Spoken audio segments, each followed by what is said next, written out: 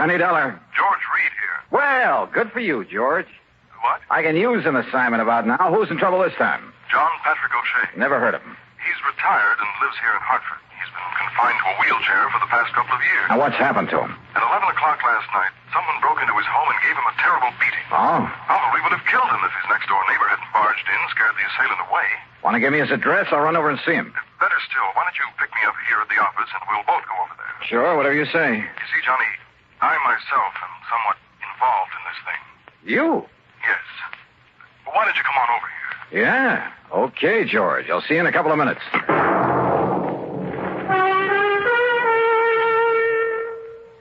And now, Act One of yours truly, Johnny Dollar.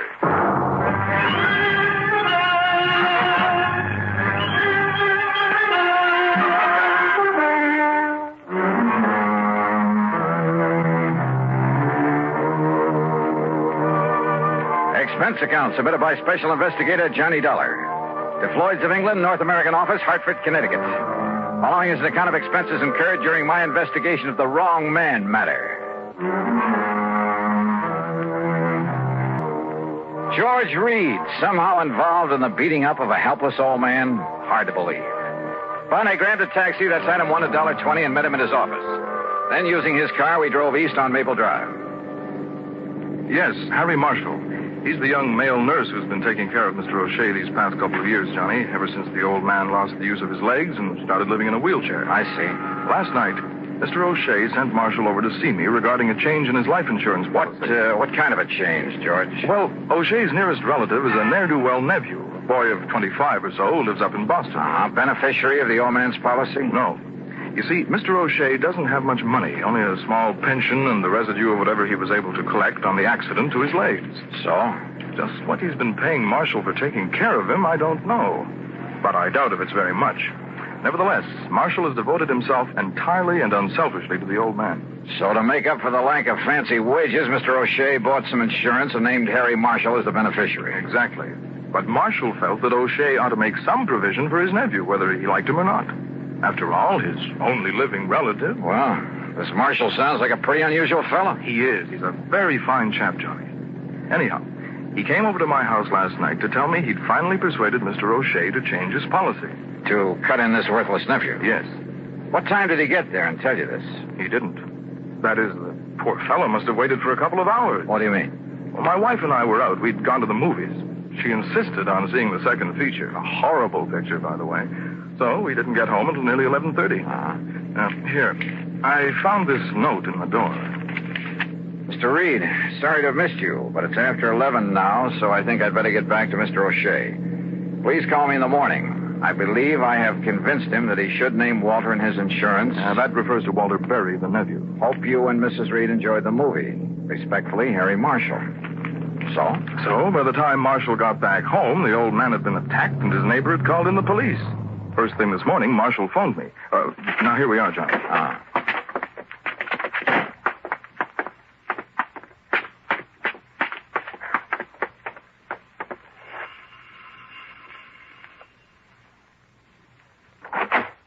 Oh, Mr. Reed, I'm glad you were able to come. I told you on the phone this morning this is a terrible thing. Terrible. Yes, Harry, I'm sure it is. This is Mr. Johnny Dollar, a special investigator for us. Oh, good. Excellent. Won't you come in, please? Lieutenant Barley's already here. Yeah, sure, thanks. Has he found anything that might indicate... Oh, hello, Lieutenant. Hello, Dollar. Here, take a look at this. Yeah? The attacker must have come and gone by way of the living room window. Apparently tore this off his coat or pants on his way out. Oh, Harris tweed. Yeah. Anything else? Not a thing. Where's Mr. O'Shea? Upstairs in bed. Doc says he's in pretty bad shape, but that he'll pull through. The doctor left a few minutes ago, Mr. Dollar. And O'Shea himself hasn't been able to give you anything, huh, Lieutenant? Nothing. Except that the man sneaked up on him from behind and slugged him. He didn't hear him, didn't see him. Oh, great. Somehow, Mr. Dollar, you got to find the man who did this. And when you do, I only wish you'd turn him over to me. Easy, boy. Just leave him up to us. Don't bank on that, Lieutenant. Now, I've got to go back to headquarters. Huh? What do you mean by that, Marshal? I simply mean that I could kill the man who did this. Don't try it. Find anything, Dollar, give me a call. Yeah, sure, Lieutenant. Oh, would you like to see Mr. O'Shea now? No, No, Marshal. There are a couple of other things I'd like to do first. Oh? What, Johnny? Let's just sit down here in the living room and talk for a few minutes. You have some idea? Yes, Mr. Dollar. No, I didn't say that. But come on. Let's sit down and talk.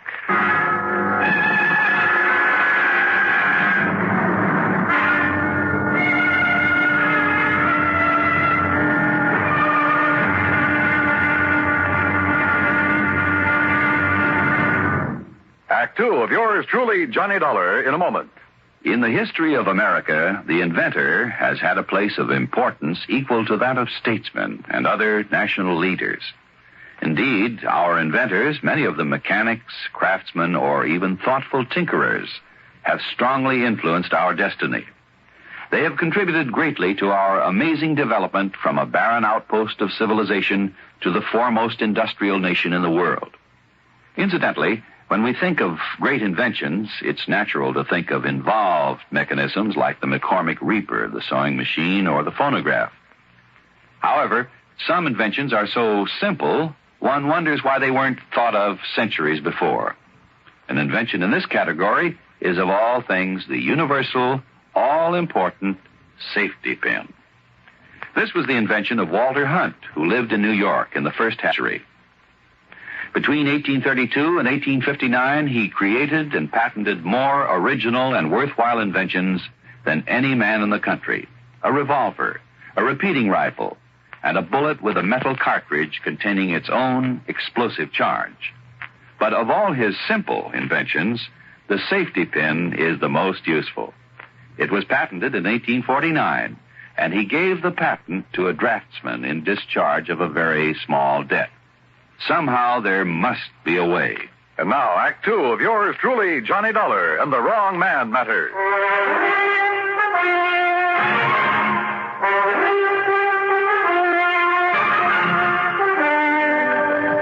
Now, what time did you leave this house last night, Marshal? A few minutes of 10. I went over to see Mr. Reed here to tell him about a change that Mr. O'Shea had finally agreed to make in his insurance.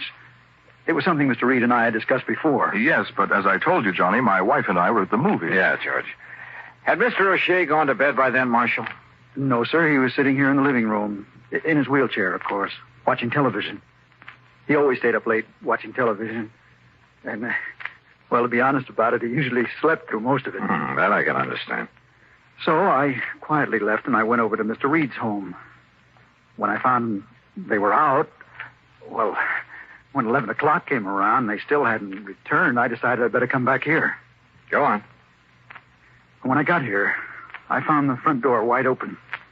Inside were Mr. Wakely from next door and a couple of policemen. And there's poor old Mr. O'Shea. That neighbor, Mr. Wakely, did you say?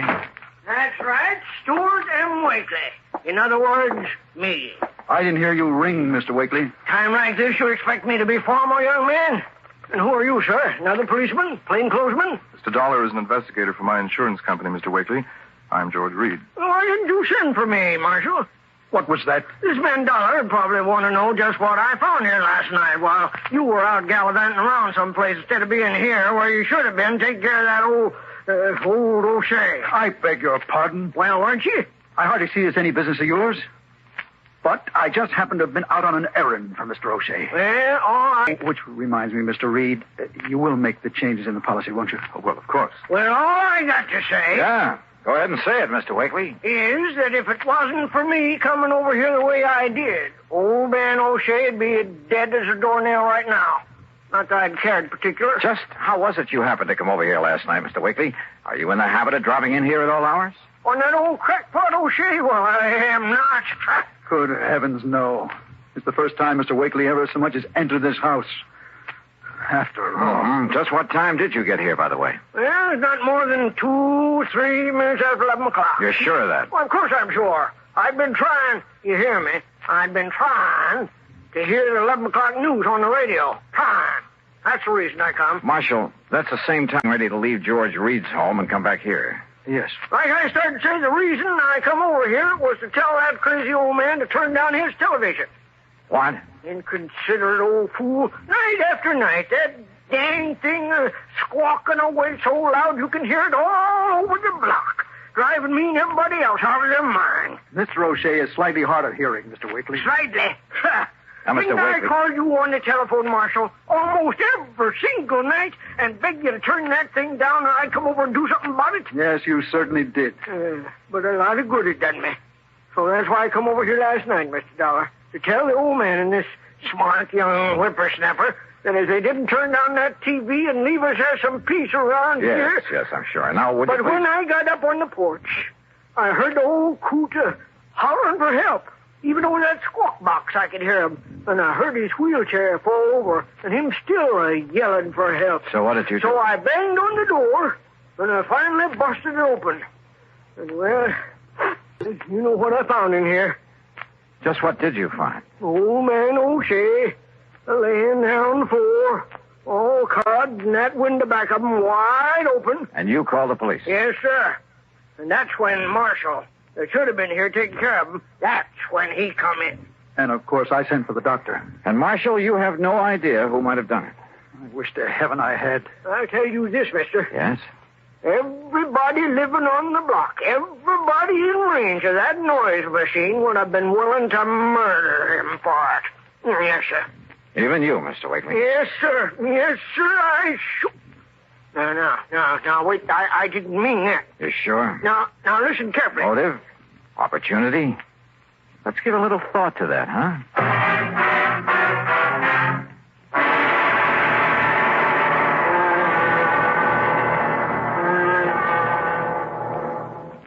We'll return to Johnny Dollar in a moment.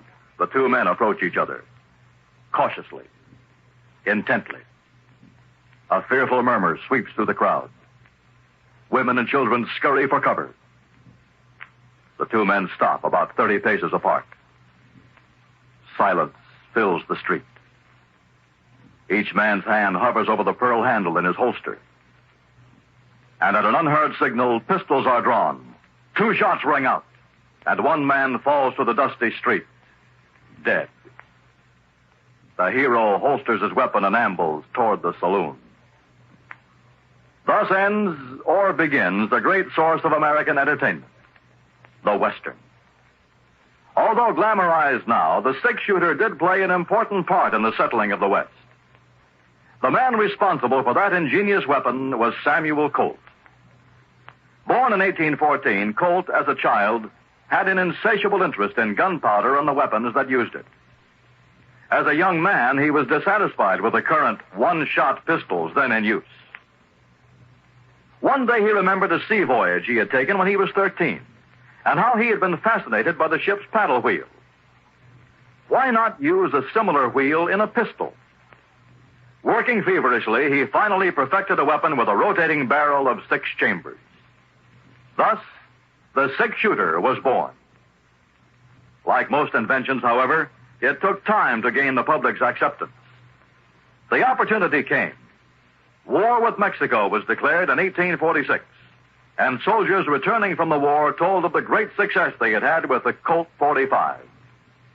Soon, the Texas Rangers adopted the repeating pistol in their many battles with the Indians. Samuel Colt, an inspired American with a philosophy that somehow there must be a way. Let's find it.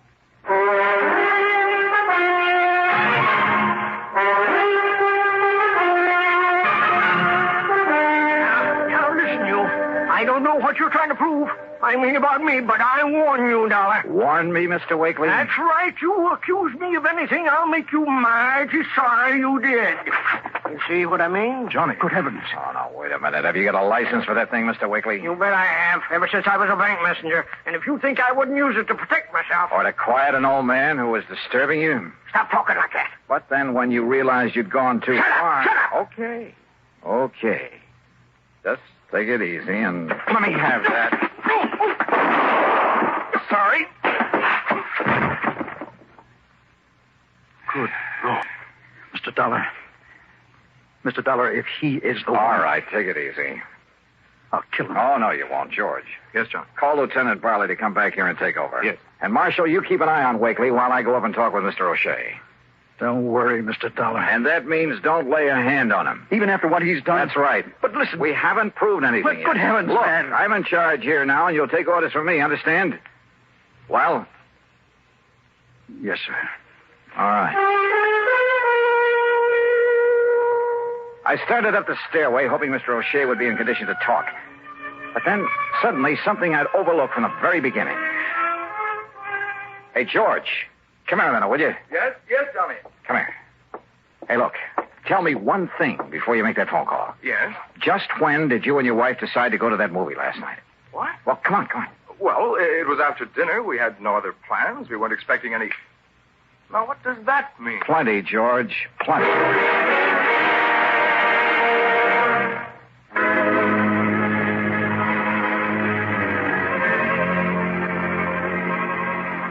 A quick look in Mr. O'Shea's room told me he was out like a light. No doubt the doctor had given him something to make him sleep. But that was all right by me. I had other ideas now. I located... Meantime, you're to keep an eye on Mr. Wakely. You are, George. What? I gotta leave you two for a few minutes, and keep an eye on Marshall, too. On me, Mr. Dollar? I don't want Mr. Wakely harmed. Just see that he stays here. Marshall, if I come back and find that you've so much as touched him... I gave you my word. Okay. See that you keep it.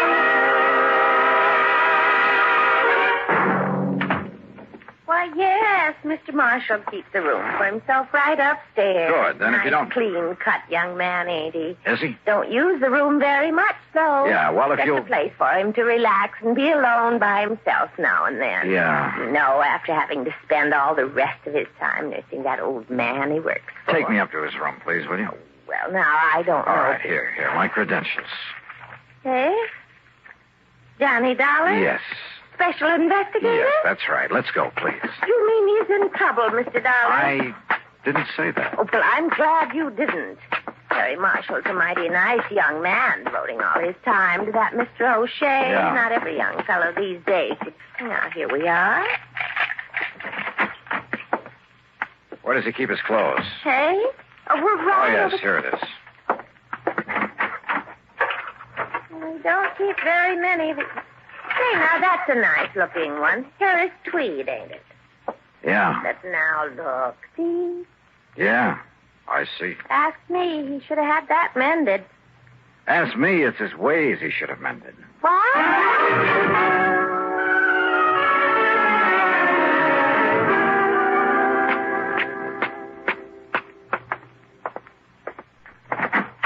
Dollar, where you been? On a little errand, Lieutenant. Just got back here myself. And I see you've nailed down the man we're after. I mean, nailed him down. Wakely's still out cold. Oh, I just started to tell the lieutenant what went on here, Mr. Dollar. I must say I wouldn't have suspected him. Well, I guess there's no question, is there, Mr. Yeah. Huh? Oh, I see you found the coat that was torn when he escaped out the window. Where'd you find it? In a little rooming house over on South Elm. I see. Well, I don't. Marshal, your suggestion that Mr. O'Shea had another beneficiary to his policy was real smart. Worthless nephew. That way, even if your plan failed, not too much of the money would be diverted away from you. His plan, Johnny. But, of course, if Mr. O'Shea were to die or be murdered before the change was made in the policy, why, nobody in the world would think to suspect you. You don't think young Marshall was in this, too? It was a one-man job, Lieutenant. Fortunately, it failed. Because of Mr. Wakely. Huh? Yeah, you better call a doctor, George. I'm afraid I must have hit Mr. Wakely pretty hard. Now, look here, Dollar. Tell me, Mr. Dollar. What, well, I guess the expression is tipped you off. Marshall? You must have been waiting for your opportunity very patiently, Marshal.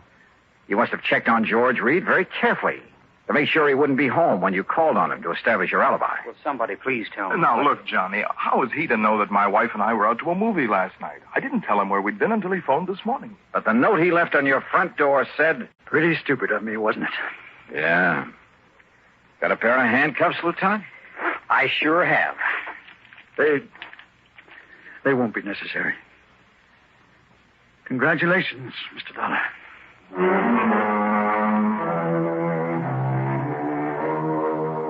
So, George, having saved your company from having to pay off the old man's insurance, well, how much is my fee going to be? If it's big enough, of course, I'll forget all about the... Wait a minute.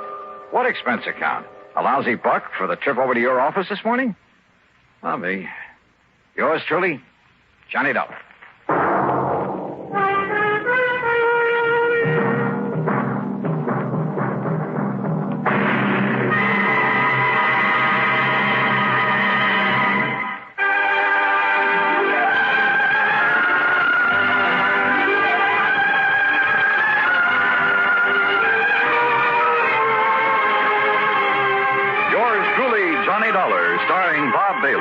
originates in Hollywood and is written, produced, and directed by Jack Johnstone. Heard in our cast were Virginia Gregg, G. Stanley Jones, Chet Stratton, Sam Edwards, and Junius Matthews. Be sure to join us next week, same time and station, for another exciting story of yours truly, Johnny Dollar.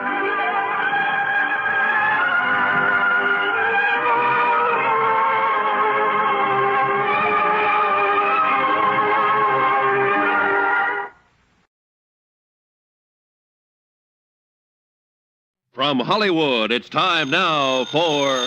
Dollar.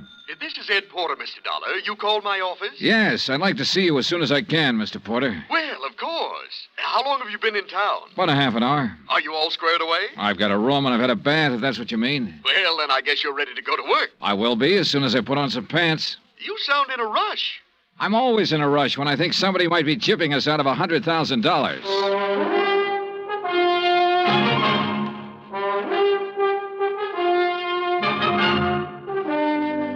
Bob Bailey in the transcribed adventures of the man with the action-packed expense account, America's fabulous freelance insurance investigator. Yours truly, Johnny Dollar.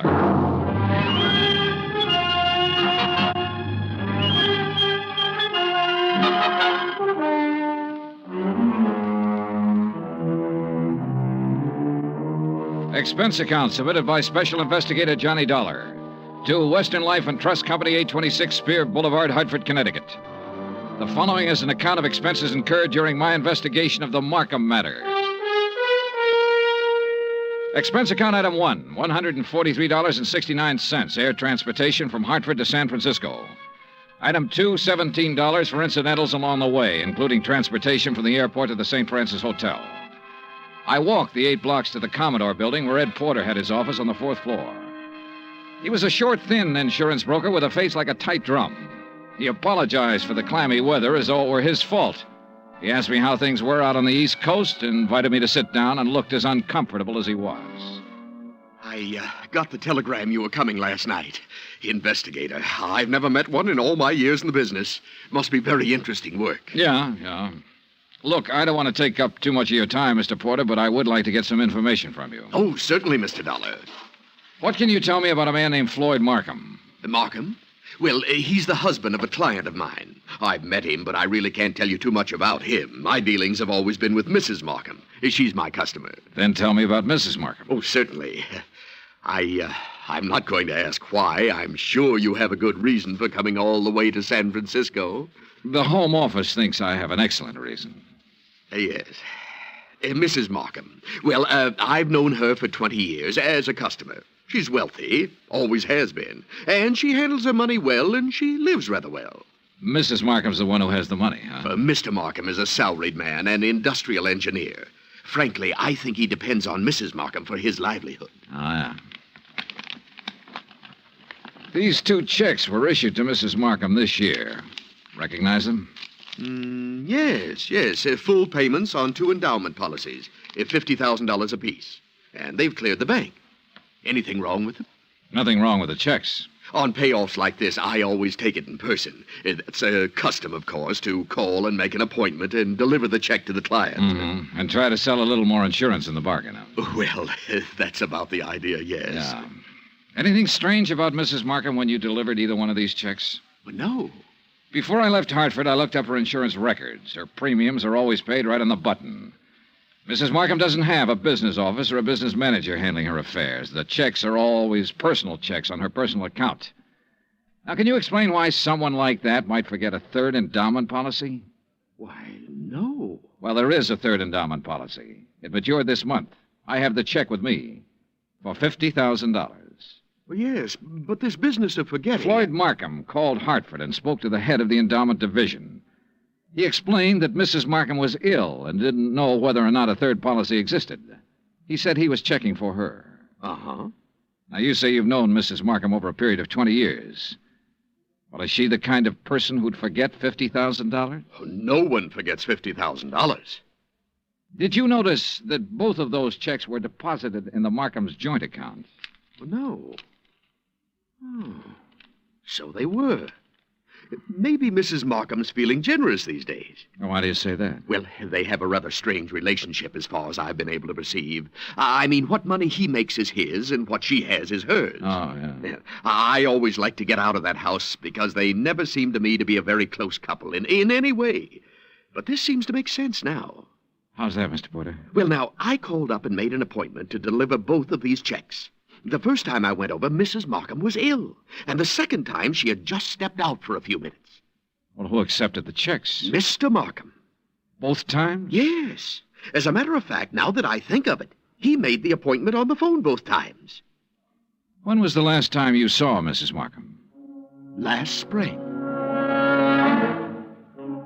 A check with the bank revealed that Mrs. Markham had not personally made a deposit since June the 18th. The deposit slips were initialed by Floyd Markham. The checks were endorsed by Leslie Markham. There had been no unusual withdrawals.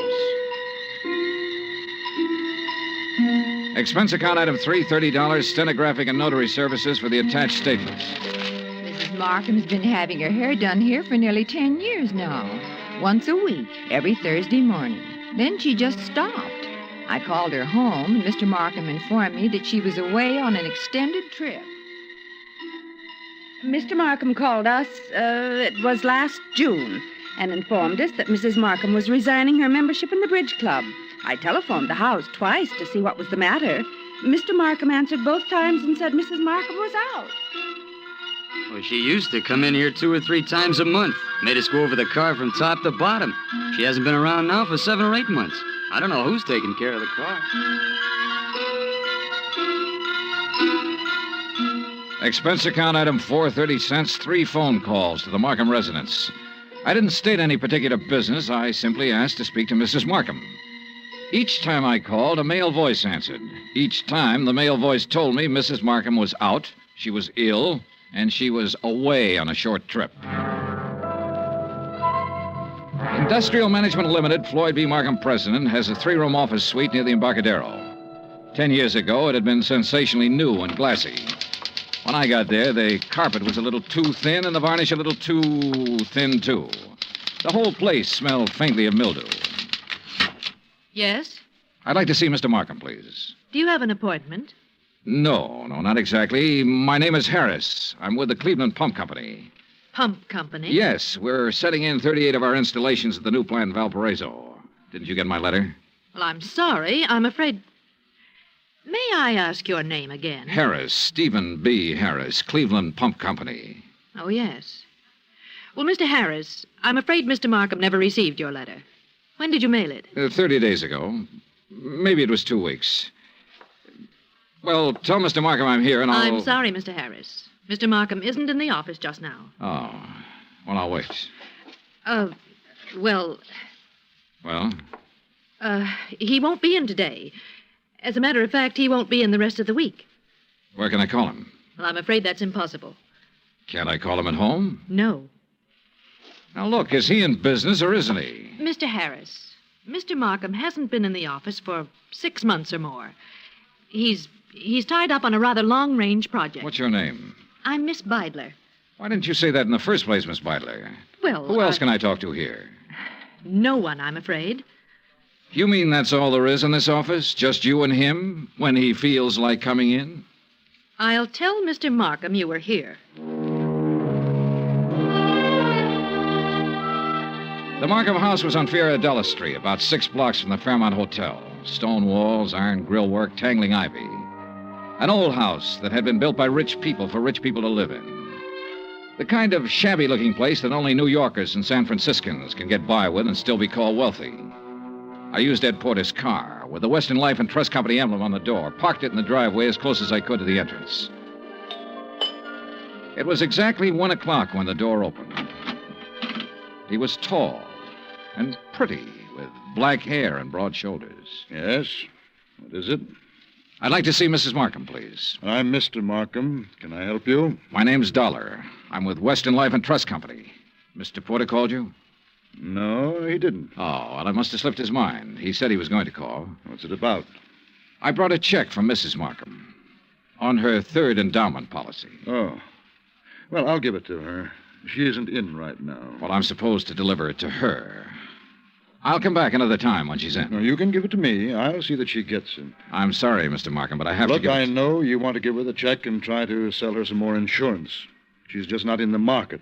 And you can save your little spiel where it'll do some good. Oh, you misunderstand me, Mr. Markham. I have to deliver this to her in person.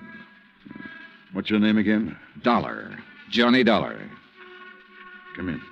I'll wait till she comes back and make an appointment. Mr. Porter told me he'd made it for 3 today. She's here. Just come in. Why the runaround, then? Mrs. Markham is desperately ill. I don't want to disturb her with things like this. Well, I'm sorry to hear that. What's the trouble? Very serious anemia. So if you'll just give me the check... I have a report to make out when I deliver this. I just Only take a minute to hand her the check. Then it'll be off my mind and off your mind. Now, look here, Mr... Didn't you call the company's home office about this check? I called because Mrs. Markham requested me to call. Oh, yes. Just wait here. In the little swirl of his exit, I smelled shaving lotion and guessed at the brand name. I also guessed that his suit cost $300, even if I didn't know what San Francisco tailor had made it. The shirt, the tie, the shoes were expensive, too. Yeah, Mr. Floyd Markham liked expensive things. I wondered if he dyed his hair to keep it all black. I wondered if he was 45 or 50. I also wondered why, in a house of that size, on that kind of street, a servant hadn't answered the door. This way, Mr. Dollar. He led me up a flight of stairs and finally into a high-ceiling room with a fireplace at one end. A gray-haired woman with a sharp, angular face was seated near the window, looking out over the city and the bay. She didn't turn her head when we came into the room, but I could see that her eyes were watery and slightly glazed. Please, don't take too long and don't upset her. Leslie. Leslie, dear. Yes, Floyd. This is Mr. Dollar from the insurance company. He has something for you. Now, be a good girl, Leslie, and speak to Mr. Dollar. How do you do? And ask him... Yes. How is Mr. Porter? Oh, he's fine, Mrs. Markham, fine. He'll be sorry to hear that you've been ill. I really would rather that you didn't tell Mr. Porter. Oh.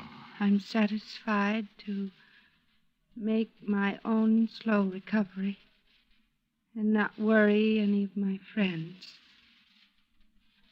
We'd like some sherry, Floyd. Now, you know what the doctor said, Leslie. Mr. Dollar, you'd like some sherry, wouldn't you? Why, yes, I'd like that very much. Floyd? No, I'm sorry, Mr. Dollar. It's absolutely forbidden, and you know that, dear. Do you have the check, Mr. Dollar? Yes, right here. Here you are, Mrs. Markham. Thank you. Is there anything else, Mr. Dollar? Well, Mr. Dollar? Now, Leslie... Yes? What is it, Mrs. Markham? I'm very tired.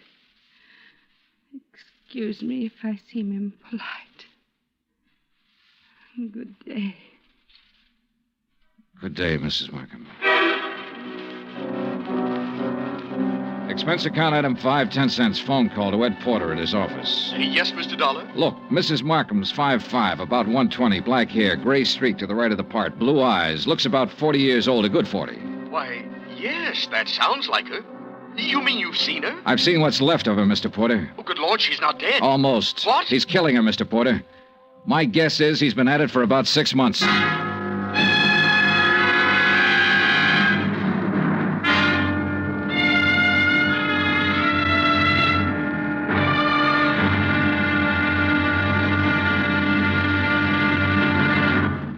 Act 2 of yours truly, Johnny Dollar, in just a moment. Nobody will take a frown at face value anymore now that the word has gotten around about Jack Benny's return to the air. With Mary Livingston, Dennis Day, Rochester, Don Wilson, Mel Blanc, Frank Nelson, and Mr. Kitzel, nothing less than your very best smile will do for the occasion.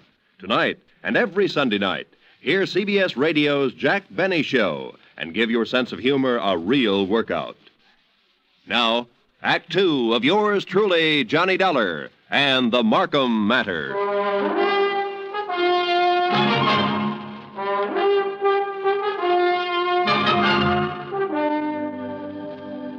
Take a rich old house on a rich old street in San Francisco. Walk in with a legitimate insurance check for $50,000 and tell a man named Floyd Markham you want to deliver it to his wife. Tell him this when you know that no one has seen or heard from his wife in 6 months. Just tell him you want to see her. Insist that you see her. Then stand around and listen to him lie a couple of times. Then let him take you to her. Give her the check. Say goodbye. 20 minutes after I walked out of the Markham's house and picked up Ed Porter, we drove back to the house and parked 100 feet from the entrance. This is the darndest thing I ever heard of, Mr. Dollar. I'm not sure it's all clear to me. What's our position? Oh, I wouldn't know that, Mr. Porter. That's up to the legal department. This much I'm sure of right now. Markham's already deposited $100,000 of her insurance money into a joint account. If I'm not mistaken, this last check will go into that account, too. Right now, while we're sitting here, she's probably endorsing that check. Well, then I don't see where it's any of our He's business. making her endorse the check. He's making her stay in that house, in that room, away from everybody. Well, how? What way? He said she was ill. You said she appeared ill. I don't know how he's doing it, but I'm going to find out. Are you sure this isn't all surmise on your part? You weren't in the room when she said, "Let's have some sherry. Please, let's have some sherry." Well, I must be pretty dumb. She was dumb, really trying to say she wanted him to leave the room so she could talk to me. So she could have 1 little minute to tell me what the matter is, what's going on. His next move is to deposit that check. Then one big withdrawal, the whole $150,000, and bye-bye Floyd Markham. Mr. Dollar, I'm just an insurance broker. I don't understand that... Well... How'd you like to be an investigator for about 10 minutes? Me? Yeah. You see that car that just pulled up in the driveway? Well, yes, The girl driving it holds down that dummy office of Markham's. Her name's Beidler. She might be in on this with him. And that's Mr. Markham leaving the house. Good. Now, look, here's what you do. Follow them. I think I know where they're going, but you follow them and make sure. Well, where are they going? To the bank to deposit that check. Oh. Well, where are you going? To have that glass of sherry, Mr. Porter. Ed Porter pulled his hat down low over his face and put both hands on the wheel and took out after that '55 Cadillac sedan. I crossed the street, went back up on the porch of the house and knocked. I didn't expect her to answer. I didn't expect anyone to answer, but I wanted to make sure. I went around to the garden. There wasn't a sound in the big old house when I opened the garden door and went up the stairs again. The door to her room was closed. She wasn't by the window anymore. She was stretched out on the divan. I felt her wrist for a pulse. It was there, faint, but there. About 3 inches up her arm, there was a series of little marks. I lifted one eyelid and felt her neck muscles. She was doped to the ears. Mrs. Markham. Mrs. Markham, can you hear me? Look, I've come to help you. Help me? Yes. Yes, I'm going to take you out of here. Now, don't be frightened. Mr. Dollar? That's right. That's right. That's the ticket. Insurance company. Yes. Now I remember. Yes, that's right. Thank you for bringing my check. I don't want Want what, Mrs. Markham? Want any of my friends to worry. Oh. I'm improving, but I don't want them to know I'm ill. Just say I'm out of town for a while. He told you to say that, didn't he? Yes. He told me to say exactly that. Mr. Dollar, don't fool me. Please don't fool me. What? You will help me get out of here. You aren't fooling me, are you? Are you? I carried her downstairs and put her in my car and drove her to the St. Regis Emergency Hospital. Expense account item $6,100, deposit with the hospital office. I explained as much as necessary to the intern who promised to advise me when Mrs. Markham became rational. After that, I drove back to the house. Ed Porter's blue coupe was parked across the street. I didn't know what to do but come back here. And when I got back, I didn't know what to do either. Slow down. You're doing fine. Oh, you were right. You were absolutely right. They went straight to the Bank of America to deposit that money. I kind of thought they might be back here by now. No, they're over at Angelo's having a drink and some dinner. I followed them there. You're getting to be quite a sleuth, Mr. Porter. Well, I try to do my best and use my head. Mr. Dollar, did you talk to Mrs. Markham? As much as I could. She was doped. I took her out and put her in the hospital. Oh. Well, should you have done that, Mr. Dollar? I could have left her up in that room to die, Mr. Porter. Oh, yes. Yes.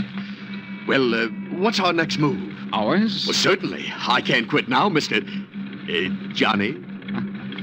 Well, let's go to Angelo's, Eddie. Ed Porter settled the hat lower on his ears and gripped the wheel harder, and we took off for Angelo's on Stoker Street. When we got there, we didn't have to go inside to see if our people were still around. The Cadillac sedan was in the parking lot. So we took up a plant across the street. Well, why wait? Why not go in and take them out of there and take them down to the police? Well, that might blow the whole thing. Now, we have to wait and see what Mrs. Markham has to say when she's well enough to talk. Yeah, but... I'm sure she'll have some charges to prefer. In the meantime, we wait and see what's what. Yeah, what do you think he'll do when he goes home and finds her gone? Well, that'll be pretty interesting. What do you think he'll do? Well, I imagine he'll think she got up and walked out. No, he knows better than that. He's had her doped up for 6 months. He knows he can go out of the house and she'll stay right where he left her while he's gone. No, that isn't it. Oh. Well, then he'll know that she had help. That's more like it, Mr. Porter. I liked Eddie. It gives me kind of a feeling. Okay, Eddie. Now answer the question. Oh, what'll he do? Well, he'll try to get out of town. That's it. He'll try to leave town. He'll know that he's had it. Come on. Huh? They're pulling out. We followed them to a cocktail lounge near the Presidio. We waited around outside the place for 2 hours.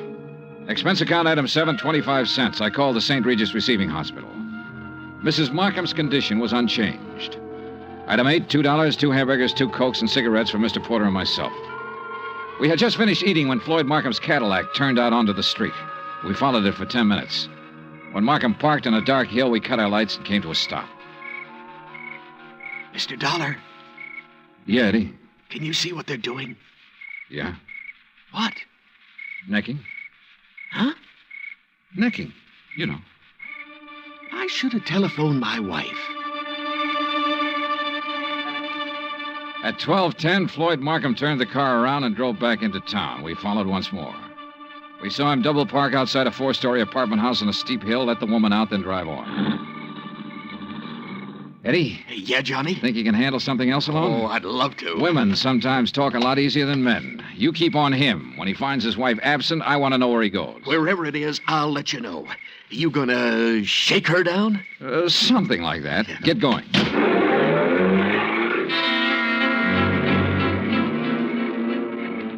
I watched my new assistant investigator follow out after Markham's Cadillac. Then I went inside the apartment house. I, Beidler, was on the mailbox of apartment 104. I walked down the hall, listened a minute, then gave it a try.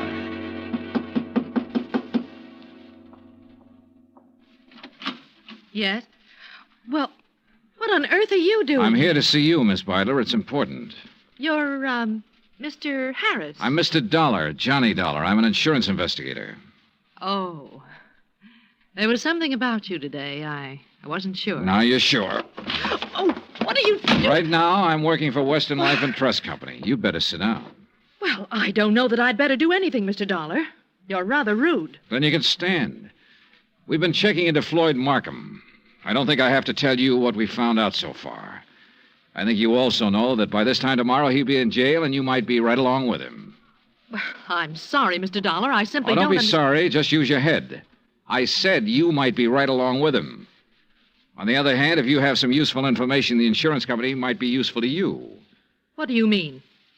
Well, I figure he sold you on an island trip or an estate in the country bill of goods. It'll be harder getting it out of him, but we'll get it one way or another. We'll get it all right. Now, what do you want to do? I want a drink. You? Oh, thanks. I'm not bad. I'm not a criminal. I've never been in trouble. You are now. Why? Because I fell in love with him? Because you were helping him kill her. What are you talking about? Mrs. Markham. She's in a hospital right now. What? I took her there myself today. He's had her doped with I don't know what for months. Having us sign checks, endorse deposit slips. Funny. Is it? He told me that Mrs. Markham was out of town, divorcing him. I wondered how. You were right. It was a country estate. In England. A genteel life, he said. The London theater, walks in the country, little harmless things that most people can never do. He said we could do them as soon as he cleaned up his affairs. Why, tonight he said we could start packing.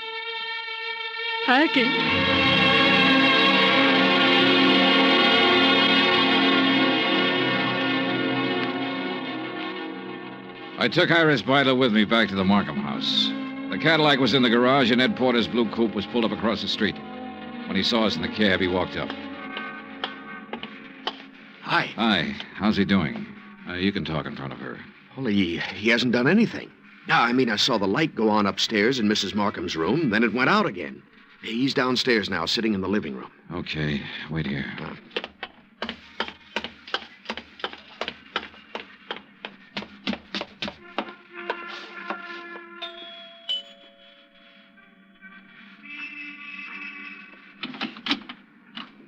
Hello, Markham. Hello. If you're worried about your wife, which I doubt, she's in a hospital. Are you a policeman? Insurance investigator. That's Miss Beidler in the taxi over there. Oh. I want you to come with me now. Of course. Yes. You said your name was Dollar? That's right. Why couldn't you have come around, say, next week? She'd have been dead by then. That's the way she should have been for 16 years. Dead. Yeah. Come on, Markham.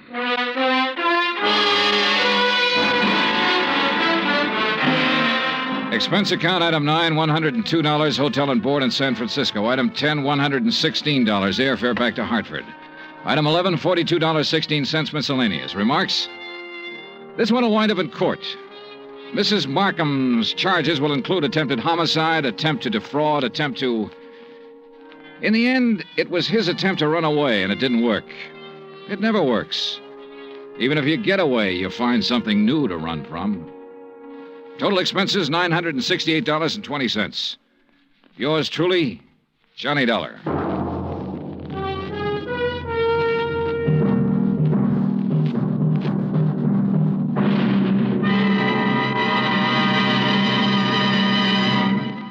Now, here's our star to tell you about next week's story. Before I do, I want to say something to you about Thanksgiving. Now, there's a day that deserves celebration. And heartfelt thanks to the God who made us for being able to live in the most free and peaceful and bountiful country in the world. And yet, why wait for next Thursday or any Thanksgiving Day? For Americans, it seems to me, Thanksgiving should be every day. Think about it, won't you? Next week in our story, New Orleans, the French Quarter, a beautiful girl, and high adventure. Join us, won't you? Yours truly, Johnny Dollar.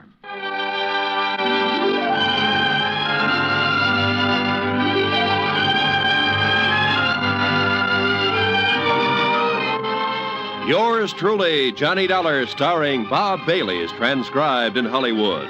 Written by John Dawson, it is produced and directed by Jack Johnstone. Heard in tonight's cast were Lois Corbett, Frank Nelson, Virginia Gregg, Bert Holland, Paula Winslow, and John Daner. Musical supervision by Amerigo Marino. Be sure to join us next week, same time and station, for another exciting story of yours truly, Johnny Dollar. Roy Rowan speaking.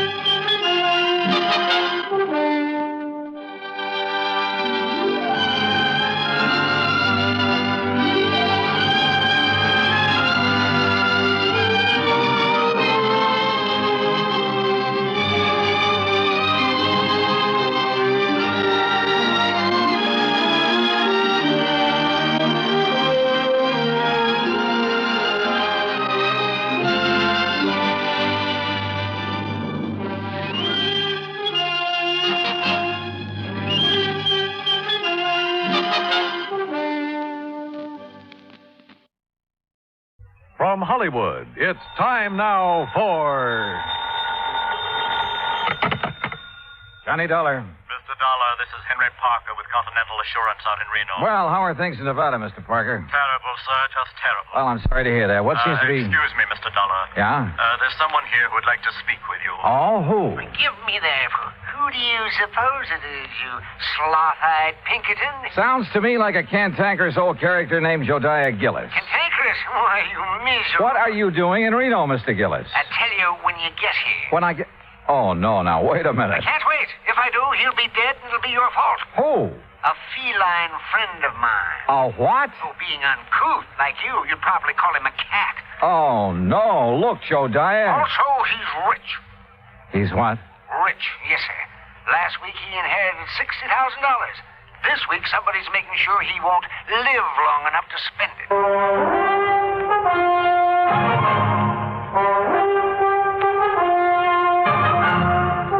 Bob Bailey in the exciting adventures of the man with the action-packed expense account. America's fabulous freelance insurance investigator. Yours truly, Johnny Dollar.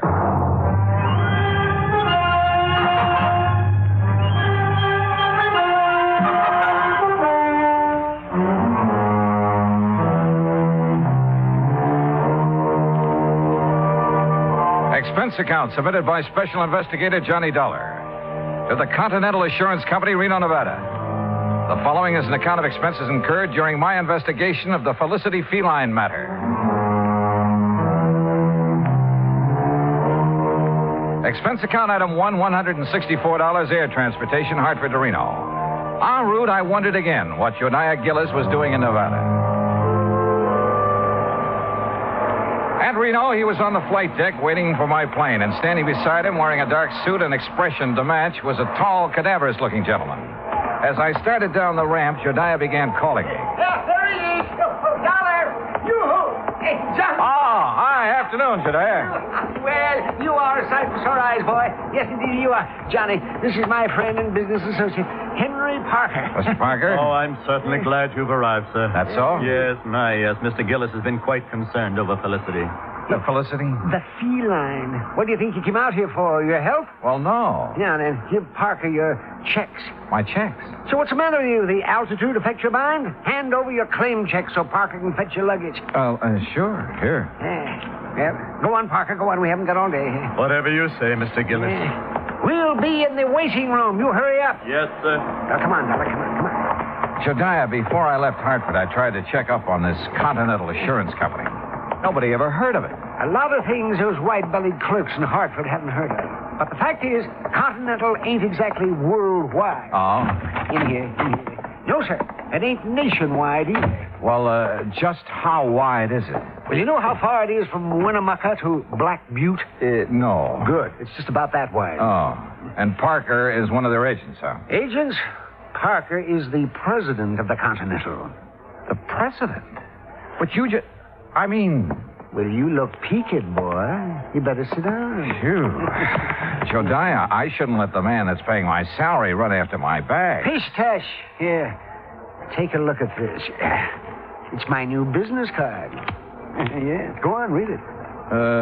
Jodiah Gillis, chairman of the board, Continental.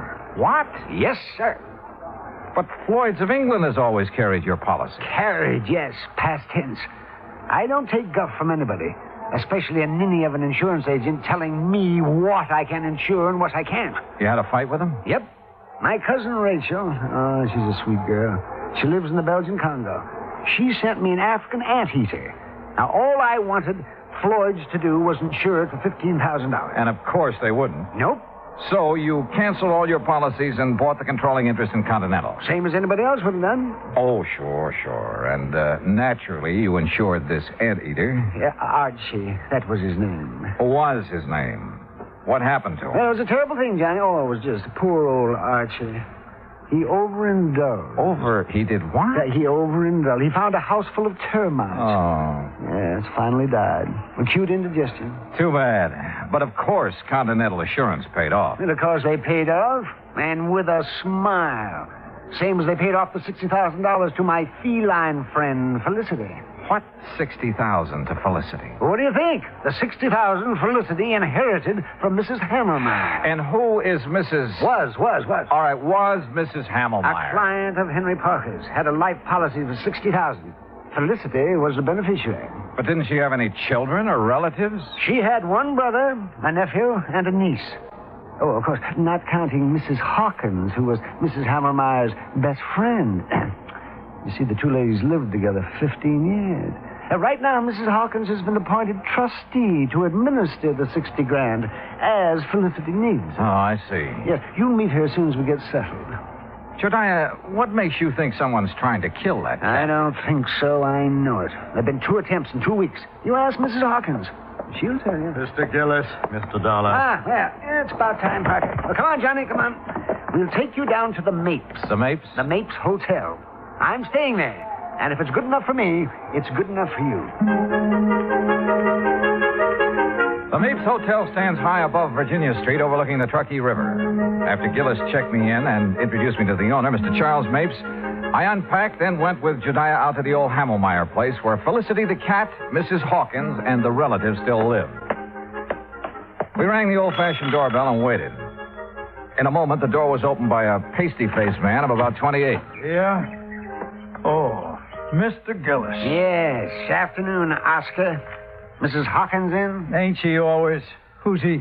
He's a friend of mine who's also an insurance investigator. An insurance? Name's Johnny Dollar. Johnny, this is Oscar Emmett, the late Mrs. Hammermeyer's nephew. Hi, I suppose you're here about that lousy cat. That's right. Well, come on in. I'll tell the old lady you're here. You know where the living room is at, don't you, Mr. Oh, indeed I do. Oh, friendly sort of character. Oscar's like the rest of the Emmets. They just can't stand seeing Felicity eat steak when they gotta have tuna casserole. In here, Dollar. All right. Well, what kind of work does he do? Work? Oh, Oscar, none of the Emmets work. No, sir. Not even Mrs. Hammermeyer's brother? Emmett spends all his time in the gambling halls. You know, gambling's legal here. He a professional? Oh, no. He's got a slot machine route. He goes around poking his finger in the payoff trays, picking up the nickels and dimes that people overlook. I see. Yeah, let's sit down here. Let's sit down. What the... Oh, Felicity! That cat has claws. Oh, you stepped on his tail, you stupid... Oh, tell him you're sorry, Dollar. Well, I didn't know he was there. Sorry, Felicity. Oh, the bad man didn't see you. What's going on in here? Felicity, you get right down off that table. You hear me. Oh, you... Mr. Gillis, would you use your influence, please? Well, I'll certainly try, Mrs. Hawkins. Felicity, come on now, honey. That's a good kitty. There. Now. I just put out a nice dish of scallops for him. Oh, you hear that, Felicity? Scallops. Oh, yum. Sure. So you run along now. Bye-bye. Oh, I do declare I've never seen a man who has such a way with animals. Well, And that goes for lonely widows, too, Mr. Gillis. Oh, now, Leona, stop. Jediah. Oh, yeah. Mrs. Hawkins. Leona is just fine. Yeah, well, this is the young fellow I was telling you about, Johnny Dollar. Oh, well, this is indeed a pleasure, Mr. Dollar. Jediah told me so much about you. Oh, is that so? You're much more handsome than I imagined, Mr. Dollar. Yeah, now, good gravy, Leona. Now, you just tell him what's been going on around here. You mean about Felicity? Yeah, that's what I mean. Well, somebody's after him. Trying to kill him. Tell me, has an actual attempt been made on his life? Wednesday night a week ago. I let him out just before I went to bed, like always. He'd been out about an hour when it started to pour. And knowing Felicity hates to get wet, I opened the front door to call him. Well, just as he was crossing the street, I heard this big car start up, and it zoomed straight for Felicity. Whoever was driving it almost turned over, trying to hit him. You didn't get a good look at the driver, huh? I didn't get any kind of a look. It was too dark. Well, what about the car? What make was it? If I knew that, I'd have already told you, Jediah. I haven't any secrets from him.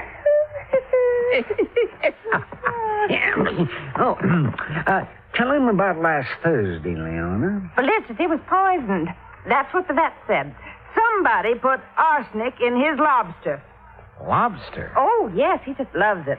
According to the instructions Mrs. Hammelmeyer left, he's to have lobster once a week, steak 3 times, and boiled chicken every Sunday. I see. Yes, and as long as I take care of him and obey her instructions, I can live here rent-free, same as her kin, the Emmets. Uh-huh. Same as them. Mr. Gillis, just who gets Felicity's money in case he dies? The Emmett family? We aren't sure. Oh, why's that? Because Mrs. Hammermeyer left a sealed envelope to be opened only in the event of Felicity's death. Oh, the Emmets will get all that's left, Mr. Dollar, I'm sure of it. No, Leon. You mustn't look on the dark side. Well, I did rub Mildred's, Mrs. Hammelmeyer's back and bunions for a good many years. Did her marketing. Saw she got her medicine on time. I do hope she appreciated Oh, it. she did, Leon. You see. You dear, sweet man. Hello? Anybody home? Where is everybody? We're in the living room. Yes, I figure they'd start flocking in. Now it's dinner time. Dollar. Yeah? It's Joyce Emmett, the niece. She hates cats. Told me so herself. Oh. Well, evening, Mrs. Hawkins. Do I have time to take a shower before dinner? Oh, I didn't know he had company. Mr. Emmett, Joyce, you both know Mr. Gillis. Yes. Hi, Mr. Gillis. Terrible. And this is Mr. Johnny Dollar. He's investigating the trouble we've had about Felicity. After the would-be cat killer, huh, Johnny? Yeah, that's right. I'll lay 8 to 5 you never catch him. Or her. Could be a woman, you know. Oh, yes. It most certainly could. Why, Joyce, the way you say that, you act as if you want Mr. Dollar to start investigating you. Maybe I do. How about it, Johnny? Well, how do you feel about Felicity, Miss The Emmett? same as everyone else in this house. Aunt Mildred had no business leaving all her money to that creeping night crawler. Joyce. Well, he is. Mr. Dollar, just what interest do you have in Felicity? He isn't insured. Mr. Gillis sent for me, Mr. Emmett. He did? Yes, I did. Continental has a moral responsibility to see that the funds handed over to widows, children, and dumb animals are protected from swindlers, connivers, and blackguards, of which I'm sure this house has many. Why, you pompous, wrinkled old Romeo. Joyce, please, if you can't hold your tongue, leave the room. Well, what I said is the truth. Man his age getting romantic. You wait, girl. 30 years from now, you'll be mighty glad men my age can get romantic. That's telling it. Mr. Emmett. Mr. Emmett, do you share your daughter's opinion of Felicity? Why, of course I do. I'm a dog man. Besides, I can't see why she left all that money to the critter. Mrs. Hawkins has figured up what it costs to keep him like a king every week. Yes, $23. Maybe a trifle more by the time I get him out of the pretty kitty. The pretty kitty? Well, it's a beauty parlor for cats. Felicity has a standing appointment there every Friday at 1. Oh, no. $23 a week. You know how many weeks it'll take him to spend that $60,000, not counting the interest that'll add up while he's doing it? No, not exactly. No, 2,600 weeks. 50 years. And believe me, the odds of any cat living to be 50 years old, well... I'll lay you 10 to 1 he doesn't live another 6 months. Joyce. Oh, speak of the devil. Well, hello there, Felicity. Oh, did you know we were talking about you? Did you finish up all your dinner, Felicity? He sometimes doesn't eat all his scallops. Last week I gave them to Oscar. Oh, it's disgusting. Well, look at him. He thinks he owns us. What do you mean, thinks? A few minutes later, Jodiah drove me back to the Mapes. Whether it was the Emmets or Mrs. Hawkins who wanted Felicity out of the way, I didn't know. But I did know we should get him out of that house as soon as possible. I changed my clothes, met Jodiah and his friend Charlie Mapes in the Skyrim for dinner, did a bit of gambling, then went to bed. Must have been about 3:30 when the phone rang. Hello? Oh, Mr. Dollar, please answer me. Who is it? Mrs. Hawkins, I tried to get Mr. Gillis, but he left word he wasn't to be disturbed. Oh, well, what is it, Mrs. Hawkins? What's wrong? Oh, it's terrible. Oh, it's just terrible. What is it? What's happened? Felicity, Felicity, what? I let him out about 10, but he's disappeared. Mr. Dollar, I know he's been killed.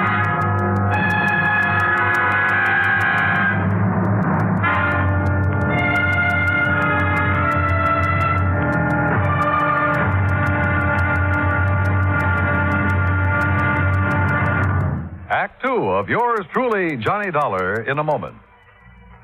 Anyone who has survived the rigors of basic training is familiar with a great variety of milk that is dished out periodically in the armed forces.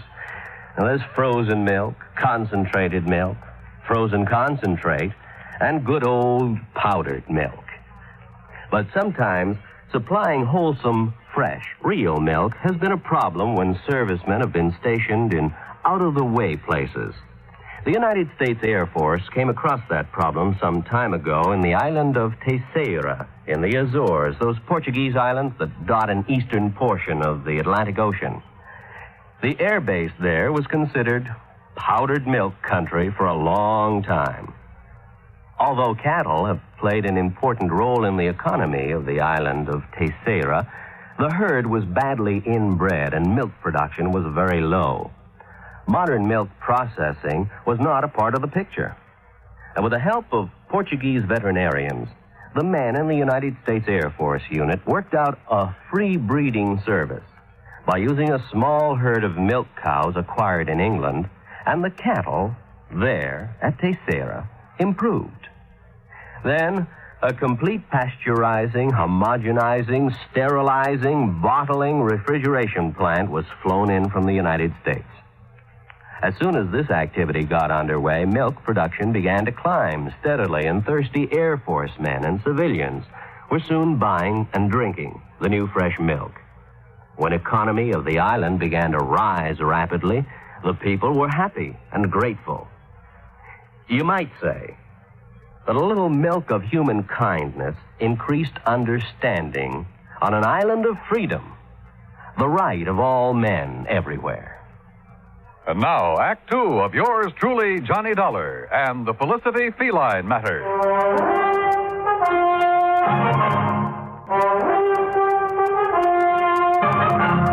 A few minutes later, Jediah Gillis and I were at the old Hammelmeyer home. Joyce and her father, along with Mrs. Hawkins, were waiting for us. Oscar Emmett was nowhere to be found. He's the one, Johnny. Yes, sir, that shifty critter, that Oscar. He stole Felicity and is going to do him in. Ah, that poor Felicity. Oh, for heaven's sake, Mr. Gillis, pull yourself together. Oscar could be downtown having a run of luck, Mr. Dollar. Well, if he's gambling this time of night, he shouldn't be too hard to find. Mrs. Hawkins. Yes. When did you first realize Felicity was missing? Why, about an hour ago, I guess it was. I woke up and remembered he was still outside, so I came down and called him. Yeah? Always before, ever since he was a little kitten, he's come back home for me. But tonight, well, he's just nowhere to be found. What time did you let him out? About 10:30, same time as I always do. Were you at home then, Joyce? No, she wasn't. I had a real good day yesterday, collected almost $4, so I took her to a movie. A movie? That's a likely story if I ever heard one. It happens to be the truth, Mr. Gillis. What'd you see? Come on, tell me. It was an old one about a giant gorilla. That's right. Oh, I'll bet. Jediah, if anything has happened to poor Felicity, will we... Well, how much time will we be given before we have to move out of this house? Well, that's up to the court, but I'd say a couple of weeks. That's all?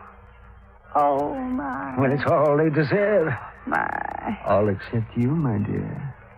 Well, Johnny, you've been unusually quiet. What do you think? I think we'll take in the late spots, Jediah. See how our luck's running. We started at the Mapes and went down Virginia Street, stopping in at every gambling casino, hoping we'd find Oscar Emmett. Finally, we found him at one of the roulette wheels in the Harold's Club. And in front of him was a large stack of chips. Take your bets, ladies and gentlemen. There's a couple of seats around here, gents. No, thanks. We'll just watch our friend. And a very lucky friend he is, too. Put these on 32 and these on... Good morning, Oscar. What? Well, what are you two doing here? We've been looking for you. That's so? What for? You know what for, you catnapper? What'd you do with Felicity? That cat. You know any other Felicity? You no good loafer? All bets are down. No, wait a minute. I wanted these chips on 13 black. Sorry, all bets are down. What? Now see what you two made me do. If that 13 hits, Well, what do you want to see me about? We told you. Felicity. You know where he is? How would I know? Where have you been since 10:30 this evening? All around town. How long have you been here? Long enough. Look out now. 13, odd, and black. Oh, why, you see what you two clowns cost me? Taking my mind off what I'm doing. Now get out of my way. I'm cashing in. You're not doing nothing till you answer our questions, Mr. Oscar Emmett. You hear me? Oh, yeah. Oh. Hey, just a minute, Oscar. Hold back.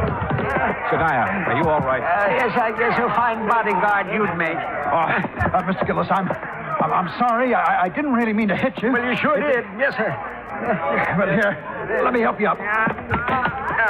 Are you sure you're all right, Shadiah? Yes, if I could just sit here a minute, I'll be fine. Okay, folks, it's all over. Let's get back to our business. Want to come over here a second, Dollar? If you say so. That crazy old fool. I didn't really mean to hit him so hard, but well, you know how it is sometimes. That was the best run of luck I had this year. Well, don't worry about Jodiah. He sometimes forgets he's not as young as he used to be. You can say that again. Boy, the way he's been letting that Mrs. Hawkins make a fool of him. What do you mean? Oh, you know. Telling him how much she's in love with him, how nice it'll be after they're married, you know. You heard her say this? Sure. You see, my room's on the first floor just off the parlor. And I can't help but hear what's going on. Uh-huh. Well, what makes you think Mrs. Hawkins isn't sincere? Because she's been given the same line to Mr. Emmett. Oh. Only she really loves him. Oh, yes, sir. Sometimes he argues with her and she breaks out crying. Now, that's something no woman like her could fake. Yeah. Maybe you're right. I didn't tell Jodiah what I'd learned from Oscar. At least not then. The wind had already been taken out of his sails. So I took him back to the Mapes. I made sure he was going to be all right. Then I returned to the old Hamelmeyer house. Joyce, Mr. Emmett, and Mrs. Hawkins were out in the yard hunting for Felicity. Hi, Johnny. Well, how is so? We've got some coffee inside if you're interested. Coffee? Sure. But have you found any sign of Felicity? Not yet. Poor Miss Hawkins, she's about to go out of her mind. Uh-huh. Did you find Oscar last night? Yeah. He's been having a session downtown at a roulette table. That's what I thought. Johnny? What will happen if we don't find Felicity? I mean, if he's just run away, we won't be able to prove he's dead. And the money... Well, what will happen? Do you know? Well, I imagine there'll be a waiting period, and then the court will declare Felicity dead, and the money will go wherever Mrs. Hamelmeyer has willed it. Mm-hmm. Oh, I sure wish I knew what's in the envelope Mr. Gillis has locked in his office. Mrs. Hawkins! Joyce! Mr. Dollar! What is it, Dad? In here, quick! Johnny, he's found something in the garage. Come on. The garage was about 25 yards from where we'd been standing. We made it nothing flat. Inside, toward the bag and on the ground, was a small hatchet. And near the hatchet was some blood and cat fur. Oh, Johnny. Oh. No. Poor Felicity. Oh, the poor thing. Well, it looks like he met his end here, and then whoever did it carted him away, Dollar? Looks that way.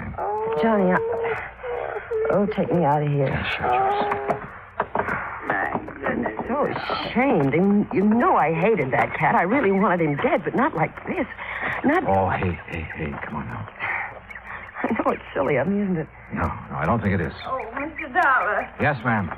Will you be kind enough to notify Mr. Gillis? I'm afraid I just couldn't speak about it over the telephone. Of course. I'll be glad to. I drove Jodiah's car back to the hotel. I made sure he was feeling better, then told him what we'd found in the garage. Naturally, he wanted to call out the police reserves, but I managed to talk him out of it. At 10 o'clock, I made some telephone calls to the local banks. When I got the information I'd been after, Jodiah and I again drove out to the Hamelmeyer house. Well, I expected you two gentlemen a couple of hours ago. Sorry, Mrs. Hawkins. I had some things to take care of. Oh, well, come in. What's the matter with... Why, Jodiah Gillis, you've been fighting. So I have, woman. So I have. Street brawling, and at your age. Seems like I've been doing a lot of crazy fool things at my age. Now, just what do you mean by that? You know very well what. Pulling the wool over my eyes. Let me think that I'd found a true sweetheart at last. Oh, you miserable Jezebel. Mr. Dollar, whatever is he talking about? About you and Mr. Emmett. And how you plan to use Jediah's friendship to get you out of trouble in case your little scheme failed. Well, I still don't understand. No? Well, suppose I tell you that you did away with Felicity yourself. Why, you can't prove that. I won't need to. Jediah's having a copy made of all your bank deposits since the time you moved in with Mrs. Hammermeyer 15 years ago. And started taking care of her by paying her bills, ordering her food and medicine, and pocketing a good share of the money for yourself. Well, why shouldn't I have? She didn't give me 1 cent of salary. Oh, I know. And your bank balance shows you have $47,000 on deposit. All right. All right. But I'll pay it back. You'll see. Oh, they won't be able to do a thing to me. No, sir. Mildred Hammermeyer appreciated me even if nobody else did. Or does. You'll see. My name will be in that envelope. She wanted me to have that money all the time. I know she did. Hi. Ready to read the will? Yeah, just about. Joyce, you and your father sit over there, huh? Mm-hmm. Wherever you say, Mr. Dollar. Okay, Jediah, open the will. Sure I will. But if it does give the money to... Jediah. Well, Mrs. Hammermeyer should spin in her grave if it does. Read it if you dare, you old goat. You miserable female woman. Yes, right, I'll read it now. Here we go. Codicil to the last will and testament of Mildred Emmett Hammermeyer. Witnessed by... Yes, there's a lot of legal gab here. Here we are. The monies unspent after the death of the cat known as Felicity shall... Well, hold it smooth. Mr. Gillis. This is no time for laughing, Gillis. Read it, Jediah. Yes, please. Oh, doggone. I'll read this thing again. The monies unspent shall then go to the descendants of the original heir. What?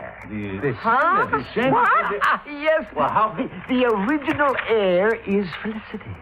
Now, the money goes to his descendants. And being as he was a tomcat who loved to go prowling at night, did he ever have descendants? Hundreds of them. Well, sir, what happened later proved once and for all that miracles can happen. For at 1 o'clock on Friday afternoon, we got a phone call from the Pretty Kitty Beauty Shop. A large tomcat with a bad cut on the back of his neck had shown up for his usual shampoo and manicure. Maybe they do have 9 lives. Expense account total, including hotel bill, incidentals, and transportation back to Hartford, $407.20. Yours truly, Johnny Dollar.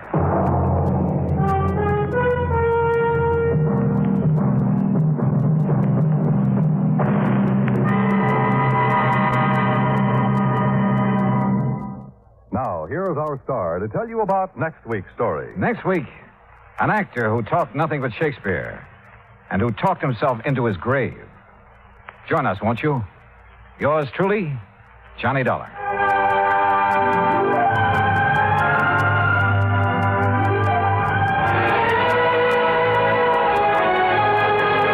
For the past 55 minutes, you've been listening to the best of radio drama with Suspense and Johnny Dollar.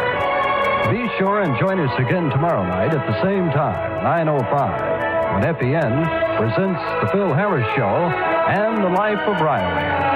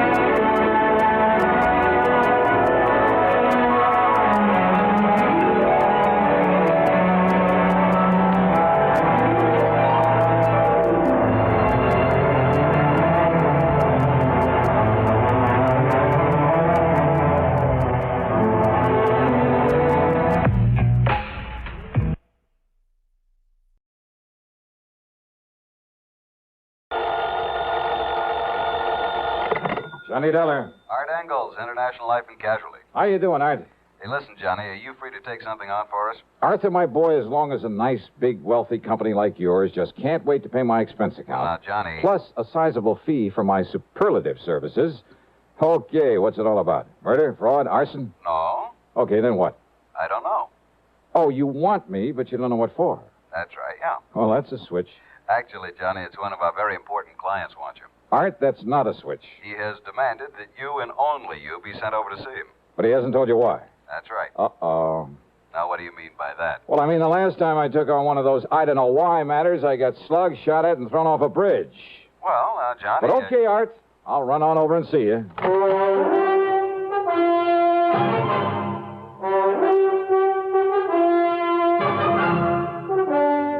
CBS Radio brings you Bob Bailey in the exciting adventures of the man with the action-packed expense account, America's fabulous freelance insurance investigator. Yours truly, Johnny Dollar.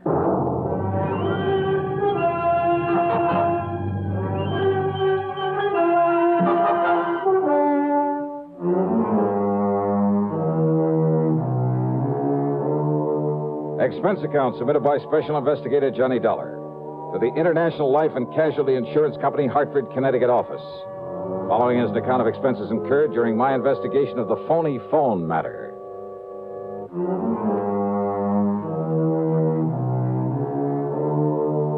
I don't really go for these vague assignments, but International has always paid off pretty well. So expense account item 1, $1.25 for a taxi over to the office of Art Engels.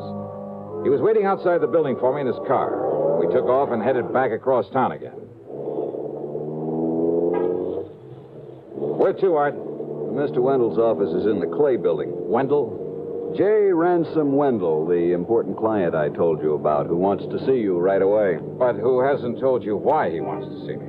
He hasn't told me. How important, Art? Well, he owns and runs the Crown Lithograph operation. Never heard of it. When he inherited that plant, it must have been, 40 years ago.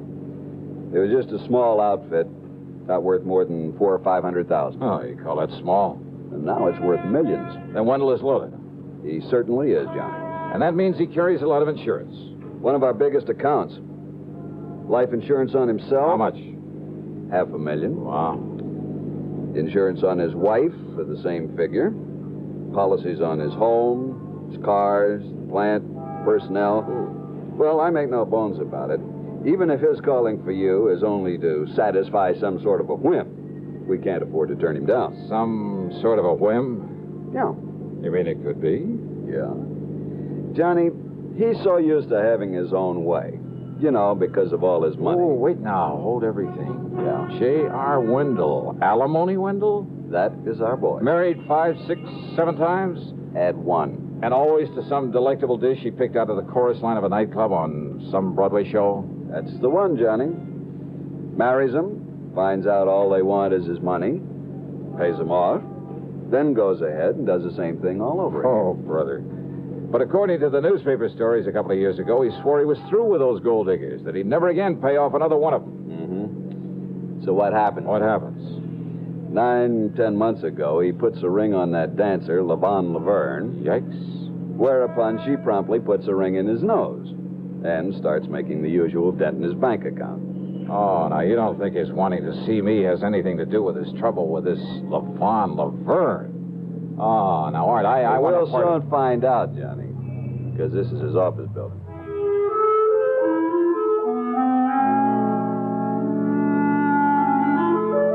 Wendell's office was huge. The walls were paneled in rich mahogany hung with fine oil paintings. Wall-to-wall carpeting so thick you sank into it almost up to your ankles.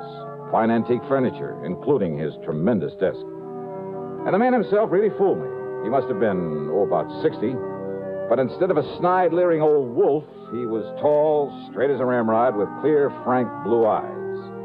Yeah, the smart, alert kind of man you'd expect to head up a multi-million-dollar operation. The kind you wouldn't expect to have fallen for a whole line of cheap chorus girls. But then, of course, you never can tell. Yes, Mr. Engels, Mr. Dollar. It's my wife, LaVon, that I'm concerned about. But since it has nothing whatsoever to do with her insurance at the moment. Well, now, Mr. Wendell... Engels, I'm much obliged to you for bringing Dollar to me. If I need you further, I'll let you know. Well, if I can be of any help in this No. matter... Dollar and I can handle this alone, so you just run along. Okay. Whatever you say. I'll be in touch. Yes, so I heard. All right, Johnny. You let me know just... Goodbye. All right, Dollar. Well, now, look, if there's no insurance involved... Oh, there isn't. I hope there won't be. I'm quite sure there won't be. Nonetheless... You say this concerns your wife? Yes. Yes, it does. Well, far be it from me, Mr. Wendell, but I had a notion you were through with marrying all these pretty young girls. I made some bad mistakes, Dollar. 7 of them, to be exact. Cost me a lot of money, a lot of heartache. Took a lot out of me. Well, let's face it, I pretty much made an old fool of myself. Instead of paying off those girls, those leeches, to get free of them, I should have... I at least profited by the mistakes I made. What do you mean, sir? I mean, Levon. Young, beautiful.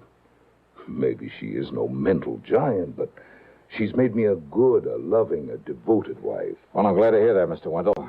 But now what's the problem? Fear. Fear? Yes, Levon's.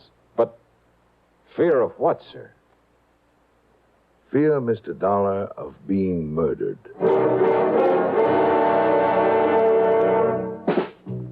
Smoking more now, but enjoying it less. Have a real cigarette. Have a Camel. So good. Have a Camel cigarette. So rich. Have a real cigarette. Have a Camel. So mild. Have a Camel cigarette. And here's the reason why. Best tobacco makes the best smoke. Have a Camel cigarette. You can say that again. Best tobacco makes the best smoke. Have a Camel cigarette.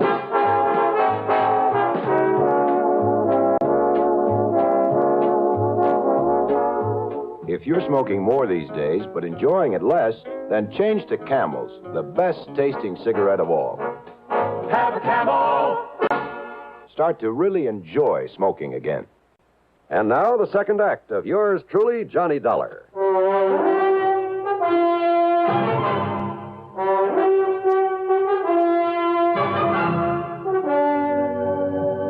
Now, wait, Mr. Wendell. Your wife, Levon, she's been threatened with murder. Threatened? No. I'm afraid I don't understand. But, Dollar, she's fearful that someone is going to kill her. It's been going on for several weeks now. Why? I don't know. All I know is that she's become terribly upset over this idea, this fear. I've called on you to see if you can determine for me if there are grounds for all this apprehension. What if she hasn't received any direct threats? She hasn't, at least none that I know of. Well, she says that she hasn't. Well, no, look, Something wait. has gotten her into this unfortunate state of mind. I don't know what it is. But I hope you can find out for me. Hey, you sure you shouldn't have called in a psychiatrist? Have one of those stupid, money-grubbing head shrinkers ask her a lot of silly questions. Oh, no, wait. Some of them are pretty good. Can do a lot of good in a situation like this. Dollar. Because I know Levon. I know what her reaction would be. She's nervous and upset enough about these fears as it is.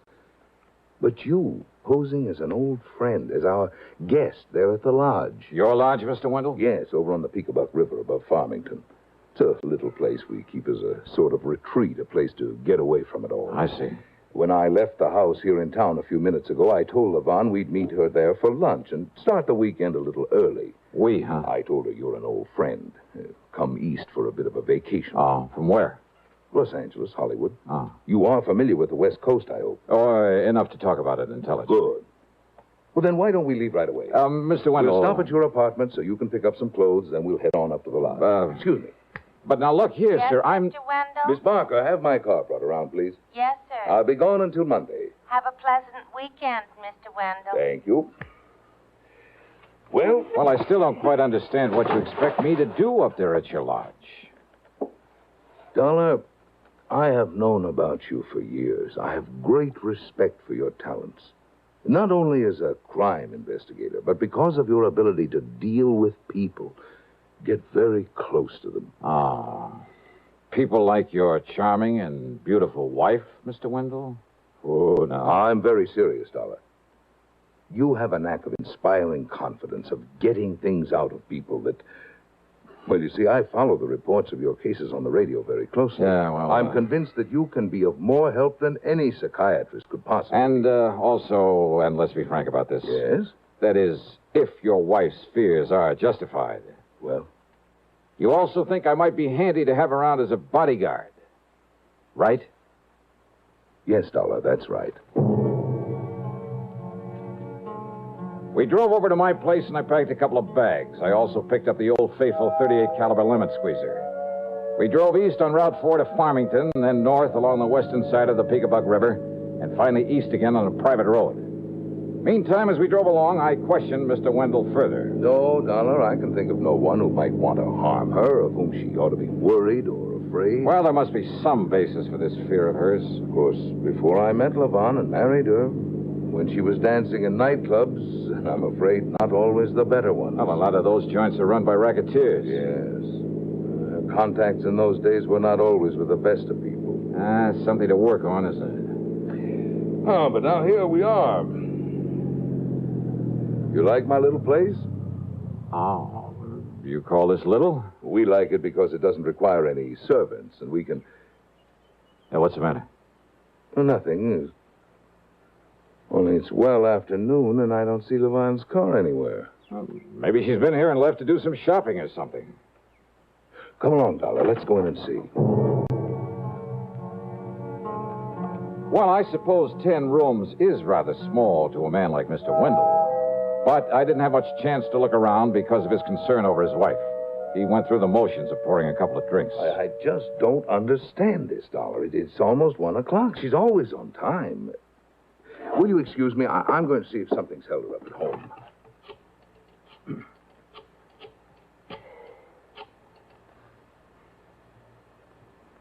Oh, Levon. I'm just silly, I suppose, but I'm here at the lodge with Mr. Dollar, and I was beginning to get worried about you. Why, you weren't here when we... Visitor? Anybody I know? Vonnie, you sound worried about something. What is it, dear? Vonnie? Vonnie? Hello? Hello? Hello? What's wrong, Mr. Vonnie, that sound I heard, what was it? Hello? Hello? Vonnie, what is it? What? All right, now, Mr. Wendell, what happened? I don't know, Mr. Dollar. She gave a strange kind of a kind of a gasp. Yeah? I believe she dropped the telephone. There was a thump, a heavy thump. Okay.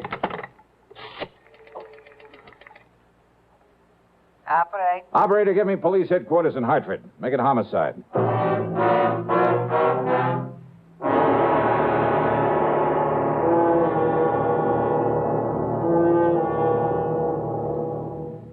We'll continue with yours truly, Johnny Dollar, in exactly 30 seconds.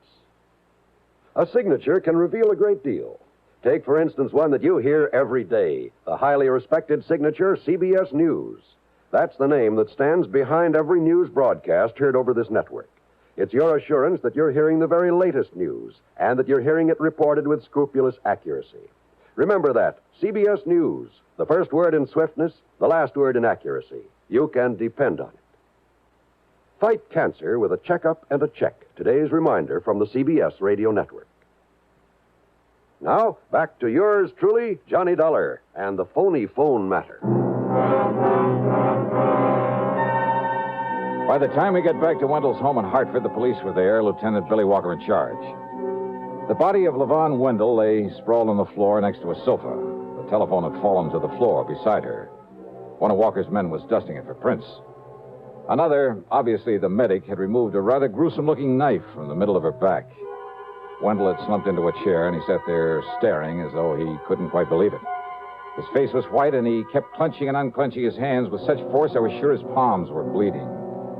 The only sound he made was an occasional half-smothered sob. Must have killed her instantly, Dollar. Doc here says the knife went clear through into her heart. Yeah. Think you can trace that knife, Lieutenant? Oh, I don't have to. Came from that collection up there over the fireplace. Johnny, that could indicate it was done by somebody she knew that she let in here. You mean somebody who came unprepared to kill her? Right. Oh, the back door was left ajar, by the way. Any servants in this place? We're way ahead of you. What? Well, to begin with, they're an old couple. Neither one of them could have had the strength to do this. Oh, where are they? They were given the weekend off. How do you know that? One of the boys who knows him saw him at the station early this morning. Oh. Said they were heading down to New York to see some relatives. Yes. We let them go, Lieutenant, because we planned to be up in the country for the weekend. Okay, Mr. Wendell. Only we hadn't. If only there'd been someone here when whoever did this. Easy now, sir. A visitor, she said. She told me over the phone it was a visitor. Yeah, if only she'd I been heard able you to say tell that. me who it was before.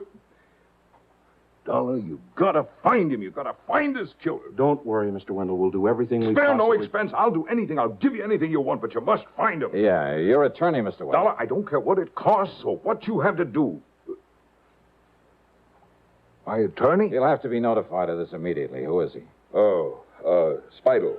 Harold Old Spidle. I'll take care of it as soon as I can pull myself together. Now, look, you can't be of any help at the moment, so why don't you just sit down and better still pour yourself a drink. A drink? Yeah, do you good. Go ahead. Yes, perhaps you're right. Perhaps Lieutenant. Oh, wait a second, Johnny. You sure of that, Mac? Okay, I'll take your word for it. Sure of what? Johnny, the only prints on that phone are hers. You'd think in a household like this, unless somebody wiped them off just in case. Of course, Lieutenant. Look, I'll see you later. I borrowed Mr. Wendell's car without bothering to ask him for it. I drove to the office of lawyer Spidell, all on a big fat hunch. And I thought he might be able to help me with a better understanding of the whole Wendell setup. You know something? I don't think he'll ever know how much he did help me. Well, as long as you were there with him at the lodge and heard the phone conversation with her. Why, yes. Of course, it's too bad, Levon, going like this, but, Dollar, I can't say I'm at all surprised. And, by the way of being cold-blooded about it, well, it saves Wendell the trouble and expense of another divorce, more alimony. Yeah. Dollar, he is one of the most clever, the most ruthless businessmen I've ever known. Yet these girls, one after another, have been able to take him for so much. And you don't think this one would have lasted? Huh? I'm certain of it. But I thought he and Levon were getting along pretty well. Oh, I suppose he may have thought so. I don't see why, though. Oh, what do you mean? Some of the others were pretty expensive while he was married to them. They all were afterward, but none of them compared with Levon. Did you ever see one of her lavish nightclub parties? No. Why, the other night, last Tuesday, I just happened to be in the Purple Cat over in... Now, mind you, I'm not a nightclub habitué. Yeah, Mr. Spidell, I think I'd better be going. Oh? But I thought perhaps I could be of help to you. Oh, you've been plenty of help. After all, I know the names of many of the gangsters with whom this girl was formerly associated. Oh, I'm sure you do. Any one of whom might be a possible suspect. More so than Mr. Wendell himself? Wendell himself? Think that over. But you were with him there at the lodge. You heard him talking to her on the phone when it happened. That's so? Of course. You yourself are his perfect alibi. Am I? Yeah. That telephone conversation. So item 2 on the expense account is 10 cents for a phone call to my favorite gal friend, Betty Lewis. As I expected, she was willing to go along with a little stunt I had in mind that might blow this whole murder case wide open. By the time I got back to Wendell's home, the police and his wife's body were gone. And he'd calmed down all right. There were several empty glasses at his elbow. You were right, Dollar. I've pulled myself together enough to realize that what's happened has happened. Oh, I forgot to call my attorney, as you suggested. I'll do it right away. No. Wait, I want to talk to you. Yes? Besides, I'm expecting a call myself on that phone. Oh, you made some progress? Yeah, quite a bit, I think. Well, good. I understand that as a businessman, you're pretty ruthless. Doesn't sound nervous upset to me. What? And what you know, that phone conversation there at your lodge was pretty smart. Will you please start making sense, Dollar? I was pretty dumb. I should have realized you couldn't have dialed this number from up here. Just a minute. Sorry, I want to get this call. Dollar! Hello? Hi, hon. This is Betty. Yeah, this is Johnny Dollar. Oh, then it is for you. Now, do I gotta hang up and leave you with an empty line the way you said I should? Yes. Oh, gee. Yes. Okay. Bye, sweet. Yes, I'm alone here. What? I'll give you $500 if your info is accurate. What is it, Mr. Dollar? No, 500 is the limit.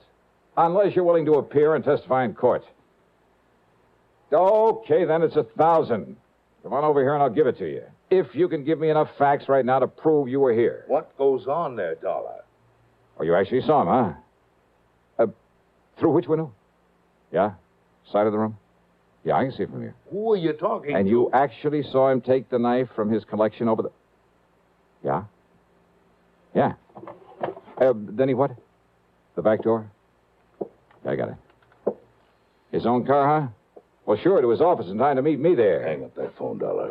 Excuse me, I've... Hang it up. Yeah, sure. So somebody saw me. Somebody saw me, killer.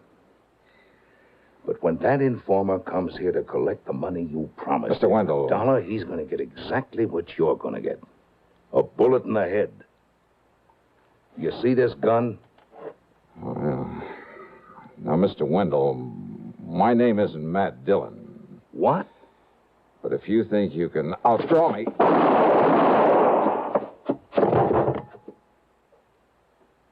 Wow.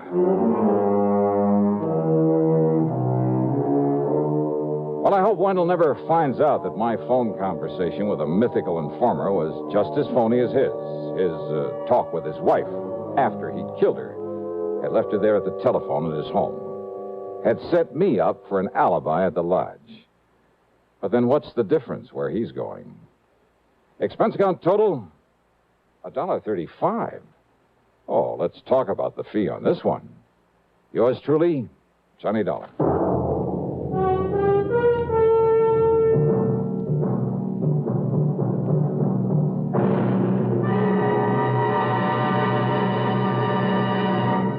Constipation can be a problem for anyone, even doctors. And when constipation occurs, it's interesting to see just what doctors consider important about a laxative they might use or recommend. Well, a majority of the doctors we heard from had this to say. A laxative should be effective, gentle, close to natural acting. A medicine that can be used with complete confidence. Now, X-Lax has been popular with many doctors and millions of people over the years because chocolated X-Lax is effective. Overnight, it helps you toward your normal regularity. X-Lax is so gentle, so close to natural acting, there's no upset. That's why many doctors and millions of people use X-Lax with complete confidence. X-Lax, the laxative that helps you toward your normal regularity, gently, overnight. Now, here is our star to tell you about next week's program. Next week, one of my ever-loving gals comes into the case. And believe me, things get complicated. Join us, won't you? Yours truly, Johnny Dollar.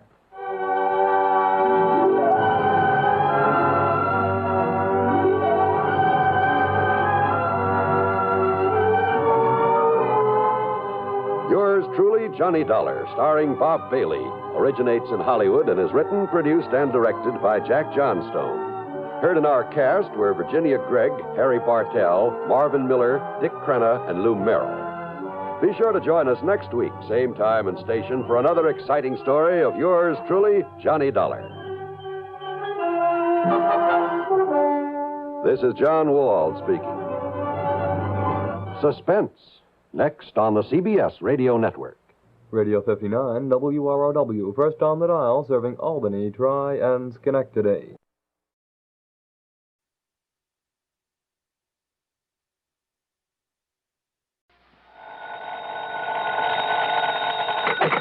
Johnny Dollar. Pat McCracken, Johnny, at Universal Adjustment Bureau. Greetings, Master. No, don't give me that. Johnny, I believe you spent a couple of weekends down in Sarasota, Florida early this month. Pat, you know darn well I did. Have a chance to get in some fishing? You know darn well I didn't. That's why I've been sitting here dreaming about those lunker bass at the Lake Mojave Resort out in Arizona. Oh, what's the matter with Lake Mead? Huh? You know, the huge man-made lake that's backed up by Hoover Dam? Yeah, I know. A few miles this side of Las Vegas, Nevada. A lot of big ones in that water, I understand. Okay, Pat, you got me all excited. Now, what's it all about? I told you, fishing. Yeah, and? That's all. Except... Yeah, except what? Slight case of murder.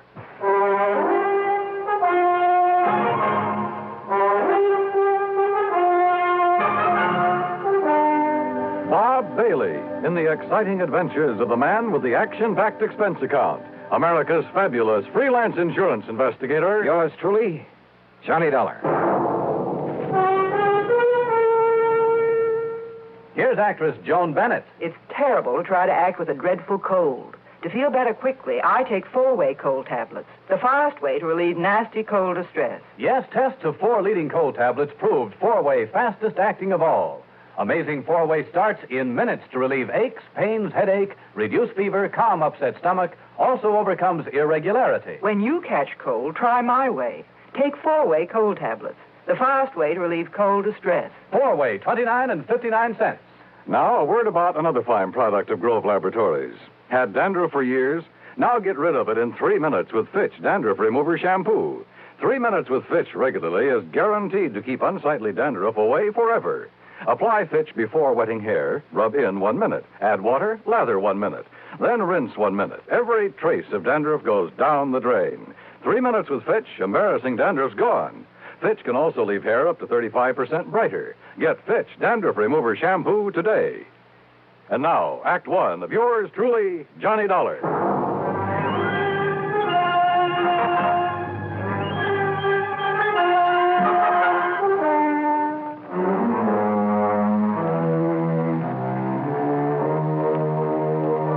Expense account submitted by Special Investigator Johnny Dollar to the Universal Adjustment Bureau, Home Office, Hartford, Connecticut. Following is an account of expenses incurred during my investigation of the Lake Mead mystery matter. All right, now, Johnny, your contact will be Mr. Roscoe Trimmer. He's head of the local office of Greater Southwest Insurance and Liability right there in Las Vegas. You said murder. Can you give me any details? No, you'll have to get everything from Trimmer. All I know is there's a $20,000 policy involved and double indemnity. So the sooner you get out there, the better. Okay, Pat. I'll grab the first plane I can. Expense account item 1, $2 even for a fast taxi to the airport. Item 2, $6.70 plane fare to New York. Item 3, $145.05, another plane ticket. And I barely made the 12 o'clock noon mainliner, which promptly took off and headed west to Las Vegas, Nevada.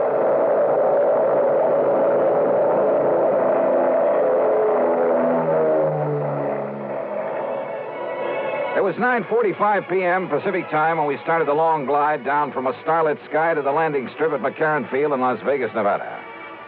I'll never cease to marvel at the nighttime view from the air of that fabulous city of chance. Sitting alone out there in the middle of the vast Mojave Desert, the sky filling glow from its millions of lights, it had put a rainbow to shame. Oasis in the desert. Yeah, and very beautiful. I knew that Roscoe Trimmer's office would be closed this time of night, so I looked for a place to rest my weary head. Item 4, $1.50 for a cab into the Flamingo. And I just happened to remember that the Flamingo has an excellent casino.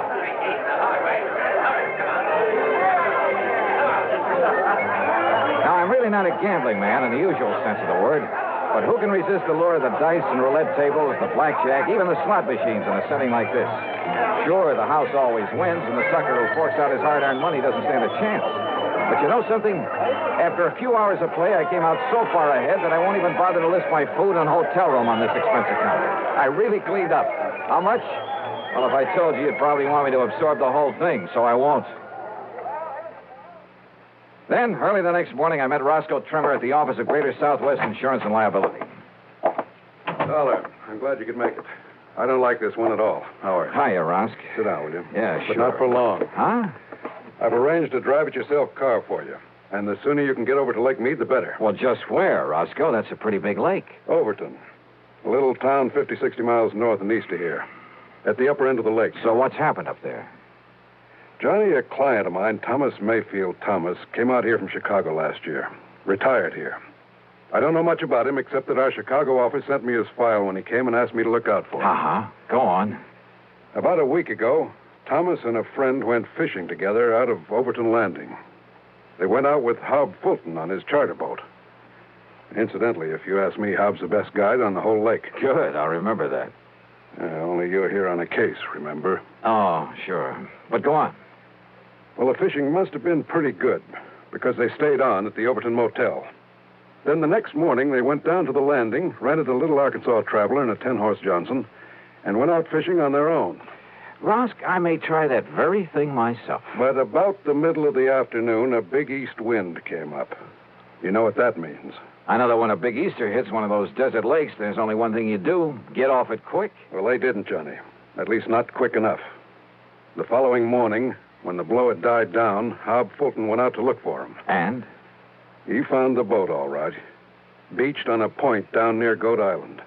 And Mr. Thomas's friend. What about Thomas?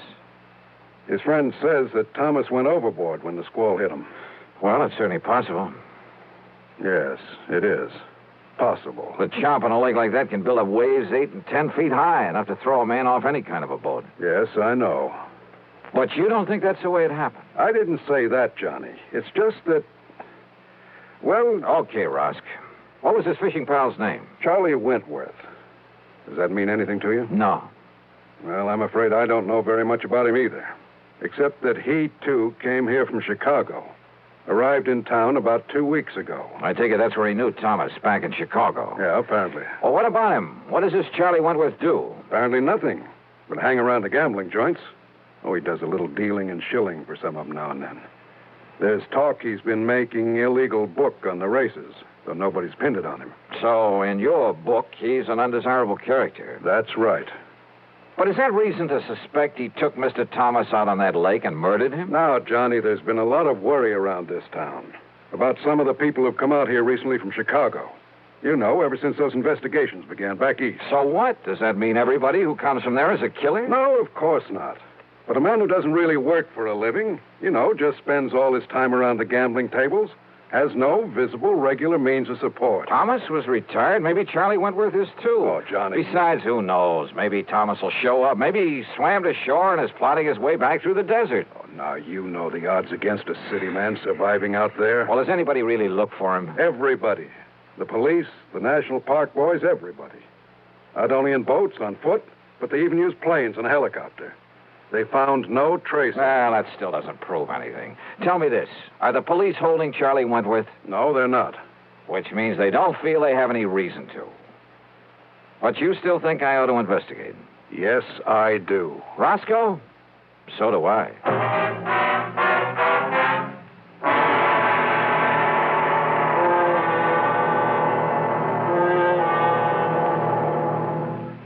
Act 2 of yours truly, Johnny Dollar, in a moment. Hey, Dad, did you check your car filters today? No, son, I didn't. Why? Because it might pay you $1,000. $1,000 for a car filter? That's right, folks. You may have a filter under the hood of your car worth $1,000 and not even know it. A Fram filter worth 1,000 silver dollars. A regular filter change is important to today's cars.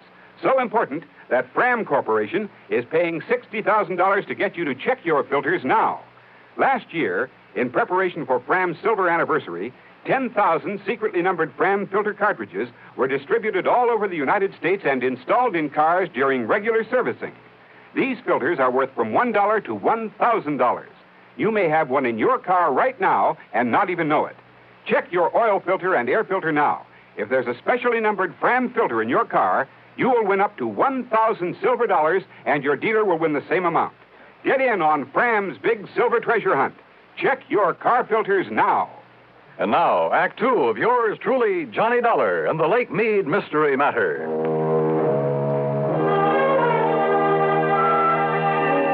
Neither the police nor anybody else in Las Vegas seem to think Thomas was murdered out on Lake Mead. But what Roscoe Trimmer told me made me suspicious, of Thomas's fishing pal, a man named Charlie Wentworth. Expense account item 5640. I telephoned to my old friend Ken Bugby, reporter on the Chicago Citizen News. Thomas? Yeah, that's right, Ken. What can you tell me about him? Well, not everybody knew it, Johnny, but he was a mouthpiece for the old Moretti mob. That was some years ago. Oh? When they started the big cleanup, well, either Thomas couldn't or just plain wouldn't get him off the hook. Let them all go to jail. Then he settled down and retired in his home out in Elmhurst. Well, he's certainly not there now, Ken. No, about a year ago, he suddenly sold his place, packed up, and moved out west somewhere. Why? Do you know? Change of climate, I guess. What about him, Johnny? Ever hear of Charlie Wentworth? You kidding. He was one of Moretti's trigger men. Casual Charlie, they called him. You, know where he is now? Oh, they sent him up to Joliet prison along with the rest of the mob. Those boys will be in the clink the rest of their natural... Oh, wait a minute. Yeah? Casual Charlie and Snooty Wilson were released. Yeah, and... Hey, just about the same time that Thomas moved away from here. If that means anything. Baby, I got a hunch it means everything. Oh? Like what, Johnny? Thanks a lot, Ken.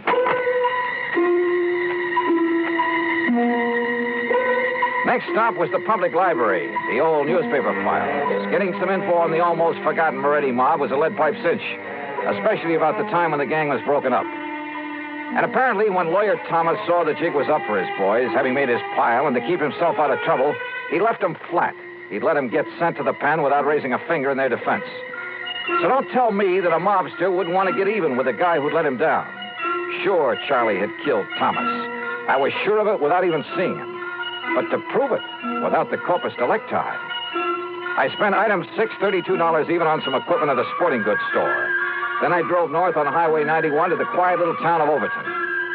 There I learned that for once, Hob Fulton, the fishing guide, had a free day on his hands, that he was down at the lake some 12 miles east of the town. I met him at the dock, and within a few minutes, we were on board as Higgins runabout and heading south.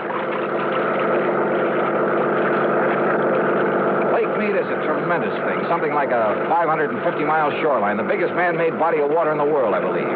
Just thinking about the record-breaking largemouth bass that have come out of that lake fairly made my mouth water. I carefully checked out the equipment I'd brought along. So you spent a lot of good money renting that stuff from Shelby's Sporting Goods down in Vegas, huh? Yep. Well, where's the spear? Bob, I don't think I'm going to need a spear. I don't think you're going to need any of that stuff. You ask me, Dollar, if you want to catch fish, borrow one of those rigs I brought along. Bob, I just want you to take me to the same spot you took Mr. Thomas and Charlie Wentworth. Too bad about that, Mr. Thomas. I got him a lot of nice bass, though. You know, fishing only the real deep holes. That's where they are this time of year. That's what I figured. If only they'd had sense enough to come back in that next day when the wind started to blow. Did they seem to get along all right, Hob? I told the police about that, Mr. Dollar, but I guess it didn't mean anything. Told them about what? Well, you ask me. Mr. Thomas wasn't any too happy fishing with Charlie Wentworth. But Charlie kept saying, let bygones be bygones, and let's enjoy the fishing, so...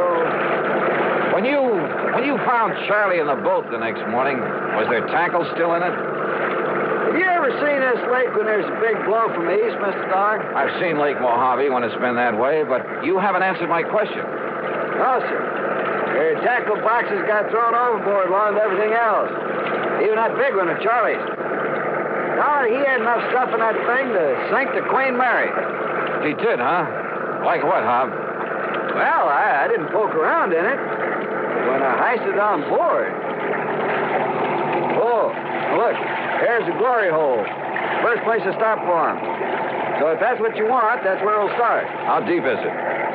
Oh, I'd say about a 3 1/2. A 3 1/2? Well, you know how high a fair-sized tree is. Glory hole's about a 3 1/2. Oh, I see.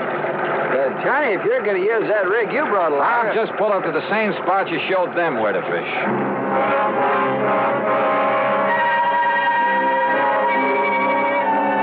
By the end of 2 hours, I'd tried at least half a dozen of the holes where Hob had taken Thomas and Charlie. No luck.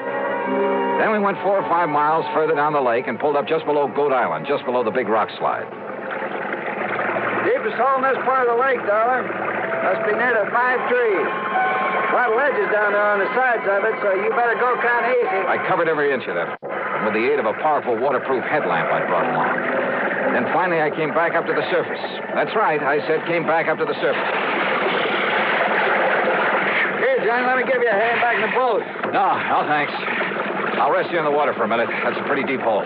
Yeah, but how you ever expect to catch bass in that skin diving rig without even a spear? Hand me a long rope, Hob. I found it down there. Huh? Yeah, on a ledge about 50 feet down, lashed onto that heavy tackle box you were talking about.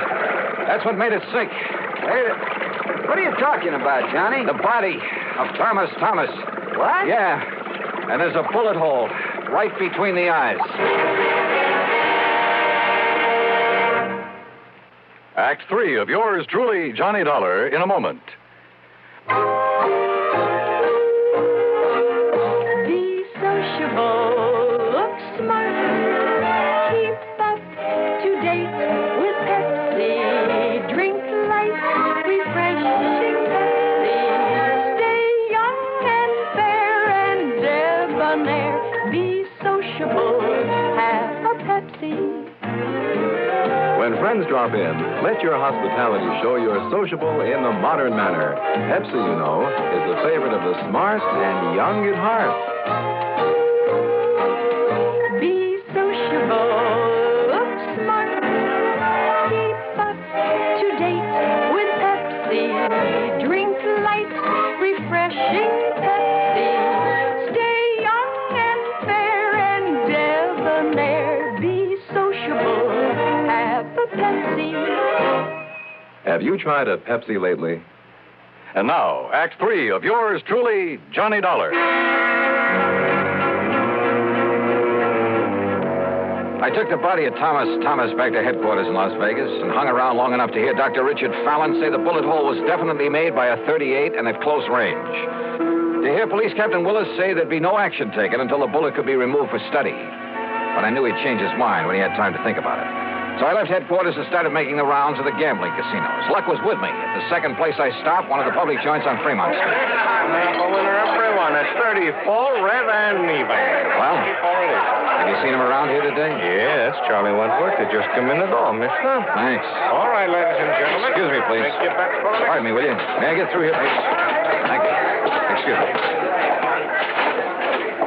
Charlie Wentworth? Yeah, Buster? Johnny Dollar, insurance investigator. Here's my credentials. Oh, yeah. I guess you want to talk about my pal, Tommy Thomas, got drowned over in Lake Mead last week. Is that it? Yeah, something like that. Buster, that was an awful thing, him going like that. He was an old buddy of mine. Was he? Sure was. An old buddy. Hey, why don't we talk over in my room, huh? Too much noise around here. Okay by you? Sure, why not?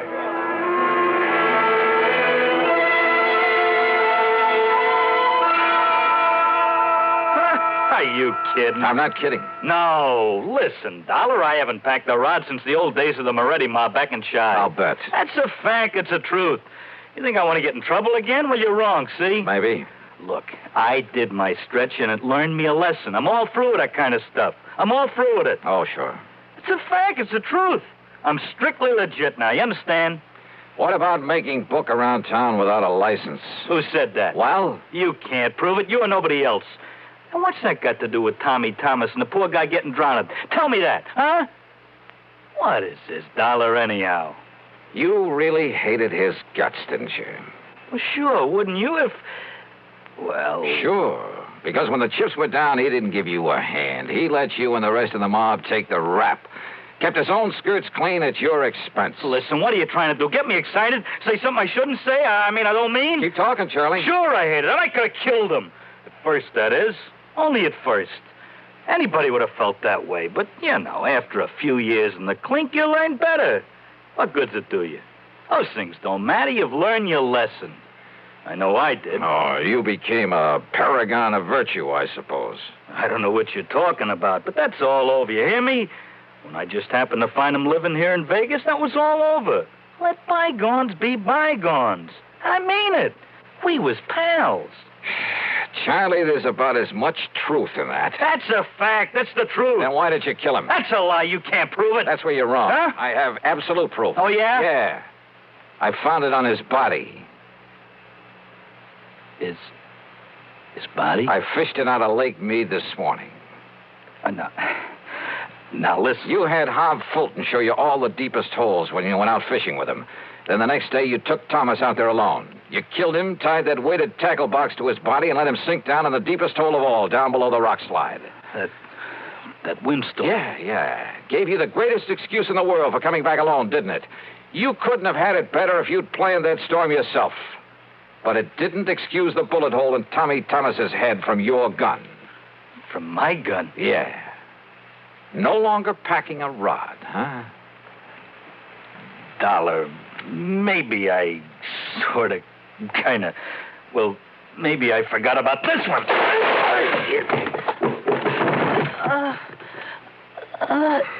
Trigger man, huh? You're a lousy shot. And pretty slow draw, thank heaven. You know something? Now I think I have got proof. Yeah, this gun of yours.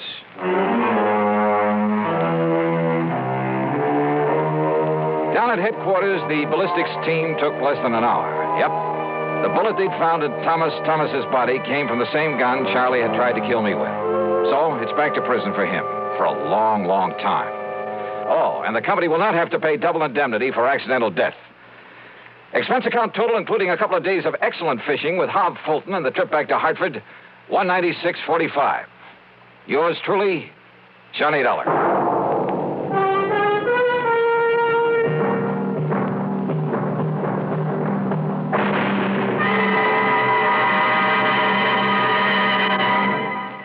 Our star will return in just a moment. I'm used to medium-priced cars, but most of them raise prices way up for $59. Now what do I do? Come test our best, the Ambassador V8 by Rambler, the luxury car that did not raise prices. I've always bought medium-priced cars, but now they're just too long to handle, too hard to park, too big for my garage. Come test our best, the luxurious Ambassador. So compact, it outturns, outhandles, and out-economizes other medium-priced cars. Just what is the Ambassador? It's the compact luxury car, finest product of American Motors. Ambassador has generous shoulder room, hat room, and leg room, and no awkward hump in the middle of the floor. Ambassador offers personalized luxury, individual front seats that adjust to each person's exact leg room, adjustable headrests, 270 V8 horsepower, best power-to-weight ratio in the medium-priced field, air coil ride. It's the finest car ever priced so close to the lowest. Come test our best, the luxurious Ambassador V8 at Rambler dealers. Now, here's our star to tell you about next week's story. Next week, a little boy in a small New England town leads me to tangle with a killer. Join us, won't you? Yours truly, Johnny Dollar.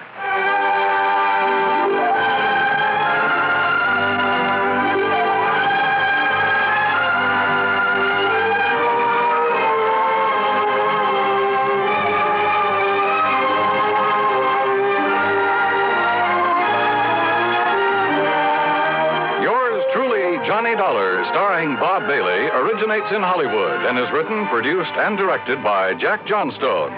Heard in our cast were Larry Dobkin, Bartlett Robinson, Frank Nelson, Harry Bartell, and Gil Stratton, Jr. Be sure to join us next week, same time and station, for another exciting story of yours truly, Johnny Dollar.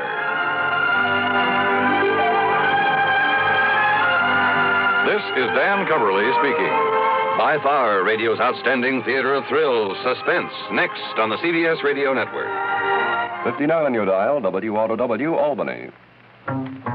If it happens to you, and I think it might, that now and then your cigarette doesn't taste right, that's the tip-off, man, and you'd best begin on the new kind of filter that's known as Spin. Old Gold's new Spin filter. This new Spin filter is the best you've seen, does more than reduce tar and nicotine. It improves smoke and taste so that you can get the best taste yet in a filter cigarette. Old Gold's new Spin filter. Test for taste, try your present brand against Old Gold. Test for taste, and it's 10 to 1 that you'll be sold. Test for taste with a cigarette, a carton, or a pack. Test for taste, find the flavor all the other filters lack. Old Gold's new Spin filter. That's the story, boys. That's how you can get the best taste yet in a filter cigarette. Old Gold's new Spin filter. 5:30. Johnny Dollar. Hi, hon. Betty Lewis. Hi, sweetie. Isn't this the most beautiful Sunday morning you ever saw? Or aren't you up and around yet? Oh, wide awake and full of pep. Then listen, dear, you know about the concert this afternoon at the Memorial Hall. Yeah, sure, I was going to call you, see if you'd like to be among those present. I'd love to. And why don't we make a day of it? Suits me fine. Maybe pick me up for an early lunch, take a walk in the park, then go to the concert, then go somewhere and get married, then have dinner together, and maybe find something to do this evening? Sure, why not? You mean it, Johnny? Sure, just let me put on my best bib and tucker and I'll... Oh, What's the matter? Somewhere along the line. Did I hear you say something about getting married? Sure, why not? Oh, well, now, look, honey, let's not kid about that. Who's kidding? Oh, honey, you know how I feel about you. And if it wasn't for this crazy, risky job of mine... And it's all off? Oh, doll, let's face it, it doesn't really make sense right now. Okay, Johnny. Bye. Oh, no, wait. Betty. Hello. Oh, well, Dollar, you dope. You'd better drive on over and see that gal and try to... Oh, now listen, honey, Well, what I meant to say back there... Yeah, what did you mean? And what's this honey stuff? Who's that?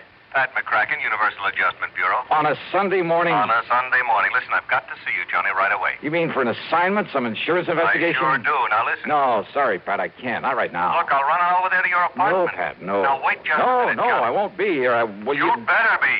But I tell you... Hello. Oh, son of a gun, doesn't Pat realize that sometimes there are things more important than... Oh, well, I suppose I shouldn't have barked at him. Maybe after I've kind of smoothed things over with Betty, I can... Okay, now listen, Pat. Instead of your coming over here, just give me a couple of hours to take care of something personal, and I'll drive over and see you, and you can tell me... Pat? No, Johnny, this is George Reed at Floyd's of England. George? I know this is a Sunday morning, and it's hardly cricket to call you George, this way, I'm all tied up. but this is a real emergency. I'm sorry, George. It involves Alvin Peabody Cartwright. Huh? That old crackpot? Now, you know you really love that old character. All right, so what? It just happens that right now I've got... More, he's probably responsible for more of the big fancy fees that have been paid you than... George, listen, I'm sorry, but nothing that involves Cartwright or anybody else can possibly be more important at the moment than something personal I have to do, and right away. Nothing, Johnny? Nothing. Not even murder? Huh?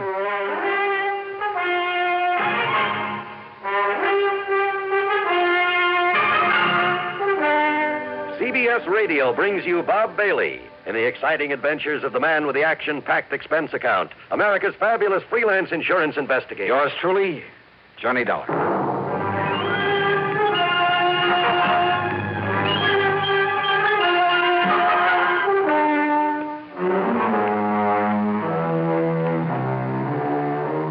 Expense account submitted by Special Investigator Johnny Dollar.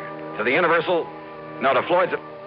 Well, now, wait. Before this case was through, there were enough insurance companies involved to... Well, anyhow, it's an account of expenses incurred during my so-called investigation of the 5 Down matter. 3 phone calls, all within a couple of minutes, all demanding my services immediately. And I promised to call them right back. George Reed at Floyd's of England, Pat McCracken of Universal Adjustment Bureau, and frankly, more important to me, the best gal friend, Betty Lewis, on account of maybe I'd left the impression I was trying to give her a brush off or something. And as the people who listen to these reports know very well, that I would never do. Yeah, that's it. First I'd call Betty, but as I reach for the phone again... Johnny Dollar. John, thank goodness I found you in. Who are you? It's vital that I see you at once, immediately. Yeah, I said, who are you? Who am I? Yes. Why, Johnny, this is Harry Branson of Philadelphia Mutual Liability and Casualty Insurance Company. Harry, look, if this call is about business... Well, of course it is. Well, I'm sorry, I'm all tied up. But if it's something that can wait... I'm afraid not. Because I have 2 or 3 other things that I have to attend to first. So what I will first. do, John, is this. I will give you the address of where you must go. No, sorry. Then you can fly on out there and do it. Harry, no. And I'm sorry, I'm really sorry. I know you said that, but now, John... Look, Well, as soon as I can get these other things cleared away, I'll call you back, huh? Call me back? Yes. But good heavens, John. I'll call you back. John! Holy, what is this anyhow? You'd think the world was coming to an end. Oh, now wait. I call back to Betty. Huh? Oh, come on. This is carrying things too far. Johnny Dollar. Earl Poorman, Johnny. Now, look. Tri-State Life and Casualty. Yeah, Earl, it's nice to... But listen, I'm sorry I can't talk to you right now. But, Johnny, I want you to come out here just as quickly... But I can't. That is... Now, listen, Johnny. I mean, at least not right away, Earl. Not right this minute, huh? This is very important. Well, something's come up. A lot of things have come up, and I can't even take time to talk to you until I... Listen. Hey, Earl. I'm listening. All right, let me call you back, huh? In a couple of minutes or maybe a couple of hours at the most, okay? Well, as long as I can be sure you'll come on out here. But I can't be... Oh, listen, I'll call you back. Oh, brother, nice, peaceful, quiet Sunday, huh? After all these guys, well, they've all been pretty good to me over the years, so if any of them has got a real problem... Oh, no, first I got to call Betty and patch things up. Oh, no, believe me, this is impossible. Yeah, go ahead, ring your head off, go ahead. When you decide there's no one here, I'll make the calls I promised, and oh, well. Johnny Dollar. Johnny, this is Buster. Buster? That's right. Buster Favor, Lake Mojave Resort. Oh, well, Arizona. hiya, Buster. Now, listen to me, Johnny, please. if you're on your way out to California, I've got to see On my way out to... So if you're taking a plane out to Los Angeles, why don't I drive on over? Hey, did I say anything about going to California? Oh, but I've got to see you, Johnny. Oh, Buster, look, please, believe me. With the crazy way things are going around here, believe me, I'm sorry, but I can't talk to you right now. But this is important. I know. So, sure it Johnny... is, but please, just give me a little while, and I'll get back to you. Whatever you say, but when you do get out here... I'll get back to you. Oh, telephone, so help me. If you ring once more. All right. Hello, listen, whoever you are, this is Johnny Dollar. Nope, not this time. So guess again. What? I said to guess again. What's the matter with you? Don't you hear good? Alvin Peabody Cartwright. Well, of course I'm Alvin Peabody Cartwright. Who do you think I am, anyway? Mr. Cartwright. Johnny, you've got to come out here right away. Yeah, out where? And listen, George Reed called me about you a few minutes ago. He said something about a murder. Me? Murdered? Well, that was the impression I got. He was... I don't think so, Johnny. Wait a minute, I'll see. Oh, no, listen, Mr. Cartwright. No, you listen. It's vital that I see you right away. Yeah, well, I'm still here at my summer place in Beverly Hills, Johnny. Always did get the seasons mixed up. You remember the place? Oh, yes, I remember it very well. Now, listen. That last time you came here was to prevent a murder. I know, but Mr. Cartwright... This time, believe me, Johnny, it's much worse. It's much more serious. Well, what is it, then? Well, I can't... I honestly don't dare tell you over the phone, but Johnny, I plead, I beg of you, come out here right away. What I've already told several people, more serious than murder? Believe me, boy, there is nothing that can possibly be more important than your coming here. You mean that, don't you? Please, Johnny, please. I'll be waiting for you.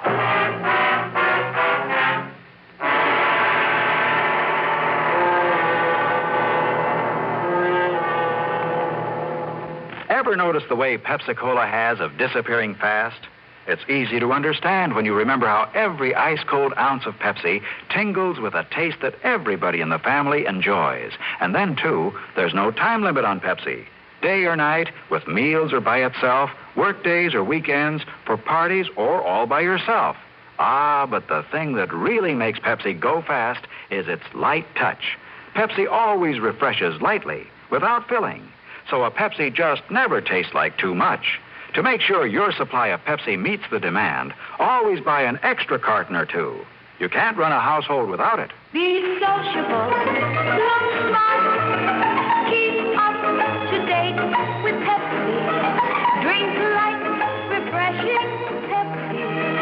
Stay young and fair and debonair. Be sociable, have a Pepsi. And now, Act Two of yours truly, Johnny Dollar and the 5 Down Matter.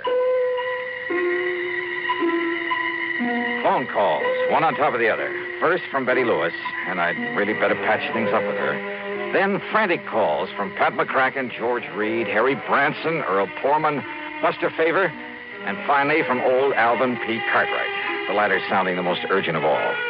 Not one of them had given me any details about the emergencies that prompted their calls. But these are men that I've been working for and with for years. And for my money, they're not only important to my insurance investigations, but they're the salt of the earth. And if it came to a matter of which one to favor over the others... Oh, but now wait a minute. Cartwright lived in Beverly Hills. George Reed was worried about Cartwright. Earl Poorman could be taken care of out there on the West Coast, too, and Buster Favor. I got back on the phone and tried calling Pat McCracken. No answer. The same with George Reed, and with Harry and Earl and Buster, even with Alvin P. Cartwright. And when I couldn't even reach Betty Lewis to apologize for... Okay, I tore out to Bradley Field. Expense account, item 1, $170.40 for a plane ticket to Los Angeles. Here you are, Mr. Dollar. Okay. Your plane is ready for takeoff. Right, thanks. I'm sorry again. I couldn't get you on a jet from New York to L.A. Oh, that's okay. But now, you better hurry or... excuse me just a minute, please. Well, Yes? let me have the baggage check and I'll... On this phone? Mr. Dollar. Yeah? Well, very well. Put the party on. Oh, This call's for you, sir. Oh, okay. Johnny Dollar. Your telephone exchange said they could get you for me. Who's that? But who else was here? It's your oldest, your dearest friend, Le Chagris. Chagris? Louis de Marsac, the great cat? But of course, monsieur. Your plane, Mr. Dollar. Oh, look, Louis, I can't talk to you now. But I must see And I'm certainly not going to run over to Paris to see you. But this is most important, monsieur. Mr. Dollar? Yeah, okay. My plane for the West Coast about to leave. I've got... And I thought that for me, your oldest, your dear, you do not like me anymore? Oh, sure, Louis. Of course I do. And you do not appreciate appreciate what... Believe me, I appreciate all the help you've given me over the years. Then you will see me. Mr. Dollar. Okay. Look, I gotta make a plane, Louis. You will see me. Mr. Dollar, please, you better hurry. Yeah. What? The real stopper came in New York when I changed for a plane to the coast, and with barely time to make it. Yeah. Another of my old pals. Another one I didn't want to turn down. Lieutenant Randy Singer of the 18th Precinct. But under the circumstances and with only seconds to spare. But, Johnny, you've got to handle this one for me. I'm sorry, Randy. It's down on the West Coast in California. Which is exactly where I'm heading if I make the plane. Well, that's good. So let me tell you where to go when you Randy, please. I'll miss the plane. Send me a wire or something, huh?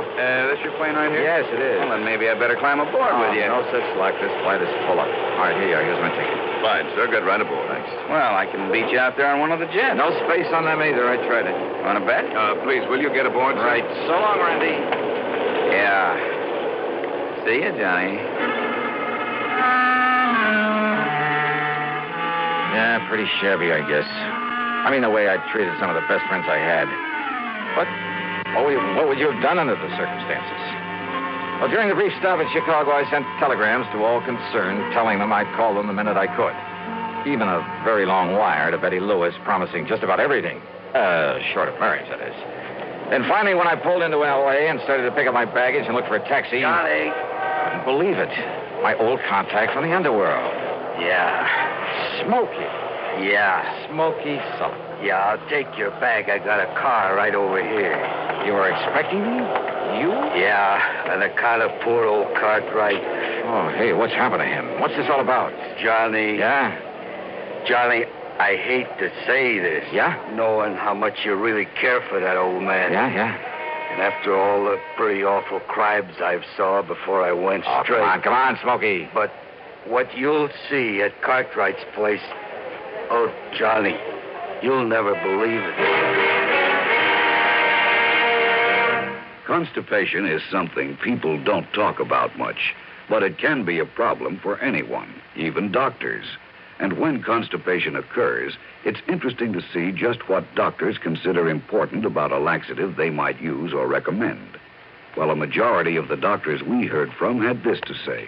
A laxative should be effective, gentle, close to natural acting. A medicine that can be used with complete confidence. Now, X-Lax has been popular with many doctors and millions of people over the years because pleasant-tasting chocolated X-Lax is effective. Overnight, it helps you toward your normal regularity. X-Lax is so gentle, so close to natural acting, there's no upset. That's why many doctors and millions of people use X-Lax with complete confidence. X-Lax, the laxative that helps you toward your normal regularity gently, overnight. Now, Act 3 of yours truly, Johnny Dollar. On the drive into the Beverly Hills address of Mr. Cartwright, I tried to make Smokey Sullivan tell me what it was all about. But he had only one answer for me. Oh, Johnny, you'll never believe it. When we finally pulled up in front of the beautiful home on North Roxbury Drive, I jumped out of the car and tore on up to the front door. All right, come on.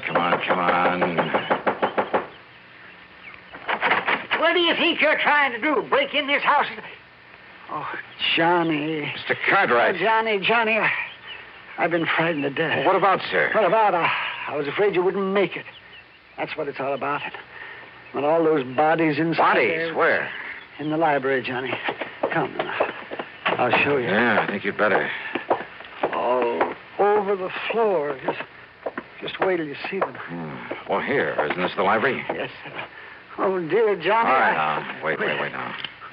Well, your gun? That's right. Okay, now. Okay, now. Oh, no. Look at them. All over the floor. Mr. Cartwright wasn't kidding. There were bodies there, all right, half a dozen of them, sprawled around in awkward positions, as though some giant hand had suddenly struck them down. But why? And there was no sign of a struggle, not a... What is it, Johnny? Oh, I mean, isn't it terrible? Wait a minute. That's Pat McCracken. I know. And George Reed over here. Well, he's still alive. Shall I call a doctor? Yeah? Or shall I put him out of his misery? What? The gun, yeah. Earl Poorman over here. Buster Favor. And me, Le Chagrin, my dear, my darling friend. All right, you guys. What is all this? What goes here? Johnny. Buster, so help me. All right, now listen. Mr. Cartwright, will you take that gun away from him? Randy. That's right. I told you I could get a jet out here. Sure, we all came out on the same flight. Earl, you son of a gun. How are you, Johnny? Surprised? Are you kidding? And Harry Branson. Glad to Smokey. see you, Don. So this is why you wouldn't tell me anything, Smokey. Yeah. Fooled you, huh? Yeah. But come on now, what's the big idea? Wait a minute. Now, will you stop waving that 38 around, Johnny? Huh? Oh, I'm sorry, Pat. Well, here, I'll take it. Yeah, you better, Mr. Cartwright. That's all right. I'll put it back in my pocket. I have it. Oops. Down, boys, down! Oh, dear. I'm sorry. Yes, you'd better be sorry. Well, Johnny, it looks like we succeeded in getting you out here, all right. Yeah, well, now, look, will somebody please start to make some sense and tell me what this is all about, huh? Why not? Yes, McCracken, why don't you speak for all of us? Yeah, go ahead, Pat. All right, fellas, I don't mind if I do. That's good. It's really pretty simple, Johnny. Today, Sunday, marks the end of 5 years in your present series of investigations for what we like to think is a pretty good lineup of insurance companies. Yeah, so happy anniversary, Johnny. Happy anniversary. Oh, thanks. Now, Johnny, it also completes 5 solid years of the broadcasting on CBS of these cases you handled. Handled mighty well, Johnny. And you've performed a service throughout this country. Oh, now don't get soppy. No, shut up a minute, will you? You've done a great service to the insurance companies, no question about it. Your broadcasting has helped to expose a lot of crookedness, fraud, that sort of thing. Has saved the insurance companies a lot of money. And that means it saved the people, their clients, the people who listen to your program every week. It saved them a lot of money, too. Well, it's... And purely incidentally, these CBS shows of yours have provided a lot of entertainment, a lot of pleasure to literally millions. In other words, Johnny, a lot of people think mighty well of you. And with very good reason. Oh, no. But take it easy. Oh, now you shut up. But to get all those people together to say thanks, well, that's impossible, obviously. So we thought, that instead of just handing you, if we could somehow, fellas, I'm doing pretty badly. Make your feet, monsieur. Well, Johnny, I went over all your radio reports. I made a list of the people who've been most involved in your cases these past 5 years. And then when I made the suggestion to Mr. Cartwright... That's right. I told Pat that if he didn't let me give this party to do you honor... Honor? That would... Are you kidding? Yeah. Oh, no. All right. I mean, throw a big fat brawl for you just to get her through that skull of yours. Just to show you how much we love and appreciate you, Johnny. And that's why we're here. I couldn't think of a better way to tell you. Well, you happy, Johnny? Well, look, if you guys think I want to break up over this. Yeah? Yeah, Johnny? Oh, well, Pat, Mr. Cartwright, Smokey, Harry, Earl, Louie, Randy, Buster, George. Well... To Johnny. Betty. Oh, well, will you look at that? I just really glad to see you. Say nice to me and honest, honey. I won't ask you to marry me. Not yet. Rascal, you out of Now, will somebody break this up before we all start crying like a bunch of children? Yeah, let's bring it up. Well, Johnny, we just thought that maybe a gathering of your friends, your real friends, Johnny. I mean that. And if there's anything you want, Johnny, this house, a nice yacht, a couple more cars, or anything, Johnny. Anything, huh? Yes, sir. More than this? Well, look, if I can somehow hold on to the friendship of people like you, that's all I ask. Believe me, it's the most that anybody could ask.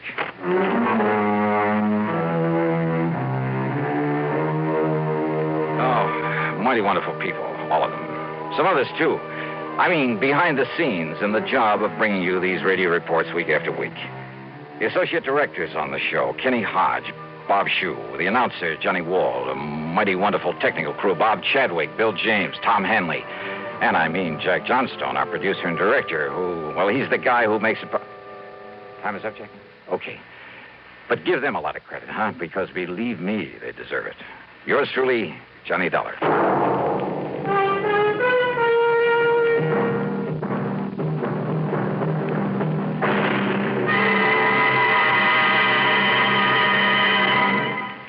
Stop and think a minute. Just how well do you know the two presidential candidates? How fully informed are you on the main issues of their campaigns? Well, you can learn a lot about Vice President Nixon, Senator Kennedy, and what they stand for if you listen to Presidential Countdown, a special series of pre-election broadcasts presented each week by the Public Affairs Department of CBS Radio News. Don't miss this important, informative feature. Listen to Presidential Countdown every Tuesday night on CBS Radio. Now, here's our star to tell you about next week's story. Next week, a yarn about the lust for gold and the things it can do to a man. The story takes place in the famous historical ghost town of Virginia City, Nevada, site of the famous, almost fabulous Comstock Lode, where sudden death was all too often the price of finding a rich vein of gold or silver back in the middle of the late century. Or even today, there's gold to be found, and sometimes murder. I think you'll like this one, especially the switch at the end of it. So join us, won't you? Yours truly, Johnny Dollar.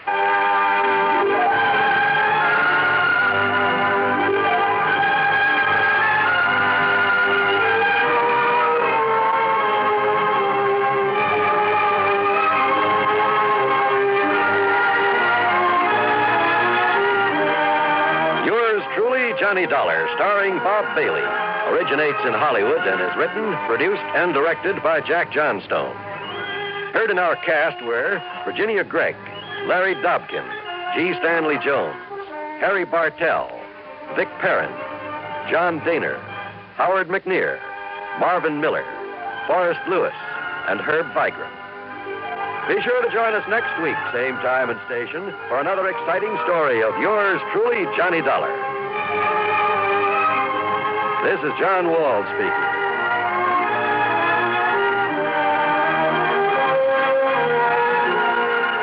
This is the CBS Radio Network. Stay tuned to WROW Albany, New York for a special news bulletin from Schenectady. What's all the commotion about, Dooley? We're celebrating your birthday, old boy. By the way, Schultz, how old are you?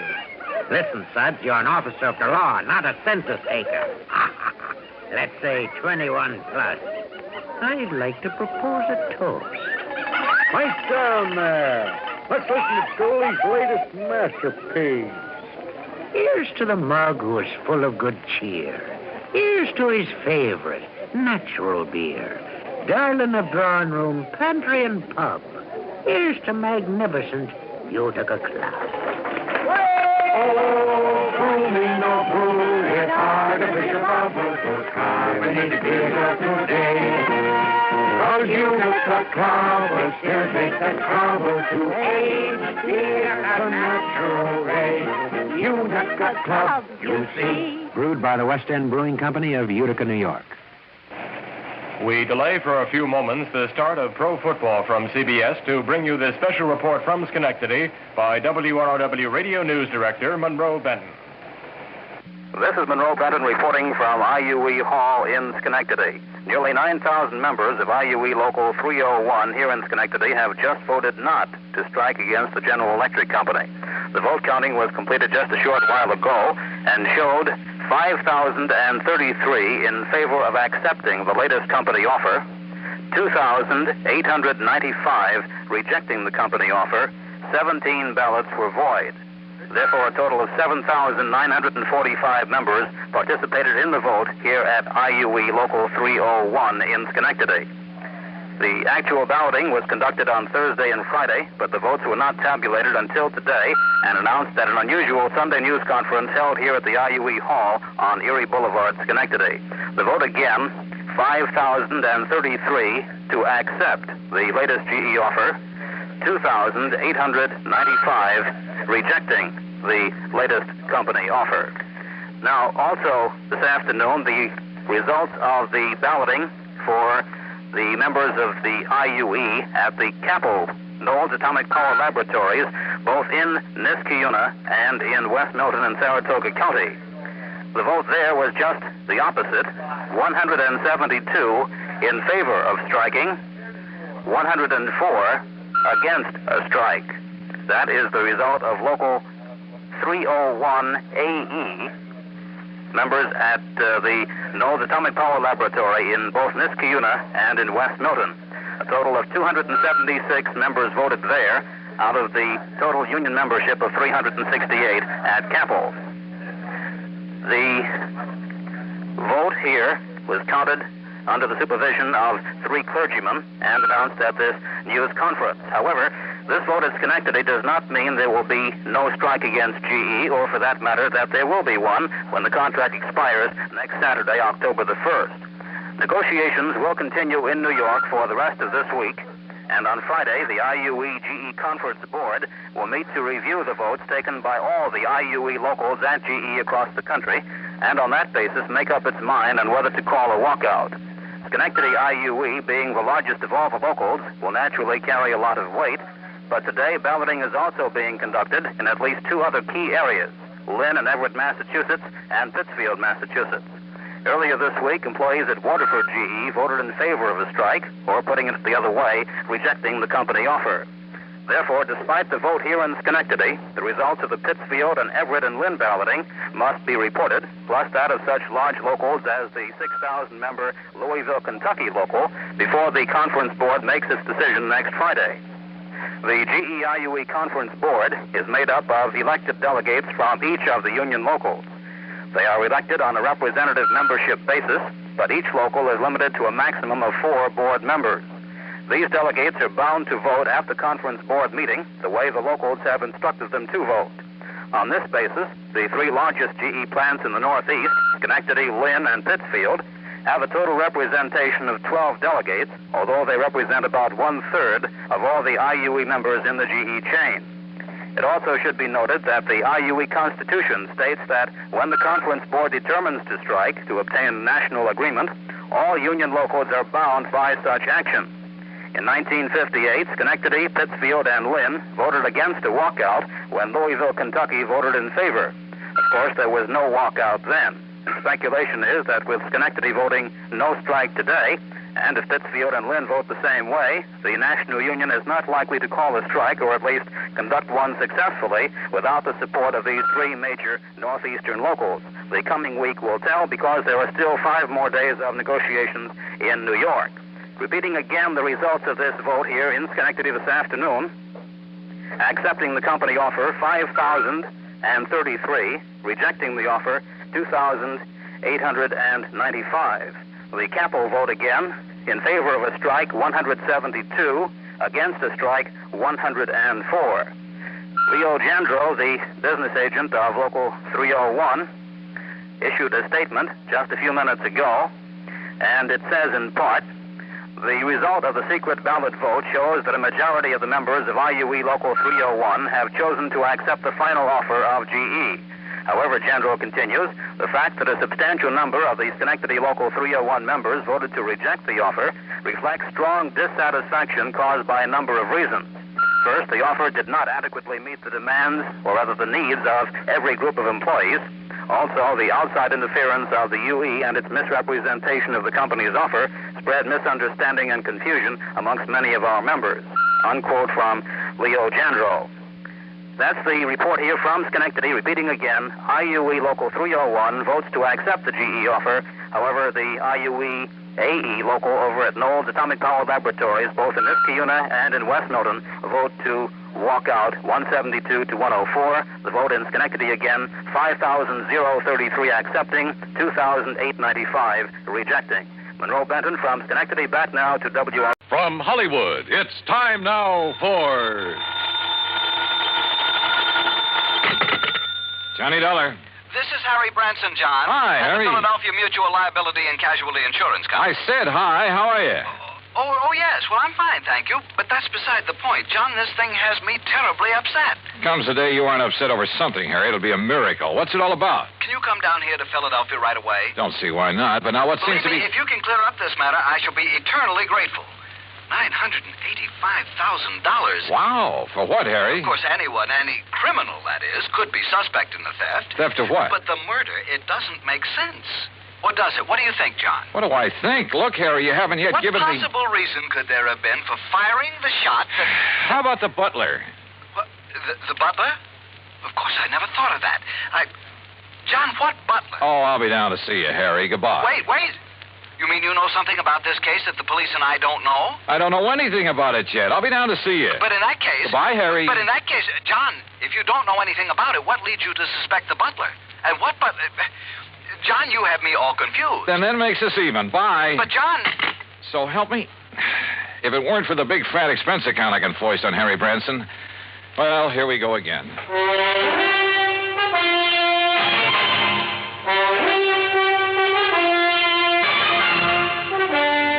Bob Bailey in the exciting adventures of the man with the action-packed expense account. America's fabulous freelance insurance investigator. Yours truly, Johnny Dollar. And now, Act One of Yours Truly, Johnny Dollar.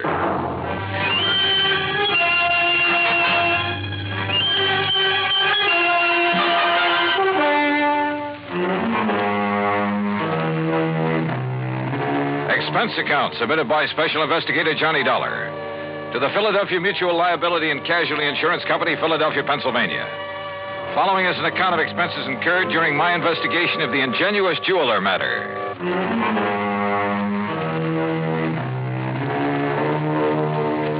Expense account item 1, $32.70, train fare and incidentals, Hartford, Connecticut to Philadelphia. Cab to Harry Branson's office on Walnut Street. I found him sitting at his desk, his head in his hands.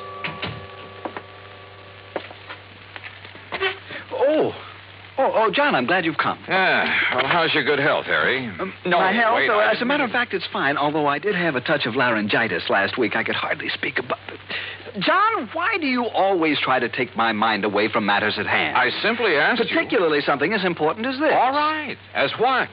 The Beaufort collection, of course. Beaufort? Oh, yeah. Seems to me I've heard about that. Jewelry? One of the most important small collections in the world. Why, when His Grace the Duke de Beaufort lost them to the Germans back during the First World War. Yeah, I'm sure. But now let's get to the point. They've been stolen. And we'd insured them for nearly $1 million. Stolen from where? The jeweler who owned them, J. Harold Whipsit. Oh, hey, I've heard of him, too. Isn't he the fellow who was tagged by the Customs Department a few years ago for trying to smuggle in a lot of stuff? Yes, the same one. But his reputation since that incident has been quite all right, completely unsullied.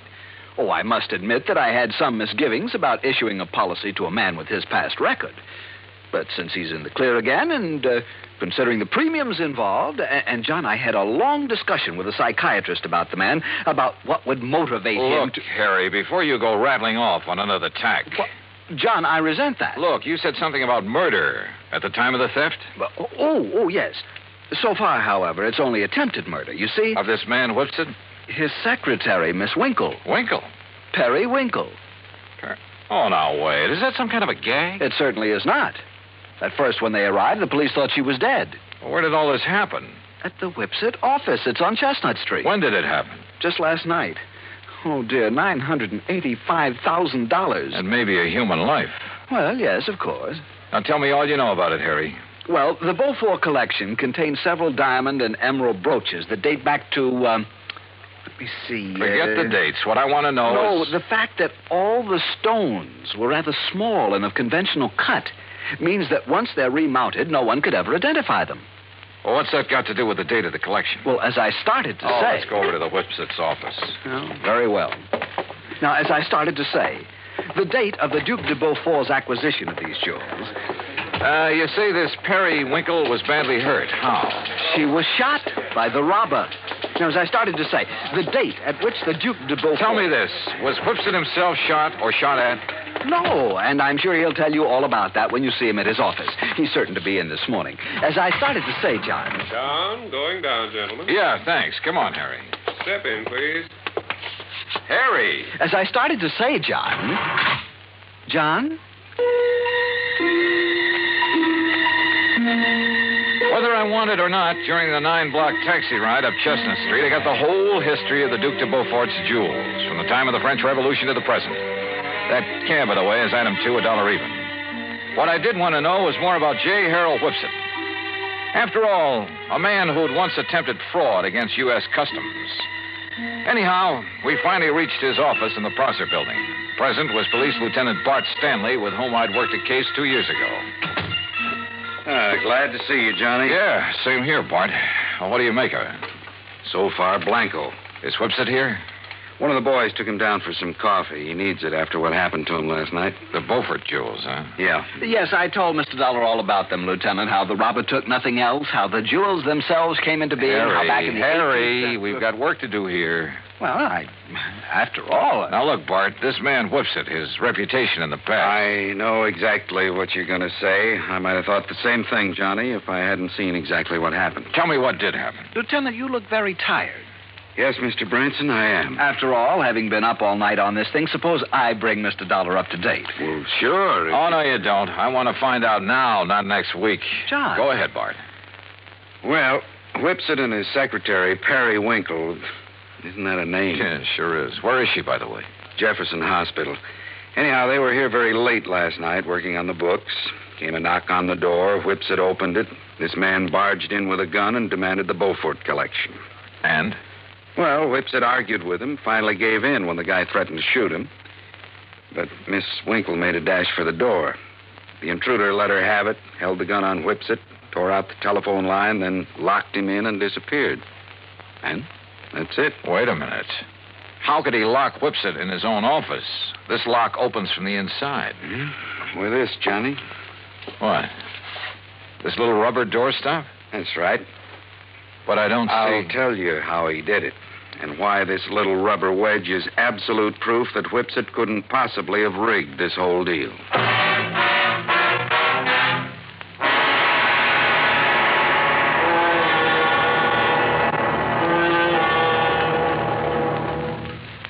Act 2 of yours truly, Johnny Dollar, in a moment. For a long time, people... And now, Act 2 of yours truly, Johnny Dollar, and the Ingenious Jeweler Matter.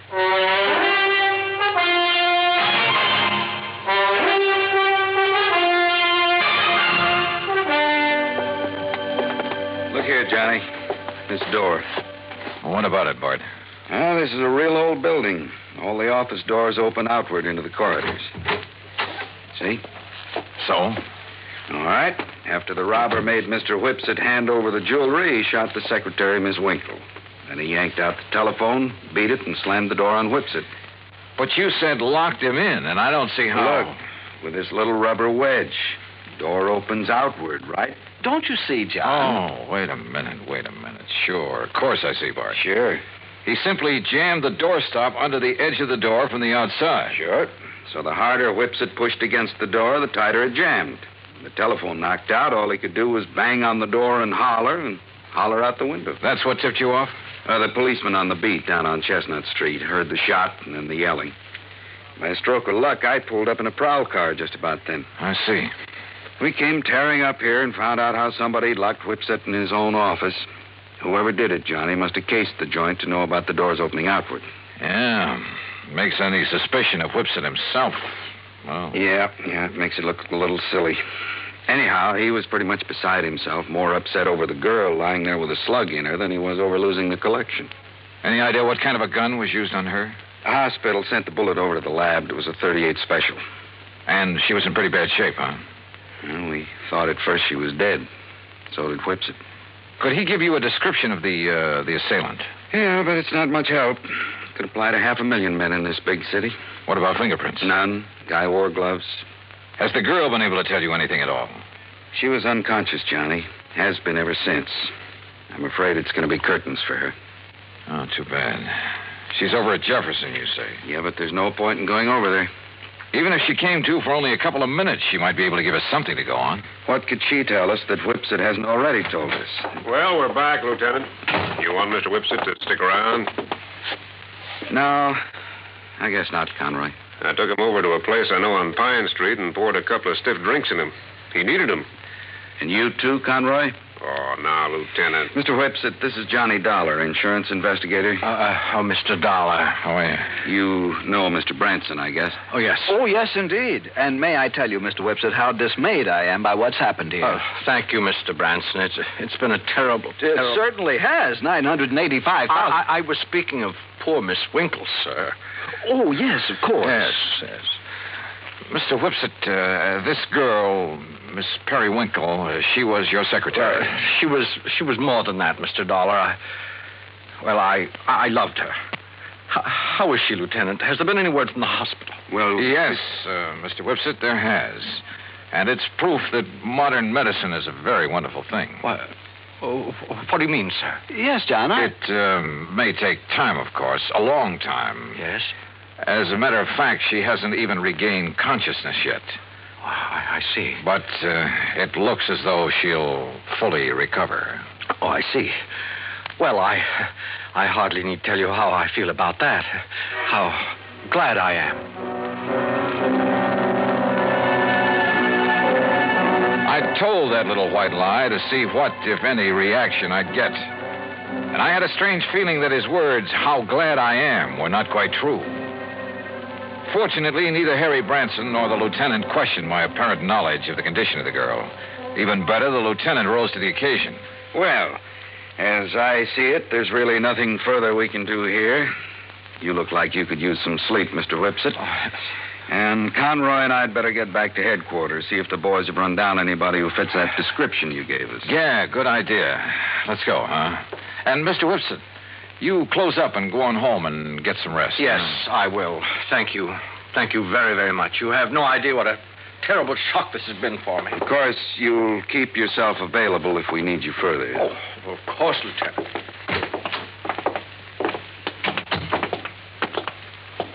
Okay, Johnny.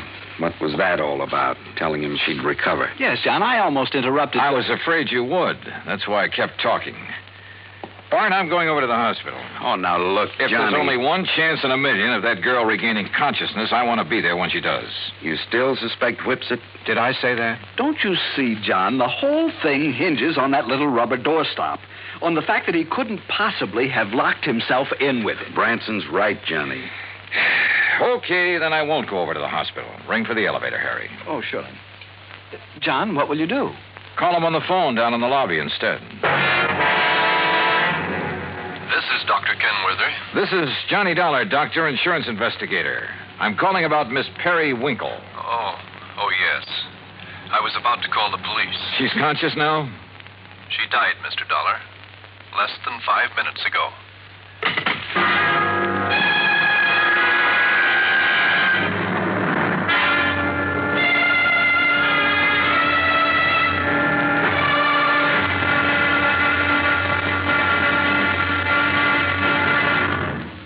Act 3 of yours truly, Johnny Dollar, in a moment. Our flag, heaven. And now, Act 3 of yours truly, Johnny Dollar, and the Ingenious Jeweler Matter.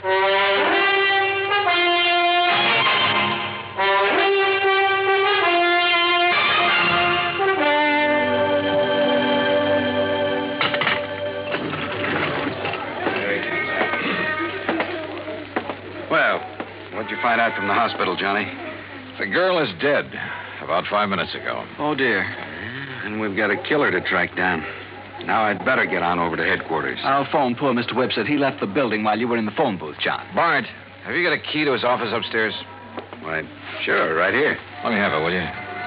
Here. You want me to go up there with you?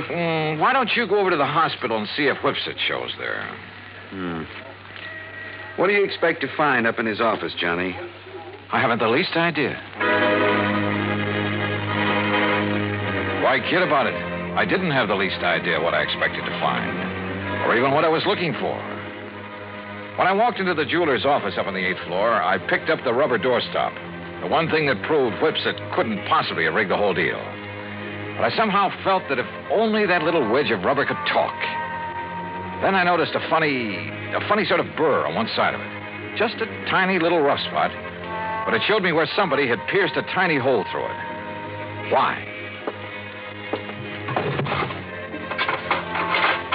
After a couple of minutes of rummaging around, I found it. A piece of fine, strong platinum wire, about 2 feet long.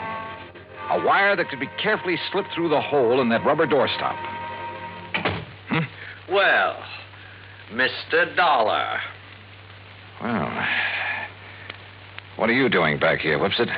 If you don't mind my saying so, there was something about your attitude that I didn't exactly care for when you were here with the policeman and Mr. Branson. And when you left them downstairs in the lobby and took the elevator. Oh, I see you found it. Yeah, that's right. It was very smart of you, Whipsit. Thank you. Put this rubber wedge on the floor, just outside the door, with the wire on it leading under the door. Exactly. Then pull the door closed. Then pull the wedge into place with the wire. And the door can't possibly be opened from in here. You've locked yourself in. The more you push on the door, the tighter the wedge holds it. That's right. And you don't forget to retrieve the wire by pulling on one end of it. I suppose those are the gloves you wore when you killed Miss Winkle, so you'd leave no prints. Oh, then she's dead. How fortunate for me. And that's the gun you used? Yes. I'm afraid she was rather averse to my breaking down the Beaufort collection, melting down the mountings and secreting the stones at my home. And, of course, claiming the insurance money, but after all, nearly $1 million. Why are you telling me all this? Because, you see, this is also the gun that will kill you. After which I shall lock your body in this office using the doorstop again. It's a rather nice touch, don't you think? Is it? Well, don't you see? It's now a sort of a trademark of the completely unknown thief, the unknown killer of both the girl and you. Oh, now, wait a minute. Do you think if I found out how you did it, the police can't? Did they, even after their lab crew spent the whole night up here?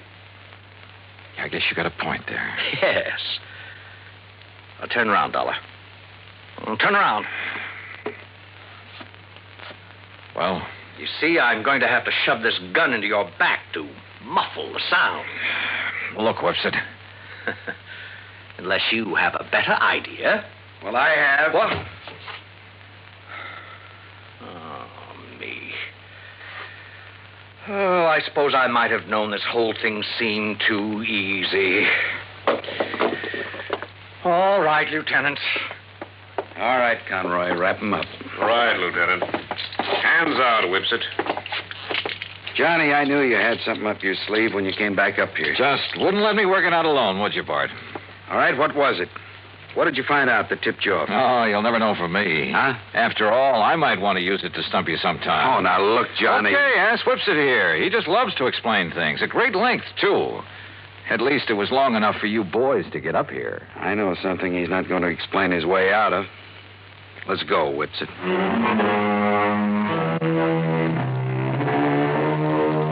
Harry, I think I'll have to figure out some way to pad my expense account even more than usual in cases like this. I mean, where a 38 slug nearly ends up in me. After all, fun is fun, a job's a job, but some of these laddies carry things too far. Come to think of it, I'll have to run down to New York again to appear against Whipsit. So, expense account total, including that and transportation back to Hartford and all the incidentals I could possibly think of, $181 even. Yours truly, Johnny Dollar.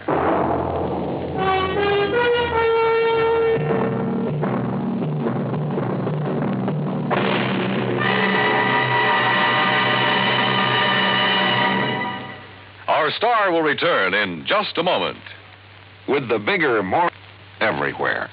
Now, here is our star to tell you about next week's story. Next week, an inventor with a device that can either save or wreck our country. Join us, won't you? Yours truly, Johnny Dollar.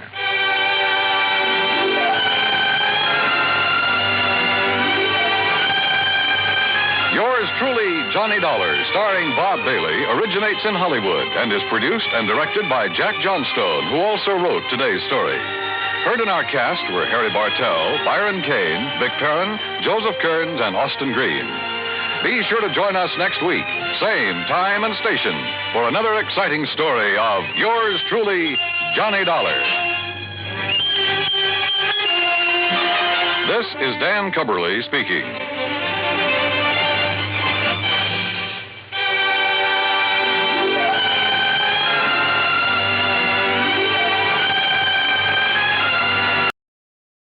From Hollywood, it's time now for...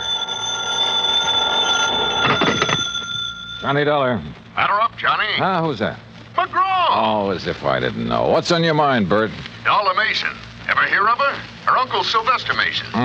Mason Steel and Iron? That's the man. Darla's his favorite niece. About 6 weeks ago, she disappeared. So? So, yesterday, a body washed up on Newport Beach not too far from her parents' home. Darla's? According to her father. And you hold a policy on her? For $25,000, double indemnity. Ouch. So, why don't you pay it off? We would have today, except for one thing. Well, what's that? Right after Mason identified the body, a man named Dixon showed up and swore it was the body of his daughter. What?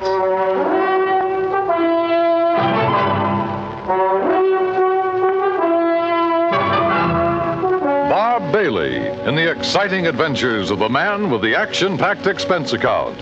America's fabulous freelance insurance investigator. Yours truly, Johnny Dollar.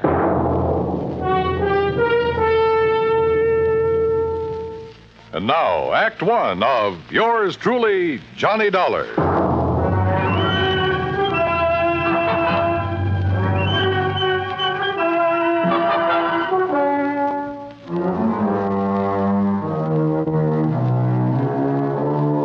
Expense account submitted by Special Investigator Johnny Dollar to the Providential Assurance Company, 393 Dewey Avenue, Hartford, Connecticut. The following is an account of expenses incurred during my investigation of the Mason-Dixon mismatch matter. Expense account item 1, $1.20, taxi from my apartment to the Providential building. The walls of Bert McGraw's office are covered with pictures of sporting events. And as I entered, Bert was preparing to hang another one. Oh, Johnny. Well, come in, come in. You ever see this? Who is it? Who? Well, it's me, that's who. The day I pitched for the Valdosta Lions. Struck out 10 of the cherry pointers that afternoon. Yes, sir. You win the game for him? Huh? I said, did you win the game for him? Oh. No, cheating umpire. Hey. Well, Johnny boy, you ready to join our little team? I don't know. The body of a girl being found on a beach, Mason identifying it as his daughter, then somebody else showing up. Henry Dixon. Yeah, and saying the same thing. Can't the authorities identify her? Haven't been able to yet. Neither one of those girls had their fingerprints on record? Nope. Well, what about dental work? Nothing to go on there either. Oh, brother. It's not going to be an easy one, Johnny. How long had the body been in the ocean before it was washed up? Well, they figure about 6 weeks. You know what that means. Yeah. Hello? Oh, yes, sir. I see. Uh-huh. Well, if it isn't the Mason girl... Yes, sir. Yes, sir, that's right. Thanks for calling, Captain. That was Captain Miller of the Newport Police. They find out who she is? No. So if it is the Mason girl, we're going to have to pay out $50,000 on the double indemnity clause. You aren't surprised, are you? No, I didn't think she died from a natural cause. But I didn't think it'd be from a gunshot wound either. What kind of a gunshot wound? A 38, right through here. How old did you say the Mason girl was, Bert? Oh, around 20. Dixon girl, too. Both of them pretty, full of life. At least they were. When did the Mason girl disappear? Oh, about 6 weeks ago. And the Dixon girl? Well, she's been missing about 3 months. Well, one of them's still alive. I'll try to find her. Bert gave me all the information he had on both the Mason and the Dixon families. I took a cab back to my apartment. That's expense account item 2. Item 3, $18.10 transportation, Hartford to Newport, Rhode Island. After checking in at the Ogden Hotel, I called Darla Mason's father, rented a car, and drove out to the Mason home on the beach. I was about to ring the bell when the front door opened. Hi. Well, hi. You must be Johnny Dollar. That's right. Come on in. I'm Joan Mason. Darla's little sister. Uh-huh. This way, Mr. Dollar. Mother's waiting for you in the den. Your mother? I thought my appointment was with your... Oh, my father's indisposed. Besides, Mother's the brains of this family. Of course, if you really want to know about Darla, you ask me. Maybe I will. You better. Mr. Dollar's here, Mother. Thank you, my dear. Come in, please, Mr. Dollar. See you later, Johnny. dreadful mistake my husband made has upset him so. I thought it best to see you myself. Just what mistake are you referring to, Mrs. Mason? Well, we've released a statement to the newspapers. I thought you had heard. No, ma'am, I haven't. You've made a trip over here for nothing, then. Oh? Yes, you see, my husband erred when he identified that body as being our daughter's. It couldn't possibly have been. Well, I know you're glad of that, Mrs. Mason. But what made Mr. Mason change his mind? I haven't changed it, Dollar. George, I thought you were going to stay in your room. Never mind. Dollar, any questions you want to ask, I'll try to answer them. Why, George Mason, you've been drinking. Only enough to take the bad taste out of my mouth, and you know what put it there. Don't look so mixed up, Jenny. I tried going along with you, but I got too weak a stomach. So here I am. I don't know what you're talking about. No. Listen, Dollar. Soon as they found out that girl had been murdered, my wife here decided it couldn't have been Darla. It isn't Darla, and you know it. Only thing I know is that you got a set idea good, proper people don't die nowhere else but in bed. Because this girl died like she did, because she was shot, you tried convincing me she ain't our daughter. Well, I won't hold still for it. That girl's Darla, no matter what that crazy Coot Dixon says. Me, or what Mr. you Dollar? say. Surely. You hear? You hear me, Jenny? Oh. Doggone woman. I get so mad at her. Oh, you want a drink, Dollar? No, thanks. A little early for me. Yeah, I guess I've had enough, too. Well, Dollar, no matter what way our girl died, she was a good girl. Never gave me a bit of trouble. Never lied, never ran around like some her age do. Oh, she was a real good girl. Mr. Mason, the police haven't been able to make a positive identification. I know that. Well, would you mind telling me why you're so certain that girl is your daughter? Oh, of course not. First thing, Darla had no reason to run off. She had everything I could give her. Charge accounts all over the place. Everything money could buy. So she had no reason to leave here like she did. Where was she last seen? At the Newport Yacht Club, at the bar. Younger daughter Joan saw Darla talking with a stranger. When she walked out of the club, it was the last anybody ever saw of her. Well, Mr. Mason, do you have a picture of your daughter that I could borrow for a few days? Yeah, I might be able to find you one. What do you want with it? I'm going to try to find her. You what? Dollar, you... Or find the Dixon girl. Oh, yeah, I see what you mean. Well, you might locate Ruth Dixon somewhere. Do you know the Dixons, Mr. Mason? No, I never heard of them before this happened. What about Ruth Dixon? Could Darla have known her? Oh, of course not. Are you sure? I mean, isn't it possible that in a small community like this one... No, it's not possible. Dollar, we're the Masons. Now, maybe that don't mean much to you or to me, but it means an awful lot to my wife. And for the time poor Darla was born, my wife drilled it into her. You understand? No, I'm not sure that I do.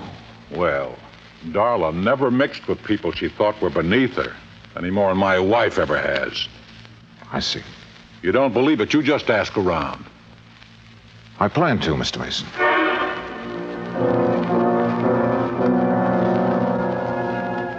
Mason found a small snapshot of his daughter. I took it and drove back to town. Expense account item 4, 10 cents, one phone call to Henry Dixon. 20 minutes later, I walked through the knee-high weeds that surrounded the Dixon home. Standing on the front porch waiting for me was a tall, thin man. Afternoon. Mr. Dollar? Yes, that's right. Well, I'm glad to know you. Sit down. It's such a nice day, I thought we could talk out here on the porch. Fine with me. Oh, Dollar. Yeah? Look, this whole thing hasn't been easy on my wife. Now, I've spent all day convincing her that I was mistaken, that the girl found on the beach isn't our daughter. You really believe that? Oh, I do, and so does my wife. And for the first time in days, she's almost her old self again. Henry? Oh, on the porch, Lucille. Mr. Dollar's here. Oh, my. It's a beautiful day, isn't it? Oh, Lucille, this is Mr. Dollar. Oh, pleased to meet you, sir. Thank you, Mrs. Dixon. Well, sit down, Mr. Dollar. Just anywhere. Oh, Henry built these chairs himself. I wanted to put them in the house, but Ruth, she just wouldn't have it. There. Yes, Mr. Dollar. I'm not at all sure why you want to see us. Ruth wasn't insured. We never could afford to take out a policy on her. Well, we did once for her college fund. You remember, Henry? Yes, but when I was forced to slow down, we had to cash it in. All except about $1,000, that is. Back in St. Louis, my husband was a school teacher, Mr. Dollar. A fine one. But the doctors made him give it up because of his heart. Oh, I see. How long have you folks lived in Newport? 5 years and 4 months. Mrs. Dixon, I imagine you remember just about everything that happened the day Ruth disappeared, don't you? Oh, my, yes. Well, did your daughter seem to be upset or emotionally disturbed in any way? No more than usual. Well, Ruth was spoiled, Mr. Dollar. Before Henry had to leave his job, we had the money to buy her nice things. Then, when we didn't have it, well, Ruth just never could get used to seeing her friends in their pretty new dresses. That's one of the reasons we moved to Newport, to get away from that crowd. Yes, we hoped she would find some friends on her own, financial level. Yes, some friends like that. But she wouldn't change. Did she know the Mason girl? Or ever talk about her? No, I can't recall that she did. Now, wait a minute, Henry. She did once. Oh, when was that? Oh, about the middle of March. They were having a dance where Ruth worked.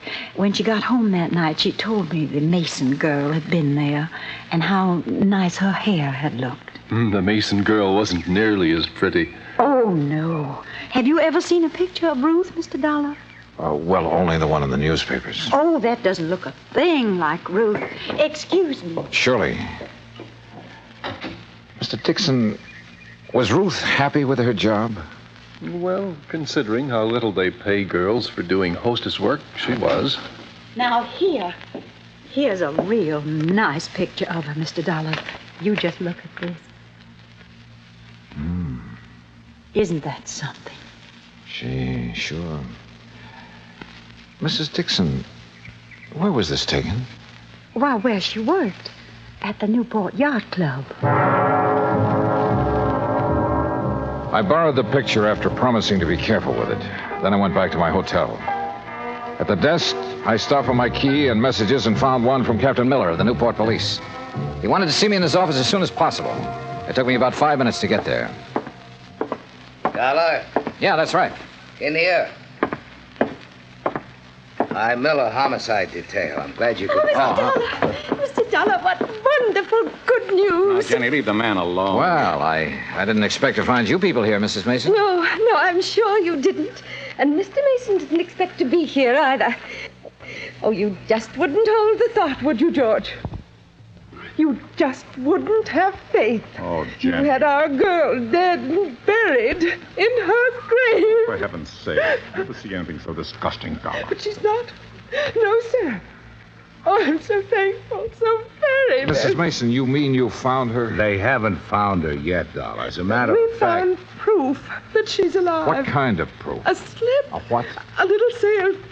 Oh, Mr. Dollar, I'm so excited. Calm down, Jenny, for heaven's sake. I'll What did calm you down find, when I'm Captain? ready to. I didn't Mason, find it, not Mrs. one Mason. second. Well, what is it? What is it? A bill from Kennedy's. That's a department store over in Providence. Oh, why don't you shut up, woman? Oh, Captain, what's a bill got to do with Darla Mason being alive? Just this. All the Masons have a charge account at Kennedy's. yes.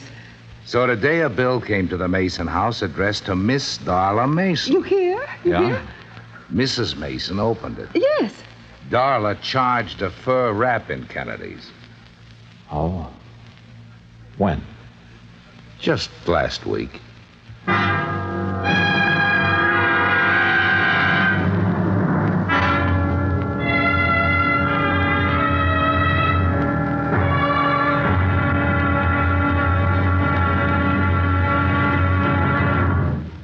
Act Two of yours truly, Johnny Dollar, in a moment.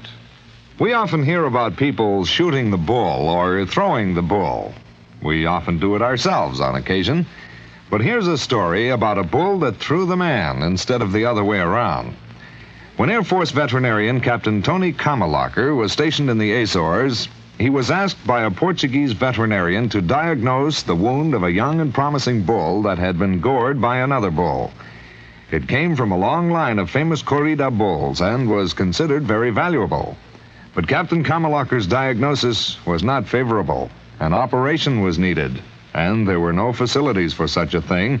Just the young captain's bag of surgical instruments, a few strong field hands to hold the animal down, and Mrs. Kamalacher, who acted as nurse. The operating table was a rocky field under a penetrating drizzle of rain. But Captain Tony Kamalacher couldn't be stopped with mere inconveniences. After giving the bull a dose of tranquilizers and a shot of local anesthetic, he proceeded with surgery. Just as the operation was completed, the bull came to life. With a mighty lurch, it leaped to its feet, throwing the field hands aside like sticks, and, for thanks, immediately charged at the surgeon. But Kamalacher escaped over a nearby stone wall. The bull recovered, and its grateful owner renamed it Kamalacher for its debut in the ring, where, Portuguese style, it is against the law to kill the bull. That's how a simple act of kindness brought about new understanding, a step on the road to freedom. The right of all men, everywhere. Now, Act Two of yours truly, Johnny Dollar, and the Mason-Dixon Mismatch Matter.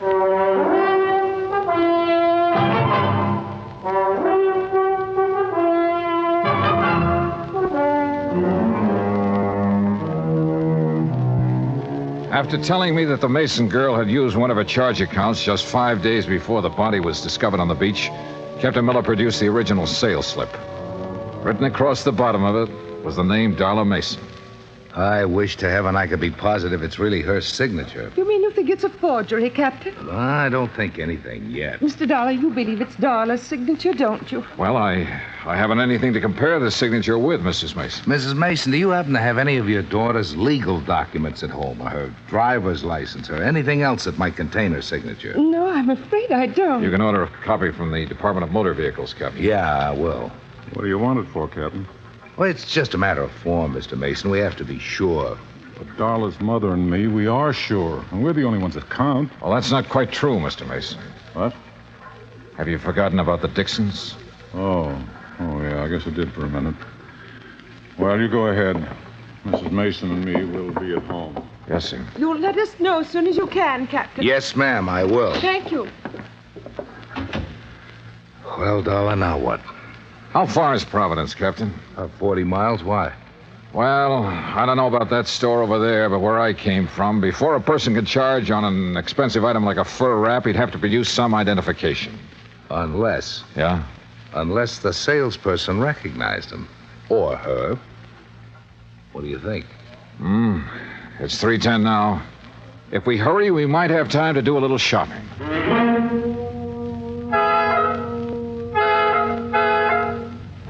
We made it in an hour and a half. The first salon at Kennedy's is on the second floor, back, away from the escalator. I remember her quite well, Mr. Dollar. And you're sure it was Darla Mason? Oh, yes, I know, because I was so surprised to see her. Oh, how's that? Well, I read the papers, Mr. Dollar. I knew she'd been away. Had you ever waited on her before, Miss Trumbull? No, I had not. Do you remember how she was dressed?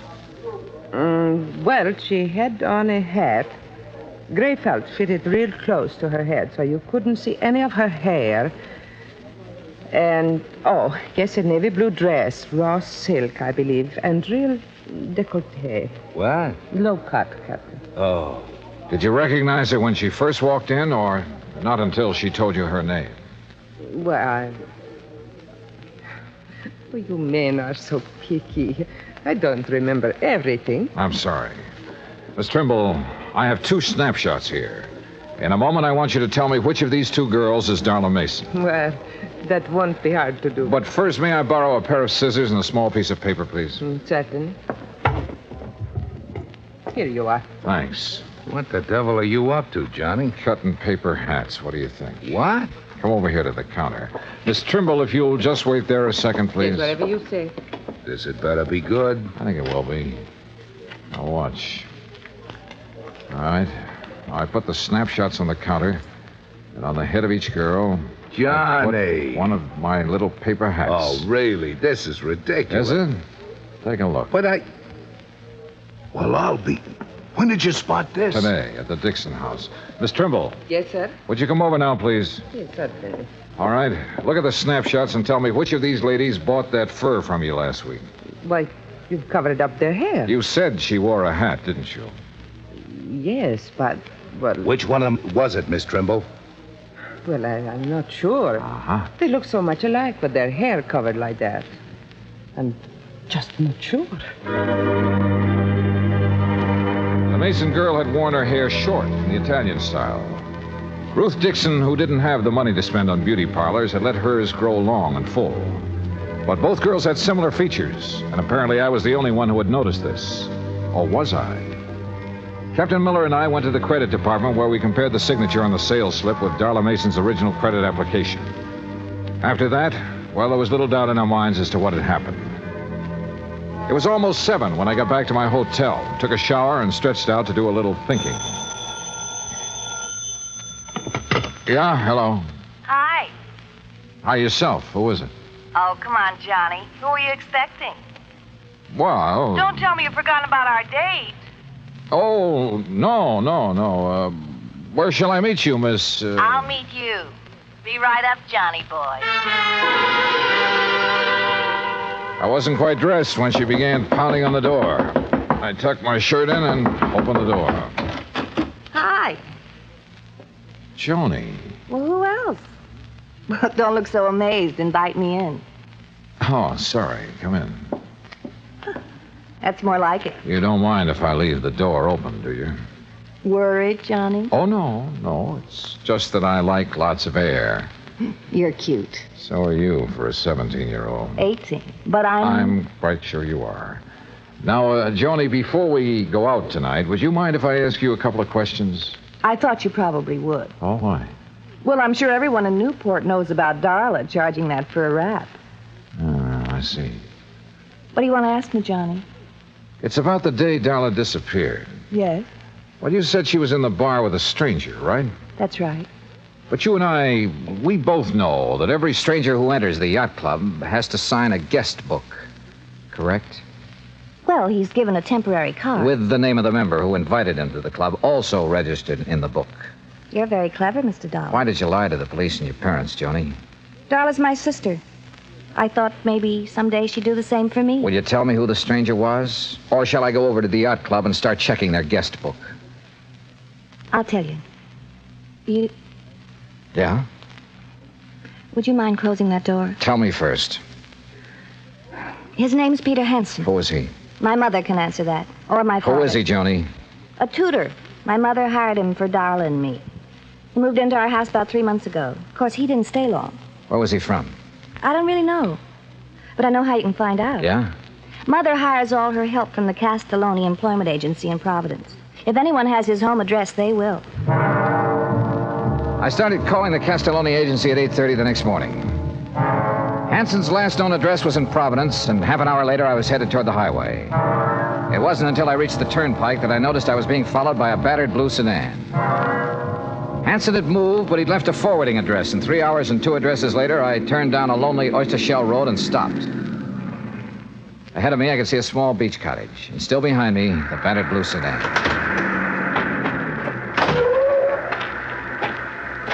You make it real easy for a man to follow you, Mr. Dollar. If I had known it was you, sir, I wouldn't have. I hope you don't mind my tagging along like this. Mr. Dixon. No, wait. I know what you're going to say. But let me say this first, Mr. Dollar. I've waited around, wondering if it was our girl you would find or the other one for so long. Well, I just couldn't anymore. I had to do something. You understand that, don't you? Yes, sir, I think I do. Good. Well, then, you go on about your business, and I won't bother you.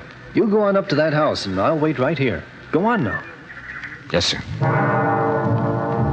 I wasn't sure who or what I would find in that beach house, but I was sure no amount of talk could persuade Mr. Dixon to leave until I did. I knocked on the door for a good minute before it finally opened. Yeah? Mr. Hanson? Yeah, what is it? My name's Dollar. I'm an insurance. Insurance man. Oh, I thought you... Honey, it's just an insurance salesman. Look, Dollar, even if I had the money, I wouldn't buy any insurance from you. You come around too early. You didn't let me finish. Huh? I'm not a salesman. I'm an investigator. Oh. Hey! Oh, give it up, Hanson. No! Honey! Honey! Honey! Pete, don't let him. You can't stop me, Hanson. You want to bet? Yeah. Kill him, Pete. Kill him. Pete, no! Oh, Pete. Oh, Pete. You'll be all right. Why did you have to find us? Why? Why did you disappear? You know how much trouble you've caused? I can read, I know. It didn't bother you? Your family not knowing whether you were dead or alive? Not a bit. I'd be happier if they thought I was dead. Oh, Dolly, you don't mean that. I proved it, didn't I? I'm not sure. Why did you disappear? Because I was bored. Tired and sick of living like my family makes me live. And how's that? Come out here. You see those birds? The seagulls, yeah. Beautiful, aren't they? You know why? All right, why? Because they're free. Because they can live any way they want with no responsibilities, no reputation to worry about. Oh, boy, how I envy them. Mr. Dollar. We're around back, sir. All right, now you tell me something. Sure. How'd you know that wasn't me they found on the beach? Because of that fur wrap you charged at Kennedy's. But how did... I told them to send the bill here. They didn't. It went to your house. Oh, no. Somebody sure goofed. Yeah, Dollar. You sure did. Mr. Dollar, are you all right? I thought... Oh. Mr. Dixon, Mr. Dixon? Yes, darling. He followed me here hoping I'd lead him to his daughter. Oh. Gee, Mr. Dixon, I'm sorry if there's anything I can do. My daughter was fine. Decent. But you... Oh, Mr. Dixon. After what you did to your parents and to us, making us wonder for so long, not knowing whether it was you or our daughter who was dead. Believe me, I wish it were you.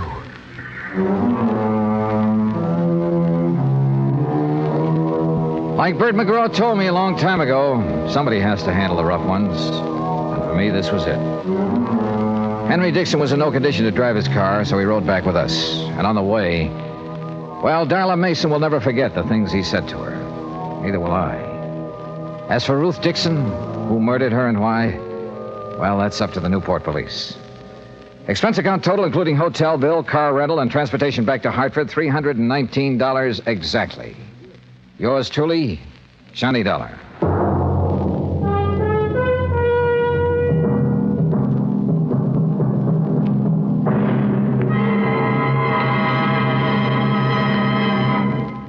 Now, here's our star to tell you about next week's story. Next week? Well, I suddenly found out there was more to this case I just finished. More. The really tough part. Join us, won't you? Yours truly, Johnny Dollar.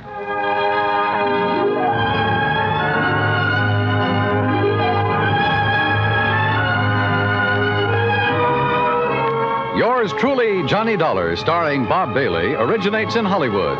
Written by Charles B. Smith, it is produced and directed by Jack Johnstone.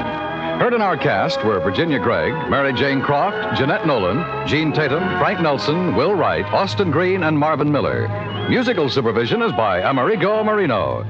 Be sure to join us next week, same time and station, for another exciting story of yours truly, Johnny Dollar.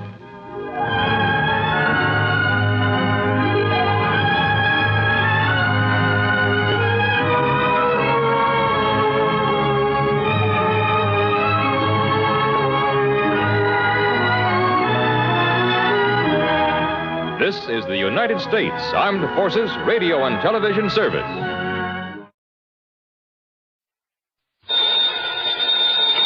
Johnny Dollar. This is Fred Porter, Johnny. Miniatures. Miniatures? You know those tiny paintings, portraits usually done on porcelain? Oh, yeah, I know what you mean. But I don't think I ever heard of any Reimer collection. There are half a dozen of them stolen from the Reimer galleries in Philadelphia. Cost us something over $20,000 insurance. Never found them, huh? Well, here's the thing. I just got a phone call from Wilbert Reimer. He wants to see you just as quickly as possible. About those miniatures. He wouldn't say, Johnny, but I'll bet on it. and he insisted that you and only you be brought in. Huh. Funny, since I had nothing whatsoever to do with the case. Why not, with your reputation? But I thought you usually had a staff man Plus that took the care. fact that our company investigator at that time was Jerry Pitcher. Jerry Pitcher? Yep. The one who was suspected of complicity in some of the cases he was supposed to be investigating? That's the one. Well, wasn't he suspect in that robbery? Yeah, but neither we nor the police could ever pin anything on him. All we could do was fire him and warn the other insurance companies to look out for him. Fred. Yeah? Any idea where Jerry Pitcher's operating now? Not the least. After the Reimer episode, he simply disappeared. There was talk of his having skipped the country, but nobody was sure of it. I wonder if Reimer's suddenly got a lead on him. There's one way to find out. Okay, Freddie, I'll grab the first train.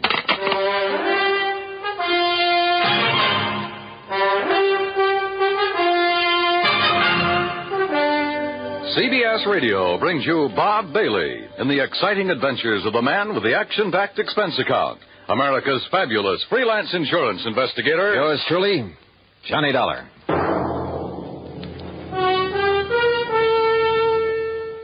And now, Act One of yours truly, Johnny Dollar.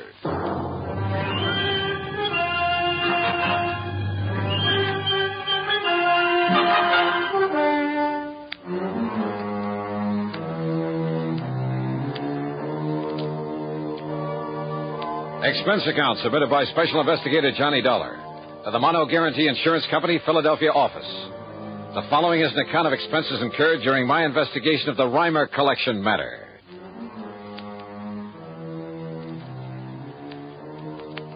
Expense account item 1, $8.25 train fare and incidentals, Hartford to Philadelphia, PA. Item 2, 70 cents for a taxi to the Reimer Galleries over on Walnut Street. Mr. Reimer turned out to be short, slightly gray, and very, very British. Let's go into my office, Mr. Dollar, where we can talk undisturbed. Yeah, sure, Mr. Reimer. Well, the art business must be pretty good with a crowd like this in the store. Pardon me, miss. In here, please. Hey, thanks. Well, the gallery is rather well patronized this morning, isn't it? Will you sit down, please? Thank you. I must say, Mr. Dollar, that I many times wished that you had been assigned to the case when these priceless miniatures that I brought to me from Europe were stolen a year ago. Oh, how so? Well, they were so vastly uninsured, sir. A man of your capabilities would have been able to find them for me. Yeah? Maybe. You, instead of that Jerry Pitcher. I understand that, although nobody could prove anything, you suspected him of somehow being involved in that loss. Oh, yes. If only because of his failure to investigate it properly. But now look here, son. This check has a direct relationship with the unusual number of people visiting the gallery this morning. Uh-huh. This check was made out by you? Yes. I intend to put it in the mails before the day is over. To the Mono Guarantee Insurance Company. $4,050? The exact amount I received for the loss of one of the miniatures, a genuine Pellegrini. But you collected something like $20,000 in all. On the 6th it was stolen, yes. But now, suddenly, and most mysteriously, the Pellegrini has been returned to me. What? And, of course, the people out there in the gallery, most of them connoisseurs, would be interested in seeing it again, wouldn't they? Yeah, I should think so. As a matter of fact, I've already found a buyer for it. Who? Mr. Charles Cunningham, one of my regular clients. Well, just how did you happen to get this one back? 2 days ago, when I opened the place, I found it lying inside the door, on the floor, under the letter slot for the morning mail. Just lying there? But it was wrapped in a bit of coarse wrapping paper, the sort a greengrocer might use, and it was tied up with a piece of dirty string. No note or anything with it? Nothing. They're very mysterious. But why was it returned? Who knows? Would you call it a pretty well-known piece, one that might easily be recognized? Oh, definitely. And of course, there were pictures of it in the papers and of the others at the time that they were stolen. In other words, anybody having it stood a pretty good chance of being caught if he tried to sell it. But that does seem to be a logical conclusion, doesn't it? Yet there's always the black market. I mean, abroad, in Paris. A lot of fine art that was stolen during the war has suddenly shown up over there. Yes, and I understand that otherwise perfectly honest collectors haven't hesitated to purchase it. Things taken from the Louvre, from various museums in Germany, and... Hello, but Mr. Dollar, if the thief were caught smuggling the miniatures out of this country... Yeah, I know what you mean. But now, why return these to you? One of them, Mr. Dollar. Okay, one of them, but why? Well, there is, of course, one possibility. Yeah? Like what? If the thief himself were a connoisseur, one who would fully appreciate the value of the miniatures, well, I'm certain that he would never bring himself to simply destroy them. That is, after realizing that he couldn't very well dispose of them without being caught. So rather than destroy them, he decided to give up and return them to you? Well, it is a possibility, isn't it? But he returned only one of them. And, of course, this theory of yours rules out Jerry Pitcher. Well, yes. But it's puzzling, isn't it? Yeah. Wait now, the paper and the string you found wrapped around it. What? Where are they? I'd like to see them. Well? Oh, how utterly stupid of me. What do you mean? I'm afraid I threw them out with the trash, Mr. Dollar. It was taken away yesterday. Oh, great. You might have found fingerprints on them, mightn't you? Yeah, and they might have given us a lead on whoever stole those things in the first place. I'm terribly sorry. It was terribly stupid of me.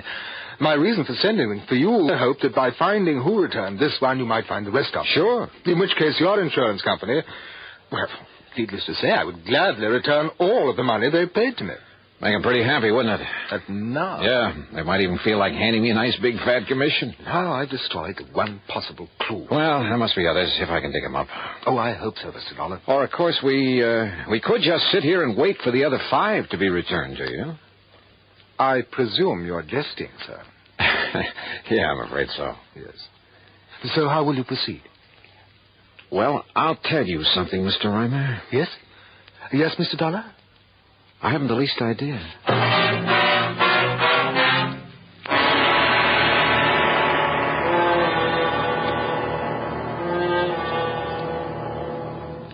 And now, Act 2 of yours truly, Johnny Dollar, and the Reimer Collection Matter.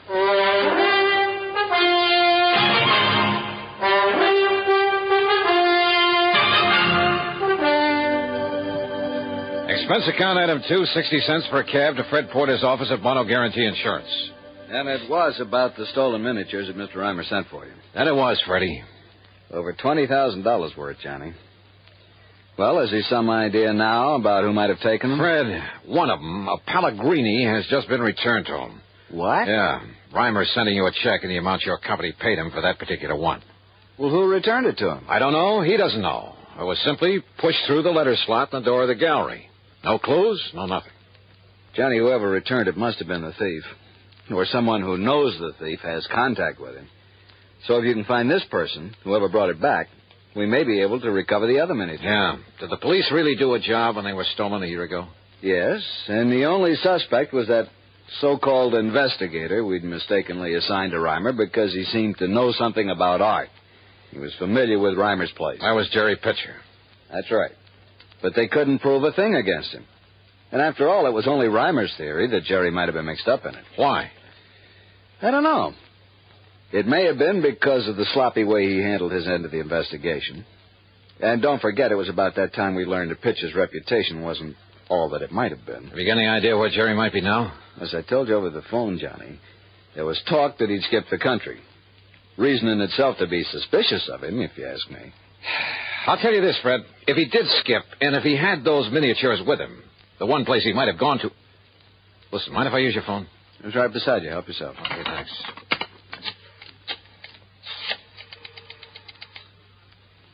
Hello, operator. I want to put through a call to Paris, France. Paris? Johnny... Just take it easy, Freddie, and stay close to this phone so that you can hear.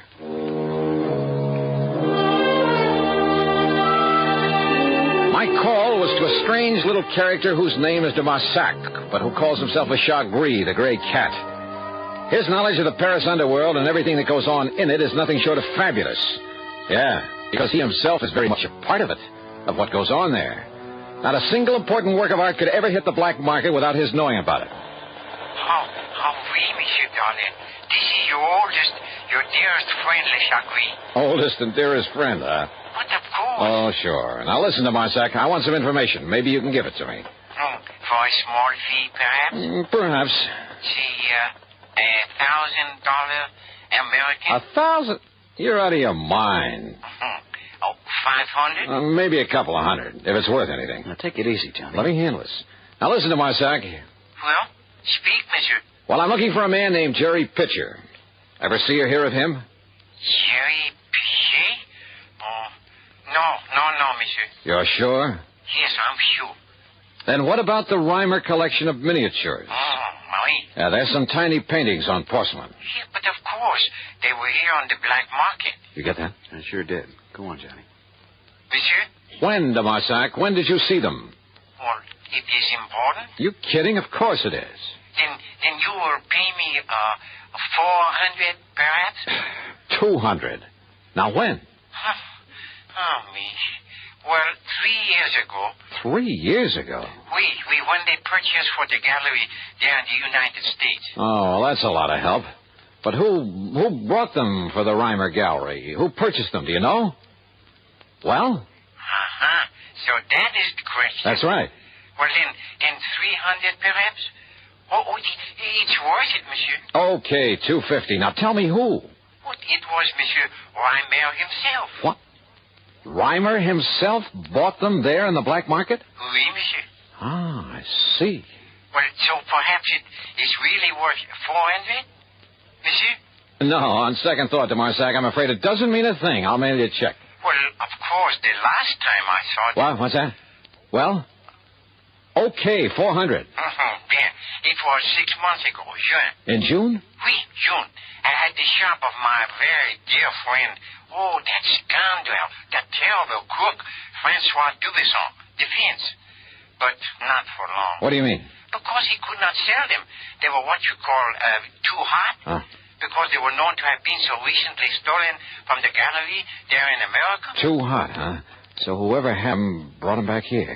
You see, monsieur? All right, de Marsac. Who was that fence, that Dubosson? Who was he trying to sell them for? This man Pitcher? Oh, no, monsieur. I told you I never heard of him. Well, who then? Well, alas, I do not know. And with a clever man like Dubosson, well, perhaps for you, my oldest, my dearest friend, and it might take some time and expense. Then no bother, yet. Well, monsieur... Forget it. I'll send you a check. Only you can send it to him, Fred. Save putting it on my expense account. Oh, wait a minute, Johnny. If he can find out who was trying to peddle the miniatures over there... Oh, you underestimate Le Chagris. What? If he's seen them, he knows what they're worth. So what? By the time he got that information, you'd have to pay him $1,000, maybe $2,000. Well, even so, Johnny, if it leads us to the thief and the other miniatures that were stolen... Leads us to him or merely tells us who he is? What's the difference? And I thought you were convinced it's Jerry Pitcher. Well, who else? Why? I don't know. Ask the police. Ask Reimer. Maybe I will. Or maybe I got a better idea. Item 4, $1.50 for a taxi out to the Museum of Art, where I finally ran down one of the curators, a man by the name of Kingman. Well, of course I know the Reimer miniatures, Mr. Dollar. Priceless. And such a shame that they've been lost to the world of art. Stolen. Yeah. Oh. Stolen by a fool. How do you mean, sir? Well, I mean, the thief would never dare to try to sell them, but such well-known pieces, anyone, anywhere would recognize them, would see that he was brought to justice. Maybe. How much would you say those 6 little paintings are worth? About? 2 or 3 years ago, not very much. But now that their history is known, well, this often happens with works of art, Mr. Dollar. How much, Mr. Kingman? Well, somewhere, I would say, that is, if they're ever found. Yes? Somewhere in the neighborhood of $200,000. You're serious? Well, among them is a body, for instance, and a genuine Pellegrini, yes. A Pellegrini? Pellegrini the Elder. And one of our wealthy collectors, Mr. Charles Cunningham, would pay almost... Listen, do you know where I can find him? I believe I have his address and phone number in my office. Good. Come on. But why all this interest, Mr. Dollar? I'll tell you about it on the way to your office, Mr. Kingman. Item 5, 10 cents for a phone call, only to learn that Mr. Charles Cunningham was out of town for the day. So item 6, $14 even, is for a dinner, a room, and some breakfast at the Bellevue Stratford. Then early the next morning, item 7, another dime for another phone call. Insurance investigator, did you say? That's right, Mr. Cunningham. Well, what can I do for you, Mr. Dollar? Just answer one question, please. How much are you paying the Reimer Galleries for a Pellegrini miniature? You mean the one that was stolen a year ago that has been recently recovered? That's the one I mean. What's the price? Oh, well, now, I'm afraid that's something. How much, sir? It was a private sale, Mr. Dollar, a confidential transaction, and, Well? I don't know whether you realize it or not, but only recently has the value of those miniatures become... Yeah, I know all about that. How much, Mr. Cunningham? Now, look Or would you rather be hauled in as accessory to a fraud? Oh, it probably is. But you said I might be involved in a fraud. How much? I am giving Reimer $20,500 for it. Maybe you'd better call your bank and have them stop the check. Stop the Thank you, Miss check? Cunningham. It looks as though my hunch was right. What? Goodbye, sir.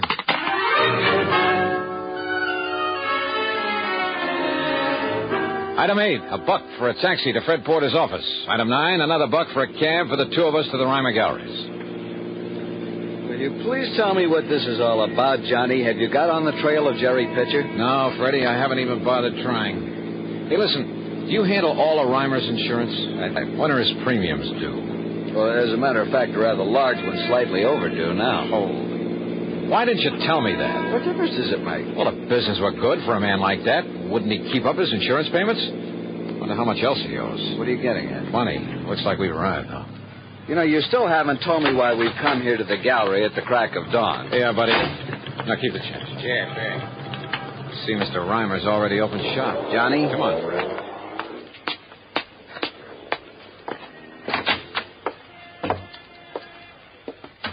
Well, Mr. Reimer. Oh, Mr. Dollar, I am indeed glad to see you. Indeed. Indeed.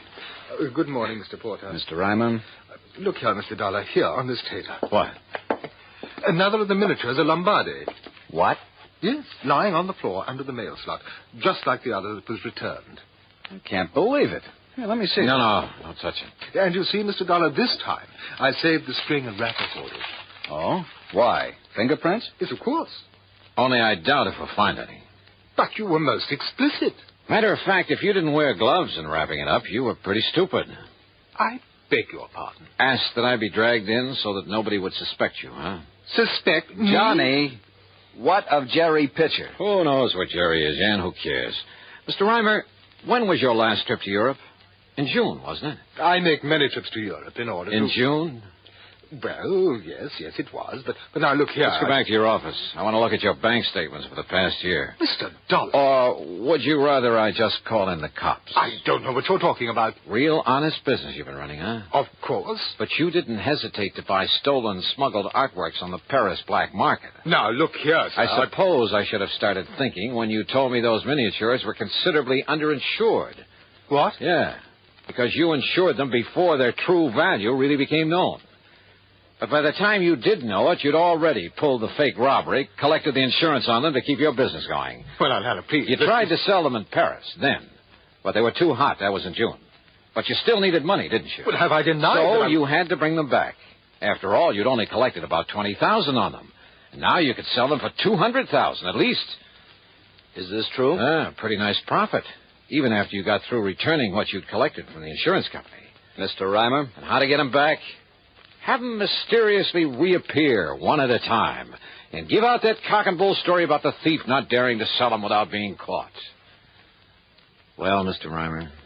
Well, do you think, if I produce the others, if I write and sign a full confession, the authorities will be more gentle with me?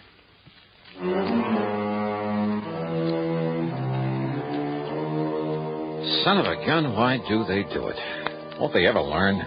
What's the matter with people, anyhow? Some people, that is. Oh, well, expense account total, including the trip back to Hartford, $35.50. And Freddie, don't forget, a nice fee on this one, as well as a check to Le Chagris over there in Paris. Yours truly, Johnny Dollar.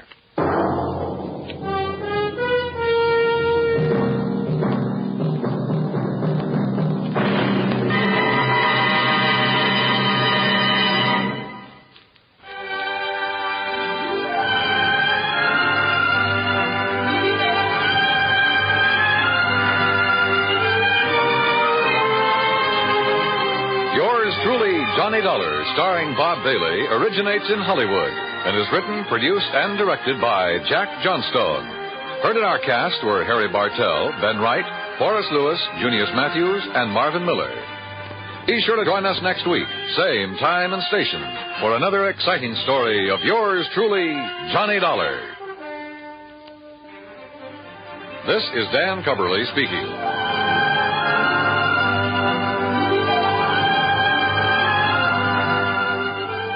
Johnny Dollar has come to you through the worldwide facilities of the United States Armed Forces Radio and Television Service.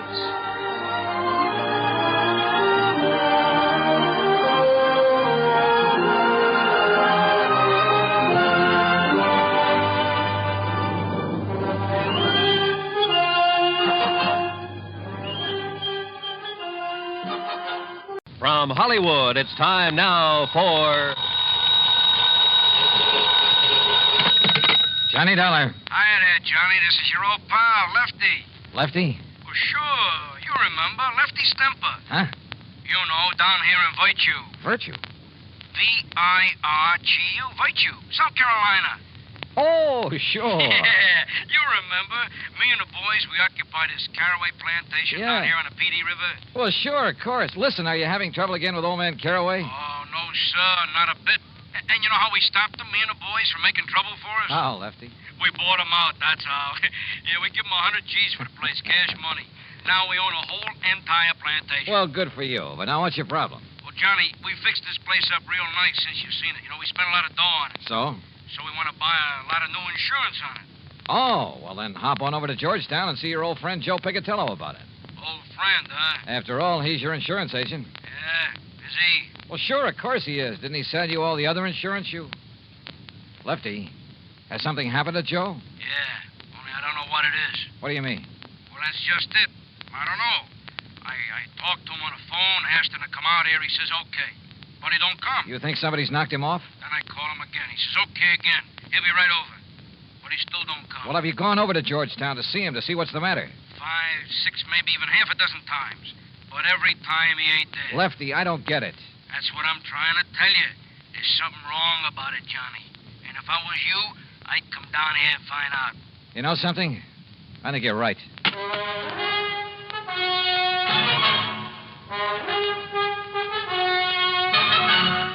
Bob Bailey in the exciting adventures of the man with the action-packed expense account, America's fabulous freelance insurance investigator. Yours truly, Johnny Dollar.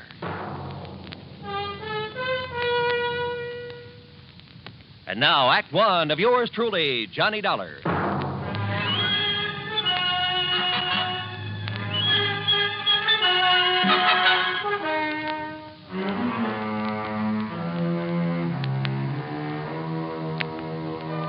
Expense account submitted by Special Investigator Johnny Dollar to the Continental Insurance Company, Home Office, New York, New York. Following is an account of expenses incurred during my investigation of the Virtuous Mobster matter.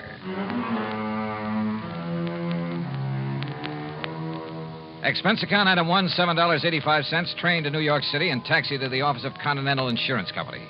Fortunately, my contact there, Ben Orloff, was in. Come in, Mr. Dollar, come in. Thanks. How are you? Sit down. Thanks. Now, Mr. Orloff... Wait a minute. Don't tell me you never received that check for your services down in South Carolina. Oh, yes, I got that. Why, I had that mailed out to you nearly 2 months ago. Yes, I said I got it. Oh, good.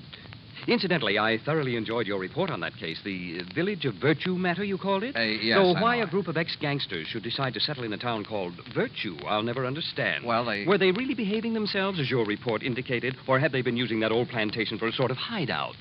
Their records have been clean down there for over 20 years now. Is that so? Well...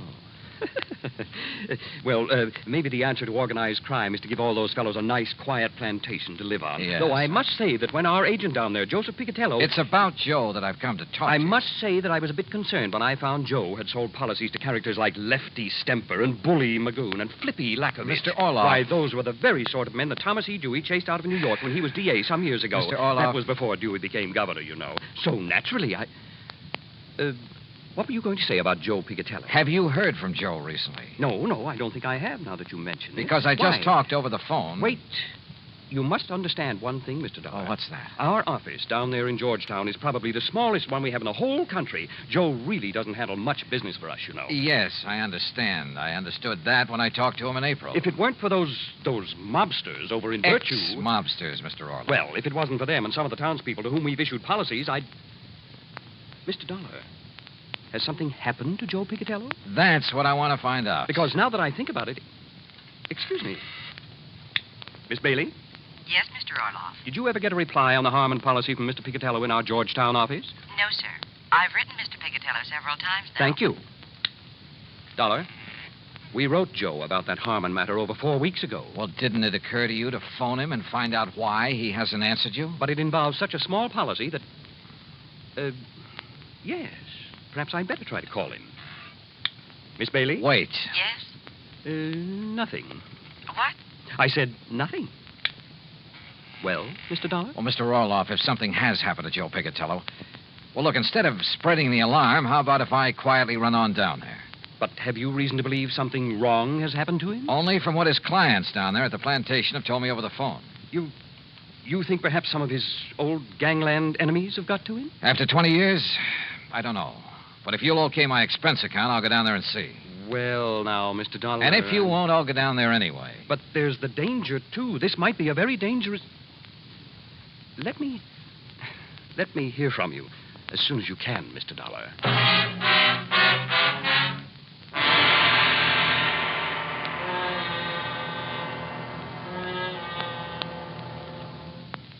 Act 2 of yours truly, Johnny Dollar, in a moment. And now for another episode in the life of Sergeant Donald Bellwether, my husband.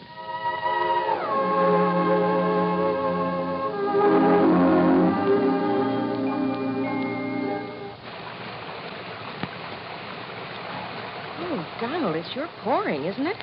Can you see all right? Oh, yeah, I can see. Those windshield wipers are operating with mechanical perfection. You notice there are no more streaks either since I put on the new rubber blade. You know, I think every driver should have his windshield wipers in good order. It's much safer. It would be much safer if everyone would slow down during wet weather like my husband is doing right now. Just being cautious, Reba. We don't want an accident in this downpour. We don't want an accident any time. Yeah, that's for sure. Well, the experts say that accidents just don't happen. Something causes accidents, and that cause can be prevented. By the way, dear, in what kind of weather do you think most accidents occur? Oh, I'd say in rain or snowy weather or slippery weather when visibility is impaired. That's the wrong answer, dear. Wrong? Are you serious? Statistics show that 8 out of 10 accidents occur when the weather is clear or with a cloudy overcast. Are you positive? I wonder why. Well, here's our house bill. Oh, yeah. Now, you sit right here, Reba. I'll get out with the umbrella, and then I'll come around and open your door. All right, honey. I wonder why. Wonder why what? Why 8 out of 10 accidents happen in clear weather? Oh, well, I don't know for sure, Sergeant. But I do know that you drove very carefully tonight in the rain. Thanks. Now, if everyone drove as carefully during clear, dry weather, there'd be less accidents, I'm sure. Hey, that must be it. People automatically get cautious in the rain and snow. Too bad they don't stay that way in good weather. You will, won't you? I mean, drive safely in good weather, too? I promise. Oh, that's my Donald. That's my doll.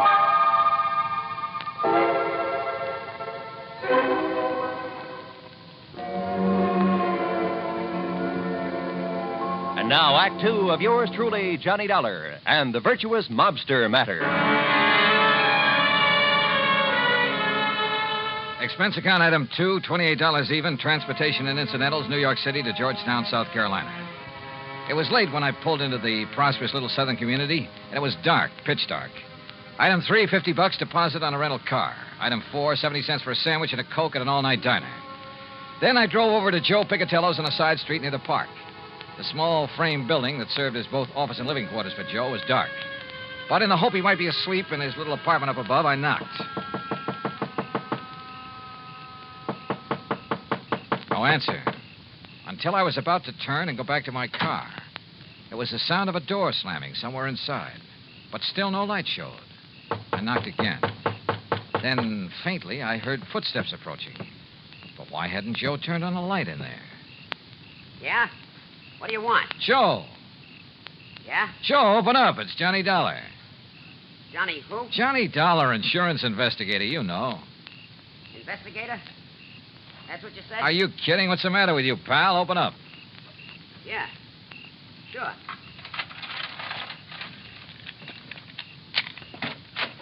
Hiya, Joe. What's the idea of no lights in here? You forget to pay your bill or something? Maybe. What do you want? What? Investigator, you said, Willie. Did you hear that? Willie? Yeah, I heard. Hey, what is this? Don't move. Huh? Oh, no, you don't. Oh.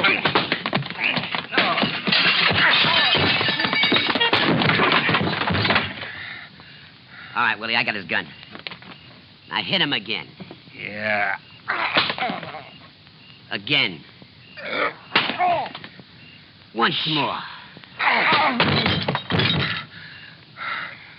Okay. There he is, out like a light. Yeah. What do you want I should do with him now? Huh? You crazy, Willie? You mean you don't know?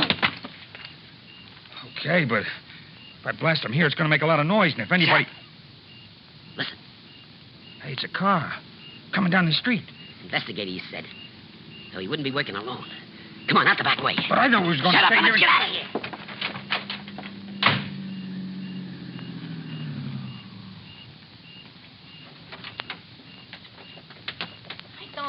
I don't see no lights on, Lefty. Well, maybe Joe's went to bed, if he's there. He didn't answer the phone when you called him. Listen, Flippy, Johnny Dollar told me I should come down here and look for Joe myself. So come on, we'll see. Oh, well, whatever you say, Lefty. Only I thought that Johnny was coming down here himself to... Huh? Hey, look, this door's open. Yeah, you look what I stepped on.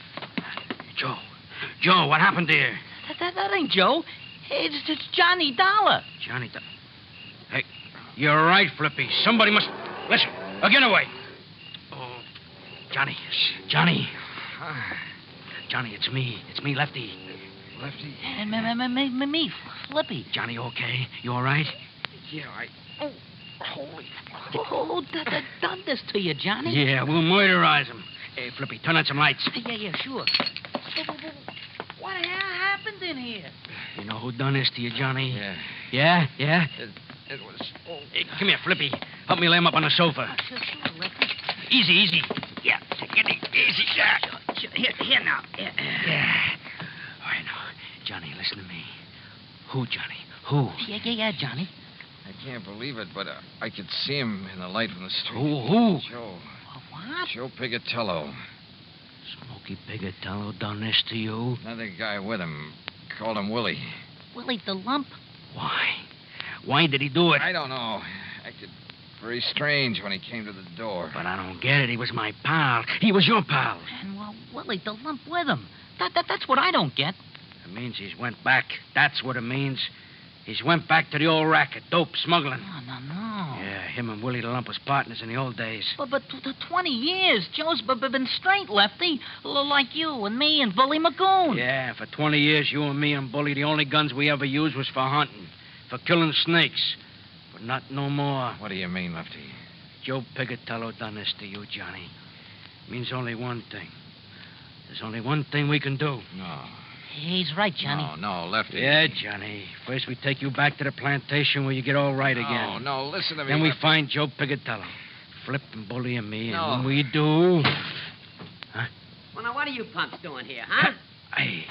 Joe. That's right. Who'd you expect? What's the big idea? All right, don't move. Because, Joe, I'm going to blast your head off. Act 3 of yours truly, Johnny Dollar, in a moment. Do you know who said, every individual in society has certain powers, rights, and privileges which no other individual can justly abridge or destroy? Those words were written by Noah Webster, the man who compiled America's first great dictionary. Mr. Webster knew that if the country which he had seen come into being were to succeed, the rights of the individual have to be protected. Each person is entitled to certain basic rights, powers, and privileges which must not be taken away because of the whim of someone with greater power. In the United States, the individual is important regardless of his wealth, power, or position. The importance of the individual is closely linked to the American tradition. Remember the words of Noah Webster. They are part of your American heritage. The rights and privileges of the individual must be preserved. And now, Act 3 of yours truly, Johnny Dollar, and the Virtuous Mobster Matter.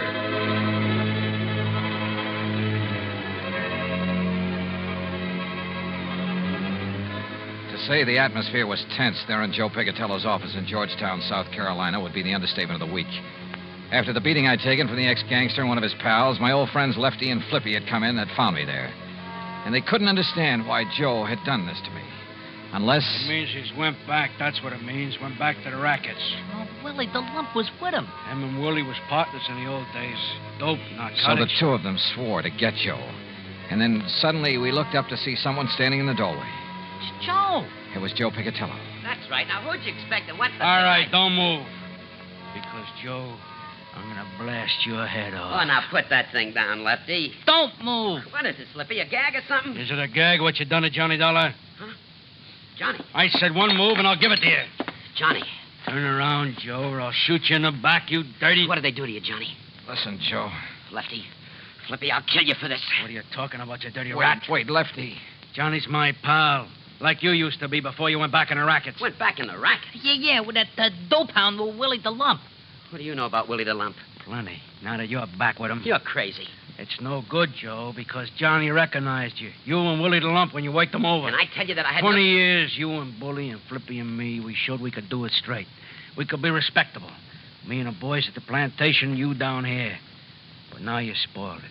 You ruined it for all of us. Look, will you listen? So don't move. We made a deal. You and me and the boys. 20 years ago. If anybody slips, anybody breaks up our respectable life, he gotta go.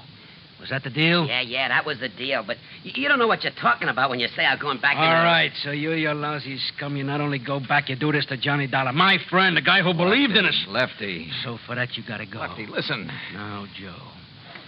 Right. Lefty. Give me your gun, Lefty. No, Johnny. That was the deal. You ever use a gun on a man, you'll go up for the rest of your life. Johnny, it's for you. I'm killing him. Hand it over, Lefty. Okay, thanks. You see, it wasn't Joe who worked me over. What? I thought it was. It looked like him. It sounded like him. Then it was him. Look at his hands, his face, his clothes. Is this the man I fought with in here 5 minutes ago? Sure, maybe I did get the worst of it with two of them on top of me. But believe me, I cut them up some, too. He's right, Lefty. Yeah, but then I don't... Look, if it wasn't him... The twin. The twin. You're right, Lefty. It must be the twin. The twin here? All right, boys. Let me in on it, too, would you? Shep Larko, the twin they called him. That's what the law called him. Call him and Joe, the twins. Because they looked like each other. They talked like each other. There was always the alibi for each other. But what's Shep Larko doing here? I can't tell you, Flippy. Not yet. All right, Joe. All right. I believe you about not working over Johnny here. Because of what he says about you and me, it must up. But if you and Shep are back in the racket... I'm not, Lefty. That's straight. No? All right, then tell me. Where you been? I can't tell you. 3-4 weeks now, we don't know where you are. The insurance company don't know where you are. Well? I can't tell you. Now listen. You listen. You listen. If Shep and Willie have been here, they'll be coming back. Why? Yeah, Joe. Why? I can't tell you. I can't tell you. All right. Listen. We're listening, Joe. The Secret Service. Huh? Well, after those killings up in Baltimore. During that smuggling job? Yeah, Johnny. They knew the twins, Shep Larko and Willie. Well, the boys in Washington knew they did it. But they didn't know where to find them. Well, go on, Joe. So they spread the word. The Secret Service spread the word. That I knew where Shep and Willie were. That I would lead them to them. You knew where they was, huh? No, but the law boys knew that'd flush them out. Get Shep and Willie out looking for me. Gunning for me. And the Secret Service didn't keep you undercover? Yeah, until today, back in Washington. But I talked to you on your phone right here. Oh, the line was rigged through to Washington. You said until today, Joe. Yeah, because Shep and Willie didn't show. The law boys had to make them show. So then they sent you here as living bait? Yeah. And they passed the word that you'd be here? That's it, Johnny. That's why Shep and Willie were waiting here when you came. That's why they'll come back now that I'm here. Boy, you stuck your neck out for the sake of going straight. I couldn't help myself. The Secret Service rigged it on me. Guy named Phillips. But now you're all in it. So, Flippy, turn out the lights. Yeah, and let's get out of here. No. What? Oh, listen, we was crooks, but never killers. But it's killers that's coming to get Joe. What do you mean, Lefty? But they won't. And they won't get you, Johnny. Sorry, Lefty, I can't move. Then we're staying. For you and Joe. Yeah, right. So turn out the lights, Flippy. You're too late, boys. Shep. The twin. That's right. Your old pal, Shep Larko. Keep a rat on him, Willie. Don't worry, Shep. Investigator, huh, Dollar? Only at Secret Service, ain't it? Is it? I knew we should have killed you when we had you, Dollar. But we thought these boys driving up was reinforcements. Ha! Reinforcements. We should have known the Secret Service wasn't that bright. All right, Willie, frisk him while I keep this gun on him. Sure. Don't none of you try nothing. Not Dollar. We got his gun. Oh, okay. Just what do you intend doing, Shep? They're clean, Shep. What do you think? All right, Joe gets it first. Put your gun up close so it don't make no noise. Go ahead, Willie. Yeah.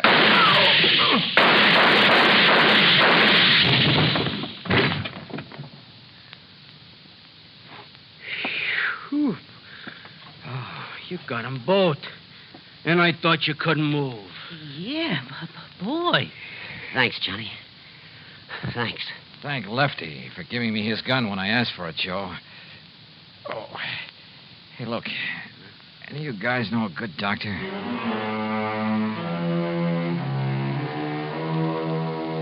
Yeah, I've said it before and I say it again.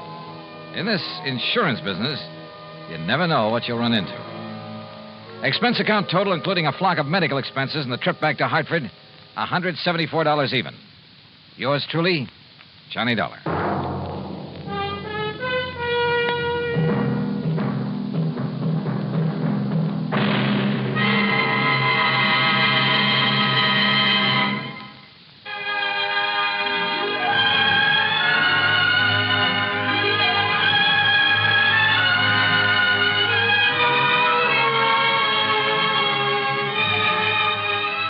Yours truly, Johnny Dollar, starring Bob Bailey, originates in Hollywood and is produced and directed by Jack Johnstone, who also wrote today's story.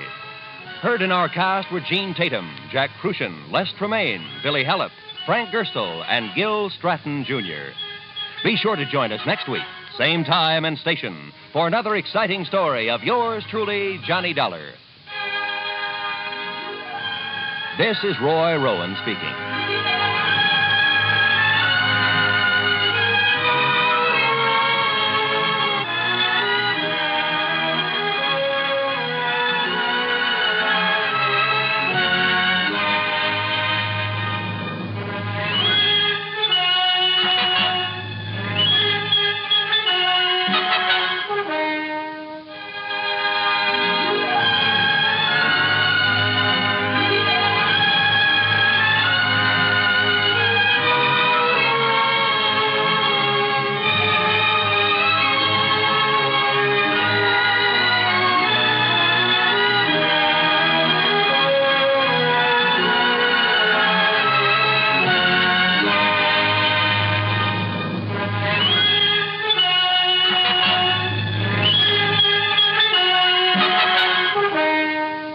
Yours truly, Johnny Dollar, has been a presentation of the United States Armed Forces Radio and Television Service.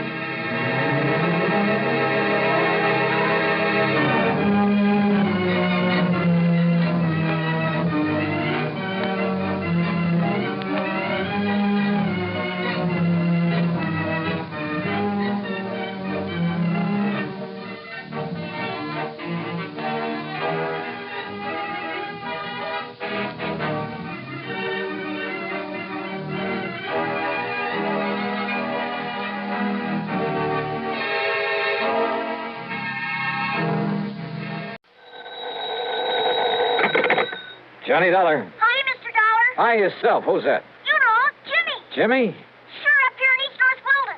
East North what? And I saved up the money for this long-distance call for my newspapers. Use my own money, because it's very, very important. Oh, well, I'm sure it is. But now you haven't told me Jimmy who. Jimmy Carter. You remember the artist. Artist? I helped you solve that case about the crook you were looking for up here. Remember? Oh, sure, in East North Weldon, Massachusetts. Yes, sir. Well, what are you calling about, Jimmy? I can help you solve another case, Mr. Dollar. Can you? What kind? Well, it's murder, Mr. Dollar. What? Yes, sir. Murder.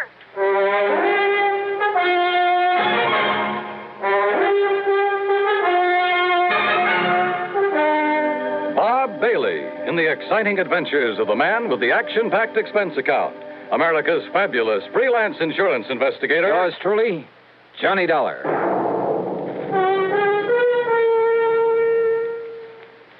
The station to which you're listening right now is an affiliate of the CBS Radio Network. That fact makes several important differences in the kind of radio service you receive whenever your dial is set here. Take the matter of news. Over this station, you hear frequent reports gathered by the foremost broadcast news organization, CBS News. Reports supplemented by the perspective commentary of such distinguished newsmen as Edward R. Murrow, Lowell Thomas, and Eric Severide. In addition, of course, this station provides you with late local news so that you may keep up with what's happening in your community. You hear top dramatic programs, comedy, variety, and music to fit your every mood. In addition, this station provides you with further listening entertainment, courtesy of your favorite local broadcast personalities, plus the cream of today's crop of top songs. Well-balanced, highly listenable broadcast fare can come to you only through teamwork, the kind of teamwork made possible by the combined resources of CBS Radio and this station. And now, Act One of yours truly, Johnny Dollar.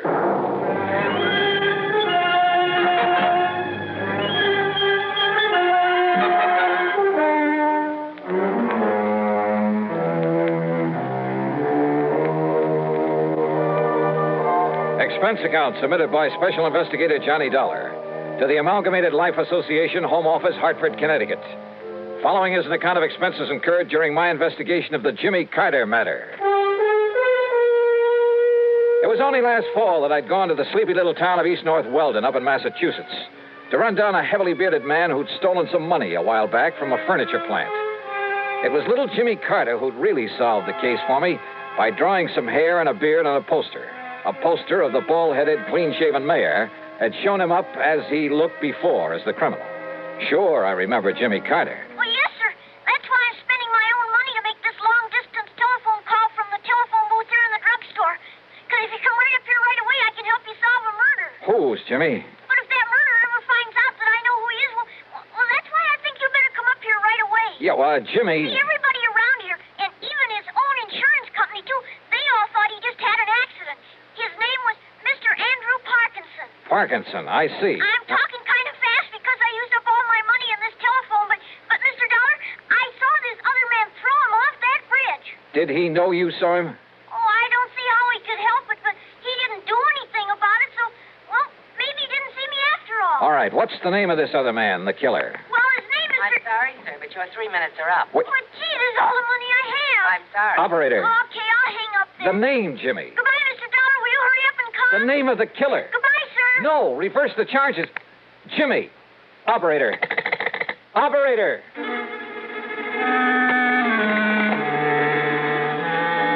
Expense account item 1, 10 cents. Phone call to the Auto Club for some route information. Item 2, another dime for a call to Pat McCracken at Universal Adjustment Bureau. It was pretty early in the morning, but fortunately he was in his office. Yes, Johnny? Hey, Pat, listen. Yeah? I'm driving up to Massachusetts fast as I can. Well, good for you. Listen, will you? What? Andrew Parkinson. Get that? Yeah, Andrew Parkinson. What about him? Well, he died that is... He what? He died, and, well, it was supposed to be an accident, but well, anyhow, he's dead. Johnny, easy. What's this all about? I want to know who his insurance company is. You're a clearinghouse for that sort of information. That's right. Well, will you see if they have a representative or an office up in East North Weldon, Mass? East North Weldon? That's right. It's just east of North Weldon. Oh, no. You know, up north of Fitchburg. Oh, that place I have heard of. Well, somebody in that company called it accidental. But listen, I have reason to think it wasn't. What? So if I can contact whoever it is up there, and listen, Pat, there may be a kid's life at stake. Johnny, this is about as confusing as anything. Yeah, I know. I'm sorry. Just get me the name of the company that insured the life of Andrew Parkinson. Well, whatever you say. Good. But it may take a couple of hours. Okay, just get it for me. I'll call you when I get up there.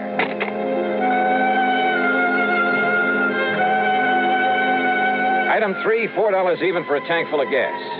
By the time I got to Fitchburg, it was a little afternoon, thanks to a slight argument with a highway policeman along the way. I made another phone call. Item 4, 55 cents.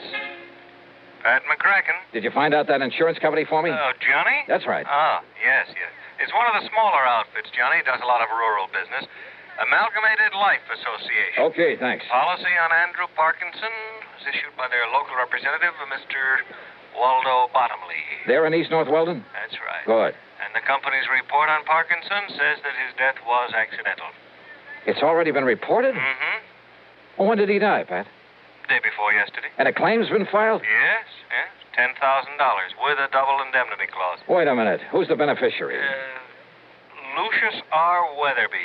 Same town. Okay, thanks a lot. No, wait a minute, Johnny. Tell me what all Wait, this... nothing. I tell you, a kid's life may be in danger. What does a kid have to do? Sorry, Pat, I gotta hit the road.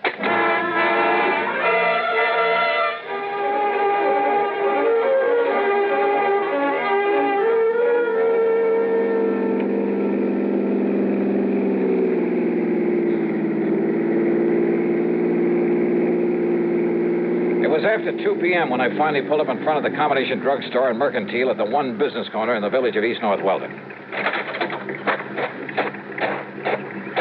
One of the local citizenry, looking slightly under the weather, sat on the rickety porch of the store, hacking away at a stick of wood with an old pocket knife. Howdy. Hiya. You happen to have a little drink about you, sir? No, but listen, where's the little boy who usually sells newspapers around here? Eh? His name is Jimmy Carter. Yeah, that's right, sir. Jimmy Carter. Well, have you seen him? Do you know where he is? Seen him this morning. But he's not around here now. Nope. Do you know where I can find him? Nope. Do you know where he lives, where his home is? Yeah. Well, where? Up the street. Oh, sure. What street? Spruce. North Spruce. And the number? 18. Okay, thanks. Listen, my name is Johnny Dollar. If you see him, please tell him I'm looking for him.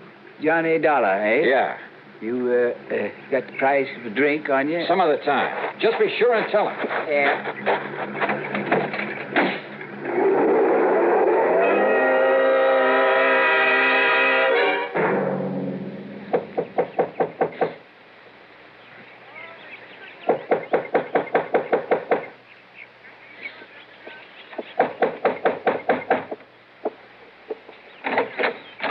Yes, Mrs. Carter? that's right. My name is Johnny Dollar. Mr. Dollar, where is he? What have you done with him? What? Jimmy, my son Jimmy. He said he had to talk to you. Oh, well, he did. That is, he called me on the He's been phone. just sitting around the house like he was sick or something all day yesterday. And he tossed and turned all night in his sleep. Mrs. Carter. Then this morning he jumped up from his breakfast, only he wasn't eating any of it. And he said he had to see you. He had to talk to you. He said he'd be right back. All right, now but listen. that was early this morning. So when he didn't come back, I went to the school, but he wasn't there. So I went down to the corner where he picks up his papers every noon from the bus.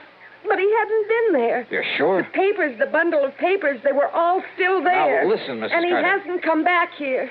Something's happened to him, Mr. Dollar. Something's happened to Jimmy.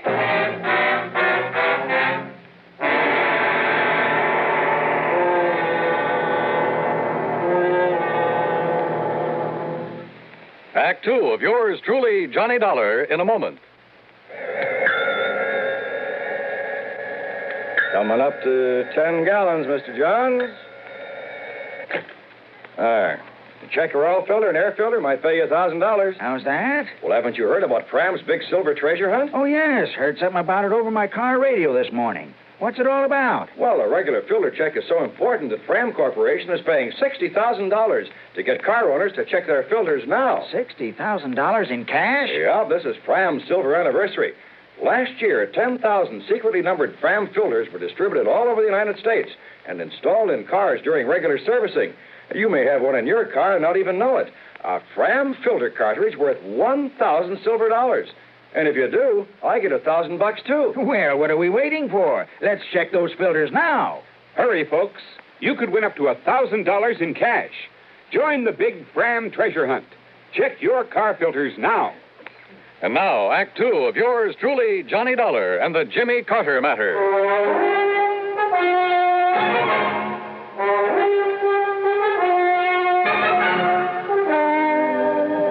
Jimmy Carter, the cute little kid who'd helped me solve an embezzlement case up in the small New England town with the unlikely name of East North Weldon, who'd call me on the phone to report a murder.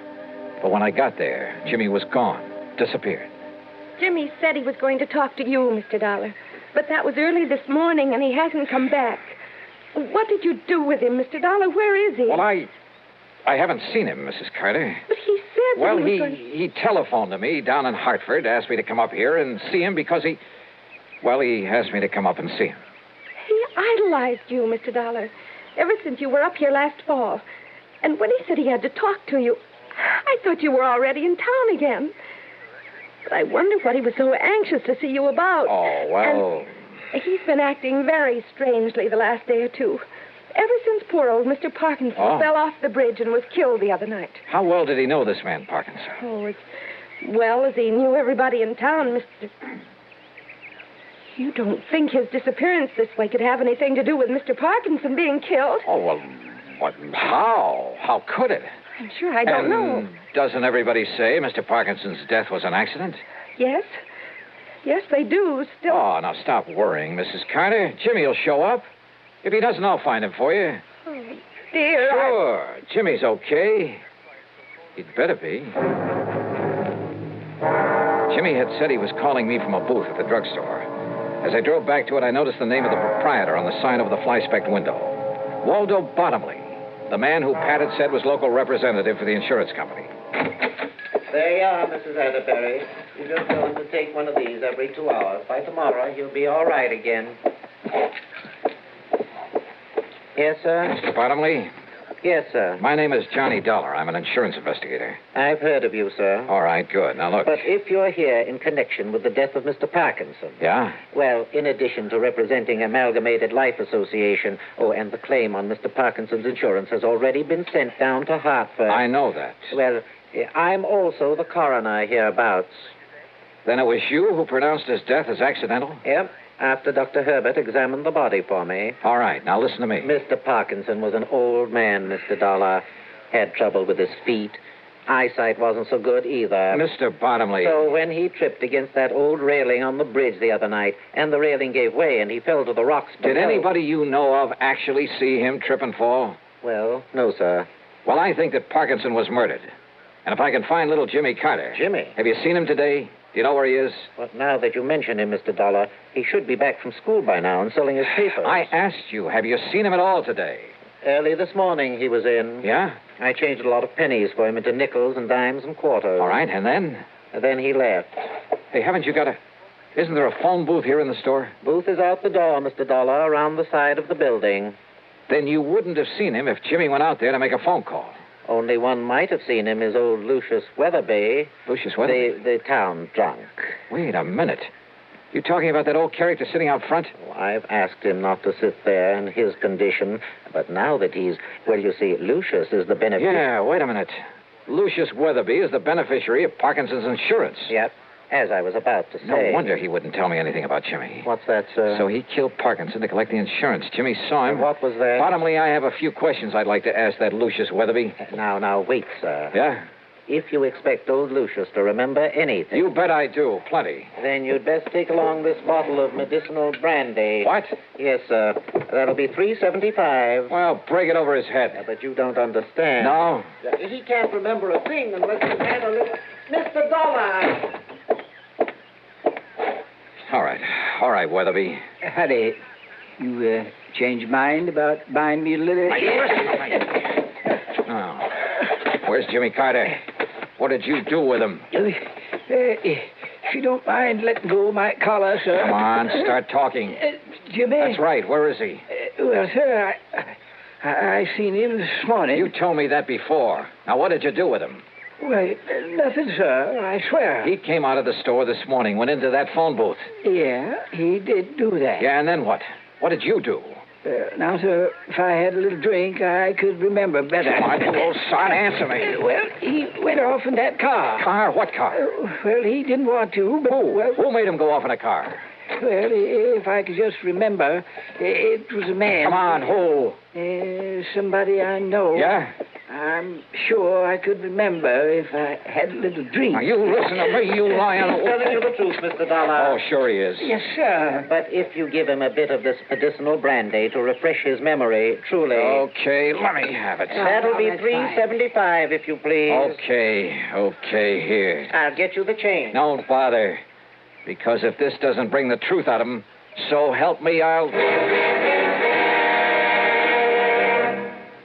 Act 3 of yours truly, Johnny Dollar, in a moment. Be sociable, look smart, keep up to date with Pepsi. Drink light, refreshing Pepsi. Stay young and fair and debonair. Be sociable, have a Pepsi. When friends drop in, let your hospitality show you're sociable in the modern manner. Pepsi, you know, is the favorite of the smart and young at heart. Be sociable, look smart, keep up to date with Pepsi. Drink light, refreshing Pepsi. Stay young and fair and debonair. Be sociable, have a Pepsi. Have you tried a Pepsi lately?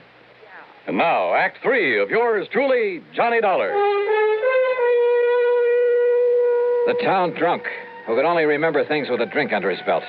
If you ask me, that's a lot of hooey. Nonetheless, item 5, $3.75 for the bottle of what the local druggists call medicinal brandy. Old Lucius Weatherby started lapping it up. Mighty fine, sir. Mighty fine. All right, now listen. You listen to me. I'd better let him have a little more, Mr. Dollar, if he's to remember properly. Yeah, a little more. Oh, and here's your change from the Lucius, $5. you say that when Jimmy walked out of the phone booth, he drove away with somebody. Yeah. Against his will. Yeah. Your change, Mr. Dollar. Forced little Jimmy right in his car. Who forced him? Well, now let me see. His name was... Yeah? You know him, Bottomley. Think, Lucius. Think hard. Come on. Yeah. Now listen, you old son. I want to... Harvey. Huh? It was Harvey. Harvey who? Bottomley, you know everybody. Harvey Willman? Harvey Willman, yeah. Who is he? Well, he's not one of our more respected people, Mr. Dollar. Respected, Yeah? sir. And come to think of it, I believe he was a distant relative of Mr. Parkinson. What does he do? Where does he live? He does nothing, really. He was always trying to beg money from Mr. Parkinson. Never got it, though. Anybody else? I ask you, where can I find him? Where does he live? Winterwind. That's right. On the old farm out on Winter Avenue. You can tell it by all the new machinery out front. Okay, I'll see you later. Oh, your change, Mr. Dollar.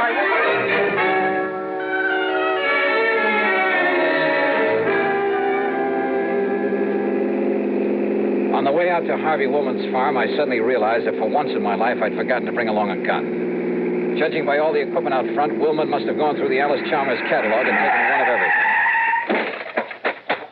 But the farmhouse was nothing but a one-story clapboard shack. Half hidden at the back of it was a beat-up old sedan. Come on, open up. Jimmy! All right, Willman, open up this door. I'll break it down. Willman! Okay, brother, you asked for it.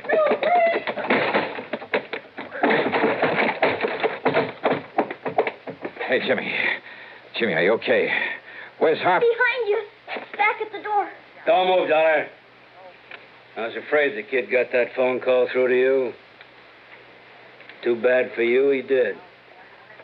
All right, look, Willman. No, don't, Mr. Dollar. He'll shoot you. I know he will. He was going to kill me. He still is. The kid's right, Dollar. Up against the wall. Face the wall. Put your hands up high against it. Go ahead. I'm not carrying a gun, Willman, if that's what you're worried about. Now, that's something I'm going to find out for myself. Yeah? Yeah. Could be a mistake. I got the gun! Ah. Jiu-jitsu, huh? Not this one. Oh, well. Mr. Dollar. Oh. Mr. Dollar. Oh, hey, come on now, Jimmy. Hey, Jimmy, it's okay now. Everything's okay. He was going to kill me. He was going to kill you. Oh, look, you and I kind of stopped him in his tracks, didn't we? Hey, you know something, Jimmy? Now you're a real hero. Because this time you trapped a killer for me. Gee.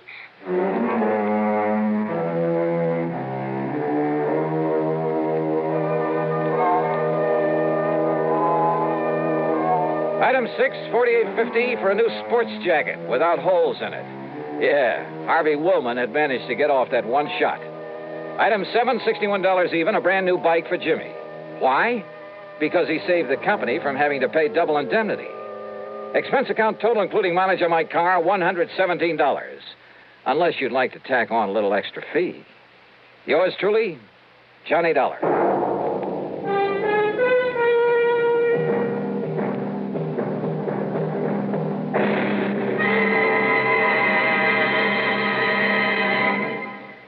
Our star will return in just a moment. If your 1957 income was more than $5,000, last year, when you filed your federal income tax report, you had to use Form 1040, the long form. Those who earned $5,000 or less were permitted to use the short form, Form 1040A, if they chose. This year, the Internal Revenue Service is offering taxpayers a new Form 1040A, a simplified form with only 15 lines to fill out. The most important difference about this new form is that those whose 1958 incomes were $10,000 or less, and if you take only standard deductions, you're now permitted to file your return on the new short form 1040A. If you earned over $10,000 during 1958 or intend to itemize your deductions or other income variations, the long form 1040 must be used. The Revenue Service again reminds you to be sure to attach all W-2 withholding tax certificates pertaining to your earnings to the form you intend to file. Send your return to the District Director of Internal Revenue at the appropriate district office. Now, here's our star to tell you about next week's story. Next week, San Francisco, a wonderful town. Yeah, for a murder. Join us, won't you? Yours truly, Johnny Dollar.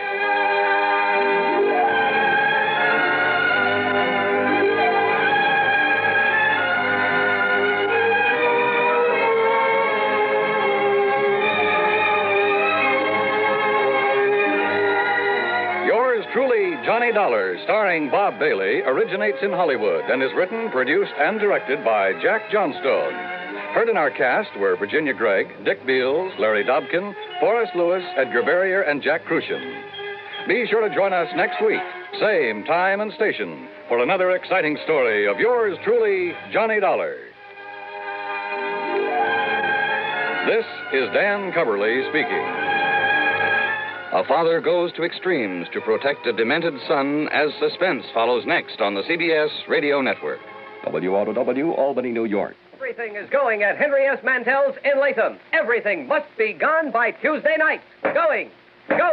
Everything must go. Yes, the values are going at Henry S. Mantel's of Latham. Mantel's is closing its Latham store forever. Everything is being sold at cost or less. Save up to 87% on these famous names: Simmons, Haywood Wakefield, Kraler, Lane, and many others. Here are just two of the fantastic values at Mantel's. A three-piece Kraler curved sectional living room suite, regularly $279.95, now $148.77. Inner spring mattresses, all sizes, regularly $29.95, now $17.95. Come out to Mantel's and make an offer. No reasonable offer refused. Remember, Mantel's of Latham closes its doors forever at 10 p.m. Tuesday, March 31st.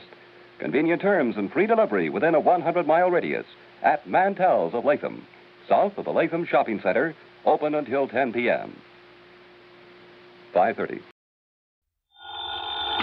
Johnny Dollar. This is Bert Larkin, International Casualty and Life. Oh, hiya, Bert. How are you? I'm afraid I have a bit of a problem, Dollar. Yeah? Yes, involving some $300,000. Wow. Will have to be distributed very shortly. Oh, well, easy, Bert. Just send me a check. Forget the whole thing. You're testing, of course. Oh, well, now, how could you say a thing like that? Well, what about this 300 G's? You expecting a policyholder to kick the bucket? Exactly. Oh, though I wouldn't put it so crudely. Oh, well, maybe expecting him to be knocked off, huh? Oh, no. His name is Mr. William Makepeace Everly. Yeah? He lives out in the old Piney Wood section. Oh, yeah, that's a pretty well-to-do part of town. Exactly. And Mr. Everly is quite wealthy. Well, we'd have to have something to carry that big a policy. Exactly. I've just learned from his doctor, Dr. Thatcher, that he has only a very short time to live. Well, just what am I supposed to do about it? I don't know. You don't know? All I know is that Mr. Everly wants you out to see him immediately. And beyond that, Hey, Bert, there's something funny about this. I'm inclined to agree with you, Dollar. But will you do it right away? Sure, why not? But I wonder.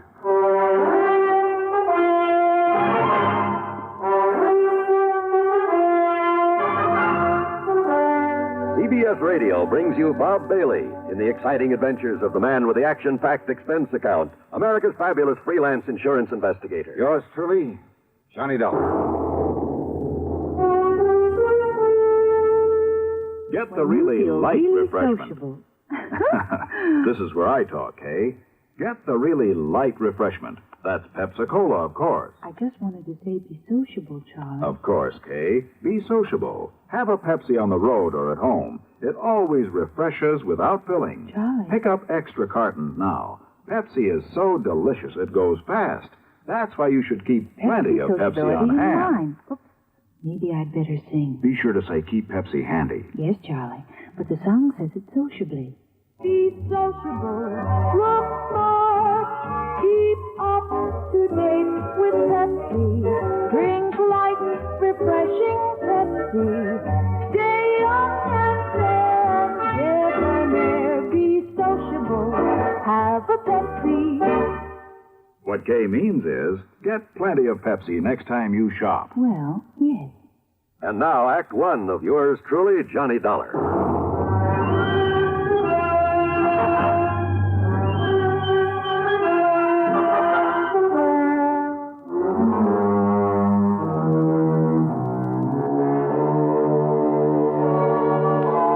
Expense account submitted by Special Investigator Johnny Dollar to the International Casualty and Life Insurance Company, Hartford, Connecticut. Following is an account of expenses incurred during my investigation of the Harried Heiress matter.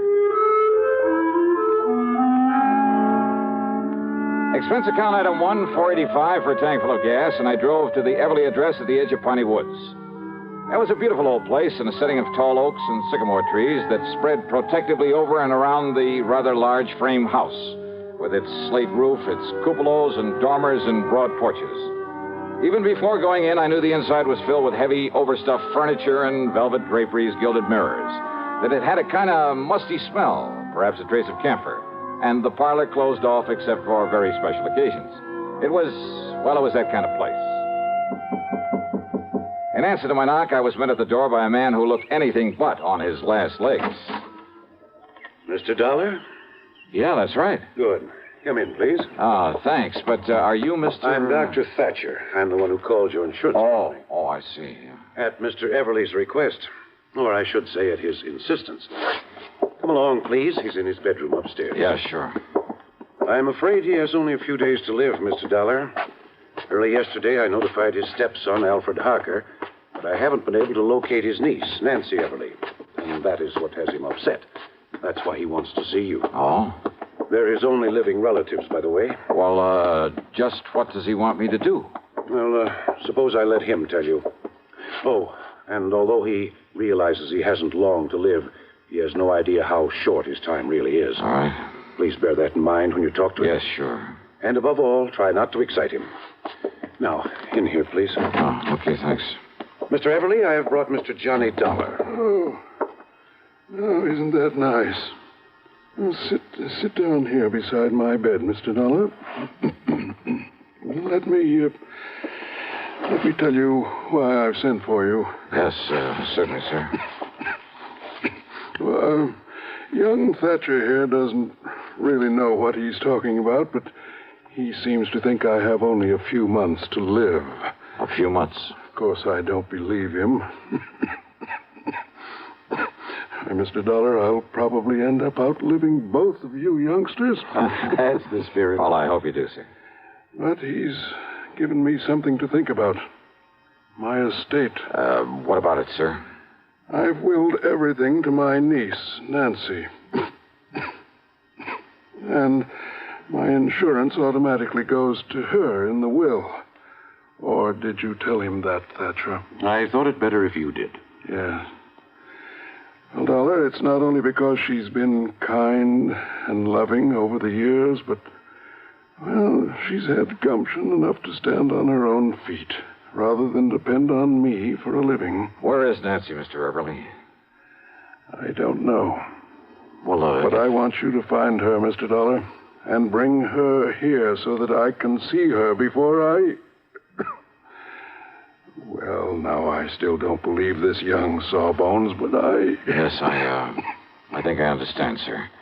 And she is your only heir, your only living relative? I told you, Dollar. My only heir. And I want to be sure. I want you to be sure it stays that way. Well, I'll do everything I can. want nothing to go to my stepson, Alfred Harker. I see. Idle, worthless, sponging off me all these years, even forging my name to checks to get my money now and then. That kind, huh? Yes. And if he finds out I'm leaving everything to her, there isn't anything he wouldn't do to... Please, take it easy, Mr. Everly. I'm all right. Well, of course, Nancy realizes this about Alfred, doesn't she? No. And that's why you must find her. Bring her to me. I'll certainly try, sir. Yes, you must. Please, Mr. Everly, and now if you... anything happens to me, you must protect her from him. You must. You... Dollar, quickly, hand me that hypo there on the tray. Yeah, sure, Doc. Here you are. I was afraid he might get too wrought up over this hole. There now. Just relax, Mr. Everly. Relax. Yes. Thank you.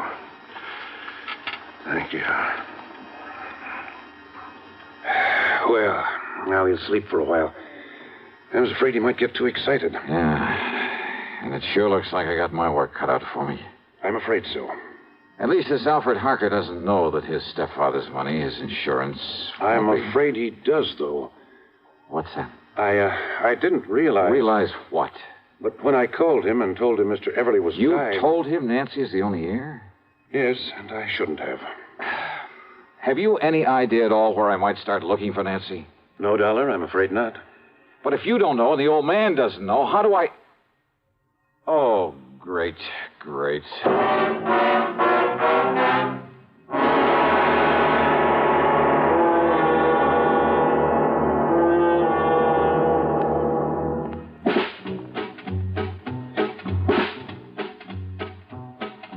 Have a real cigarette. Have a Camel. Have a Camel cigarette. Have a real cigarette. Have a Camel. Have a Camel cigarette. Best tobacco makes the best smoke. Have a Camel cigarette. Best tobacco makes the best smoke. Have a Camel cigarette. If you're smoking more these days, but enjoying it less, change to Camels. The Camel blend of caustic tobaccos has never been equaled for real smoking satisfaction. Have a real cigarette. Have a Camel. Start to really enjoy smoking again. And now, Act Two of yours truly, Johnny Dollar.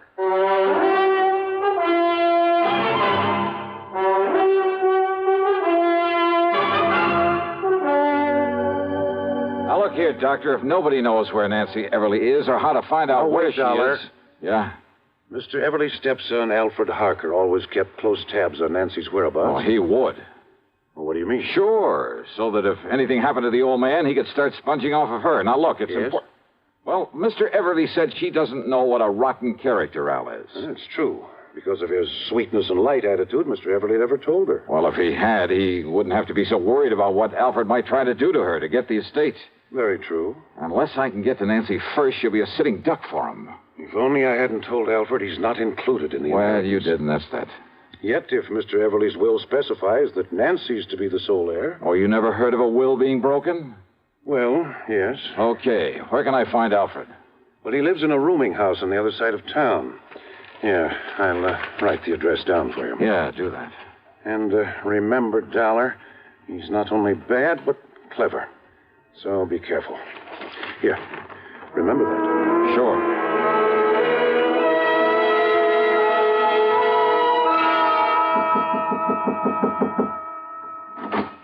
You looking for that young Mr. Harker, mister? Yeah, that's right. Yeah, well, he ain't there. I'm the building super. And where can I find him? Don't ask me. All I know is he packed a couple of bags yesterday morning and left. All right, look here. I'm a private investigator. My credentials. Okay. If you'll just let me get into Harker's apartment. Oh, here. Here, this 5-spot be of any use to you? Oh, now, you know better than to ask that, young fella.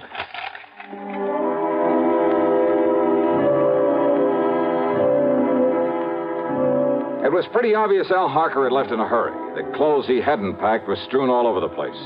But luck was with me. On a desk, I found an airline timetable. One of the flights to Los Angeles had a check mark beside it. More important, I found the address of Nancy Everly, an address in Philadelphia, PA. I drove to the airport and spent item 2, $12.55 on a plane to Philadelphia. Then item 3, $6 1/4 for a cab to Nancy's address. It was a neat little apartment in the section they call Upper Darby. But instead of finding Nancy there... Why, no, Johnny Dollar. I'm Marianne Hooper. Oh, yeah.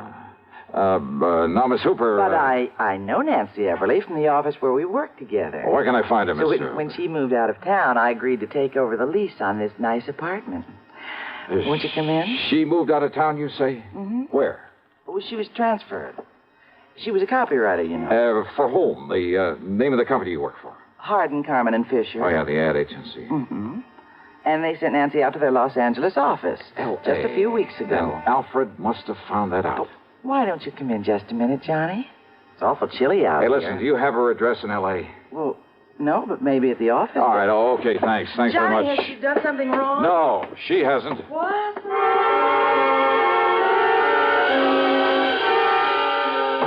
It was late, and I hadn't had any dinner, but I took a cab out to International Airport. That's another $6 1/4, and there, unfortunately, had plenty of time to eat before I could take the 1:30 a.m. plane for the West Coast. The meal is item 5, $3 even. Item 6, $161.60 plane fare to L.A. Item 7, another $6 1/4, taxi into the office of Hardin, Carmen, and Fisher, where I had to wait for the joint to open up. Then I talked to the receptionist.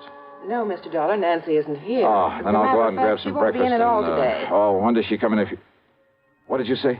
I said she isn't coming in today. Why not? Well, I don't know. Oh, then give me her address. Yes, certainly. It's 1308 Pandora Avenue out in West Los Angeles. Okay, thanks a lot.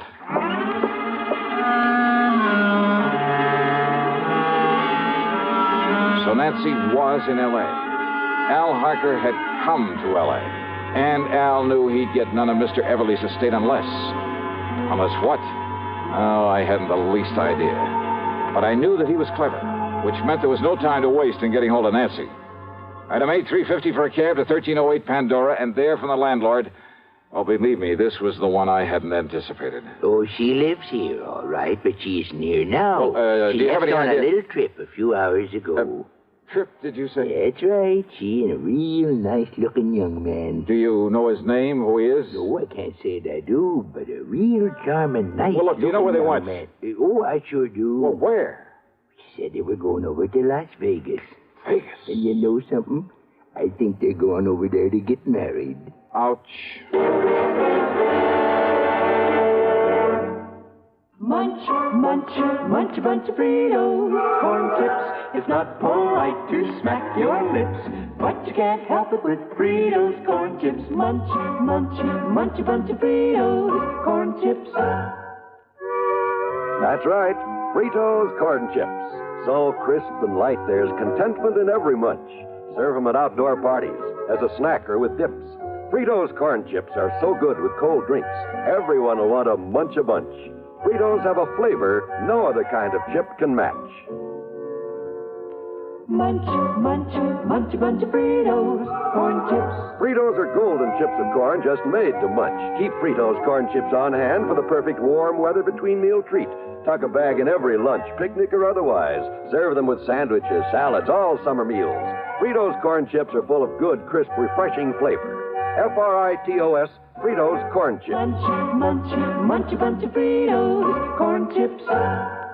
Now, back to yours truly, Johnny Dollar, and the Harried Heiress matter.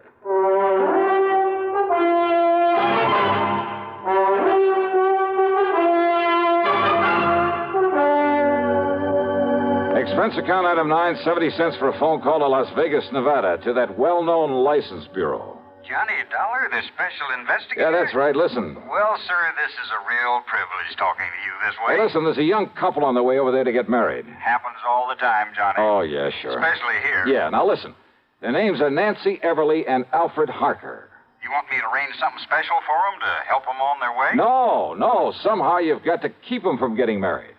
Well, now, unless you've got some legal reason, Johnny, some kind of court order or something. By the time I went through that, they could be married and gone. Yes, I guess that's So, true. look, you got to stall them. Somehow you got to keep that pair waiting.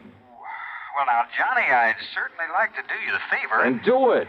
But unless I got some legal cause. You see, it works like Well, look, this. just you stall them off until I get there. I'll make it worth your while. Now, Johnny, that sounds like bribery. All right, call it anything you like. Just hold them up until I can get over there to Vegas. But on what excuse, Johnny? Anything you can think of, but do it. I'm on my way.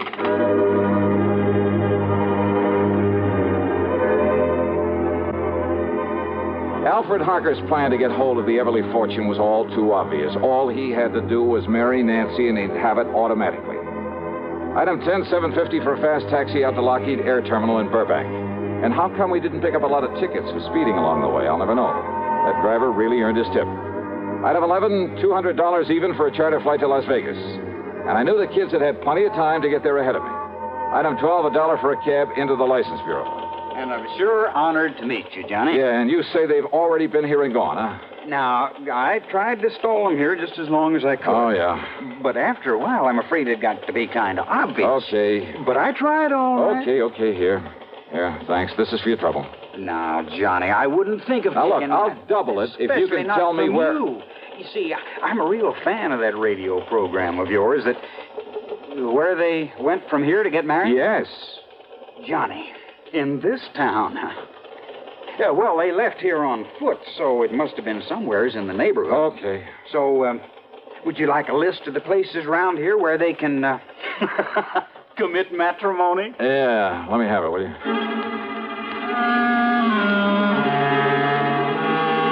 Item 13 is the 10 spot I accidentally left on the counter for him. Then I started checking every place in the area, every person who could seal the bonds of matrimony. Churches, marriage chapels, justices of the peace, even ordinary-looking private homes that were on the list. Hey, you know something? A lot of weddings take place in Vegas. I almost got thrown out of a couple I barged in on, and then finally... Why these two should not excuse be me, folks. united in holy matrimony. Speak now or forever hold your peace. Excuse me, please. Just wait, young man. I'll take care of your wedding in just a minute. Yeah, well, look... Let us finish the ceremony, please. Yes, of course. Now, do you, Alfred Harker, take this woman... No, he doesn't. I beg your pardon, young man. Yes, what is this? Who's this man, Alfred? Well, I'm sure I don't know. All right, now listen to me, Nancy, and listen to me very Who are carefully. you? The only reason Al Harker is rushing you into this marriage is to get his hands on your money. What? My money? That's right. Now, look But you're wrong, because I have no money. That is, not enough. Well, maybe not now, Nancy, but you will have within the next few days when your uncle dies. Uncle Bill is dying? Ask Alfred here. He knows it. What in the world makes you think a thing like that? Because Dr. Thatcher told you he is, and told me that he told you. William Everly's dying, all right, and you know it. Alfred, why didn't you... Quiet, darling. Just let me handle And it. Al, you know something else that Nancy doesn't know. That Mr. Everly isn't leaving you 1 cent, that everything goes to her. So the quickest, surest way to get your hands on that estate is to marry her. Now, look here. Alfred, this isn't true, is it? I can explain everything, Nancy. Oh, I'm sure you could, Al, but you won't need to. You just listen to me, Now, mister. Nancy. If what you say is true, Why did Uncle Bill write to Alfred and beg him to marry me? That it's the one thing he's always hoped for. Who told you that? I saw the letter myself. Alfred showed it to me. Oh, do you have that letter, Nancy? Alfred? Well, no, I threw it away. Yeah, you would. So not to have any evidence lying around. Evidence? A forgery. Like the checks your darling Alfred forged over the years. Alfred, no, that isn't true, is it, Alfred? It's true, all right. Neither this man or anybody else is going to stop this wedding. Come here, Nancy. Young man, Now, look, pulling that gun is about the most foolish thing you could possibly do, Alfred. Is it? Alfred, listen. No, Nancy. Now, let go of me. Please, Alfred, listen to me. Go, I say. Just hang on to him, Nancy. I'll kill you. Sure.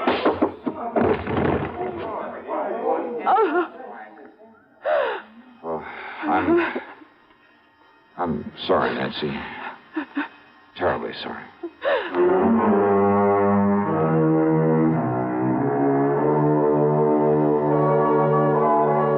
Well, pulling his gun was a big mistake.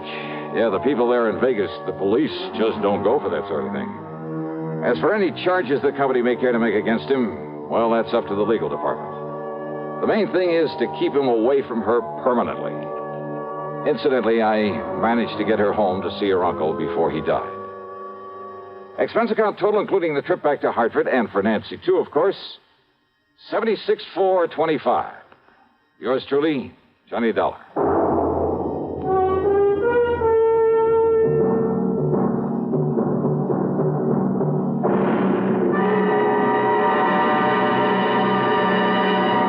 Hi, this is Dennis James with a longtime favorite.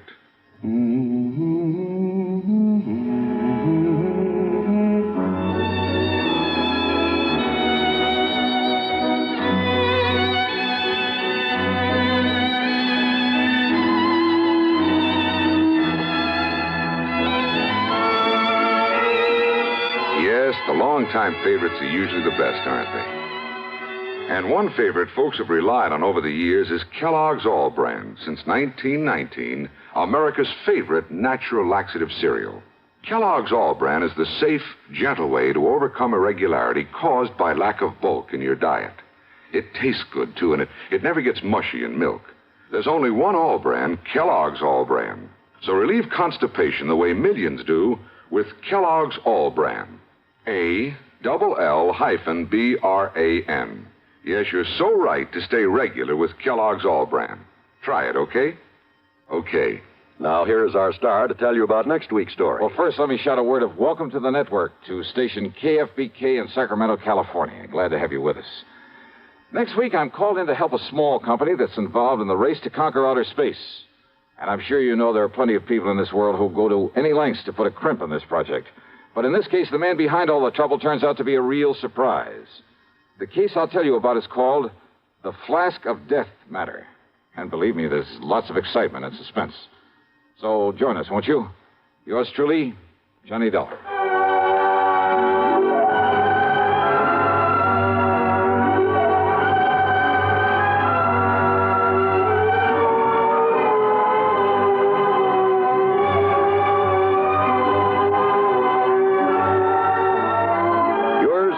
Johnny Dollar, starring Bob Bailey, originates in Hollywood and is written, produced, and directed by Jack Johnstone.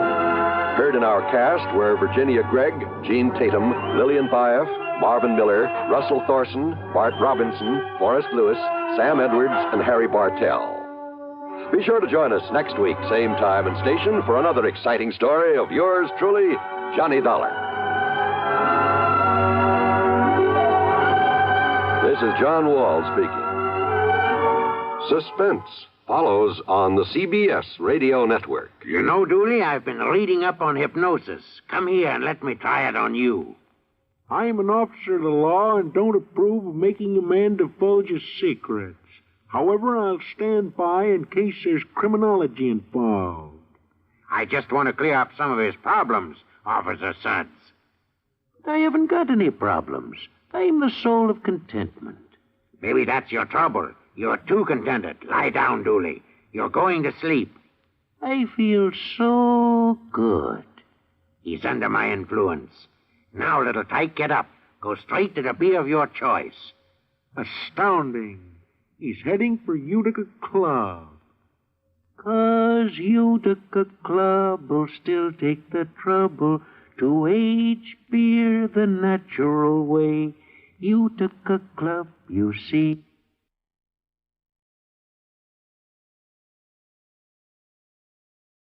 From Hollywood, it's time now for...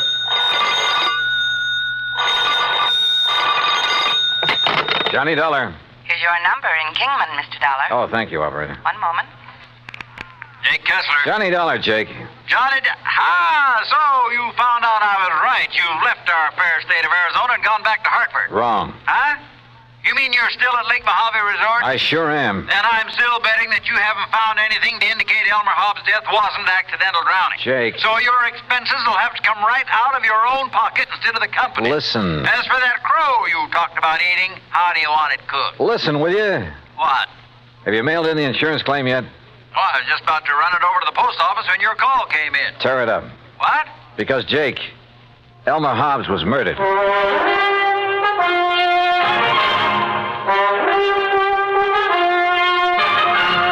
Bob Bailey in the exciting adventures of the man with the action-packed expense account, America's fabulous freelance insurance investigator. Yours truly, Johnny Dollar.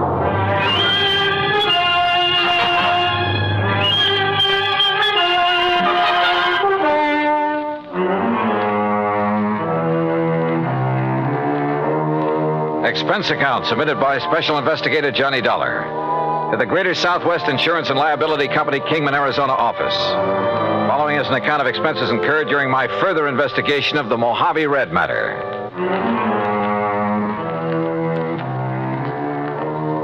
Expense account item 1, 20 cents for the phone call to Jake Kessler in Kingman. I made that call in the office there at Lake Mojave Resort. And needless to say, Jake didn't quite believe me at first. Murdered?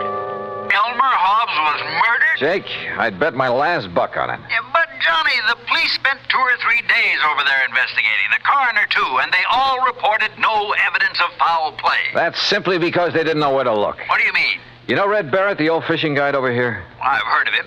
Well, Red found the boat that Hobbs used that day. It was lying on the bottom of one of the coves up in the big basin. Sure, because of the storm that drowned Elmer Hobbs. Because somebody sank it. That boat had a couple of air tanks on it that would keep it afloat even if it was swamped. Oh? But, Jake, those tanks were cut open by whoever killed Hobbs. Good Lord. Yeah. But who did it, Johnny? That's what I'm going to find out. I'll call you later. I hung up on Jake Kessler, then walked on back to the dock where I found Red Barrett and Buster Favor waiting for me. You get your call to Kingman through all right, Johnny? Yeah, Red. Jake Kessler's holding up the claim on Elmer Hobbs' insurance. Good. That's good. Did you, tell Buster what we found up the lake? Yes, sir. Yeah, Johnny, he did. It's like I said in the beginning, I just didn't see how a man like Mr. Hobbs could ever get himself capsized up in the big basin, no matter how bad a wind came up.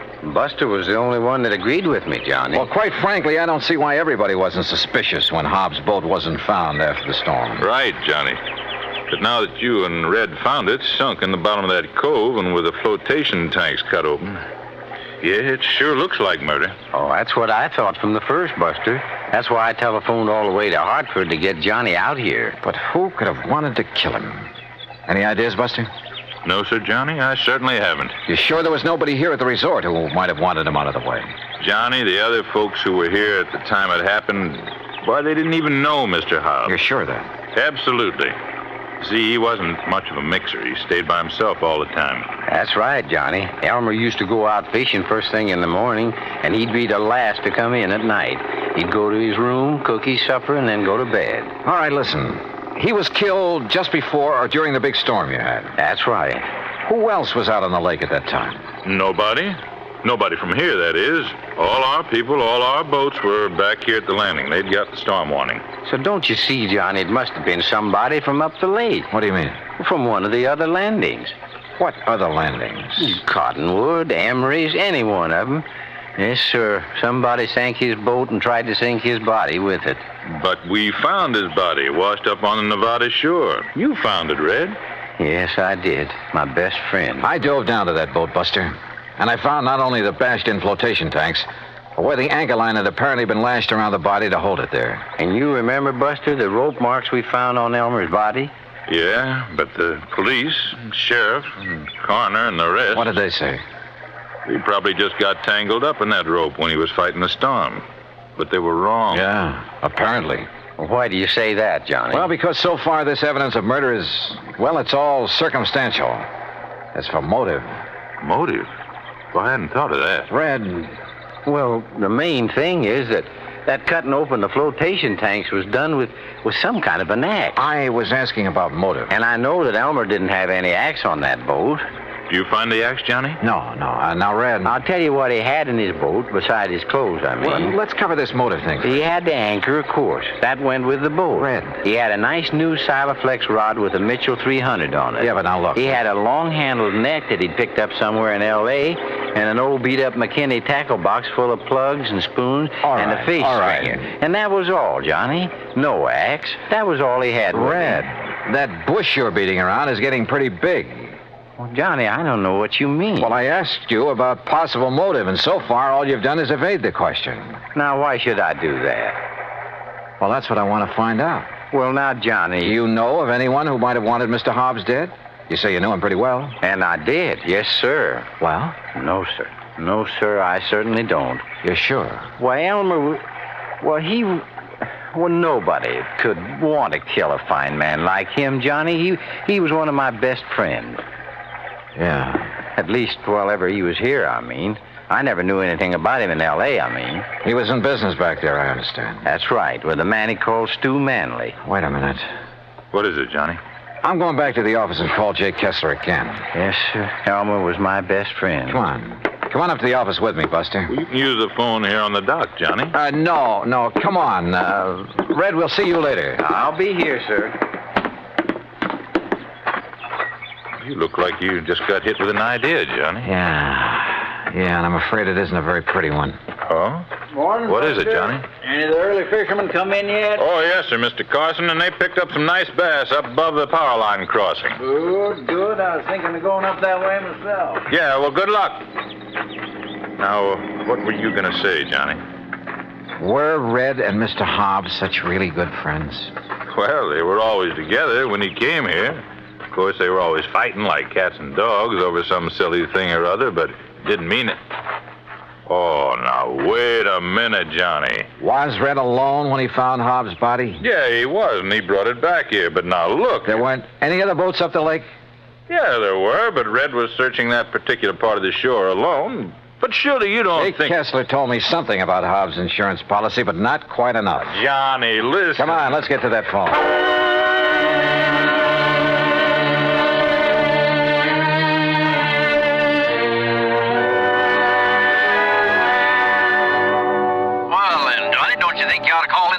No. If you're right, that is. No, let me handle this alone for the moment. Now listen, Jake. Yeah? Didn't you tell me that the insurance claim was filed by one of Hobbs' beneficiaries, plural? That's right, by his business partner in L.A. Who were the others? Just one other. If you'd taken time to listen to me. Who is it? You were so fired up when I drove you down Who there. is this other beneficiary, Jake? You're still sure Hobbs was murdered, huh? I'll bet on it. So now you're looking for somebody with a motive, huh? The beneficiary, Jake. Like I told you. One of them was his business partner, J. Stuart Manley. And the other? Red. Red. Yeah, Red Barrett. Act 2 of yours truly, Johnny Dollar, in a moment. Our flag now numbers 50 stars. And behind each star there stands yet another flag representing one of the 50 states. Illinois' state flag uses many of the symbols of our nation's great seal. The eagle, the symbol of our national strength, rests on a shield representing the states, indicating that the states and the nation are bound together, for in unity there is strength. The arrows in the eagle's talon indicate military preparedness, and in his beak is a scroll which reads, State Sovereignty, National Union. A reminder of the greatness of the state of Illinois and its pride in being a member of the United States of America. Illinois' state flag, the flag of the 21st state to enter the Union, was adopted on July 6, 1915. And now, Act Two of yours truly, Johnny Dollar and the Mojave Red sequel.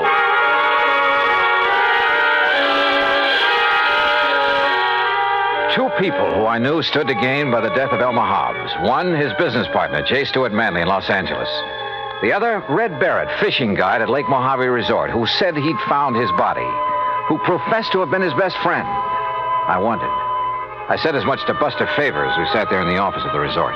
Red do a thing like that, I won't believe it, Johnny. But he's the one person who could have engineered the whole thing, Buster. But why, then, would he lead us to the place where Mr. Hobbs' boat was sunk? And point up the fact it was deliberately sunk, and an attempt made to sink Hobbs' body with it? Oh, there's a cover-up?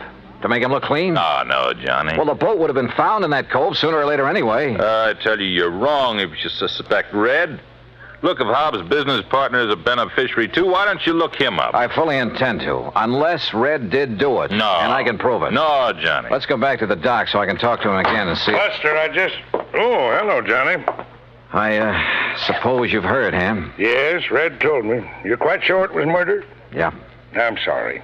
Listen, Buster. Yeah. Look, Ham, as manager of this resort, you know Red pretty well. I sometimes wonder. That's what I came up here to ask you about, Buster. Huh? Did you send him skiting out of here? What? We just left him down at the dock. You mean you didn't see him tearing out of here in the pickup truck a few minutes ago? What? Ham. Red? Where'd he go? I don't know, but he certainly left in a hurry. Johnny. Yeah. No, I still can't believe it. What are you boys talking about? Nothing. Ham, is there a car around here I can use? Oh, sure. Take mine. There are the keys. Thanks. Now, look. Incidentally, Buster, I was poking around where Red kept his fishing tackle trying to find that rig he borrowed from me last week. What did you find, Ham? Well, I thought Buster might know where the old coot got hold of that new spinning outfit. Silaflex rod. What? Yeah, and a brand spanking new... Mitchell Reel. Oh, yes. Oh, no. All right, Ham, Buster, you just sit tight. If Red comes back here before I do... Comes back? Yeah, say nothing to him about what we've learned. Just keep him here and tell him I'll return to talk with him later. Nothing else. But, Johnny... No, do as I say. Look, boys, what's going on I'll here? see you later. Well, now, Johnny... Red was one of Elmer Hobbs' beneficiaries. He was the one who'd found the body. He had the fishing tackle that had belonged to Hobbs. And when it was discovered by Ham Pratt, he'd left in a hurry. All pretty incriminating. Which is not why I took off in Ham's car. West on 77, south on 95, and west again on 66. Item 4, $1 even for a sandwich and a Coke and Barstow. Item 5, $4.80 for a tank full of gas at the sign of the Flying Red Horse. Then westward again. And always with an eye out for Red in the old pickup truck. Finally, as the sun was disappearing over the edge of the Pacific, I pulled into Los Angeles. The real estate office of Manley and Hobbs was closed. A directory at the nearest phone booth gave me J. Stuart Manley's home address. 1308 Pandora Avenue in the residential section called Westwood. The neat white stucco house was dark, the garage empty. I let myself in through a back door by slipping the lock with the aid of one of my business cards. It was hard to see inside, but I didn't want to turn on any lights. And that was a mistake. Because as I quietly rounded a corner and started toward the den, I'd guessed wrong. Somebody was at home, was in that den behind the now closed door. And that somebody knew that I was in the house. Well, there was only one thing to do, try to bull my way through. Well, Mr. Manley, you're just... Oh, you killer! Wait a minute, Mr. Oh.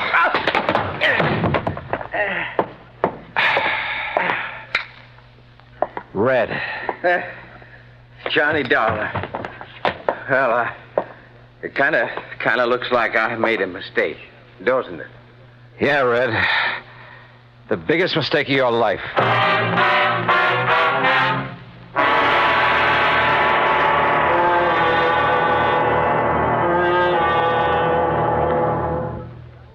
Act 3 of yours truly, Johnny Dollar, in a moment. A question that has been asked many times is, at what age does a boy become a man? It isn't when he reaches the age of 21, but when the qualities of grit and determination within him make him face up to the responsibilities of a job to be done, no matter what the difficulties.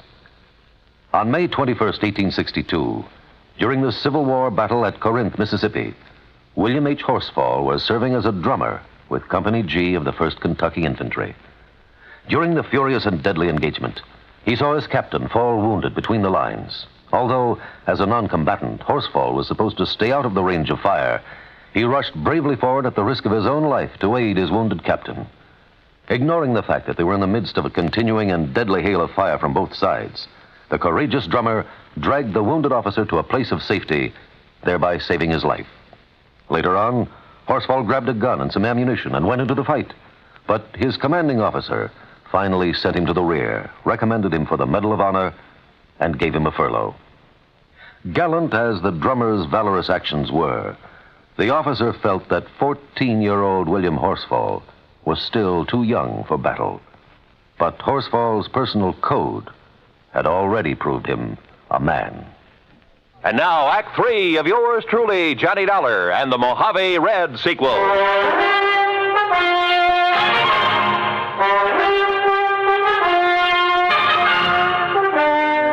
You know what common sense tells me, Red? What, Johnny? That you and J. Stewart Manley were in cahoots in the murder of Elmer Hobbs. Oh, no, sir. You can't believe that. You told us that Hobbs had a Silaflex rod, a Mitchell reel in his boat. Yes, sir, he did. Just like the We reel. found him, Red, among your things back at the lake. Oh, you found mine, Johnny, that Elmer gave me to match his. Look. Now, look what I found here in Manley's closet. This was Elmer's rod and reel, Johnny. What? All strung up with a wobble right spoon on it, just the way he fished with it. And he could cast so accurate. You're sure this was his? Well, here's his initials right on the butt, and scratched on the reel, too. E.H. Yeah, if you'd have looked, you would have found my initials on the rod there at the lake. But look here. Look what I found in the corner of this closet, all wrapped up, like to hide it. The axe. And I'm no detective, Johnny, but just look at these marks, like it was used to hack at some kind of thin metal. The flotation tanks on that boat. Maybe you are a detective, Red, and a good one. But why did you come tearing in here to L.A.? In the hopes, Johnny, I'd find these things. I thought from the first that Manley might be the one. Elmer never did really trust him. He told me that many a time. But you didn't accuse him when I talked to you at the lake. I wanted some proof. Manley'd not only get a hunk of Hobbs' insurance, but a share of the business. That's right, sir. I pulled a little trick on him, too. What do you mean? Well, I stopped along the way and I phoned him to make sure that he wouldn't be here for a while. Well, what did you tell him? I disguised my voice, Johnny, real good. That voice of yours? I told him that this was a friend, I said. That I thought he ought to know that you were working on the case. Oh. That if he'd left any evidence at Lake Mojave, he'd better get there and steer you away from it. Red. And that's the way I got him away from here so I could find this stuff. But if he's gone to Lake Mojave... Oh, I knew you could take care of him. And if I did find these things like I did, I was going to phone you there to be ready for him. Well, then why did you attack me when I came in here? Sorry, Johnny, but I thought maybe he'd got wise and come back and maybe recognized my voice after all. Exactly what happened, Red. Mr. Manley? Sir? That's right, J. Stewart Manley. And this is my wife, Mr. Dollar. Red. Shoot them. Kill them, Stewart. They're burglars, don't you see? And we caught them robbing the house. Quiet, Mary. I suppose that means we were right. That you did kill your partner, Elmer Hobbs. That stupid old man, fishing all the time instead of tending to the office, taking all the money. Mary! But now we'll have some money for a change. Own the business. Mary, shut up. I see you found old Elmer's things. No, sir. This fishing rod is his, not yours. Oh, put it down. Pretty foolish of you to bring that stuff here, Manley, especially the axe. I'm sure any good police lab will find traces of aluminum from the boat on it. Kill him, Stewart. They're robbers. Their fingerprints will be all over. Yeah, Mary's right. Your prowler's ransacking my house. And I can see the bulge of your pistol, Dollar. So any court in the land will uphold my right to kill you in self-defense. And Dollar, you go first. Listen, you think you can shoot as straight as I can cast a fishing plug? Huh? Like this? Oh, no.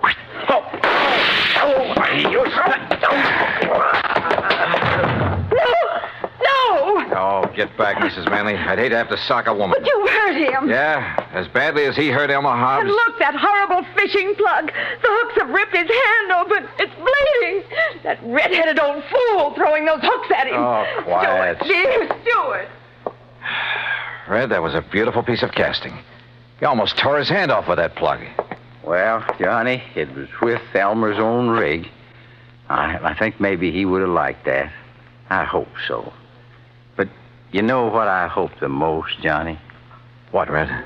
That the fishing is real good up where Elmer is now.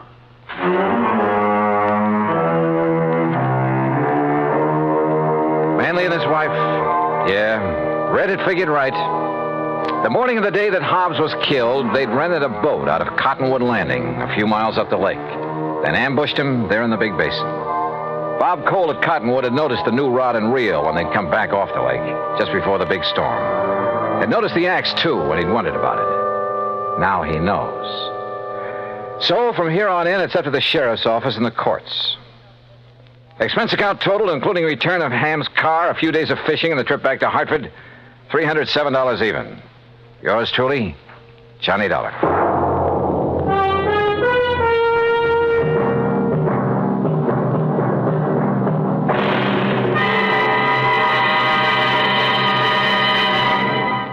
Our star will return in just a moment. Our flag now numbers 50 stars, and behind each star there stands yet another flag for each of the 50 states. New Mexico's flag is an ancient Zia sun symbol, a red circle on a field of yellow. Radiating from 4 points, which we might indicate as north, east, south, and west, are 4 parallel lines. 4 was a sacred number of Zia, the number most often used by the giver of all good gifts. The earth had 4 main directions, each with its own gifts. The year had 4 seasons, each with a different offering for mankind. The day had 4 phases: sunrise, noontime, evening, and night. Life had its 4 divisions: childhood, youth, manhood, and old age. Everything in life and nature was bound together in a circle, the circle of life and love, without beginning and without end. And in this great brotherhood of all things, man had 4 obligations. He must develop a strong body, a clear mind, and a pure spirit. 4th, and most sacred, he must devote unselfishly body, mind, and spirit to the welfare of his people. From this simple symbol, the Zia sun, we read the legend of a wonderful philosophy.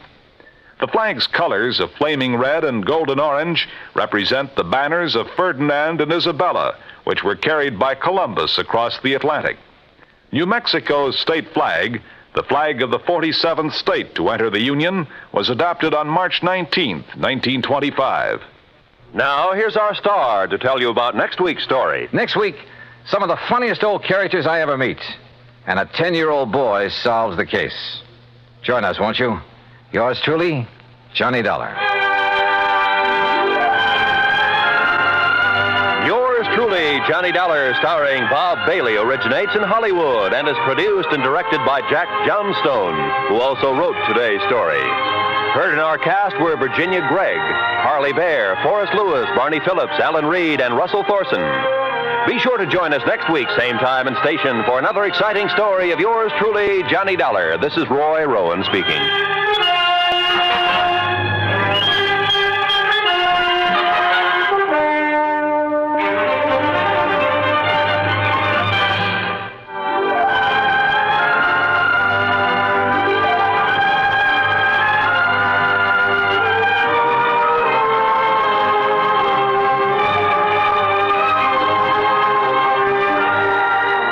This is the United States Armed Forces Radio and Television Service.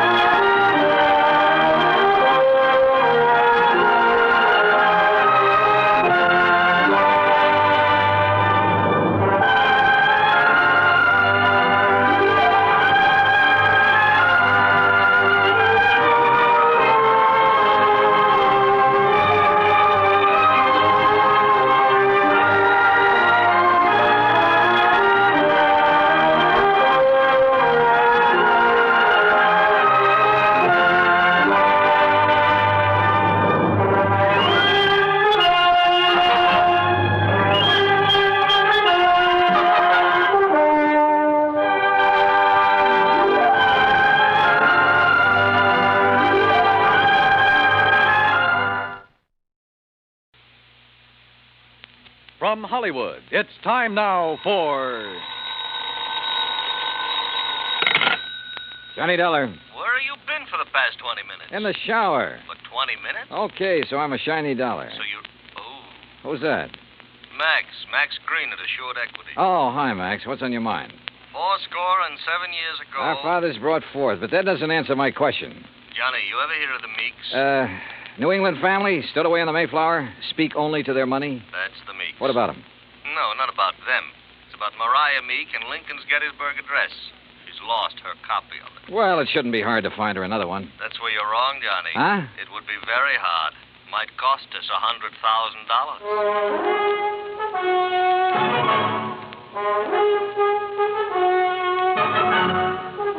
Bob Bailey in the exciting adventures of the man with the action-packed expense account. America's fabulous freelance insurance investigator. Yours truly, Johnny Dollar.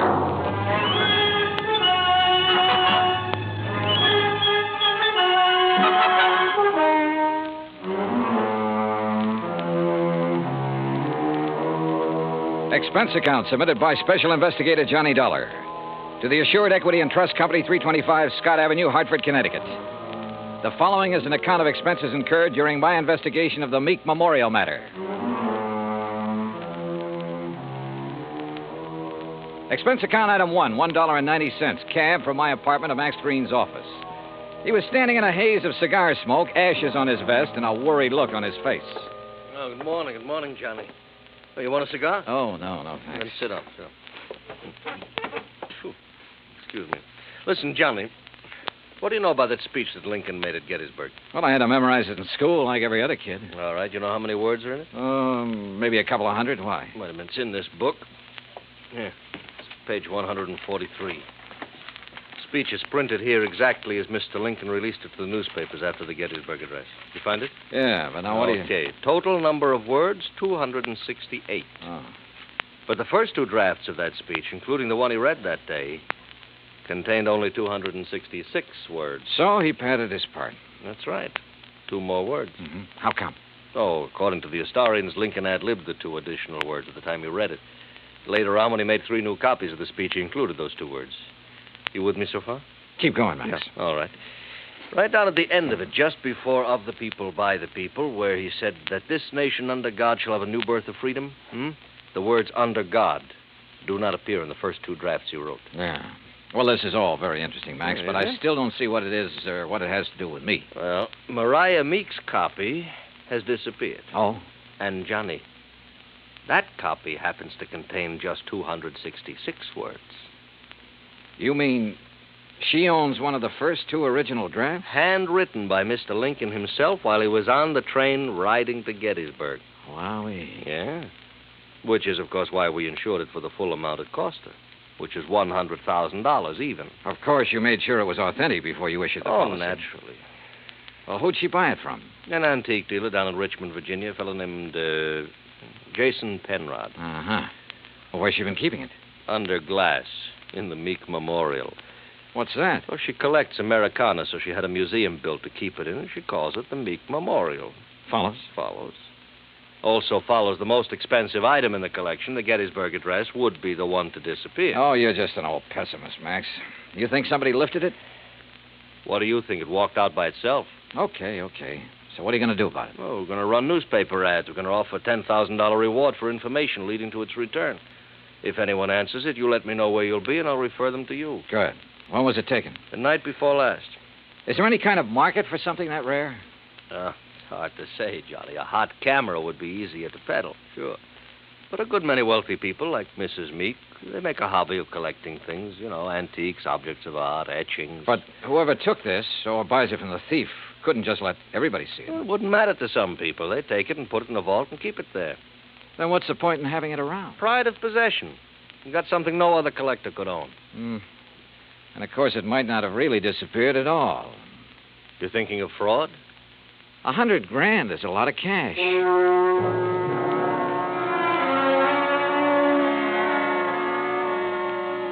Expense account item 2, $1.90, cab fare back to my apartment. I wasn't particularly intrigued by this assignment. Rare documents, like anything else antique, have always seemed to be just one step from decay. And that sometimes goes for the people who collect such things.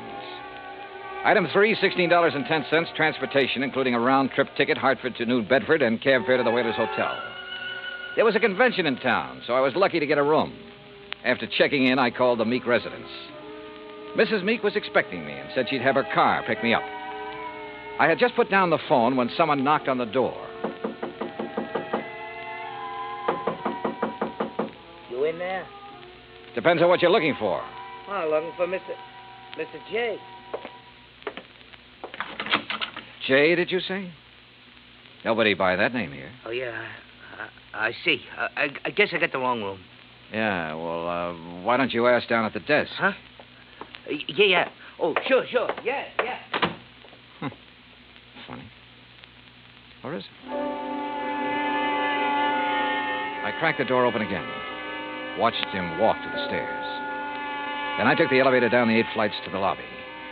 Half an hour later, I was in the back seat of the Meek limousine heading toward the home out on Buzzards Bay. It was a big, sprawling frame building facing on the beach. About 50 yards behind it, closer to the road, was the Meek Memorial Museum. I was starting up the front steps when the door opened. Mr. Dollar? That's right. I'm Paul Meek.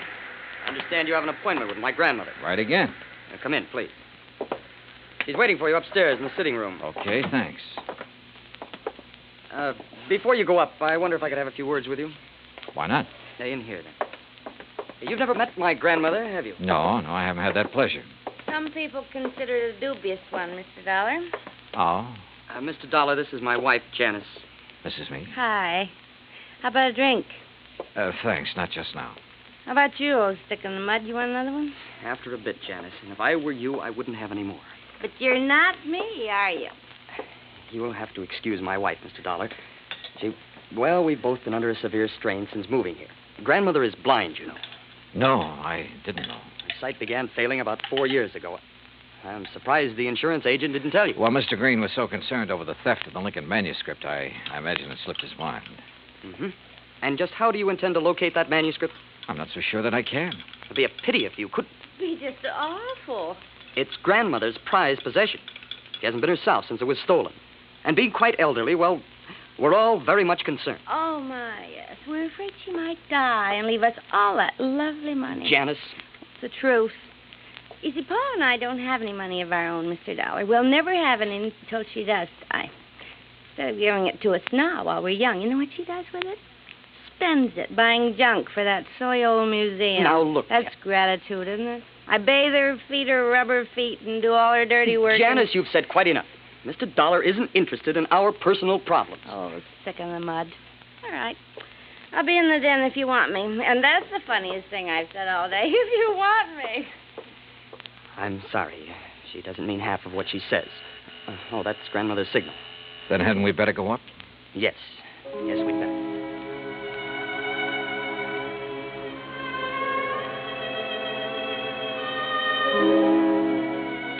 We went up the broad staircase, through a hall, and into a bright, sunny room.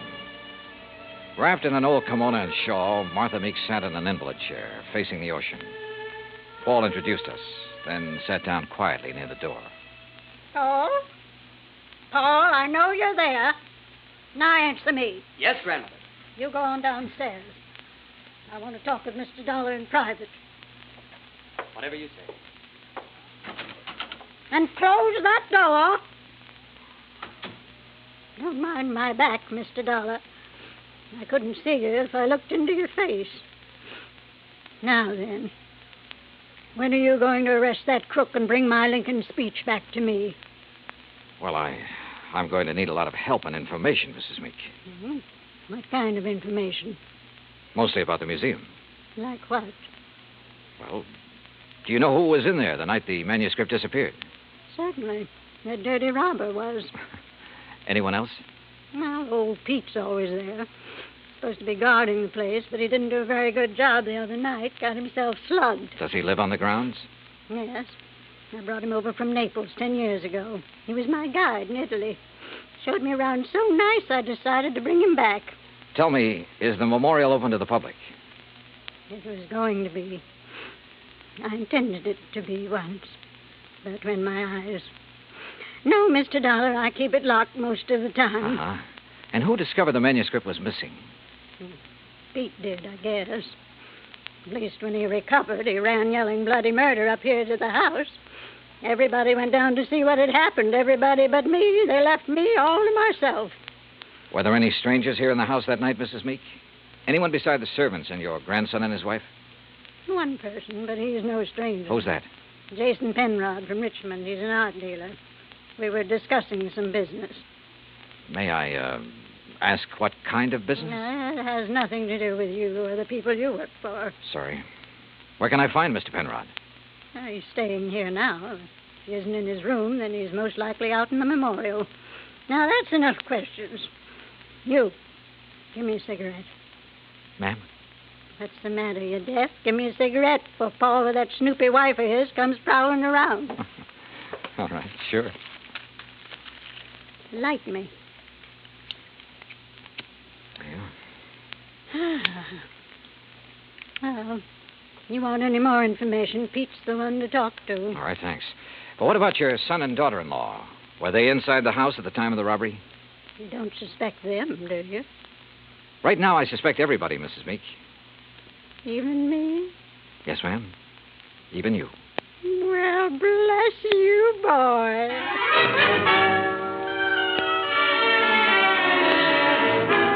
I found Pete Vesuvio trimming the shrubbery just outside the memorial building. He seemed quite willing to talk to me. How you say what happened to me, mister? I'm hit out? Knocked out, Pete. Si, senor. And because of this, I do not see anything. Nothing at all, huh? Please, mister, do not use the insult. I am American citizen, first papers. And because of the kindness of my patron, I will soon be second papers. I know by heart the Constitution, United States, Gettysburg Address, pledge allegiance to my flag. Yeah. You know how I know these things which help me be citizen? Because of my lady. She's letting me work in a place where great papers are for me to read. Because of her, I would not hide anything, mister. Okay, Pete, okay. I'm convinced. But I'm sorry I cannot help you, mister. Well, it's not your fault. Hey, you like to hear me say Gettysburg Address? Well, do it very good. Learn it right from President's own writing. Some other time, Pete. Right now, I have to find Mr. Penrod. Oh, he's inside, mister. Counting the treasures. All of the beautiful things a lady can no longer see. You'll find him in Section L, senor. I found the small, neat-appearing art dealer just where Pete had said he'd be, peering into a glass case crowded with Derringer pistols. He had a notebook under his arm and seemed to be making some sort of inventory. Oh, dear. You gave me quite a fright, sir. Oh, I'm sorry. Well, I wish I could concentrate like that. Oh, well, there's nothing more interesting to me than these fine old pistol things. What histories they must have, Mr. Dollar. Johnny Dollar. Oh, yes, the insurance investigator. Paul told me you were wandering about the place. I suppose you'd like to ask me some questions, hmm? If you don't mind. Oh, no, goodness, no. I understand you were with Mrs. Meek the night of the robbery. That is correct, sir. We heard the shouting. We ran out here just as fast as we could. I was the one who discovered the manuscript was missing. You have any idea how the thief got in here? No, sir, no. Unless someone forgot to lock the front door, or unless he had a key. Well, has Mrs. Meek given out many of the keys? Well, in my opinion, too many. Even I have one. What about Paul Meek and his wife? No, I don't think so. Well, they really aren't interested in the museum at all, Mr. Dollar. Oh. Mr. Penrod, I understand you're quite an authority on antique art and things like that. Well, Isn't taking inventory a little beneath your position? Well, I suppose it is, Mr. Dollar. Last week when I received dear Mariah's wire asking me to do it, I simply couldn't refuse. She's been such a good customer of mine. Well, yes. You have any idea who might have wanted the Lincoln manuscript? Well, I know several persons who'd love to have it. You give most anything, but I don't know anyone with the nerve to break in here and take it by force. You remember where Paul Meek and his wife were when you heard Pete shouting? They were right in here when I arrived. I see. Well, thanks for... Oh, just one more thing. Oh, yes? If you'd stolen the manuscript... Mr. Dollar. A hypothetical question, Mr. Penrod. But if you had, and you wanted to sell it at a good price with the least danger of being caught, how would you go about it? Well, I'd take it abroad, of course. I'd put it on the open market over there. Huh. You aren't planning on going abroad soon, are you, Mr. Penrod? Oh, gracious, no. You know anyone who is? Anyone who, Well, didn't Paul and Janice tell you? Oh, they're flying to Paris Wednesday night.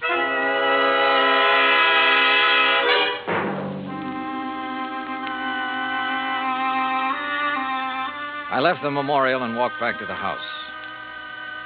The Meeks were in the study, engaged in their favorite pastime. When I told them what the art dealer had said, Paul set down his glass long enough to confirm the fact that they did have reservations and insisted that he had a logical explanation for not having told me of those plans earlier. Very logical explanation, Mr. Dollar. Let me handle this, Janice, please. Sure. Drink, Johnny? No, first I want to hear that explanation, if you don't mind, Paul. Of course I don't mind. Janice and me, we're fed up. Why didn't you tell me about the plane reservations? Well, why should I have? I'm not even sure I'm going to use them. Oh?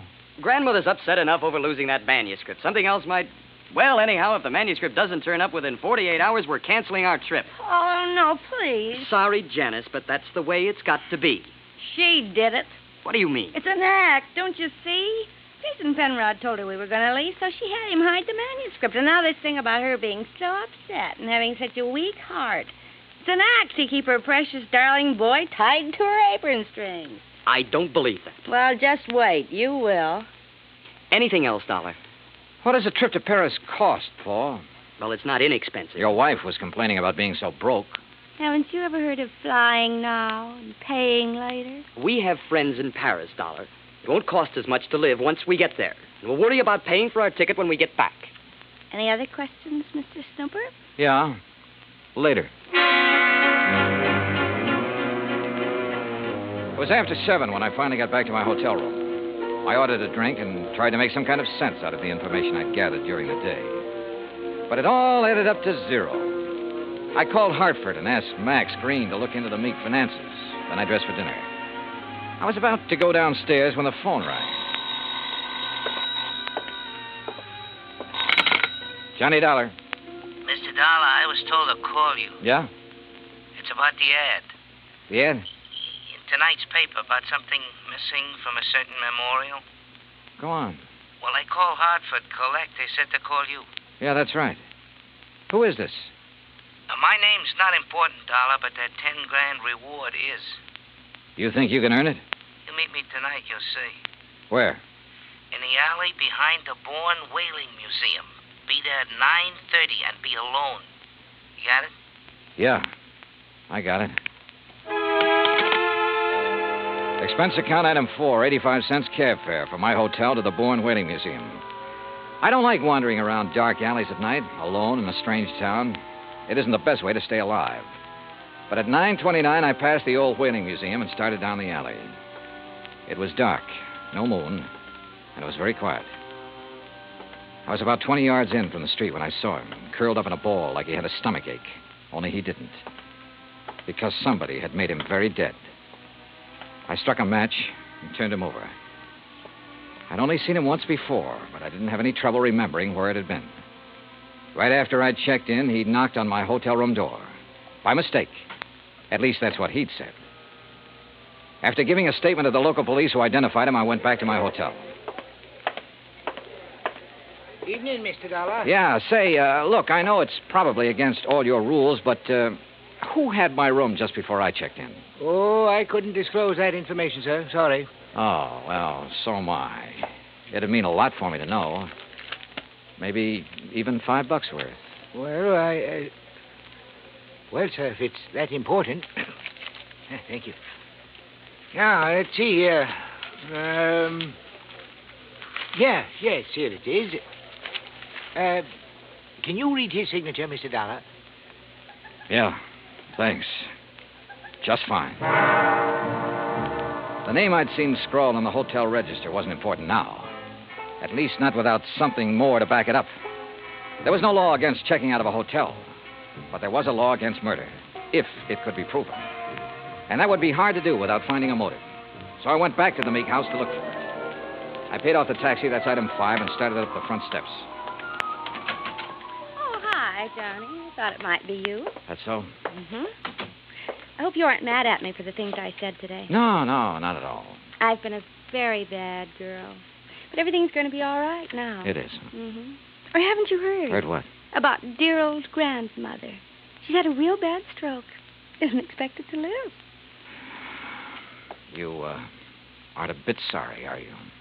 Would you be, if you were me? Dollar, you mind coming up here? No, not a bit, Paul. I was trying to reach you at your hotel. Thank goodness you've come here. Did Janice tell you? Yeah. How is she? Bad. Doctor's given up. Says it's only a matter of hours. She told me to send for you, Mr. Dollar. Oh? I don't know why. I've never been able to figure out a lot of things she did. All right, where is she? In there. Old Pete's with her, but go on in. Thanks. With a increased devotion to that cause for which they here gave her the last... Who is it? Oh, it's Mr. Dollar, my lady. Hello, Mrs. Meek. Oh, thank you for coming, Mr. Dollar. I go now. No, wait. Mr. Dollar, you have a moment, haven't you? Of course. I promised Pete the last time I visited the museum. I promised I'd let him recite some of the things he's learned while working there. Haven't been able to keep that promise till now. Go on, Pete. Please. Yes, my lady. They here gave her the last full measure of devotion. That we here highly resolve that these dead shall not have died in vain. That this nation under God shall have a new birth of freedom. And that the government of the people, by the people, for the people, shall not perish from the earth. Thank you. That was wonderful. Thank you, my lady. Now I go. Well, Mr. Dollar, I have a confession to make to you. Yes? I lied to you. Oh, I'm sure it wasn't a very big lie, Mrs. Meek. Oh, but it was. I told you the business Mr. Penrod and I were discussing the night of the burglary. Yes? I told you it had nothing to do with you or the people you work for, remember? Yes, ma'am. Well, that was a lie. I'm broke, Mr. Dollar. All I have left in the world is this house and the things in the memorial. I see. That's why I sent for Jason Penrod. He purchased most of my treasures for me.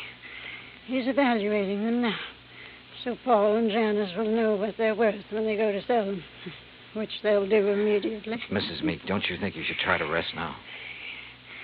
Will you give me a cigarette? No, ma'am. Sorry. And you must rest. There isn't much else to do, is there?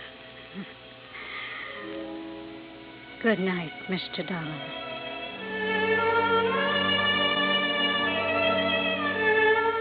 Outside in the hall, Paul and Janice Meek were talking quietly to Jason Penrod. Off in the corner, standing with his back to the others, was Pete Vesuvio. Mr. Dollar, she's resting quietly. Oh, Dio grazie. Why did you lie to me, Pete? What? I never lied to nobody. Who say I did? I say you did. You're crazy, mister. What lie I tell you? You said you learned the Gettysburg Address right from Mr. Lincoln's own writing in the museum. That's no lie. What's the matter? You don't believe that, mister? I believe you, Pete. But I just had to be sure. Come on, let's join the others, shall we? See. Well, good evening, Mr. Dollar. Mr. Penrod? Tell you any of the family secrets, Johnny? Not too many. You learn anything in there you didn't know before? Yeah? I know which one of you stole the Lincoln manuscript. One of us? Why, you're crazy, Dollar. We were all in the house at the time it happened. That's right. But one of you hired a little man named Leo Jones to do your dirty work. Jones called me earlier this evening. He was going to tell me which one of you it was. Evidently, he didn't like the deal he was getting. What was he doing, Penrod? Trying to blackmail you? What are you talking about? I don't know any Leo Jones. Then why did he come around to my hotel room this morning? The same room you just checked out of. Well, that doesn't mean a thing. I imagine several persons have been to that room today. Sure, but they're still alive. Now, let's get to the phony Lincoln manuscript. Phony manuscript? It wasn't phony, Mr. Dollar. Wasn't it? Well, you correct me if I'm wrong, Penrod. After Mrs. Meek purchased one of the first two drafts of Mr. Lincoln's Gettysburg Address, she started losing her sight. When she closed the museum to the public, you saw a chance to make yourself another $100,000 sale. So you switched copies of the manuscript, replacing that draft with one containing the words, "Under God," which isn't worth anything close to $100,000. What do you mean, Dollar? All right, let me quote.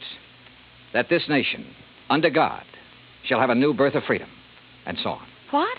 The phrase, under God, was not in the manuscript he sold your grandmother, but it was in the copy old Pete has been studying in the museum. Right, Mr. Penrod? All of you stay right where you are. You get what Jones got. Mr. Dollar. He won't go far, Pete. But I am the guard. The lady will want me to stop him. Pete, come back here. Keep away from me. Pete! Come on. Oh. You tell the lady I am a better guard now. Much better. Si, senor? Yes, Pete. I did good. You did fine.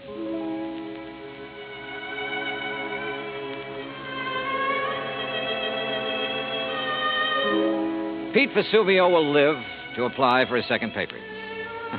And in time, probably open a spaghetti joint in New Bedford. Penrod will be tried for murder. As yet, he hasn't disclosed the name of the person who purchased the stolen manuscript. But in time, I am sure he will. As for the Meeks, well, Mariah passed on later that night. But as she said, there was nothing left for her but to rest. Expense account total, including hotel and numerous incidentals, $98.30.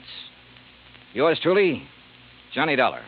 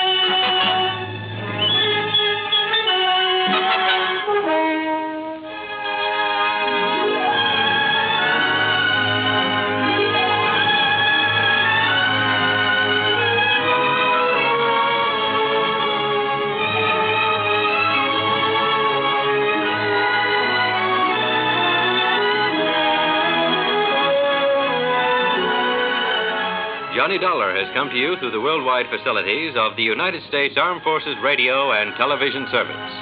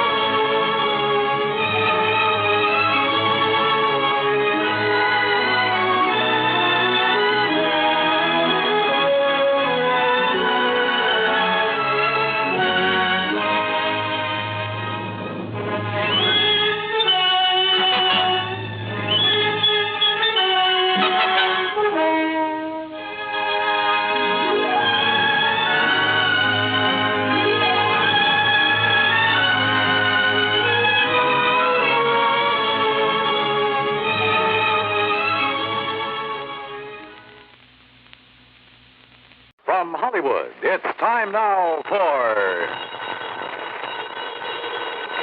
Johnny Dollar. Oh, good. Huh? Johnny, this is Ben Pringle. Ben, how are you? Still selling insurance for Star Mutual? No, not anymore. Oh, that's right. You were talking about retiring. And I have retired. Yes, year ago I quit the insurance business and bought myself a poultry farm. Well, good for you. Where is it, Ben? It's right here in Vineland, New Jersey. And how's it going? Oh, terrible, Johnny. It's terrible. Oh? When I think of all the pretty chickens that I've lost. Well, what seems to be the trouble? Johnny, somebody's trying to put me out of business. Well, I don't know who or why or how, but Ben, if I can be of any help to you. You can, Johnny, you can. I was going to call Star Mutual because everything I have is insured pretty heavily, but first I thought I'd make sure that you're available. For you, anytime. Well, then come on down here, will you? In the meantime, I'll notify the company Johnny, that you're on the way. Just give me your address and I'll be on my way.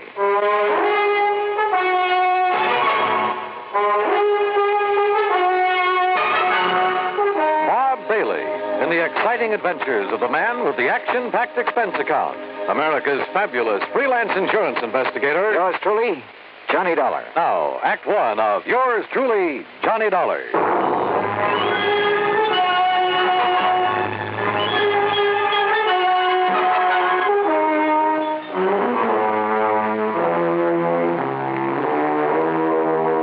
Expense account submitted by Special Investigator Johnny Dollar to the Star Mutual Insurance Company, Home Office, New York, New York.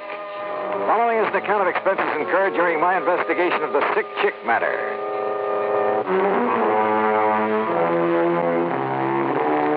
Item 1, 1050, train fare and incidentals, Hartford to Philadelphia. There, to be sure of adequate transportation, I rented a car. That's item 2, $50 deposit. The 35-mile drive south on Route 47 was uneventful, and I finally turned left onto Vineland's main street, Landis Avenue. Vineland, the heart of sunny southern Jersey.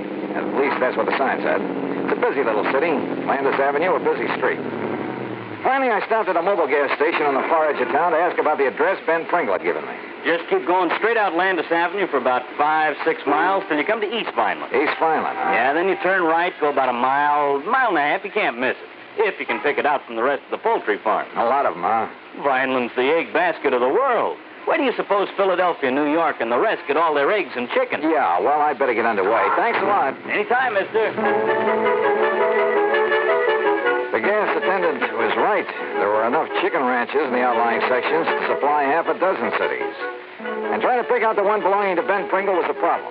Finally, to ask further directions, I pulled up at the nearest farmhouse.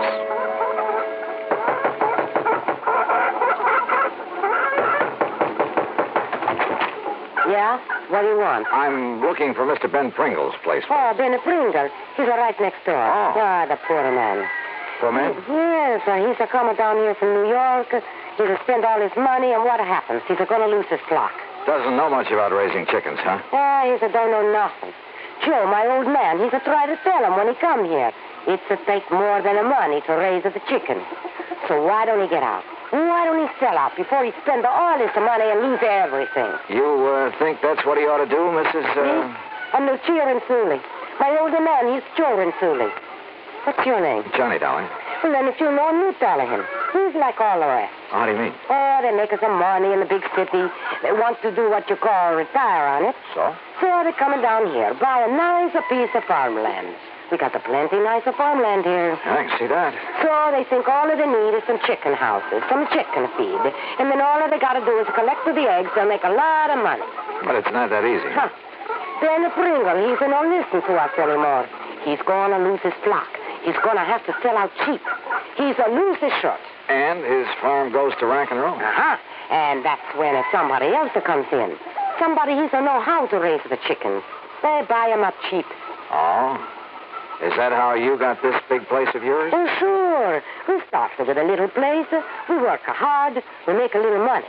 Then, when somebody like him comes along, we buy him out. We got a nicer, bigger place. That sort of thing happened very often around here, Mrs. Renzulli? Oh, sure, all of the time. You ask Tony Pasquale. Now, he's got a big farm. You ask Carmen Chinero. Same thing. You know Tommy Bernasconi? No. You ask him. Same thing. Same thing. What's the matter, huh? Oh, I was just thinking, Mrs. Renzulli, it's pretty much to your advantage to see these people go broke, isn't it? No, you're just the one man. Frank, though, isn't it? Look, I don't know who you are, what you want, what's your business. My business is finding out why Ben Pringle's having trouble. Maybe who is causing it. You get out of here. I don't like it the way you talk. Sure. I don't think I like you. Yeah? Maybe you'll like me even less after I've talked to Ben Pringle. How about that? Get out.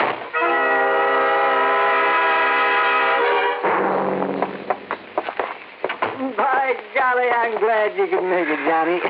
Yes, sir. Sit down. Yeah. Well, from what I hear, Ben, you're having a pretty rough time of it. Oh, Oh, I suppose it's my own fault, Johnny. Walking into a project like this without knowing more about it. Well, how deep have you gone into this layout? Oh, my, too deep, Johnny, too deep. All in all, I spent nearly $40,000. That's just about all I have.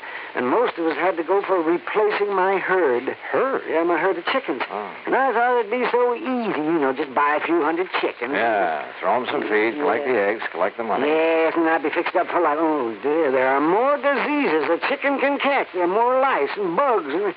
Oh, and now this. Hey, Ben, you said something about somebody's trying to put you out of business. That's right, Johnny, and I'm sure of it. But why, I don't know. I didn't know I had an enemy in the world. Oh, what's going wrong? Well, just wait till you see my herd of chickens. And if you don't agree with me that... Oh, I'm sure you'll agree with me. About what? That they're being poisoned, that's what. By whom? I think I know. Oh, yes, sir. Well? By somebody who'd like to see me go broke. So that he could buy you out cheap. Who, Ben? I'll tell you who.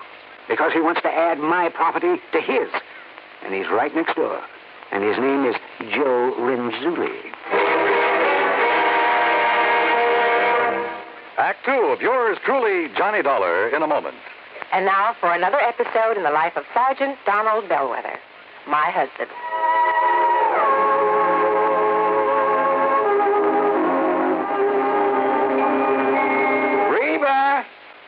Reba! What is it, Donald? Confounded Reba, I can't find the fountain pen. I've looked all through this desk. Here it is, dear. Here it is. You must have used it as a marker when you were reading this book. Let's see, this great literary classic, Six-Gun Showdown at Powder River Gulch. All right, never mind about my reading habits. Just look at the coverage we're going to get with this new auto accident policy. Let's see. We have collision. $50 deductible. Fire, theft, public liability, property damage, medical benefits. In other words, we have complete coverage. That's right. Of course, it's going to cost us money. I'm sending the company a check right now. Gee, it's too bad we don't live in Rhode Island. Rhode Island? Why? Oh, because then our rates would be lower. Rhode Island has less accidents per capita than any other state. Oh. Well, which state has the highest? Let me see. Here it is, Nevada. No, by golly, Nevada's second highest. Alaska has the most. Really? I didn't know that. Mm-hmm. It's just too bad we can't eliminate traffic accidents completely. Not only would it save life and limb, but it'd be a lot less strain on the pocketbook. Yeah, that's for sure. These automobile accident policies get more expensive every year just because there's so many costly accidents. Well, I'm glad we've got some good insurance coverage, Donald, but just remember one thing. Oh, what's that, honey? Well, some auto accidents ruin a fender, and some ruin a family. Yeah, that's true. Very true. But as far as I'm concerned, I don't want any of your old insurance money. I want you here at home, safe and sound. You'll always drive carefully, won't you? Yes, I will, dear. Oh, that's my Donald. That's my doll.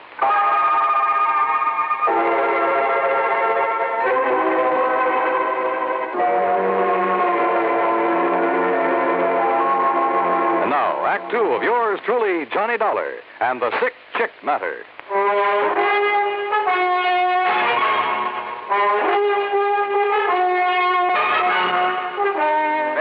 Sure it's Joe Renzulli. Trying to kill off your flock, put you out of business. Yes, sir, Joe Renzulli, and I'm sure of it. But just wait till you see him. Johnny, I have got the sickest herd of chickens you ever saw. Okay, Ben, let's take a look at them. Though I'm afraid I don't know much about the critters. You don't have to. Anybody could tell. Just anybody. Come on. Have you talked with a vet about them? Sure I have. Finest vet in the county, too. Dr. Goldhaft. Why, he has a regular laboratory. He's known all over the world. He's the one that cured him with the cholera, and the hepatitis, and the synovitis, and the coccytitis, ptosis.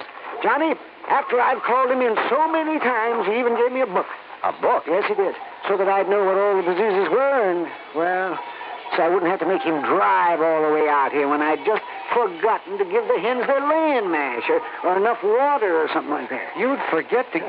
Well, no wonder you've had trouble with your flock. And I guess I was kind of a nuisance to him, too, but I did so want my herd to be a good one and lay a lot of eggs for me. Well, what does the vet say about what ails them now? Well, I haven't told him. You haven't told him? Well, see, I'm afraid I still owe him a pretty big bill. Yeah, but look, Ben, And I looked in the book. Johnny, and there's nothing in it about the way they are. There is not a word. And that's why I sent for you. But, Ben, I told you, I don't know anything about them. Of course, if you're right, if they're being poisoned... Oh, let's take a look at it. Yes. You'll see. You'll see. You got a nice-looking layout, I'll say that. Nice new houses for them. Big fenced-in yards, or whatever you call them. And there's plenty of room for them to... Oh! There, yes, sir. You see?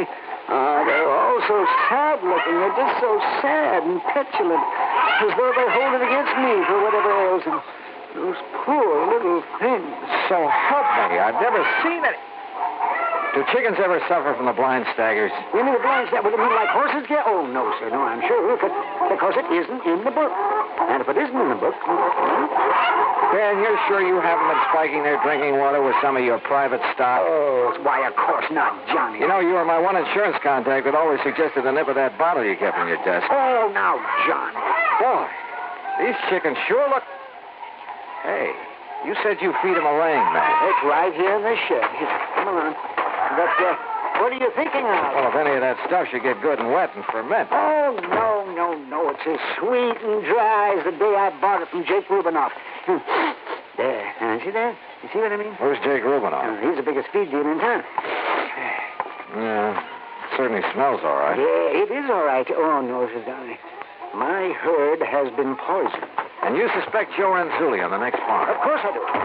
Wasn't he one of the people who tried to help you get started when you first came down Oh, here? sure. Yes, he pretended to. But I can see now is just to look over my nice place and see how much he can get his hands on when I go broke. Well, if you had some concrete reason for thinking he might be poisoning your flock... I've seen him. Yes, I have. I've seen him with my own eyes. Come right over here at night, several times. What? And scatter something over the fence into my pens out of a big sack. What was it? Now, the time was daylight and I could see. The chickens had eaten it all up. You sure it was Renzulli? Of course I am. Okay, Ben. I'm going over and talk with him.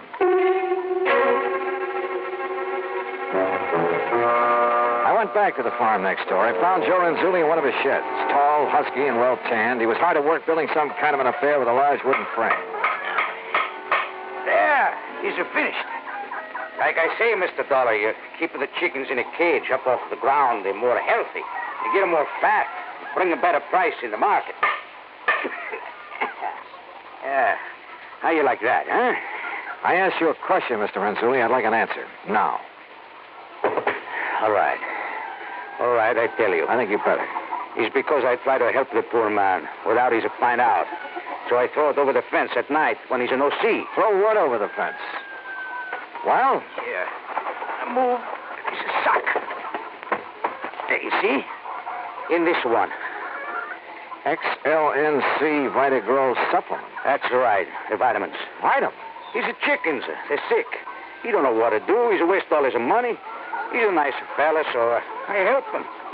You sure that bag doesn't contain some kind of poison? Poison? Yeah. No. Where'd you get that stuff? Jake Rubinoff feed store. What are you trying to accuse me of? Nothing. Yet. I'm going to try to help the poor man, that's all. You don't like that? I want a sample of that stuff. Sure. Take all you want. So what are you going to do? Well, it's too late now, but in the morning I'm going to take it into town to the feed place and check on it. You go ahead. And believe me, if there's anything wrong with it, I'm coming back here with the police in tow. Police? You better talk, Renzulli. You don't understand. You don't know. It's smaller place like this. You got to stay friends with everybody. Huh? You make trouble for people, it's no good. What are you talking about? Your neighbor is your friend. Oh, sure. Just like you're a good friend of Ben Pringle. Yeah, that is so. But you're protecting somebody who's poisoning his chicken. No, that's a big lie. Then what's all this double talk? Why are you so afraid I'll bring the police out here? Well, I'm not. I mean... Or maybe you've done something you're afraid they'll tag you for. Is that it? No, that is wrong. Fact remains you know something about Ben Pringle's trouble with his flock. I tell you. You've told me nothing. Okay, I'll find out for myself. Good. That is good. Huh? You no live here. You find out. That's all right. That's good. Find out what? You find out. And that's all I could get out of him. And on the way back to Ben Pringle's farm, I suddenly began to wonder if I hadn't stepped into something more than just a bunch of sick chicks. You know something? As it turned out, I certainly had.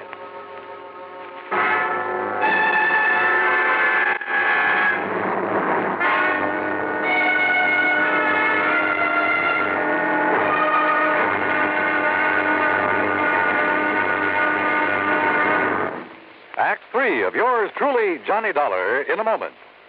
Do you know who said, absolute freedom of the press to discuss public questions is a foundation stone of American liberty.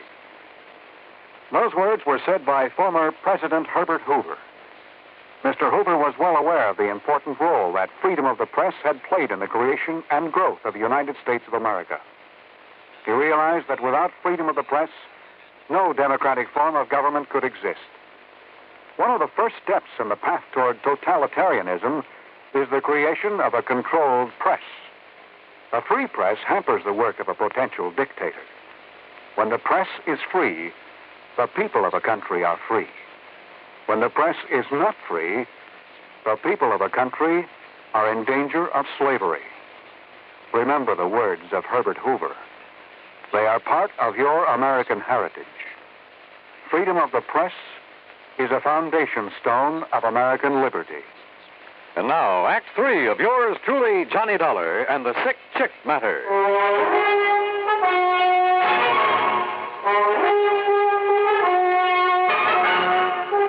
By the time I got back to Ben Pringle's place, he had spread something that passed for supper on the kitchen table. Now, just help yourself there, Johnny. There's plenty more in the stove. Yeah. If I don't cook the best canned beans you ever eat. Yeah. Yes, aren't they delicious? Have some ketchup. Hey, look, Ben, as I told you, I got nothing out of Joe Renzulli, except a powerful feeling that he's protecting one of your neighbors around here. Well, you know how it is out in the country this way, Johnny. A man who tells on his neighbors, well, he's an outcast. Hey, maybe that's why Renzulli didn't mind if I could find out what's going on here for myself. I still think he's doing it. Yes, sir. Whose place is that on the other side? I noticed a brand new Lincoln out front. Oh, all right, yes.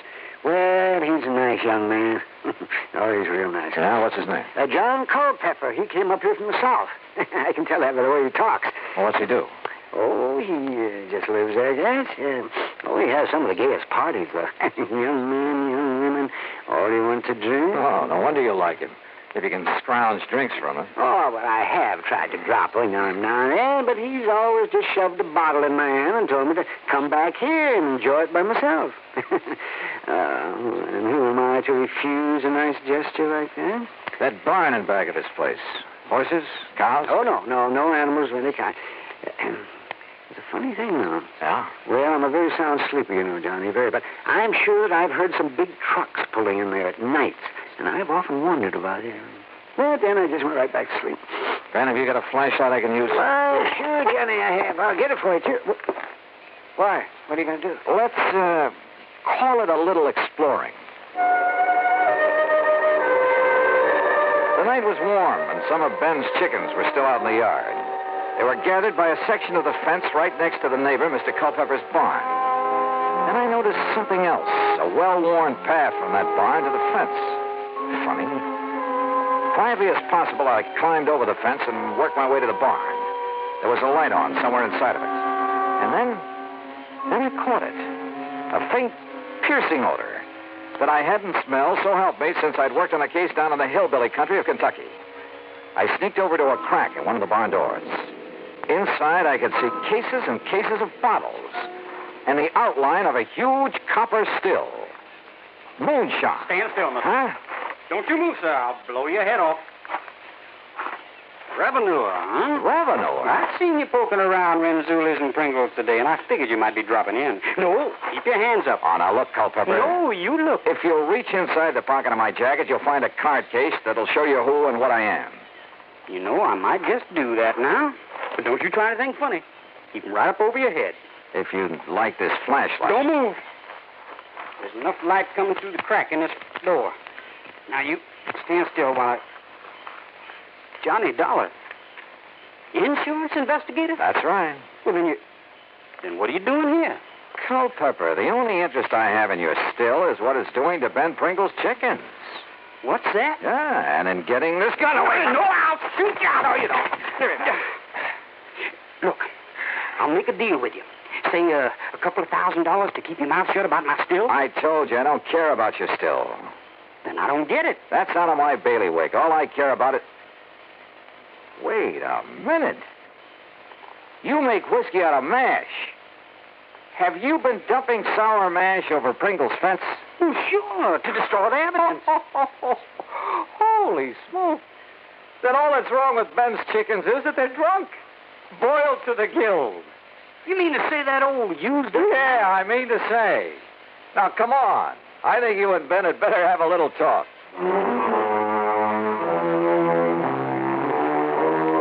So they talked, Ben and Culpepper. In exchange for not being reported, Culpepper agreed to pay my expense account, Ben's veterinary bills, and to move out of the county. Oh, I suppose I should have notified the local authorities of what was going on. But isn't that really a job for the company?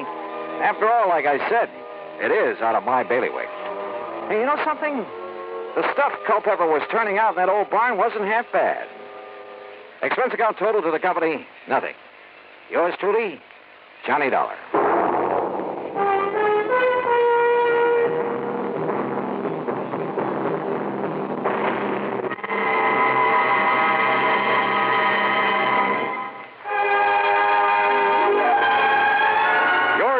Johnny Dollar, starring Bob Bailey, originates in Hollywood and is produced and directed by Jack Johnstone, who also wrote today's story. Heard in our cast were Lucille Meredith, Howard McNear, Gil Stratton, Jack Moyles, and Sam Edwards. Be sure to join us next week, same time and station, for another exciting story of yours truly, Johnny Dollar. This is Dan Cubberly speaking.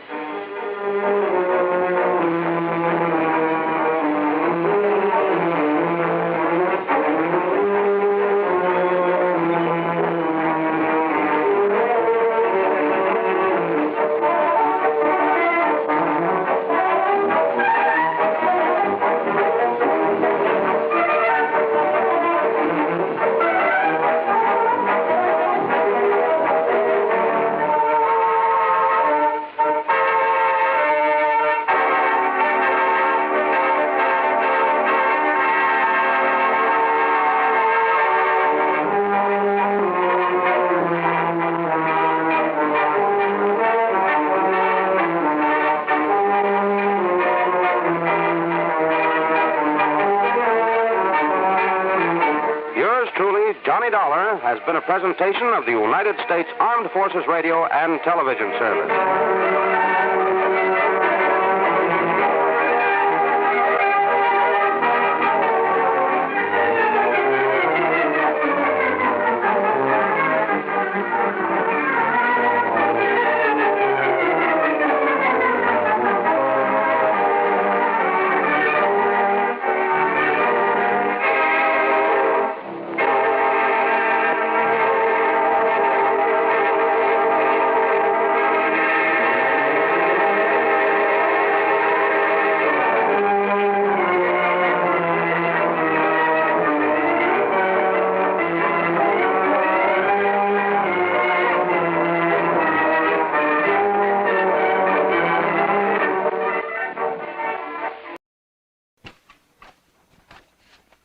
Slate 107B.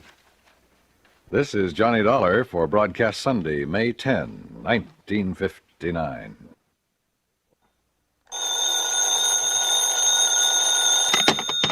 Johnny Dollar. Johnny, this is Ray Connolly. Oh, yeah, over at Continental Insurance Company. That's right, yeah. Oh, what's the problem, Ray? Problem? No problem at all, actually. Huh? Are you busy tonight, Johnny? No, no plans at all. Well, you see, my wife's out of town for a few days, and, Johnny, well, I wonder if you'd have dinner with me tonight. Can you do that?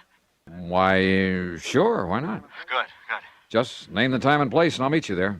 Well, I happen to have a nice, thick fillet of prime beef in my refrigerator at home, and if you like steak... Sure do. Well, why don't you run over to my place at, say, 6:30? I'll pour you a couple of cocktails, and we'll tackle that steak. Okay, Johnny? Ray. Yeah? You're sure there isn't something that's bothering you? 6:30, Johnny? Yeah, okay, but now listen. Good. I'll see you then. But why don't you...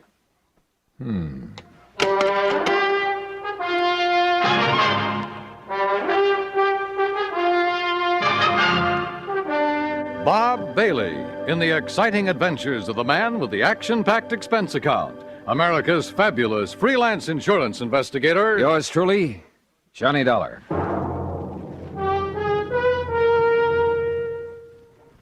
Each weekday on CBS Radio, there's a bright package of lively entertainment that goes by the modest title, Just Entertainment. It's where to find Pat Buttram, his cohorts, and his warm humor. Mr. Buttram is ably aided by lovely Marion Morgan and that singing foursome called the Halloran Quartet. Just for entertainment, sample Just Entertainment with Pat Buttram tomorrow on CBS Radio. Also on the recommended list, a fascinating fact-filled 10 minutes each weeknight with Ron Cochran. Recently, he's given the Answer Please treatment to listener queries on such topics as the Chesapeake Bay's Oyster War, the Irish Sweepstakes, Spring Fever, and underseas exploration of the Arctic. Be listening tomorrow night. Discover how you can ask Ron Cochran to give your question the answer, please. Just Entertainment and Answer Please. One for facts, one for fun. Leave your dial set right where it is now to enjoy both these entertaining programs each Monday through Friday on CBS Radio. And now, Act One of yours truly, Johnny Dollar.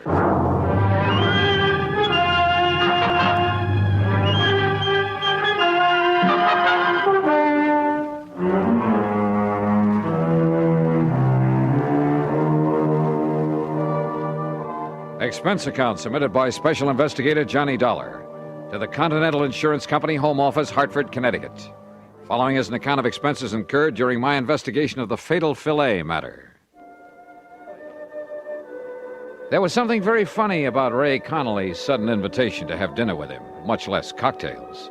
I'd been at his office far too many times, had seen the bottles of pills that he kept in his desk, watched his secretary bring him a glass of milk at precisely 10:30 a.m. and exactly 3:15 p.m., had listened to the dull details of his ulcer-free diet more times than I can remember. So when Ray said cocktails, come on now, Dollar, stop trying to build up a case out of nothing. And yet, for reasons that will be made clear later in this report, everything goes on expense account. Item 1, $1.40 for a cab to Ray's apartment. It was 6:30 on the nose when I pushed the doorbell. Oh, and I decided that if he did have something bothering him, I'd let him get around to it in his own sweet time. I wished later that I hadn't. Johnny, I'm glad to see you. Come in. Yeah, how are you, Ray? Well, you know how it is. Those ulcers been kicking up on you again? Yeah, a little. Sit down, Johnny, sit down. Sure, thanks. Now, what would you like? Martini, Manhattan? Got a plain old scotch and soda lying around? I certainly have. Have it for you in a second. Never touch it myself anymore, of course. You mean you're not drinking with me? Maybe I'll have a glass of milk and... Let's see. Yeah. It's time for me to take one of my pills. There you are, Johnny. Thanks. But did it ever occur to you, Ray, that if you'd stop worrying so much about that gut of yours, you might not have so much trouble with it? Johnny, it's easy to see you never had an ulcer. No, sir, and I don't ever intend to. Well, So- if you were in my end of the business, there's something just happened that I want to tell you about. Oh? Yeah, later. Incidentally, this steak we're having is the most beautiful thing you ever saw. Well, come on, I'll show it to you while I get a glass of milk. Okay. I guess my wife ordered some groceries sent over from Morris Baines Market before she left. I told you she's away. Yes, she did. Yeah, left yesterday.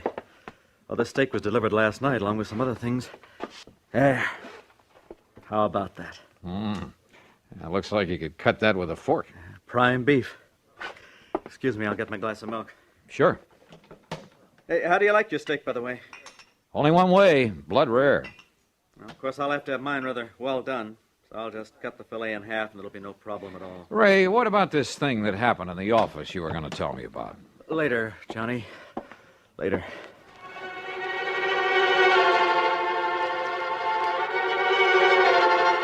Again, looking back, I wished that I'd pressed the point, but I didn't. Instead, I had another drink, watched him sip his glass of milk, listened to him complain some more about his pet ulcer, and then, finally, we sat down to dinner. There we are. Isn't that the most beautiful steak you ever saw? Oh, no. Huh? Ray, didn't you hear me? What? Oh, dear. Yeah. Oh, dear. I'm terribly Well, embarrassed. brother, you ought to be. That looks like a piece of shoe leather. When you said blood rare, and I forgot all about it. Ray, you are a dog. You're sure you can't eat it this way? I'd rather chew up an old boot. Hey, listen now, something's bugging you. Now, what is it? Nothing, Johnny. Look, I'll go out and buy another one for you, huh? And let yours sit here and get cold? No. Oh, Johnny, I'm terribly sorry. That's okay. Go ahead, Ray. Tear into it. I'll go out in the kitchen and see if I can find the makings of a sandwich.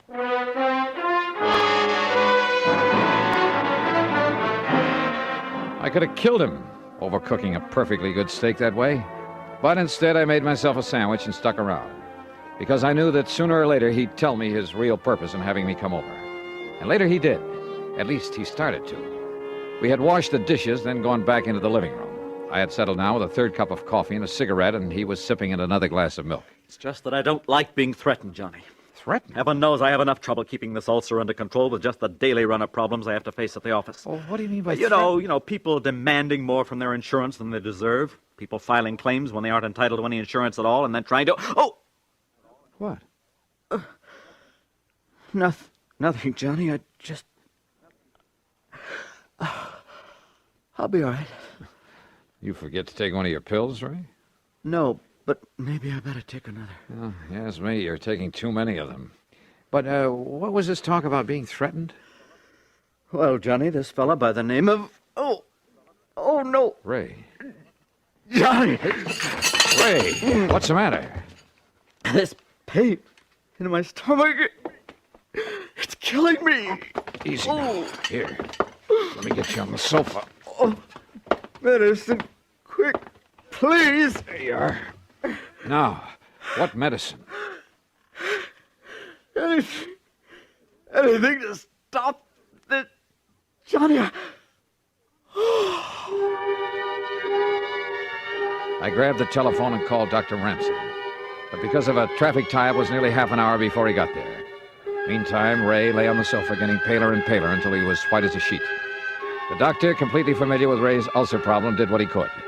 But after 45 minutes, realized things were getting beyond his control, so he called an ambulance. Another half hour. And yeah, by the time they got him to the hospital, in spite of injections and oxygen along the way, Ray Connolly was dead. Act 2 of yours truly, Johnny Dollar, in a moment. Tibet in the news. Who's an expert on Tibetan affairs? Who was the personal guest of the Dalai Lama in happier times at the top of the world? Why, Lowell Thomas, of course. Ask us another part of the world, and there's every chance the answer again would be Lowell Thomas. The roving raconteur has been just about everywhere, seen just about everything. So when a story breaks, he has that extra edge of intimate first-hand experience to give extra dimension to his reporting. One of the most colorful men in the industry, one of the most striking different sounds on the CBS radio network is Lowell Thomas, heard every Monday through Friday evening with his fascinating reporting. Only a network could bring you a Lowell Thomas. Only the CBS radio network does. Remember, the keen mind and formidable experience of this noted world traveler, lecturer, raconteur, and CBS newsman is an exclusive with the affiliated stations of CBS Radio. Monday through Friday evenings, don't miss Lowell Thomas. And now, Act 2 of yours truly, Johnny Dollar and the fatal Filet matter.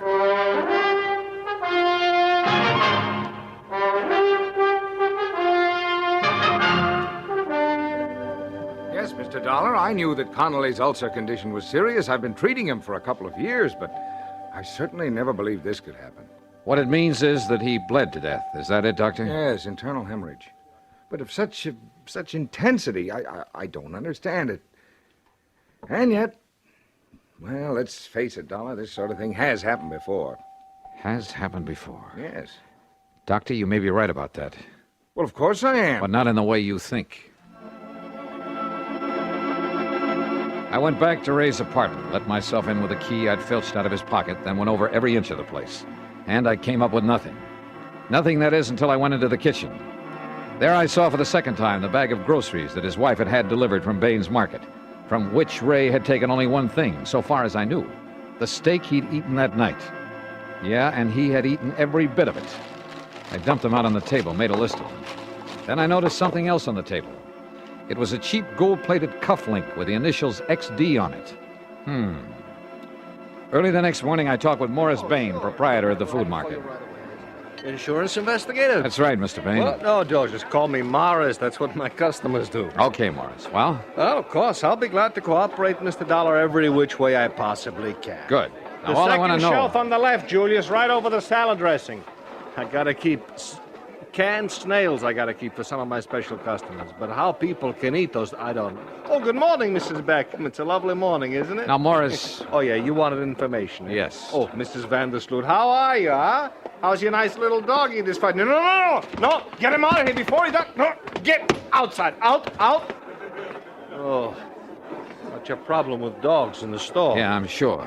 But now, do you have a customer by the name of Connolly? Mrs. Connolly? Sure, lovely woman. She was in here only the other... Oh, how do you do, Miss Keena? How's my little sweetheart today, huh? We got a special on those fancy canned chestnuts with the light syrup listen that to you me. like. Mrs. Connolly was in here when?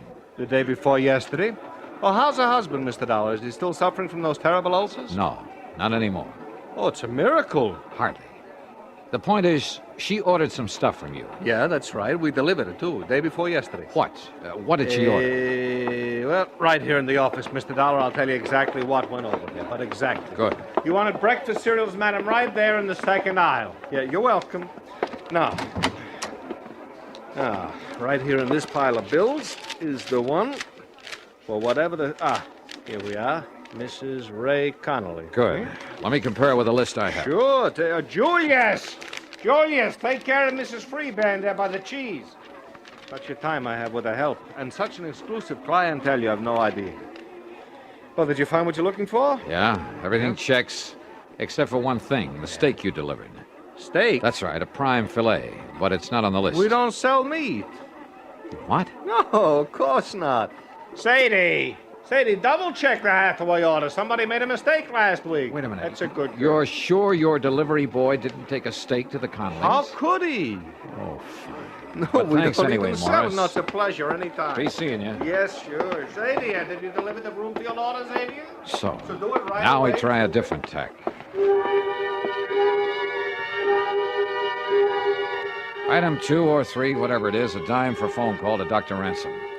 I suggested he take whatever steps were necessary to make a complete examination of the stomach of the now deceased Ray Connolly. Item 4, 85 cents for a cab to the office of Continental Insurance.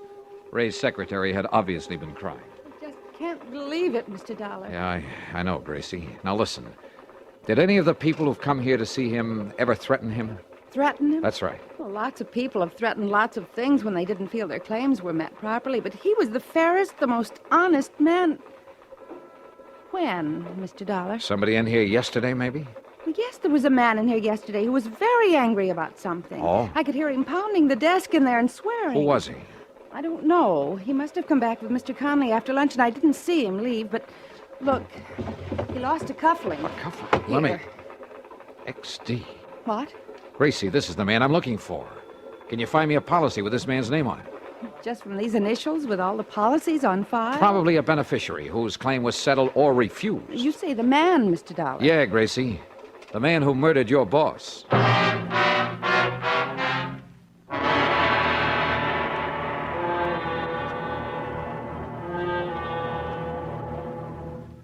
Act 3 of yours truly, Johnny Dollar, in a moment. Be sociable, look smart, keep up to date with Pepsi, drink light, refreshing Pepsi, stay young and fair and debonair, be sociable, have a Pepsi. When friends drop in, let your hospitality show you're sociable in the modern manner. Pepsi, you know, is the favorite of the smart and young at heart. Be sociable, look smart, keep up to date with Pepsi, drink light, refreshing Pepsi, stay young and fair and debonair, be sociable, have a Pepsi. Have you tried a Pepsi lately? And now, Act 3 of yours truly, Johnny Dollar. Expense account item 5, another dime for another call to Dr. Ransom. Yes, the autopsy had been made. And yes, they had found enough ground glass in the stomach of Ray Connolly to kill 3 men. That's why Ray, with his ulcer condition, had gone so fast. While he was with you, Johnny, the police would like very much to talk to you. Well, certainly they don't think I did it. Oh, of course not. At least, Yeah? Well? well, after all, you were with him at the time when he ate that filet. Okay, Doc. I'll get in touch with him. Item 6, 10 cents for another call to Ray's secretary at Continental Insurance. Yes, Mr. Dollar, I have. Nice going, Grace. What's his name? Xavier Donato. The folder was still at Mr. Conley's desk. Donato. And the address? 13425 Sunset. Sunset. Got it. And listen, the reason he was angry with Mr. Conley... Yeah? He was named as beneficiary of his father's life insurance policy. Yeah? But his father just committed suicide. You see what I mean? Yeah. Donato couldn't collect. Yes. I mean, no, he couldn't. So... Gracie, you're a doll. Item 7, $2.50 for a taxi to the address far out on Sunset Avenue. It turned out to be an old ramshackle rooming house in a pretty lousy neighborhood. Sure, look for yourself, but I tell you, he ain't here anymore. When did he leave? Yesterday morning, bag and baggage. There you are, see for yourself. Now, don't tell me he's still living here. Well, I can't say that I blame him. What's that? Have you any idea where he might have gone? If I did, I'd send the cops to get the rent he owes me. The cops will want him for a lot more than your rent, lady. Yeah? What's more than that? Murder. Item 8, another phone call to police headquarters. I talked with Sergeant Jimmy Maxwell in homicide. Only I listened more than I talked. Cufflinks, huh? With the initials XD on them? That's right. What's the idea of not telling us before? As if you didn't know it, that's withholding evidence. And in a murder case... Hey, look, that's another thing, Dollar. If you suspected murder, why didn't you call us in instead of having that doctor order the autopsy? You trying to hide something? Are you kidding? Where are you, anyway? We've been combing the city for you. As if you didn't know it, you got a little explaining to do Hey, down look. here. And listen, who do those initials XD stand for? Well, if you let me get a word in edgewise, I might tell you. Well? The D stands for Donato, the X for Xavier. Xavier. What kind of a name is that? Xavier, if you want to say it that way. Boy, that's a rare one. You got his address? He just left the place where he was living, so he's probably 1,000 miles away. But Xavier? Huh? Of course, and right under my nose. What? Johnny!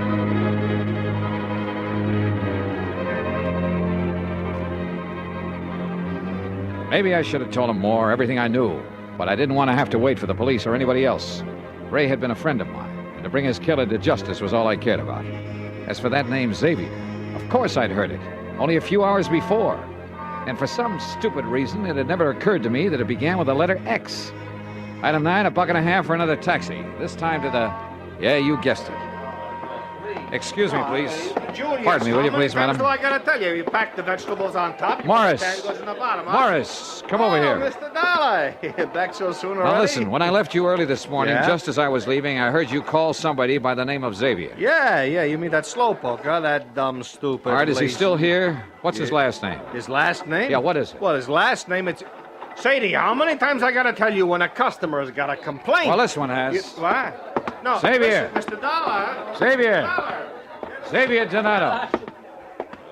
You looking for me, mister? You're Xavier Donato? Yeah. What do you want? I just want to show you a couple of cufflinks. Here. Are these yours? Yeah, mine. Then don't try to pull a gun. Me? I got no gun, mister. I found one of these in Ray Conley's office. Sure. I got mad. I slam bang on the desk at him. I found the other one at his apartment, where you delivered that steak to him. That steak full of ground glass. Where'd you get that steak? Wilson's Prime Market along the way to his place. Then you put in the glass and took it up to him. Yeah. That was pretty good, huh? Say, you from the cops? You expecting the cops? I don't know. But you didn't run. You didn't leave town. Sure. Because I'm smart. You leave town, they know you done it. They chase you, they catch you. And honest, I didn't know it was going to kill him. You know it now. But I had to get even.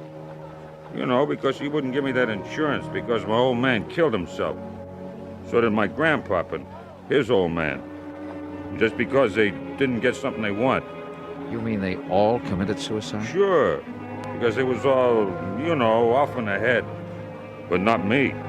You understand? Because I'm smart. Somebody does something against me like that insurance, well, I get even with them. You understand? I don't go kill myself. I get even with them. And you think they're going to find out? No. You think they're ever going to catch me? What do you think? Oh. You did, didn't you? Yeah. Gee, I guess you're even smarter than I am, mister. Yeah. Come on, Xavier.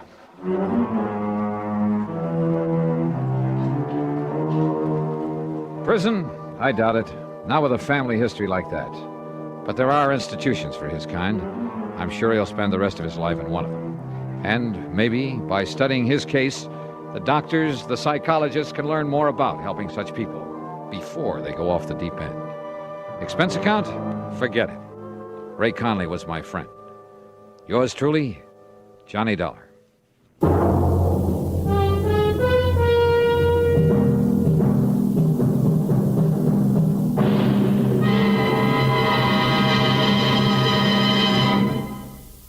Our star will return in just a moment. A good college education has a lot to do with your future. Whether you're a student, a parent, a college alumnus, a prospective employer, or just an average citizen, you have a stake in the future health of our colleges. The future security and well-being of our nation depends on them. Now is the time to help by contributing to the college of your choice. Just as our elementary and high schools have become overcrowded, so now our colleges are threatened by the increased school population. Funds must be forthcoming now to expand college facilities and hire more professors. Otherwise, our colleges will be unable to handle the millions of future students seeking entrance. If we are to keep pace with the Russians in scientific developments, if we're to improve our standard of living and maintain our free way of life, we must have greater college facilities and have them now. For more information, write for a free explanatory booklet to Higher Education, Box 36, Times Square Station, New York, 36. Now, here is our star to tell you about next week's story. Next week, a pair of twins. And believe me, they bring me a double dose of trouble. Join us, won't you? Yours truly, Johnny Dollar.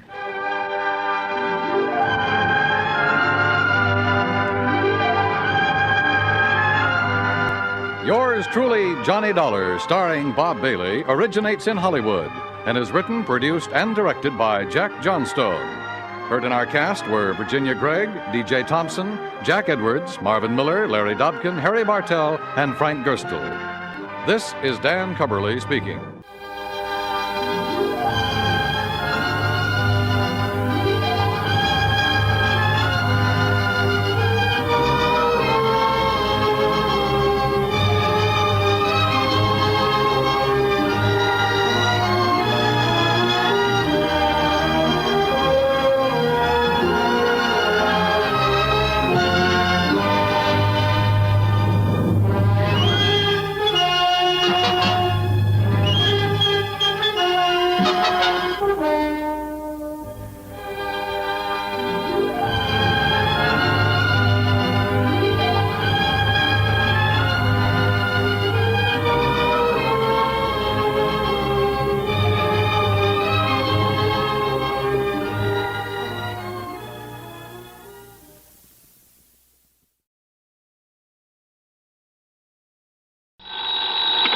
Johnny Dollar.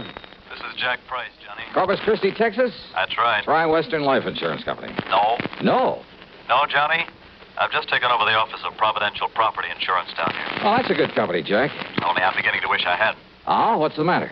Less than a week heading up this operation, and I get presented with a claim for $465,000. Wowee. But maybe, I hope, you could keep us from having to pay it. Well, I don't know about So, that. Johnny, if you'd like to earn yourself a nice big commission in addition to your expense account, of course. Now, let me see. My commission on $465,000. Tell me all, Jackson. You fly on down here, and I'll be glad to. Right. I'll grab the first plane I can.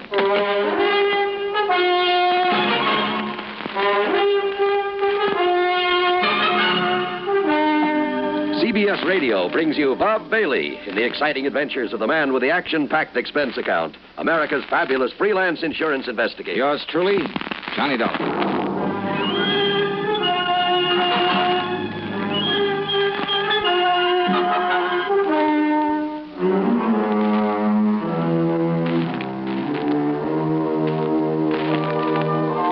Expense account submitted by Special Investigator Johnny Dollar to the Providential Property Insurance Company, Corpus Christi, Texas office. Following is an account of expenses incurred during my investigation of the Canary matter. After hanging up on him, I realized that Jack Price hadn't told me a single thing about the case he wanted me to handle. But who cares when it means a commission on nearly $500,000? So item 1 on the expense account is $128, plain fare and incidentals, Hartford to Corpus Christi, Texas. Price met me at the Cliff Mouse Airport. We piled into his car and headed for town. Johnny, I've made a reservation for you at the Driscoll Hotel on North Broadway. Oh? You get yourself a good night's sleep, and you can start on this matter first thing in the morning. Well, what's the matter with right now? At least you can tell me what it's all about. Well? The Canary diamonds. Canary? Yeah. You mean they're for the bird? Oh, now, wait. I'm sorry.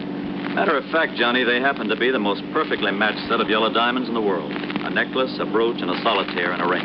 Called the Canary diamonds because of their color. No. They were stolen from Mrs. Clara Barnes Smithwick Tyson Brownfield. Oh, brother, that's a mouthful. Now, who is she? The reason she's so loaded with jewels, and about everything else an old lady could want, is that Tyson made a few $1 million in oil, and when he died about 4 years ago, he left her a considerable fortune, mostly in the stock market. Tyson? J.R. Tyson. I thought you said her string of names ended in Brownfield. About a year ago, she married young Augustus Brownfield. Oh, I see. Brownfield loaded, too? He's been up and down over the years. Mostly down, I'm afraid. Until he married the rich widow Tyson. Well, yes. How old is he? 10 or 15 years younger than she is. About 45, I'd say. Uh-huh. So that's it. Now, Johnny, you and that suspicious mind of yours. What, Jackson? You'd make a suspect out of your own mother. Oh, look, where there's nearly $500,000 involved. But you're wrong if you think he had anything to do with the loss of these jewels. I'm sure of it, Johnny. Yeah, we'll see.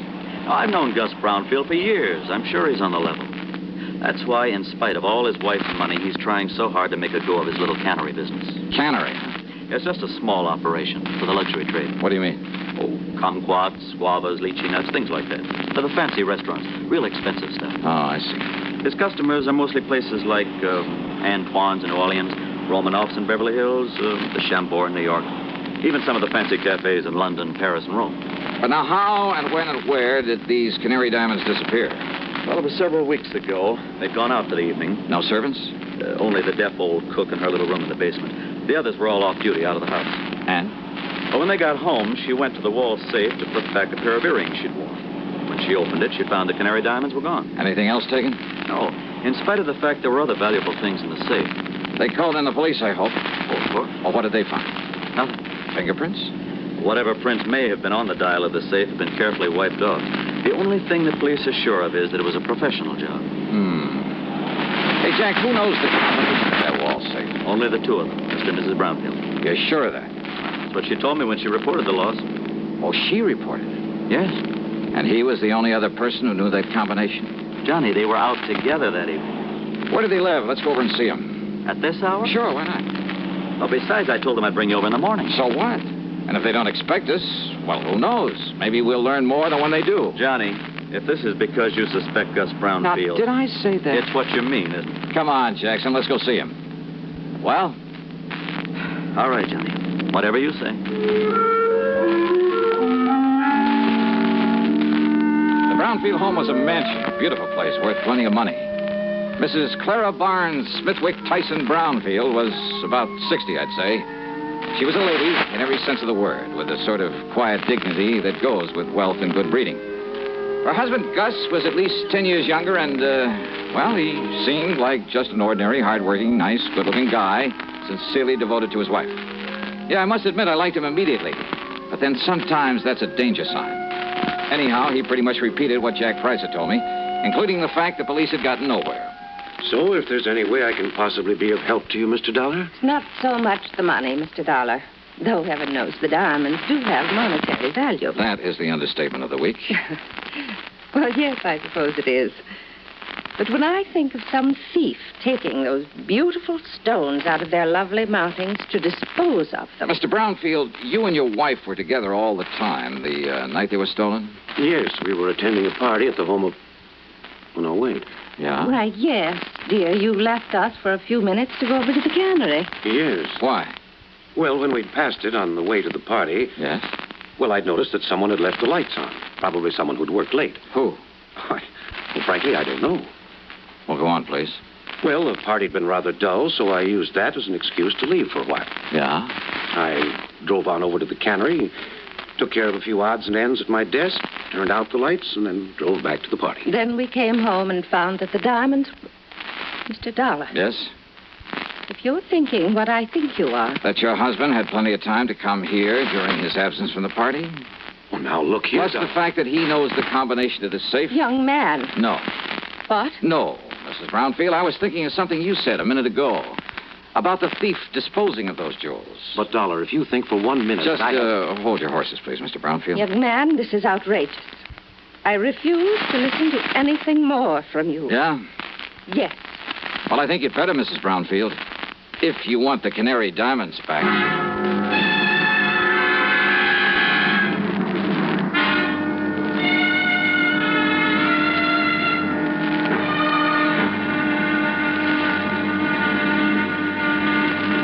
Next time you refresh, enjoy a frosty, ice-cold Pepsi-Cola. Sociability, Charlie. All right, Kay, how's this? Pepsi is light, refreshes without filling. You like to refresh? Have a Pepsi right now. Well, offer it to everybody, Charlie. I will. Enjoy Pepsi at the fountain. It's delicious at home, too. Have one at lunch or with a snack. Charlie. At the beach or at dinner. Wherever you go, wherever you're thirsty, Pepsi is there. It's here, too, in our Be Sociable song. Be sociable, look smart, keep up to date with Pepsi. Drink light, refreshing Pepsi. Stay young and fair and debonair. Be sociable, have a Pepsi. For the weekend, have plenty of Pepsi around. Pick up an extra carton today. CK, I'm sociable. With Pepsi, everyone is. And now, Act 2 of yours truly, Johnny Dollar.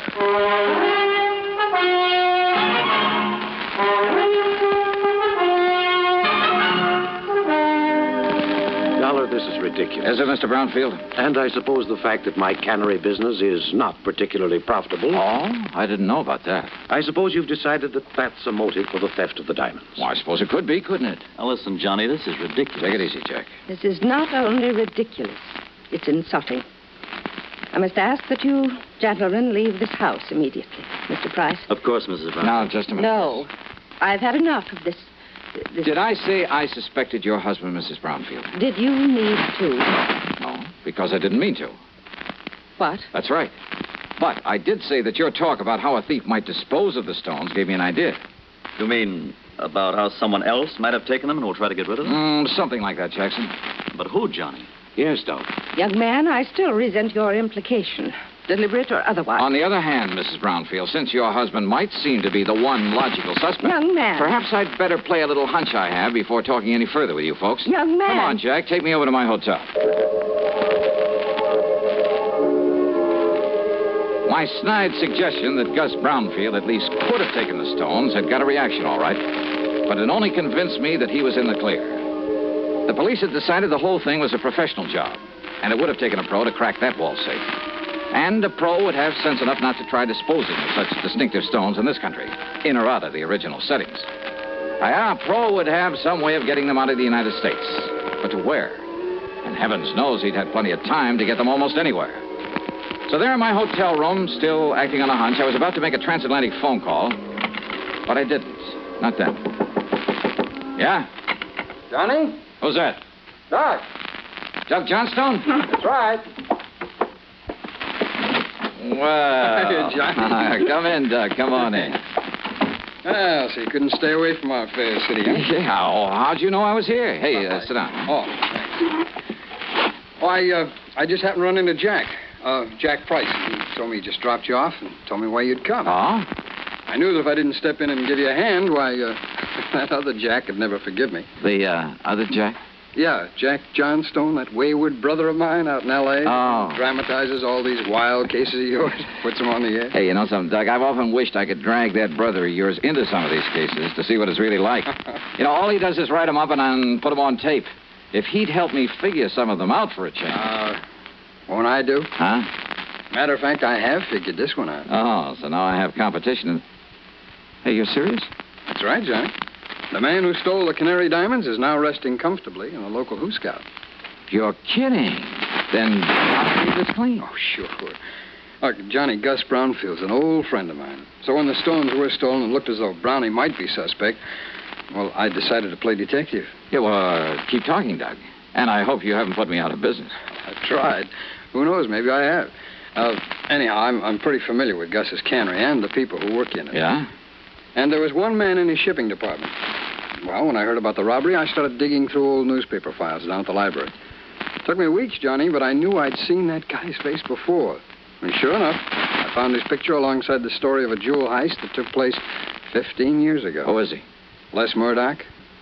That means something to you, huh? Fingers Murdoch. Sure. Safe man for that international gems gang back in 45. That's the guy. Yeah, but I thought he got 20 years. Well, good behavior got him off nearly 2 years ago. And he was working in Brownfield's cannery? In the shipping department. Oh. Well, I told the police about it. We descended on him a couple of hours ago, gave him a cock and bull story about having found some of his fingerprints around, and he confessed. Well, good. Good work. Well, now that I've solved the case for you, you can buy me a drink and be on your merry way back to Hartford. Sure. And the jewels? The jewels. Well? Well, Johnny, the police have tried every trick in the book on him. Now, he won't say what he's done with them. In other words, my end of this case is only beginning. What do you mean? Bring the dirty criminal to justice? That's for the police, not me. What I'm hired to do is get those diamonds back. Johnny, if Murdoch won't say what he's done with them, and believe me, there's nothing in the world that's going to make him. You got any bright ideas? What'll you do? Well, you want to know something, Doug? You got a good question.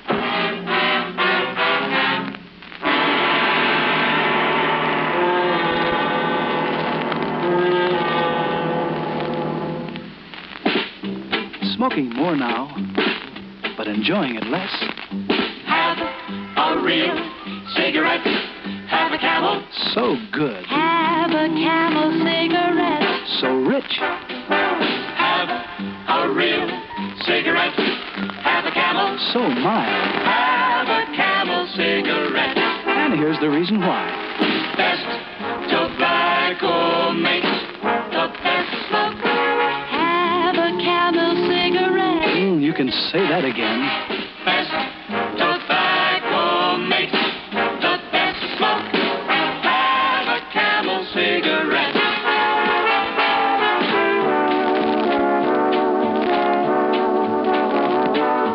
If you're smoking more these days, but enjoying it less, then change to Camels, the best-tasting cigarette of all. Start to really enjoy smoking again. Now, back to yours truly, Johnny Dollar, and the canned Canary matter.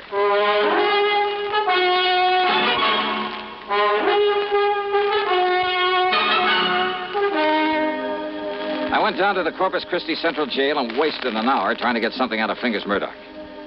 Go on, Dollar. Get out of here and let me sleep. Murdoch. And don't give me this bull again about going easy with me if I tell you where the rocks are, because I don't better. Look, listen to me, will you? Instead, I'll just serve another stretch, and then when I get out... If you live that long. Then I'll pick up the dough for him and live on Easy Street.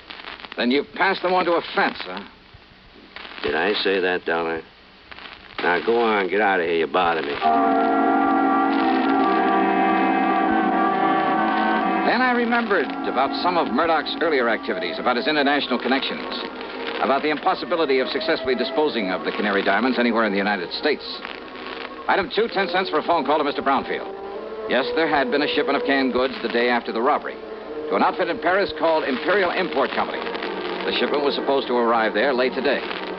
Item 3, $12 for a transatlantic phone call to Paris to a wormy little character named Louis Dumassac, who had another name for himself. Oui, monsieur. This is your oldest, your dearest, your most devoted friend, Le Jacques the Great Cat. Yeah, devoted friend, huh? You mean as long as I keep forking over good American dollars for information? But of course, monsieur. Sure. If somebody else came along with a bigger bankroll, you'd sell me out in a second. Oh, no, mon ami. You touch me to the quick. Sure. I mean, to have you put it so blunt. All right, now tell me just one thing. What do you know about canaries? Canaries? That's right. Uh-huh. Well? They are for the birds. Wait, well, monsieur, that's not a very funny thing I've just said. Oh, very funny. So what about the Canary diamonds? Well, alas, I've never heard of them. But I'm sure that for a slight consideration, if I can find out all about them for you, say for $500. Now listen, your old pal, Francois Dubuisson, the fence. Yeah, Dubuisson. What? Oh, that miserable, that no good, that double-crossing. I love him dearly. Now, what's that mean? Millions he's made smuggling jewelry and paintings into this country from your United States. Now, with your help at times. But of course, monsieur. But now what has he done? What has he done? Closed up the antique shop that he used as a front for his operations.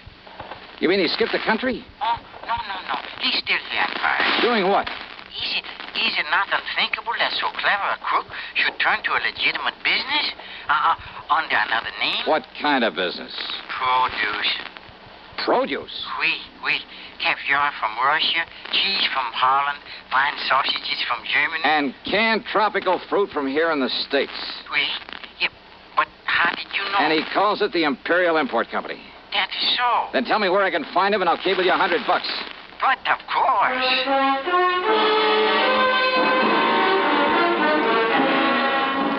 Item 4, a real wild one. $488, transportation to the airport, to Chicago, to Paris, France. Then a cab to the little warehouse called the Imperial Import Company. And somewhere along the way, I picked up a 39-cent kitchen item that just might help solve this case for me. Francois Dubuisson was more than a little surprised to see me. Monsieur Dollar? Yeah, surprise, huh? And what are you doing here in Paris, huh? Well, I want you to help me find some stolen jewels, Dubuisson. I help you? Mm-hmm.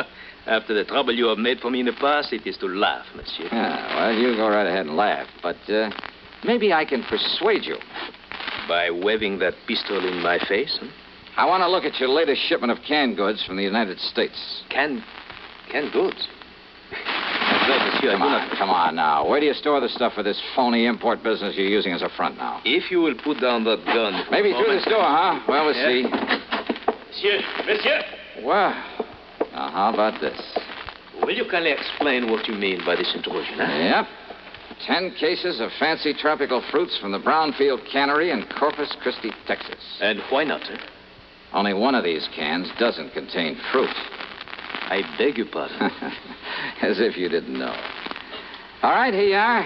Take this and we'll get to work. And just what is this, eh? Well, now, Dubuisson, that's a fine old American institution. It's called a can opener. Yeah, I'll pry open the cases and you open the can. Monsieur. Uh-huh. Until we find the Canary diamonds. All right, here now. We'll start with this case right here. Oh, I know nothing of the Canary diamonds. You are going to wield that can opener until you do. Monsieur Dollar. 24 cans to a case, 10 cases. That shouldn't take you too long, though you might raise a handful of blisters. There you are. Get started, brother. Have you forgotten? You have no authority here in Paris. Oh, have you forgotten this 38 might give me all I need?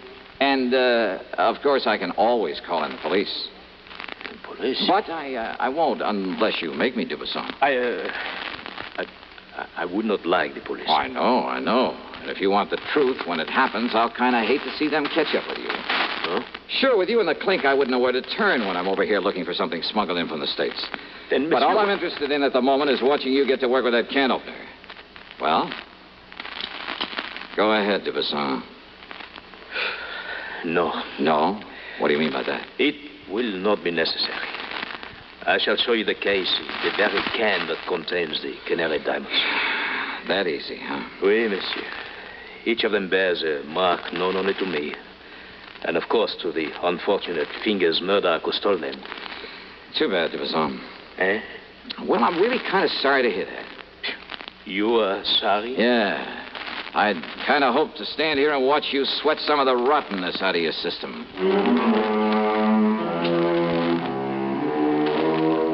Thanks to its Paris representative, the company was able to arrange for getting the stones back to the U.S.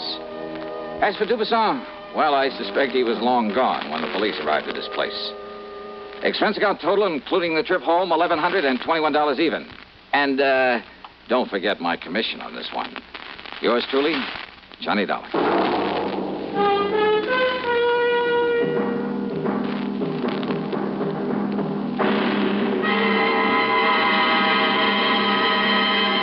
Hi. Maybe you'll recall this tuneful reminder of times past.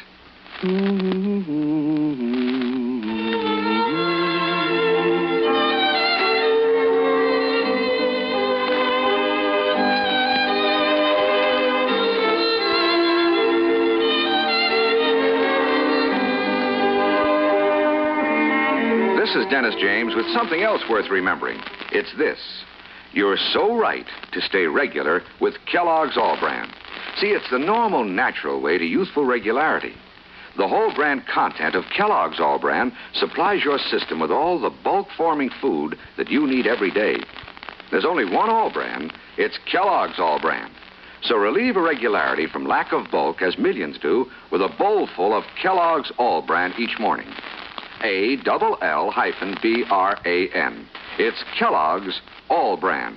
Now, here's our star to tell us about next week's story. Next week, a wild flight across the country after a beautiful girl, and possibly a murder. Join us, won't you? Yours truly, Johnny Dollar.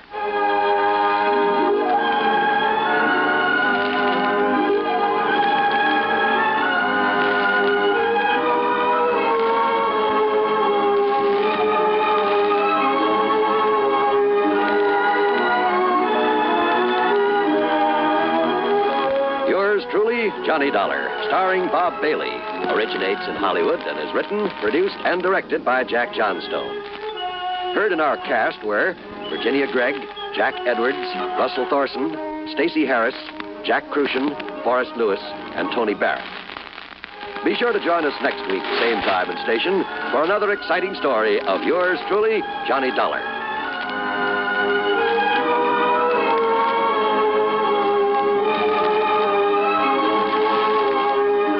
This is John Wall speaking.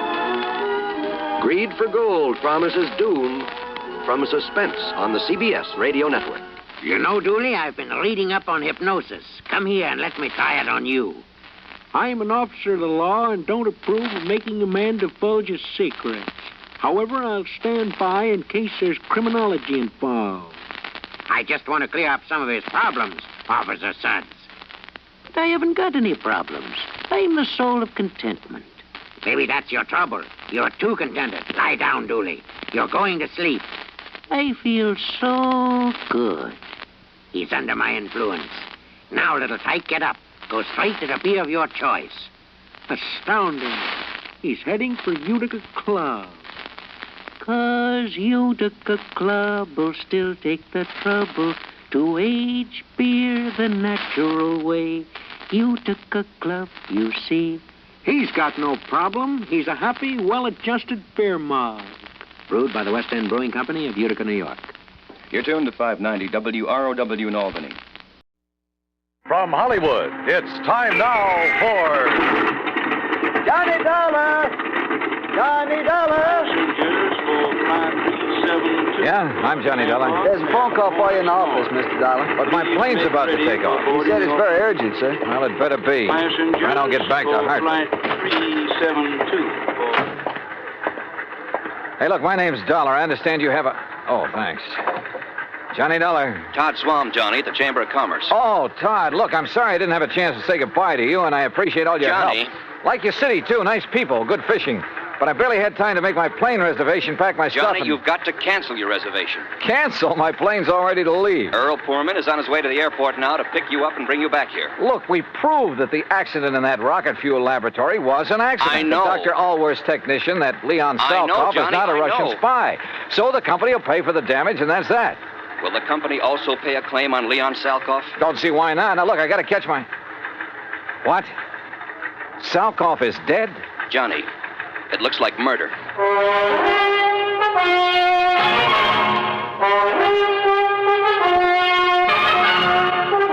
Bob Bailey in the exciting adventures of the man with the action-packed expense account, America's fabulous freelance insurance investigator. Yours truly, Johnny Dollar. And now, Act One of yours truly, Johnny Dollar.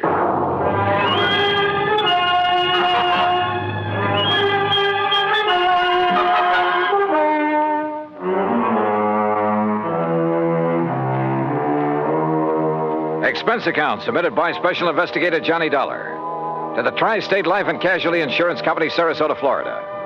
Following is an account of expenses incurred during my investigation of the Salkoff sequel matter.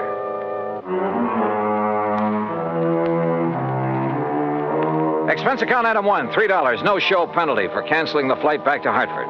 By the time I hung up the phone on Todd Swam, Earl Poorman had pulled a shiny new Cad into the airport parking lot, and we took off. I'm glad Todd caught you before you climbed aboard that plane, Johnny. Earl, he said that Leon Salkoff had been murdered. That's what it looks like. Well, what happened? Actually, he's just disappeared. But under circumstances that make it look like he's been murdered. Any idea who? Johnny, you know as well as I do that he was pretty deep in subversive activities during the last war. Yeah, but he's been given a clean slate, at least so far as our country is concerned. Right. But then, wait a minute. If some of his old pals, and we know there are plenty of them in this country, working for the other side. Right. If they know he's working for us, the first thing they'd do for the sake of their great and glorious cause would be to eliminate one Leon Salkoff. Yeah, or at the very least persuade him, and I mean torture him, into telling the formula of the stuff he's helped Dr. Allworth develop. Exactly. Where and how did it happen? Well, you'll have to get the details from Todd Swam. Us common people aren't even allowed to know where Allworth's lab is hidden away, you know. That's why I'm taking you to see Todd. Then drive on.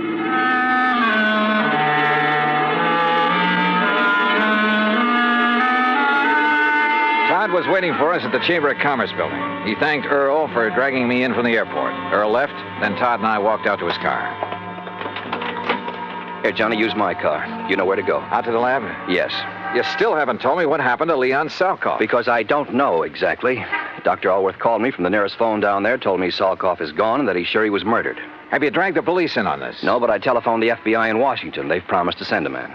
Well, do they know I'm here? They might not want any interference. Well, I told them about your investigation down there at the lab, and they said to give you a free hand. All right, good. Well, I better get going. Johnny, let me know what you find out.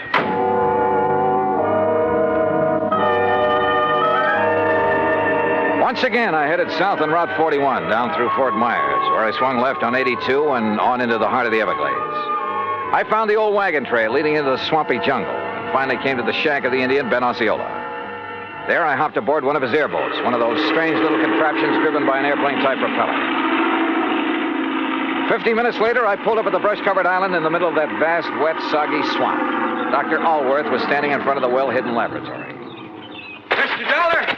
Mr. Dollar, I'm so glad you haven't left yet. Oh, what's happened out here, Doctor? Oh, it's been terrible. A terrible thing, like a nightmare.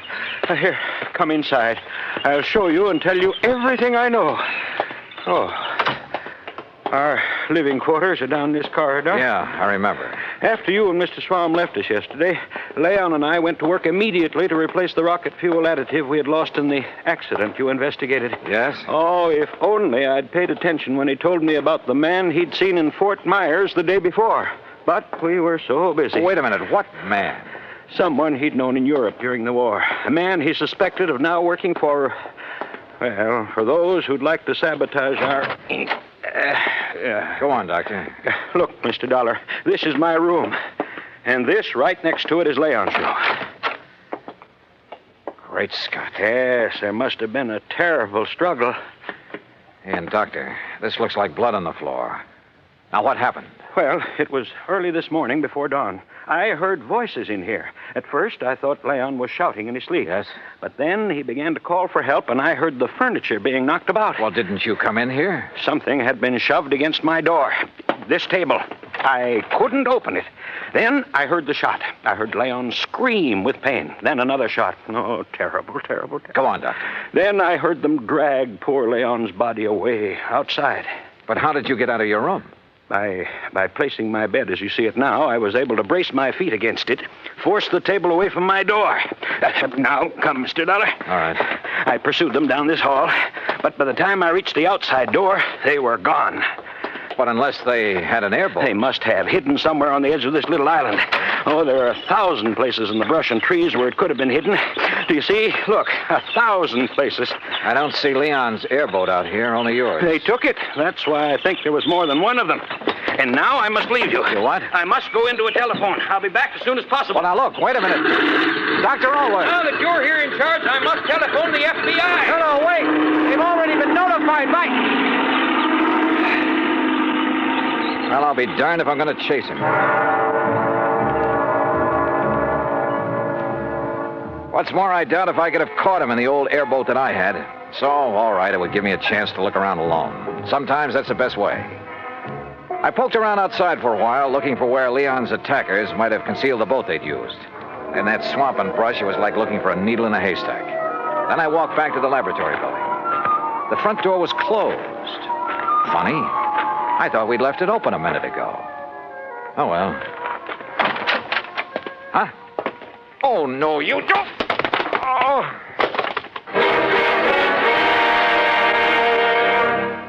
Act 2 of yours truly, Johnny Dollar, in a moment. And now, Act 2 of yours truly, Johnny Dollar, and the Salkoff sequel matter. I don't know how long I was out after the attack on me at the hidden laboratory in the Everglades. But when I came to, I was lying in Alwa's bed.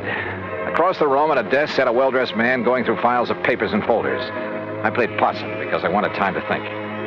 If Leon Salkoff had been murdered by subversives, then this man must be one of them. But how had he got here without Alworth knowing?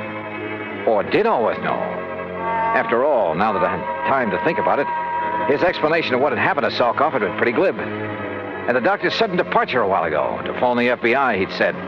Didn't he know that Todd Swam had called him? In any event, he'd run off to leave me alone like a sitting duck. Who was the man sitting here? And why hadn't he killed me when he had the chance? I rolled over and groaned. My head felt like it was split down the middle. Oh. Well, Mr. Dollar, you finally come around. Yeah, I guess so. Oh, brother. We were quite concerned about you. I'm terribly sorry about what we did to you, but until we frisked you and discovered your identity... Who are you? Walter Bremen, FBI. Oh. When we found you prowling around, we thought you might be one of the people we hope to trap here. The killer of Leon Salkoff? Salkoff is not dead, Mr. Dollar. What? Have you forgotten a case here in Florida that you handled last year? Parley Barron. Yes, another scientist who apparently disappeared. Actually, we had arranged the whole thing so that his whereabouts would not be known while he continued with his nuclear research. Yeah, I remember. The report of his death and disappearance was to throw off our pals behind the Iron Curtain. Precisely. So now you've done the same thing? Ouch. Again, I'm sorry, Dollar. But we didn't know who you were. We didn't want to take any chances. You say we, Mr. Brennan. My colleague, Mike Crucian, who's in searching the laboratory. Oh, for what? There are two groups. Agents from behind the Iron Curtain who would like to get to Leon Salkoff, either to gain the secrets he's learned in this laboratory or to get rid of him because of his help to this country's defense and missile programs. So if he's reported dead, each will think the other did it and they'll stop chasing him. Exactly.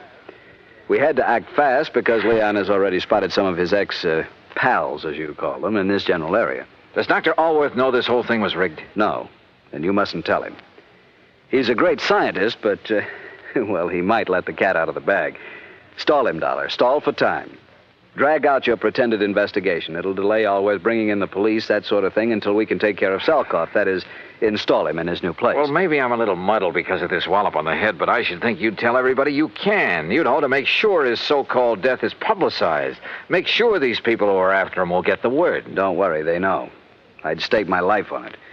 And needless to say, if any of them come out here, we'll be ready for them. Oh, Michael, what did you find? Nothing. Not a single song. Oh, I see Mr. Dollar's come too. Yeah, almost. Say, I'm sorry about the way I slugged you, Dollar. Yeah, me too. I'm sure Walter told you why. You find anything in here, Walt? No. I'm afraid we'll have to go back. Oh, Dollar. Yeah? I take it Dr. Alworth is in on one of his usual all-day trips for supplies? Yeah, something like that. We've got to leave you for a while. You have your gun. You know what to do if anyone suspicious comes around. Well, now, look, when the doctor comes back, I'll have to tell him you've been here. Fine, and that we'll be back. Well, yes. We'll be back. Oh, sure, yeah. Well, Dollar, we'll see you later, huh? Now, you rest. You need it. You're not kidding. Come along, Mike.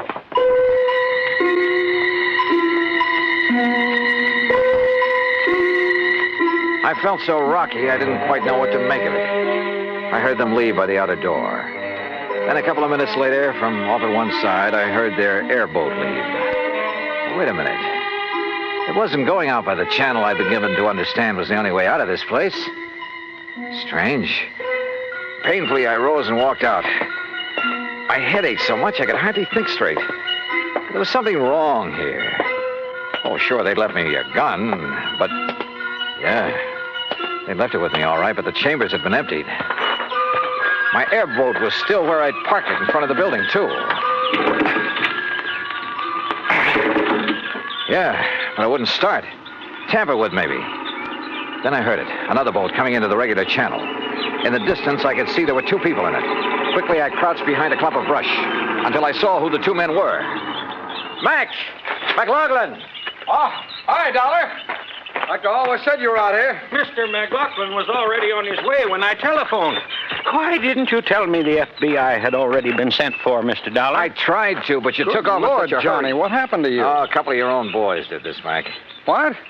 Men from the Bureau? That's what they said. And I was so addled from this knock on the head. Johnny, that's impossible. What do they look like, Walt? What are their names? Walter Brenman, for one. Brenman, 5'11", sparse gray hair, blue eyes, about 150 pounds, mark of spectacles on his nose. Perfect description. And the other? Michael Crucian. Heavy set, maybe 5'6", about 200 pounds. Right. Small scar above the right eye, heavy, almost gravelly voice. Yeah. Brenman and Crucian, huh? So they said. We're in trouble, Johnny. What? Unless I'm completely cockeyed, those are the boys who kidnapped and probably killed Leon Salkoff. Mac. We've been waiting a long time to catch up with them. Their real names are Brenmanoff and Krushinsky, spies and killers from, well, you know where.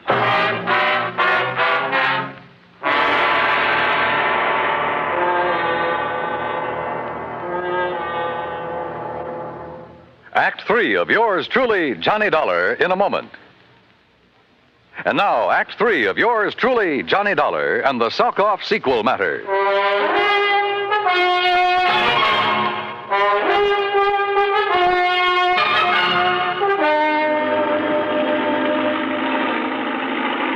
McLaughlin, my old friend of the FBI, gave Dr. Allworth a gun with instructions to lock himself into his lab and shoot on sight anybody who set foot on the island before we got back.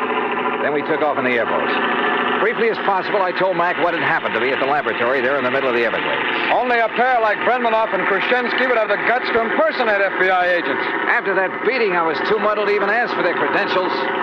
What I don't understand, Mac, is why they didn't kill me. They haven't yet learned the formula that missile fuels. So? They've got to leave every possible door open, Johnny. With you convinced that they're from the Bureau... So they think. Yeah. Well, it meant they could go back to the lab. After the doctor returned, maybe even get your help in obtaining the formula from him. What? Sure. The abduction of Leon Salkoff would indicate the doctor himself is in danger. Well, that's true. But if he wanted his work carried on, if anything should happen to him, well, who better to give the formula to than agents of the FBI? On the way out to the lab, he was ready to give it to me. Hey, Mac, he and Kay's little visit, they're prowling through the lab and Allworth's papers. It means they didn't get the formula from Leon Salkoff. Which probably explains their sudden departure. They couldn't find the formula at the lab, so they'll go back and put the pressure on Leon again. Makes sense, Mac. And I sure hope he's still alive. But where? Well, let's hope an all-points bulletin will help us catch up with them when they leave this swamp. Got to come out of it somewhere. They've had a big head start on us. Yeah, but this channel we're taking is the most direct route to the highway. Any highway. They carried off their pose pretty well. They even knew about that Farley Barron matter I handled with you boys. Well, why not? You broadcast the whole thing on your radio show. You gave me clearance. Sure. But just keep mum about this affair, huh? Until after the boys on the East Coast launch a space satellite successfully. Don't worry.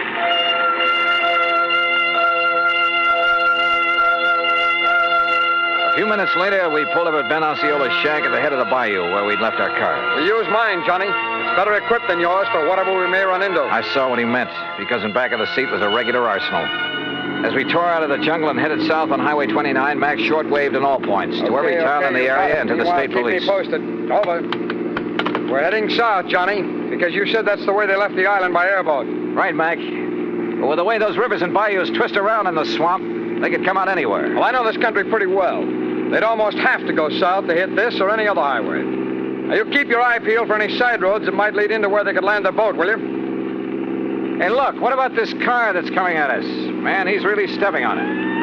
That's okay, Johnny. It's a police car. Police, huh? Sure. But did you see who was driving it and who was sitting beside him? What? Yeah, Krushinsky. And our old pal Brenman. Hold on to your hat. They must have heard the all points. Well, if they didn't, they're hearing it now in that car. And if that thing is souped up like most police Don't cars... worry, boy. They won't get away from this old boiler.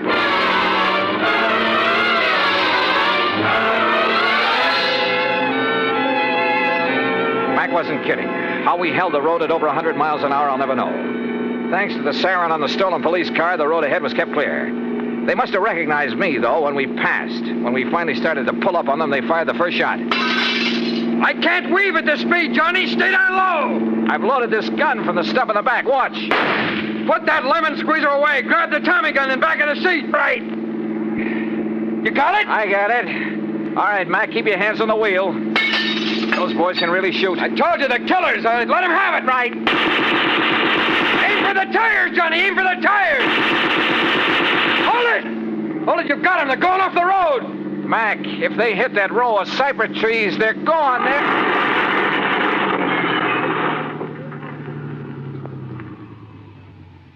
Yeah, they are.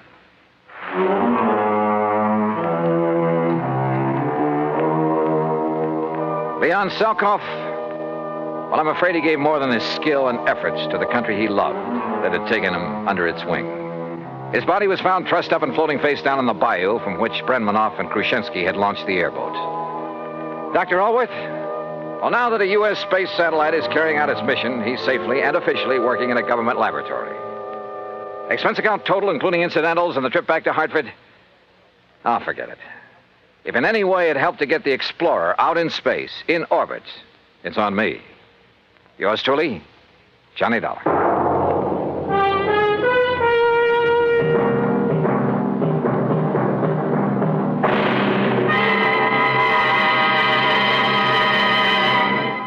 Our star will return in just a moment. Now, here is our star to tell you about next week's story.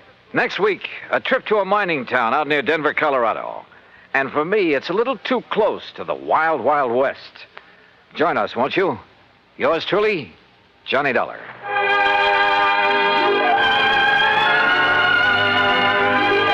Yours truly, Johnny Dollar, starring Bob Bailey, originates in Hollywood and is produced and directed by Jack Johnstone, who also wrote today's story. Heard in our cast were Herb Ellis, Vic Perrin, Harry Bartell, Jack Crucian, Lou Merrill, and Stacey Harris. Be sure to join us next week, same time and station, for another exciting story of yours truly, Johnny Dollar. This is Dan Cubberly speaking.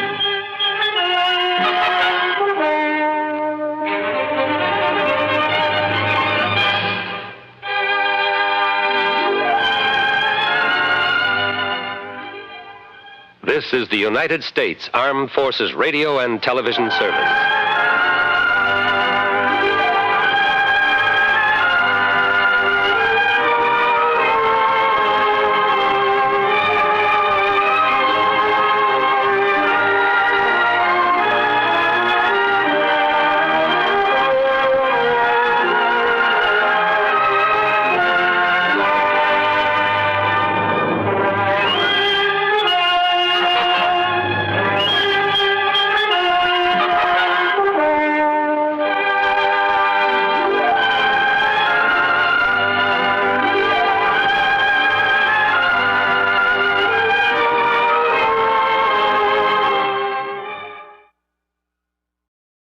From Hollywood, it's time now for... Johnny Dollar. Will you accept a collect call, Mr. Dollar? Huh? It's from Lake Mojave Resort in Arizona. Oh, say no more, operator. Just put him on. Well, yes, sir. Go ahead, please. Hi, who is it this time? Buster Favor, Ham Pratt? Johnny, this is Red. Yeah, well, how's the fishing? Time for me to make another trek westward and find out from... Huh? Red? That's right, Johnny. Red who? Well, you know, the guide out here, Red Barrett. The fishing guide? Oh, yes, sir. Who claims to know Lake Mojave like the back of his hand and every good spot there is in it? And I do, Johnny. That's a fact. Then I repeat my question. How's the fishing? Just as fine as ever, if you know where the good holes are, that is. And you do? Yes, I do. So you think it's high time I fly on out there and wet a line, is that it? No, sir, that's not what I'm calling you about, Johnny. Well, what is it? I don't rightly think I ought to tell you over the phone, Johnny.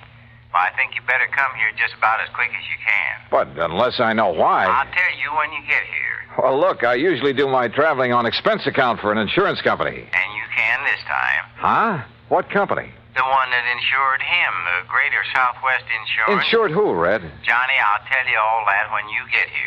Now look. They tell me there's a plane leaves New York right at high noon. Listen, Red. That'll get you into Las Vegas about 9:45 tonight, okay? Okay, listen. Goodbye, Johnny. Red! Crazy old coot. He thinks for 1 minute that I'm going to get on. And yet, on second thought...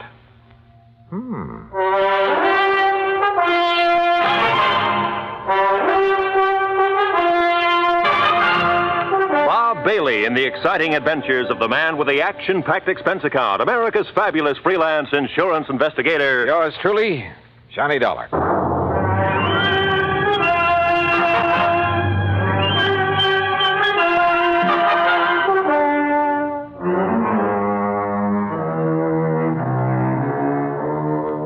Expense account submitted by Special Investigator Johnny Dollar to the Greater Southwest Insurance and Liability Company, Kingman, Arizona office. Following is an account of expenses incurred during my investigation of the Mojave Red matter.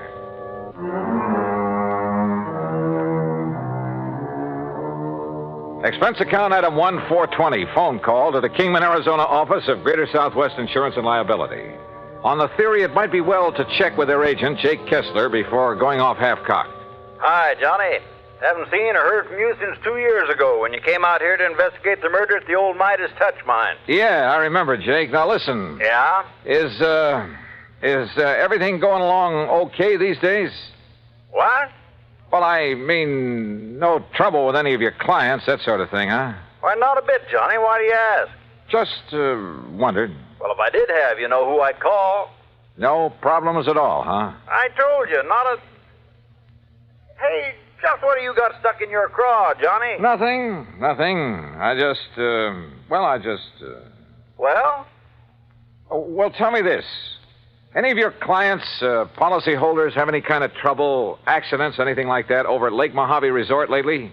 Ah, so that's what's eating you.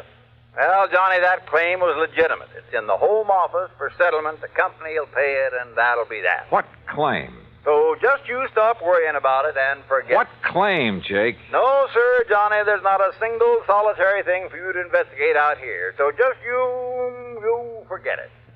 Hey, you know something, Jake? You've just convinced me there is something to investigate.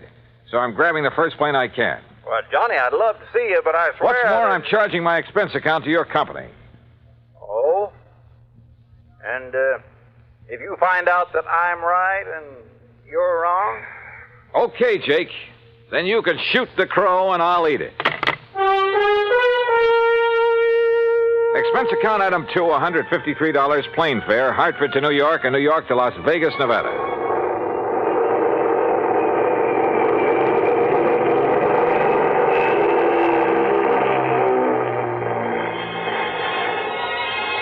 It was 9:45 on the dot as the big mainliner slowly circled down out of the clear starlit sky.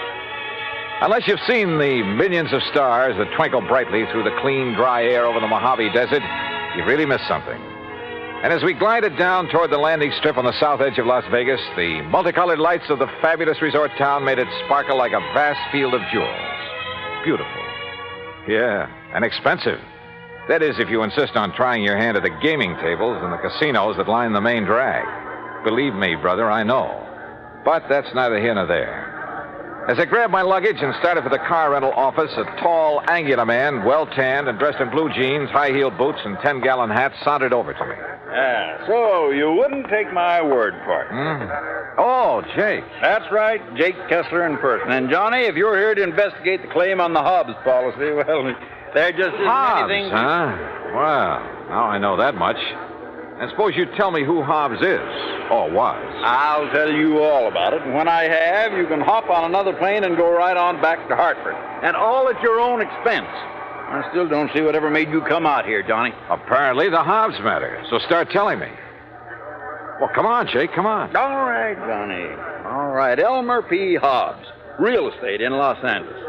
Came over to the Lake Mojave Resort about 2 weeks ago, spent a few days fishing with his old pal, the guide they have there. You mean Red Barrett? Yeah. Well, okay, go on. And on Tuesday, a week ago, he rented one of the boats and went out by himself. Apparently he went up to a place called the Big Basin.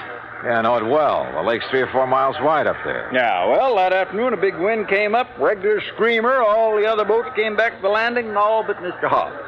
Oh? The next morning, when the wind died down, they found his body washed up on the shore on the Nevada side. That's all? That's all. You say a claim has been filed? That's right, by one of his 2 beneficiaries. Who? His business partner back in L.A., Mr. Stuart Manley. I've passed the claim, and the company will pay it. No investigation of any kind? Oh, of course there was, Johnny. The Kingman Police, the Sheriff's Office, and the County Coroner. Accidental death due to drowning. So that's it, Johnny. Now you just make your reservation back to Hartford at that window right over there, and you are paying the freight. Oh, not so fast, Jake. I'm sticking Well, around. now, you can see for yourself there's no reason for you to be here, much less at company expense. Well, after all, now that I am here, it'd be kind of silly not to run down to the lake. Well, you mean just to do some fishing on your own time. You want to drive me down there? Johnny. Yeah?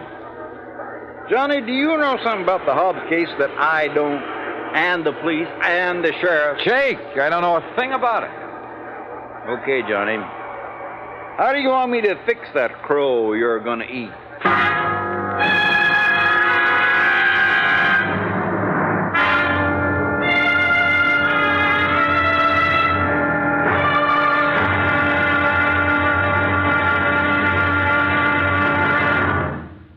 Act two of yours truly, Johnny Dollar, in a moment. Our flag now numbers 50 stars, and behind each star there stands yet another flag representing one of the 50 states.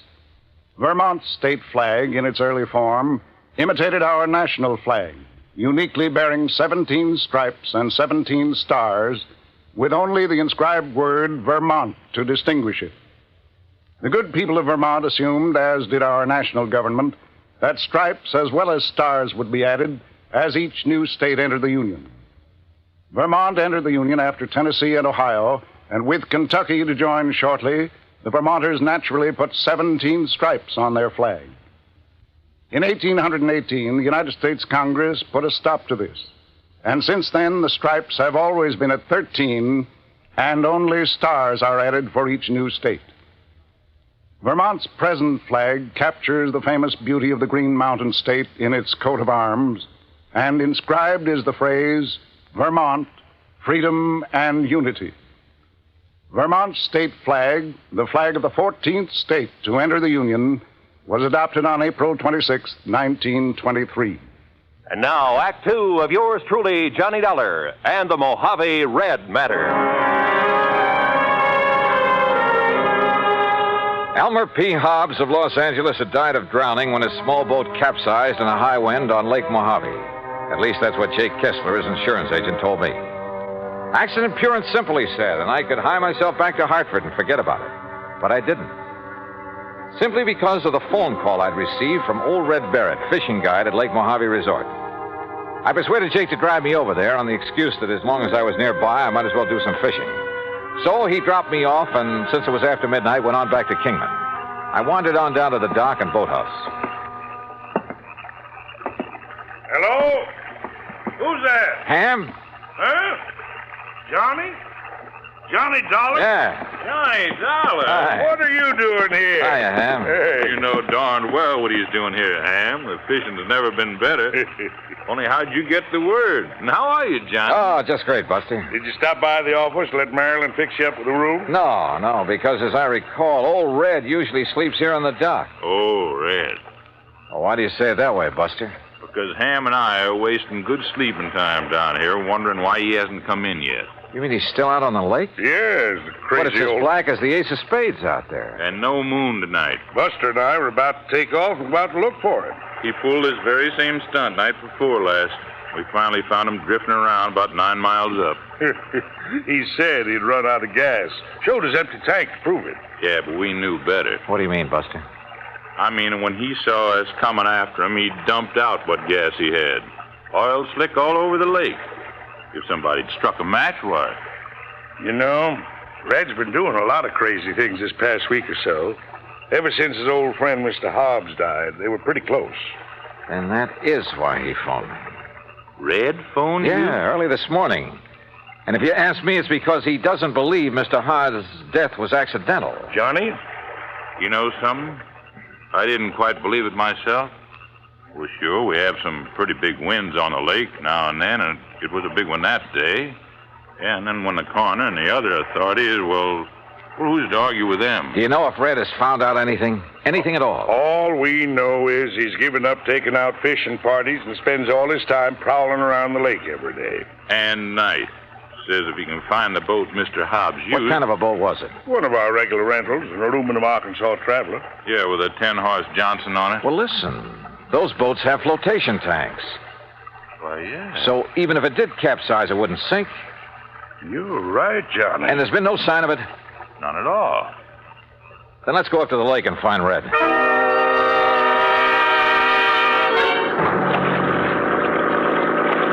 Except for the stars far overhead, the night was black as ink. And the 50-horse outboard skimmed us along at better than 30 miles an hour. Believe me, it was a strange feeling, almost like flying through space.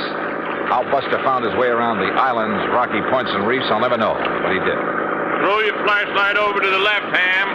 You ought to be about even with Sculpture Rock. Yep, there it is. And we're coming into the big basin. Would you please tell me how you ever expect to find Red in all this darkness? Oh, don't worry about him. He hears us coming. He'll signal by striking a match or something. Sure, Johnny, no matter how crazy you are, you never let somebody wander around in the dark looking for you out here. Red knows that because he's had to come out and hunt for too many people at night himself. Ham, look. Yeah? On the east shore. I'm swinging over there. Hey, you're right. There's a fire on the beach. Yeah, it must be Red. What's he doing out here? We'll soon find out. Hang on.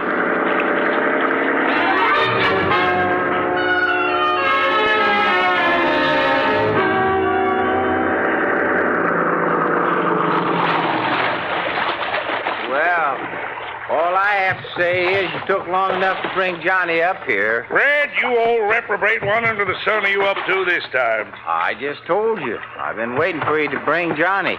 Now you can leave us and go on back to the dock. And I thank you very much. Red, we're not leaving until we find out what this is all about. And if I tell you, will you promise to leave us alone? Sure, we'll promise anything. Oh, you see, I need Johnny's help. Yes, well? Because with him to follow up what I found today, well, Johnny, you and I are going to prove that my old friend Mr. Hobbs was murdered. Act 3 of yours truly, Johnny Dollar, in a moment. Every American fighting man has heard the expression, above and beyond the call of duty. How many of us have sat down and considered just what that word duty means? According to one dictionary definition, duty is man's conduct as required by his station or occupation, and that to which he is bound by moral obligation to do or not to do. When a man does more than his duty requires, he becomes more of a man in the eyes of his fellow men. One such was Captain John Philip Cromwell, commander of the submarine USS Sculpin, flagship of a submarine-coordinated attack group of the United States Navy. Possessing secret intelligence information of our fleet movements, strategy, tactics, and attack plans, Captain Cromwell led his attack group in patrol of enemy waters around Truck Island in November 1943, just prior to the launching of our first large-scale offensive in the Pacific. Despite savage enemy opposition, he established a line of submarines around the enemy-held stronghold of Truk until his ship, the Sculpin, became so rocked and battered by depth bombs that he ordered it to the surface. He engaged the enemy with deck guns, giving his crew an opportunity to abandon the mortally stricken ship. Determined to sacrifice himself, rather than risk capture and the subsequent danger of revealing the secret plans to the enemy, Captain Cromwell remained aboard the Sculpin as she plunged to her death. He thereby preserved the security of the mission at the cost of his own life. Captain Cromwell earned the Medal of Honor for deep integrity and uncompromising devotion to the call of duty in the service of his country. But what he did defined the word duty better than any dictionary. And now, Act 3 of yours truly, Johnny Dollar, and the Mojave Red Matter.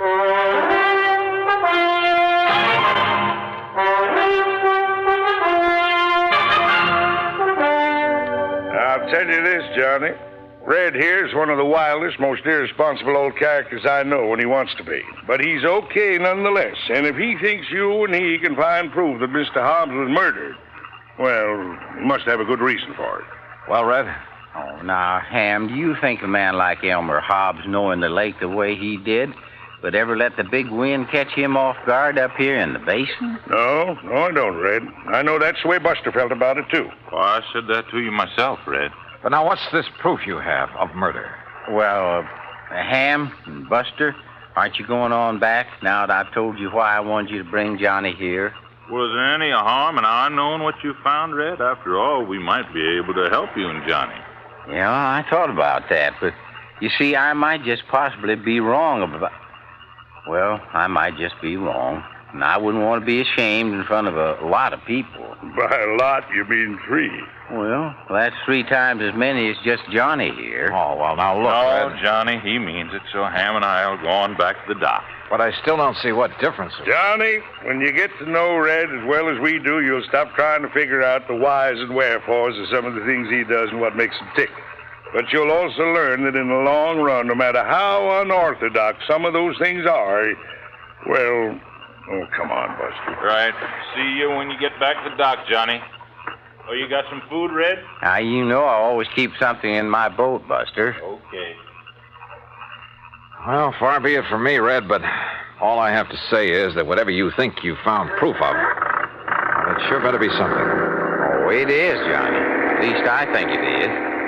Now, you just scrunch yourself a place to sleep in the sand. It's pretty late. Huh? Well, it took you so long to get here, and we can't see anything in the dark anyway. Oh, now look, Red, for heaven's sake. Good night, Johnny. Sleep well. And that was the end of our conversation. And I began to wonder if Jake Kessler hadn't been right in the first place. If I hadn't come out here on a wild goose chase after all. But the more I wondered and thought about it, with nothing but the warm desert night about us, and the twinkling stars, the magic sound of fish jumping in the lake, the sleepier I got. So I slept. The smell of bacon frying over the campfire awakened me, although the sun still hadn't shone over the mountains that border the eastern side of the lake. Douse your face in the lake, Johnny. Then grab yourself some of this bacon and eggs. I did as I was told. Then, squatting in the sand in front of the fire, stuffed away a hearty breakfast of bacon, eggs, and pancakes made from sourdough. And you know, there's something about a meal cooked over a campfire that, well, we had other things to do. So we climbed into Red's old aluminum boat and slowly drove up the lake, staying close to shore. Finally, we reached a small rocky cove. Right here is the spot, Johnny. This little cove. The spot for what, Red? You know, you still haven't told me. You see there? You see where somebody has climbed up the rocks? No, but I'll take your word for it. Well, he couldn't have climbed up off of the water, so he must have climbed out of a boat. So? And there's footprints leading away across the desert. And, Johnny, they aren't Elmer Hobbs' footprints, no, sir. So somebody climbed out of a boat here for one reason or another and took a walk into the desert. The man who killed Elmer Hobbs. What makes you think so? Look down over the side, in the water. Yeah, a boat sunk down there. That's the boat that Elmer had. Can you see it clear? Yes, very. Then you can see it wasn't damaged enough to sink it. Not that boat. You're right, Red. Particularly since it has flotation tanks. But it's down there. It's sunk. So you better strip to your shorts, Johnny. Yeah. I'll go down and take a look. Me? I already have. But I want you to look, Johnny. And remember, I knew everything that Elmer had in his boat when he left the dock. Remember that. Okay. And you're sure the footprints leading into the desert couldn't possibly have been made by Mr. Hobbs? That I'll swear to, Johnny, by all that's good and holy. Now then. Now, slip in easy so you won't disturb the water too much. I took a deep breath, surface dived, and swam down to the sunken boat. And the water was clear, and I could see plainly. And I saw that Red was right. I bobbed back to the surface. Did you see him? The cut? Yeah, Red. Those flotation tanks were slashed open with an axe or a sharp, heavy tool of some kind. But Elmer had no axe on that boat. So it was somebody else, Johnny. Somebody who murdered him. Yeah. And then sank the boat. Red, I'm afraid you're right. Elmer Hobbs was murdered.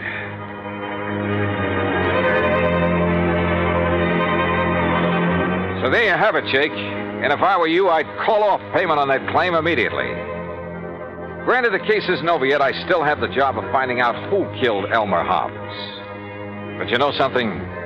You're going to have to wait for my next report. Meantime, expense account total to the moment, $159.20, including the cost of shooting and retrieving one crow. Jake, how would you like it cooked? Until the next report, then, yours truly, Johnny Dollar.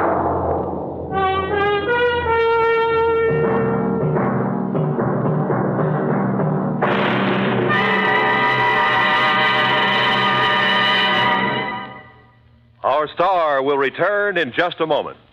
Our flag now numbers 50 stars, and behind each star there stands yet another flag representing one of the 50 states.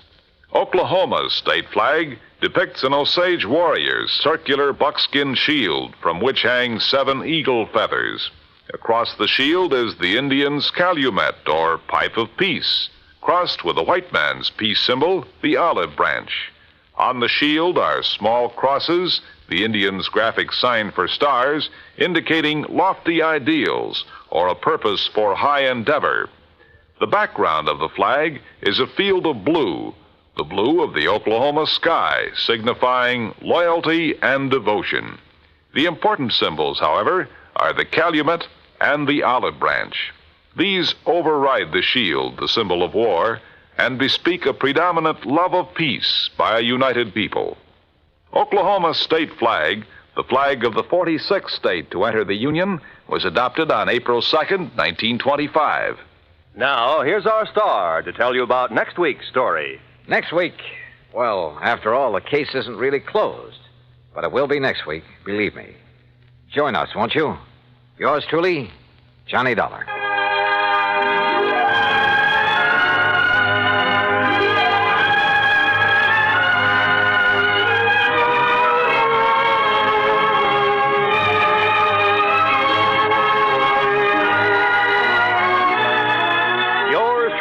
Johnny Dollar, starring Bob Bailey, originates in Hollywood and is produced and directed by Jack Johnstone, who also wrote today's story. Heard in our cast were Lucille Meredith, Horace Lewis, Harley Bear, Alan Reed, and Barney Phillips. Be sure to join us next week, same time and station, for the conclusion of this exciting story of yours truly, Johnny Dollar. This is Roy Rowan speaking.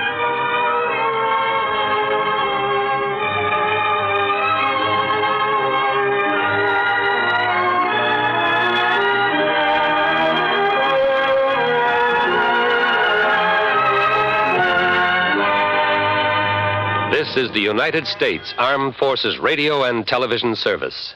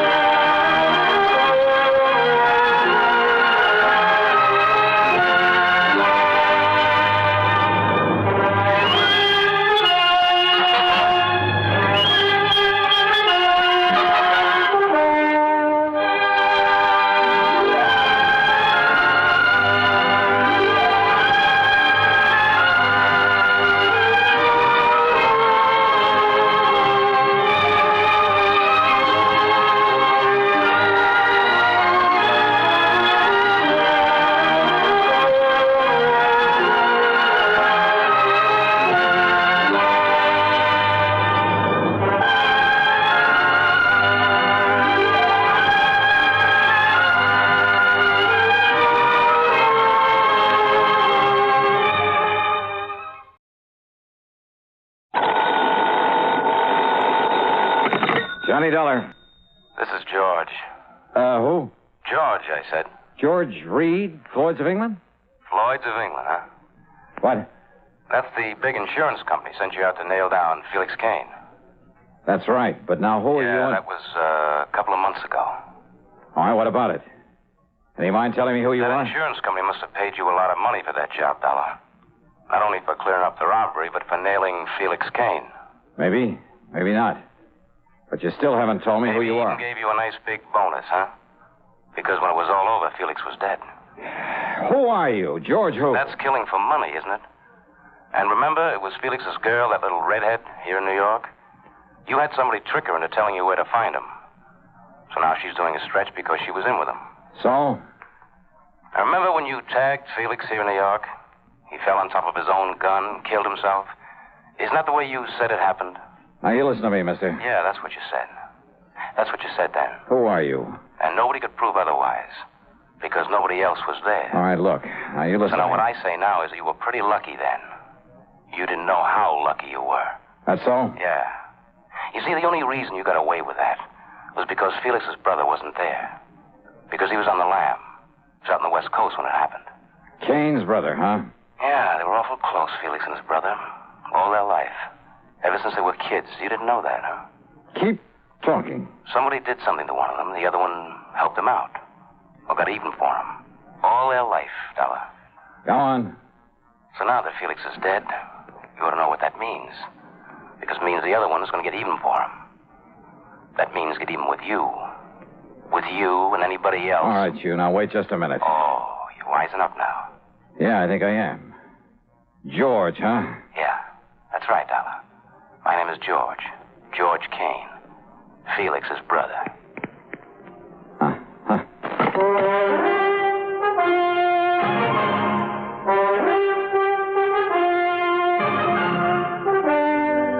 CBS Radio brings you Bob Bailey in the exciting adventures of the man with the action-packed expense account, America's fabulous freelance insurance investigator. Yours truly, Johnny Dollar.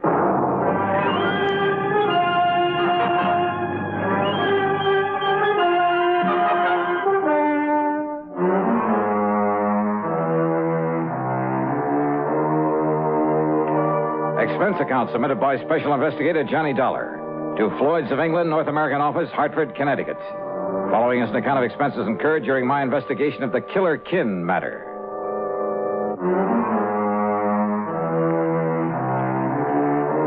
So what if I hadn't killed Felix Kane? It didn't make any difference now. But why would his brother George call me to warn me of his intentions? Anyhow, this was a carryover from another case, so on the expense account goes a dime for a call to George Reed. Well, of course, we'll pay whatever expenses may be involved. Well, good old Floyd's of England. But, George, what I really called about We'll simply regard it as an extension of the Felix Kane matter. Well, what I called about is to find out if you know anything about this brother George, where to find him and so on. Don't you mean how to avoid him? No. In a case like this, it's a matter of getting to him before he can get to me. Yes, perhaps you're right. So what do you know about him? Oh, I never heard of him, Johnny. Well, then maybe I'd better go on down to New York, where the trouble with his brother Felix started, where Randy Singer at the 18th Precinct helped me to... Well, sure. What? Sure, that's where George Kane is, in New York. Yeah, 2 or 3 times he used the phrase, here in New York. Well, now, Johnny... So, George, I'm heading on down there. Johnny, listen to me. Well? You must have some police protection. Here in Hartford? Here, New York, anywhere. Look, didn't you understand me, George? I'm going down there and contact Lieutenant Singer. But if this George Kane comes here and then you come back here after not finding him down in New York... Oh, stop worrying, George. Johnny. I'll be in touch. Item 2, $6.90 fare and incidentals to New York. Item 3, $6 even for a cab into 18th Precinct headquarters. Lieutenant Randy Singer apparently knew plenty about George Kane. That's right, Johnny, and we still want this George Kane on a charge of assault with intent to kill right here in the city. But he was in California, hiding out in California, when you knocked over his brother Felix. When I caught up with Felix. Huh? Oh, yeah. You said he made a dive for you, but then tripped and fell on top of his own gun, didn't you? That's the way it happened. Is it, Johnny?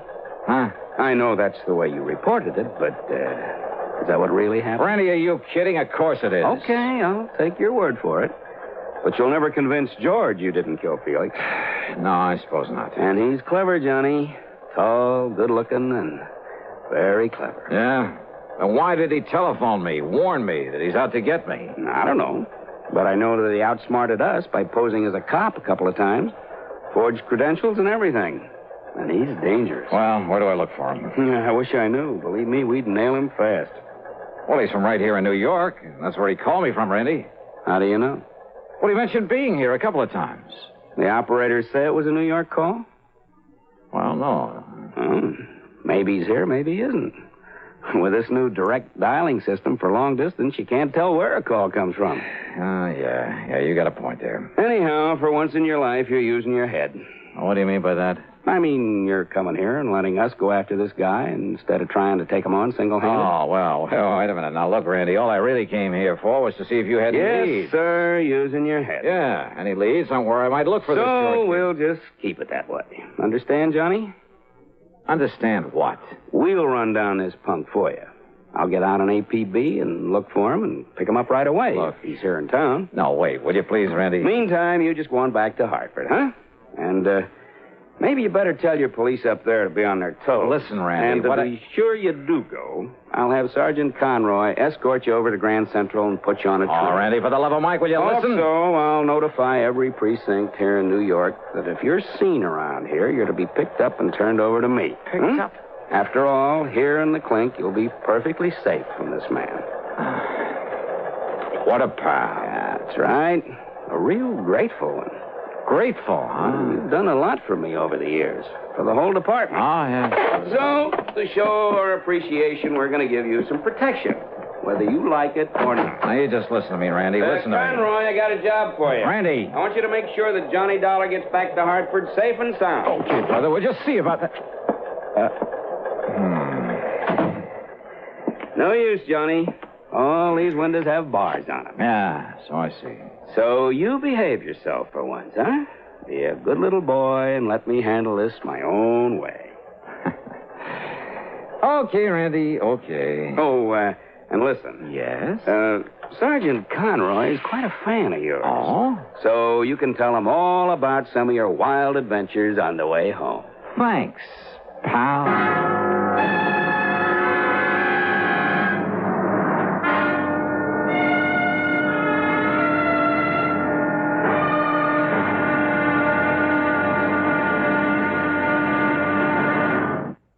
And now, Act Two of yours truly, Johnny Dollar, and the Killer Kin Matter.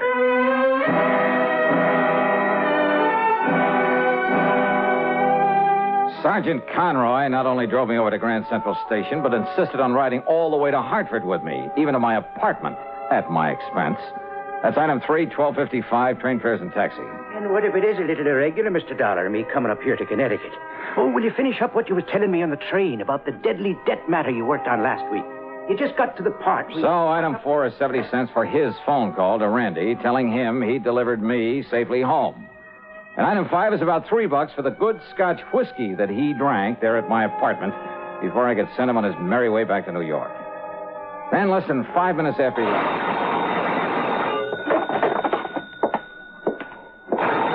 Johnny Dollar. Dollar, if you think those New York cops are going to be of any help, you're wrong. George Kane. That's right. Neither those cops or anybody else is going to do you any good. You killed my brother, so I'm going to kill you. Kane? And you remember what I said about you or anybody else? Now, you listen, you're wasting your time. Or what I meant about anybody else? You're scared, Stefan. All right, Georgie boy. Whether Randy Singer likes it or not, I'm heading back to New York to get your picture, your description from him. And if I have to comb that city by myself, street by street, Hello. Well, it's about time, honey. Huh? This is Betty. Betty Lewis, the girl you're going to marry one of these days. Yeah, I know. You mean you are going to marry me? I mean, I knew it was you. Spoiled sport. Well, hi, dear. What was that? What? Just noisy line, I guess. Oh, well, listen, I've been trying to call you all afternoon. Where have you been? Oh, just out on some business, honey. I'm sorry. Well, as long as you weren't out with some other ravishing beauty, I'll forgive you. Fat chance of that. Honest? You mean that? You know darn well I wouldn't go out with anybody but you. Or Grace, or Marianne, or Barbara. Maybe Jean. I might go out with her. Stop that, you rascal. Okay. Now, what can I do for you, Miss Lewis? What can you do for me? Don't tell me you've forgotten our date for tonight. Our date? Oh, darling, why don't you ever think of something besides those crazy insurance investigations all the time, huh? And think only of you, huh? Yes. Now, listen, about our date for tonight here in New York. In New York? Yeah, that's right, for dinner in the theater, remember? Holy. Well? Oh, well, sure I do. Oh, but didn't you say you were going to be staying with some girlfriend all week and you'd let me know who and where to meet you down there? That's right. That's what I've been trying to call you for. Okay, then. I'm staying with Nancy Spaulding, remember her? Sure. And her address is 1624 McDougal Alley. 1624. It's one of those cute little apartment buildings down here in Greenwich Village. Wait a minute.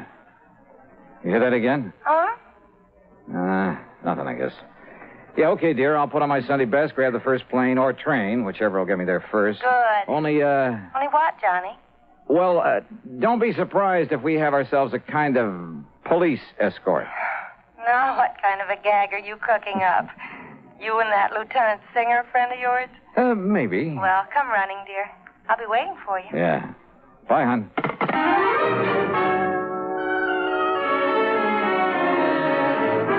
The plane schedule told me I barely had time to shave, shower, and get dressed. But as I finished and was about to head for the door... Yeah?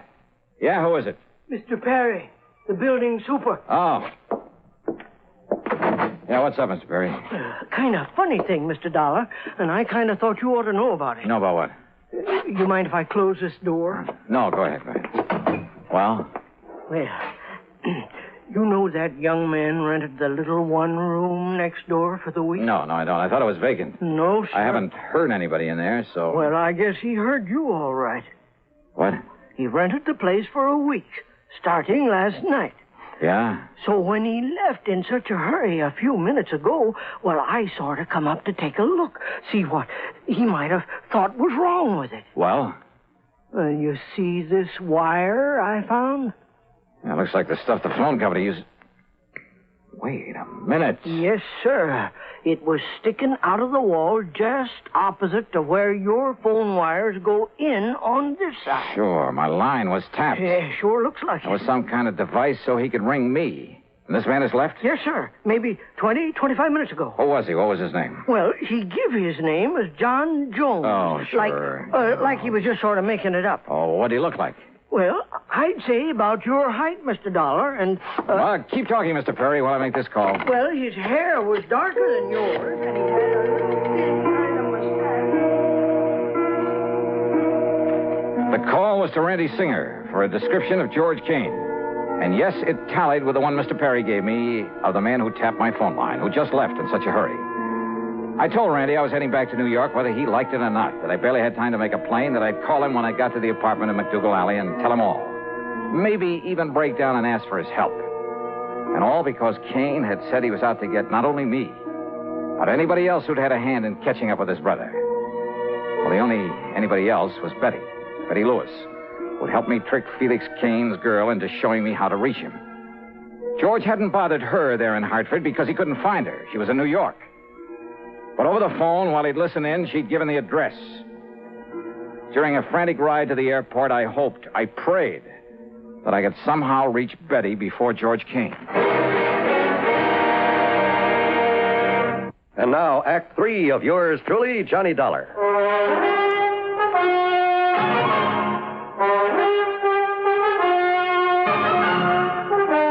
Expense account item 5, $20 even for a plane to New York and a cab to the little apartment in McDougal Alley.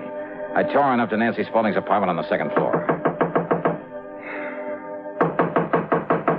Yes, who is it? Johnny Dollar. Oh, just a second, Johnny, while I slip on a robe or something. Is Betty there? Betty? Are you kidding?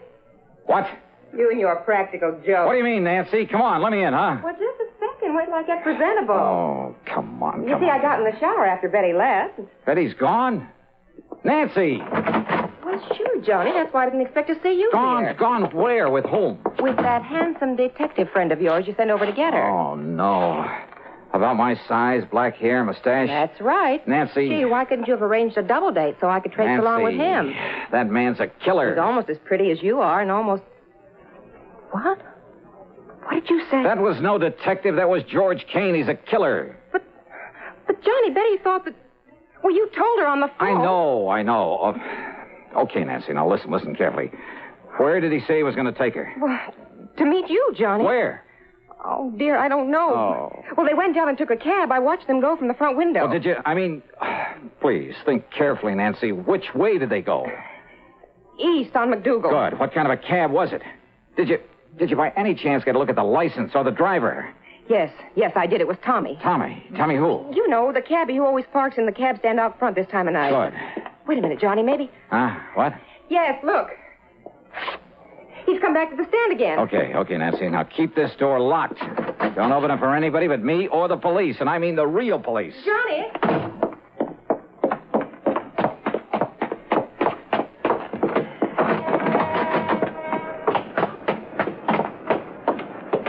Tommy.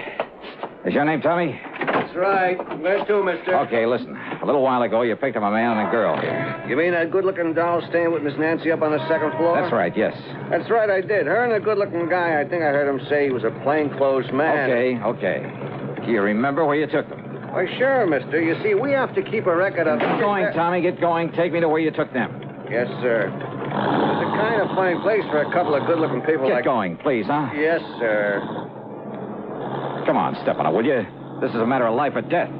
You serious, mister? Look, Tommy, that was no plain clothes man with that girl. That was a killer.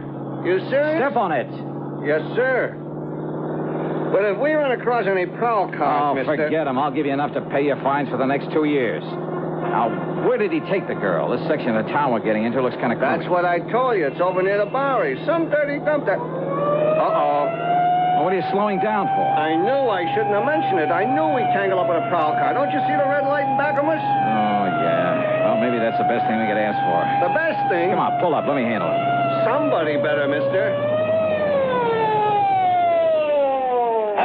All right. Where the devil do you think you're going? Now, listen, officer. So it was you who had this poor cabbie tearing through all them red lights, was it? O'Reilly? Tim O'Reilly. Now, listen, Tim. Listen to me. This is an emergency. My name is... Oh, an emergency, is it? And out you come, me boy. Wait a minute. Will you listen to me, please? I will not.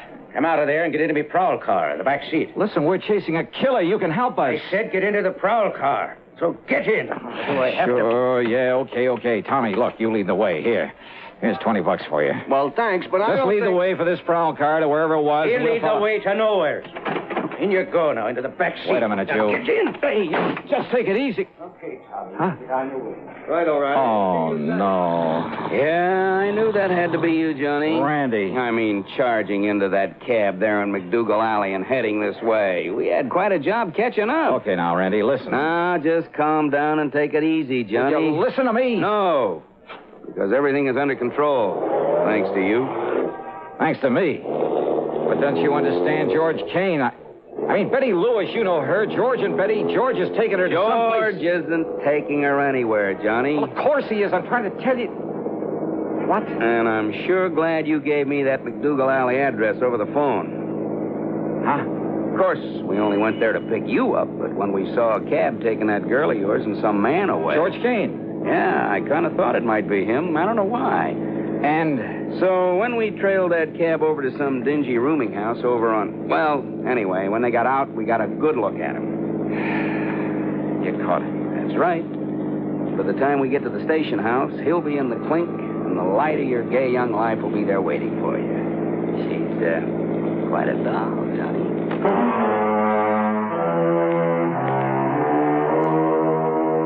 The expense account, forget it. Forget all of it.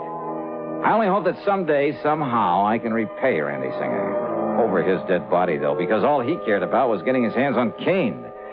And for some silly reason, he seemed to think that I'd been helping him. What a guy. Yours truly, Johnny Dollar.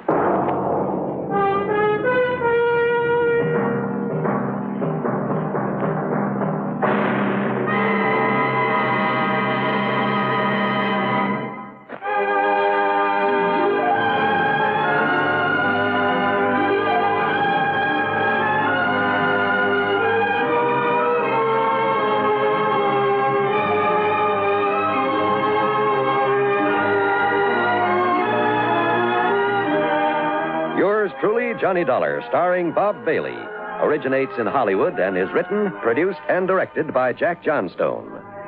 Heard in our cast were Virginia Gregg, James McCallion, G. Stanley Jones, Herb Vigran, Jack Moyles, Junius Matthews, Lillian Bayef, and Paul Duboff.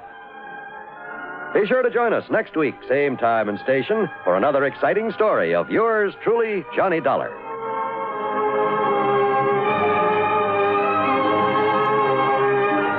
This is John Wall speaking.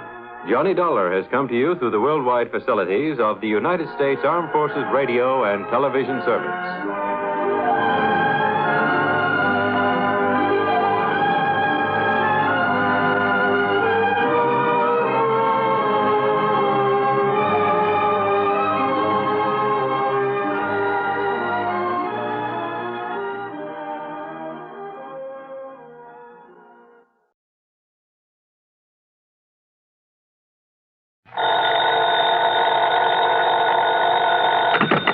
Johnny Dollar. This is Harry Branson at Philadelphia Mutual Liability and Casualty Company. Harry, it's been a long time. What's on your mind? John, I have a case for you involving several of our very important clients. Good. Then it ought to pay me a nice big fee. I'm not sure about that, John. Of course, we'll pay your regular expenses and your regular commission. But no extra fee? I don't know. You, huh?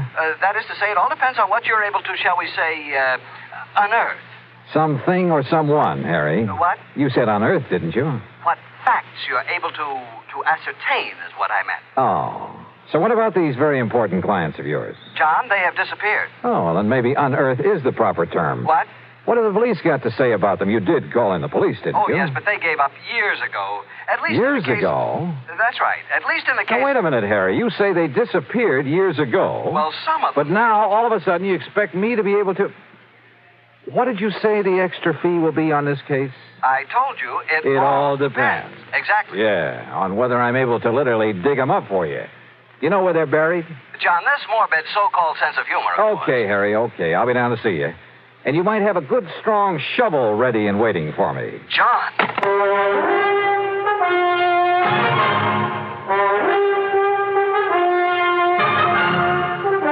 Bob Bailey in the exciting adventures of the man with the action-packed expense account. America's fabulous freelance insurance investigator. Yours truly, Johnny Dollar.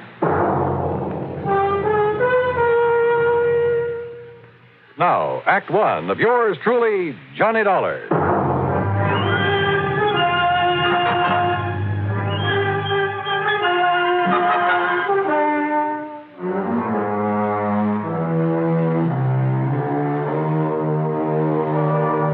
Expense account submitted by Special Investigator Johnny Dollar to the Philadelphia Mutual Liability and Casualty Company.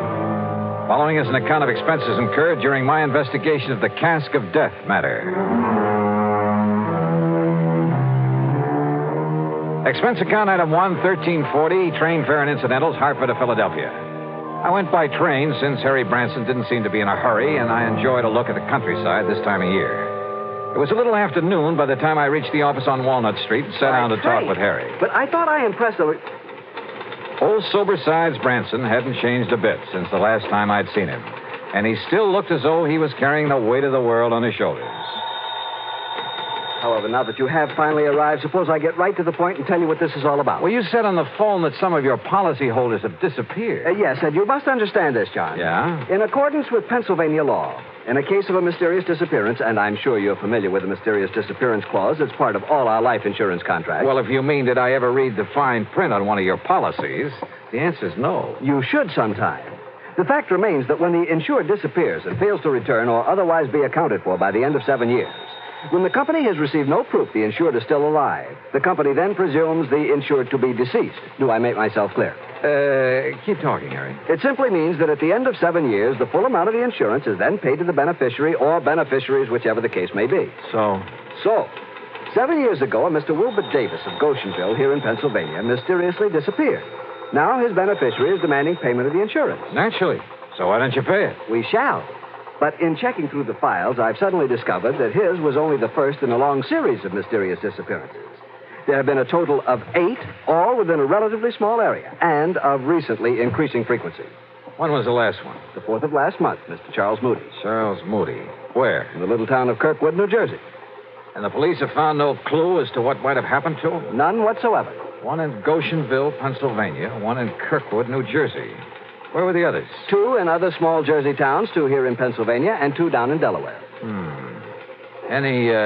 Any relationship among the beneficiaries? None.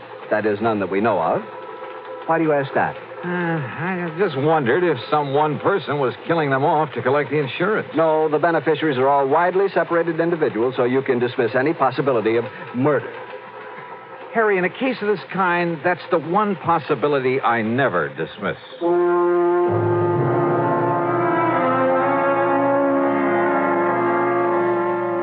Harry's secretary put together a comprehensive list of the people we were concerned with. Their names, addresses, beneficiaries, and so on. In my room at the Bellevue Stratford that evening, I went over it carefully. All of these people had disappeared from their homes in small communities. All of them had been in their 60s, had been widowers or bachelors. As for the beneficiaries, they were scattered about all over the country. Early the next morning, I paid my hotel bill. That's item 2, $18 even for the room and a couple of meals. Then spent item 3, $50 deposit on a rental car. I drove first to the little town of Kirkwood, New Jersey, from which a Mr. Charles Moody had disappeared just about a month ago. I stopped to make inquiries at the general store. Thank you, Miss Peterson. I'll see you next week again. Now, as you were saying, Mr. Hurley? Yes, Mr. Dollar, I certainly hope Mr. Moody shows up again. You're a fine man. Fine man. Used to come down here at the store for a quiet game of checkers now and then. And the police have no idea where he might have gone or why? Yeah, well, I guess I'm about the only police we have here in Kirkwood. Oh? Of course, I notified the state police, and I presume they're still looking for him. Just, what happened, Mr. Hurley? Just took the bus into Philadelphia one day, and, well, that's the last we heard of him. Do you know anything about the beneficiary of his insurance? Let's see. According to my list... It's a nephew, Mr. Dollar. Yeah, Charles Moody. Lives out in California. Yeah, Mr. Moody always felt that he was the most deserving of his relatives. Left him everything, huh? Well, the insurance and his money, yes. Well, I know because, well, I'm the only lawyer here in Kirkwood, and I made out a will for him. You say just the money to his nephew? Except for his wine cellar, all his property will go to the town. Wine cellar? Yes. If Mr. Moody doesn't come back, or if he's proved to be dead, the wine cellar will go over to a man over in Philadelphia. Had themselves a sort of a gourmet club, I guess you'd call it. I see. But now tell me... You know, I kind of wish he'd willed me that wine cellar. You should see the collection he has there from all over the world. Yes. German wines and French and Italian. Yes, I'm sure. Swiss, but, Hungarian, now, Mr. Hurley, champagne. Is there anything else you can tell me that might help me to find him? How about his friends? Everybody was Mr. Moody's friend, Mr. Dollar. But as I started to say about those wines he had... So I checked out all of Mr. Moody's friends there in Kirkwood and ended up with no more information than I got from the storekeeper. But you know something?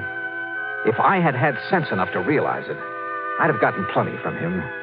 He had given me a real key to the disappearance, not only of Mr. Moody, but of the 7 other people on the list. And what a key. Yeah, to what turned out to be one of the weirdest cases I ever handled. Now, Act 2 of yours truly, Johnny Dollar and the Casque of Death Matter. Item 5, $42.70, traveling expenses, food and lodging for the next 2 days. I drove my rental car to Pittsgrove and Malaga, New Jersey. Armstrong and Mount Pleasant down in Delaware. Then Hickoryville, Pennsylvania, Goshenville, and the nearby town of Milne. I contacted not only the local police, such as they were, but dug up the lawyers who'd written wills for the missing men. And by doing so, I learned a strange, intriguing fact. You see, my last contact was there in the village of Milne with the one lawyer in town. Yes, Mr. Dollar. If my client, Mr. Frederick Burton, fails to return by the end of 7 years, your company will have to pay the insurance. As for the rest of his estate... Including a wine cellar? Yes, a very excellent one. Its contents will go to a friend of his who lives in Philadelphia. Mr. Edward Alden Poley. Yes, that's right. How did you know? Well, I've been doing a little poking around these past couple of days.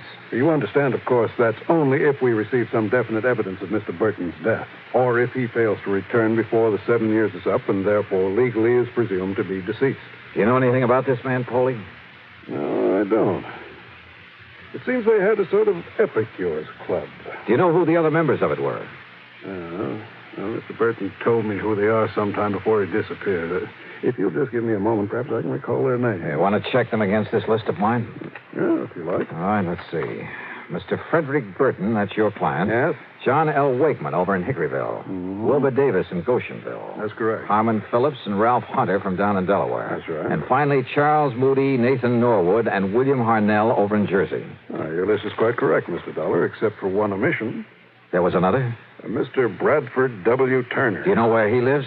Yes, in the little town of Alloway here in Pennsylvania. That is, if he hasn't disappeared. Yes, Good heavens. Do you mean to say that all the others... Well, I know, of course, that Mr. Burton did, but do you mean to say that all the others on that list have disappeared, too? Yes, sir. And I'm going to find out about this Mr. Turner right now. In the town of Alloway, did you say? Well, yes, it's about 18 miles north of here. Okay, sir. And I'm very much obliged to you. Mr. Dollar. Yeah? Do you really think there can be some connection between these disappearances and the fact that all these men have willed their wine collections to this Edward Alden Poley? What do you think? Wait a minute. Had I told him the others all willed their wine collections to Polly? Or had he just come to that conclusion? Or what? Anyway, I drove due north to Alloway.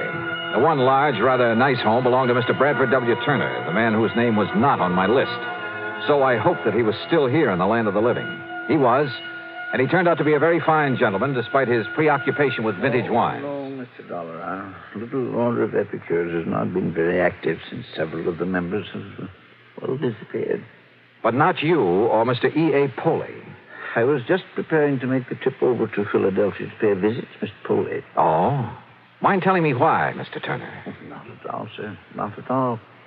I happen to have an excellent wine cellar. Yes, I rather guessed that. Oh, but it's nothing compared to that, Mr. Poley's. Edward is younger than I, younger than any of us. But his vast, labyrinthine cellar is a veritable treasure house of rare and priceless vintage. I see. Now... Even I haven't seen the full extent of it, but... Oh, if only I could get hold of some of that ancient, rare Amontillado he has so often told us about. Promised to show us so many times. Up until now, I've not had anything worthy to offer him in exchange.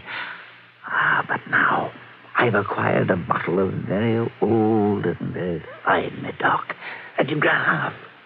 So I shall take it to him in the hope... You know, you talk as though this wine collecting were the most important thing in your life. Oh, it is, sir.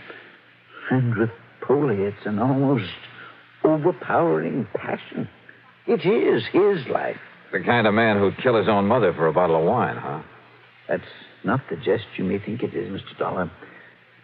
Which is why I wonder if this bottle of fine Medoc will be enough. Mr. Turner, you're not taking it over to him. I beg your pardon. I am. Now, look here, Mr. Dollar. I've been awaiting this opportunity for years. Yeah, and you'd probably give just about anything. You are right, sir. I would. Your life?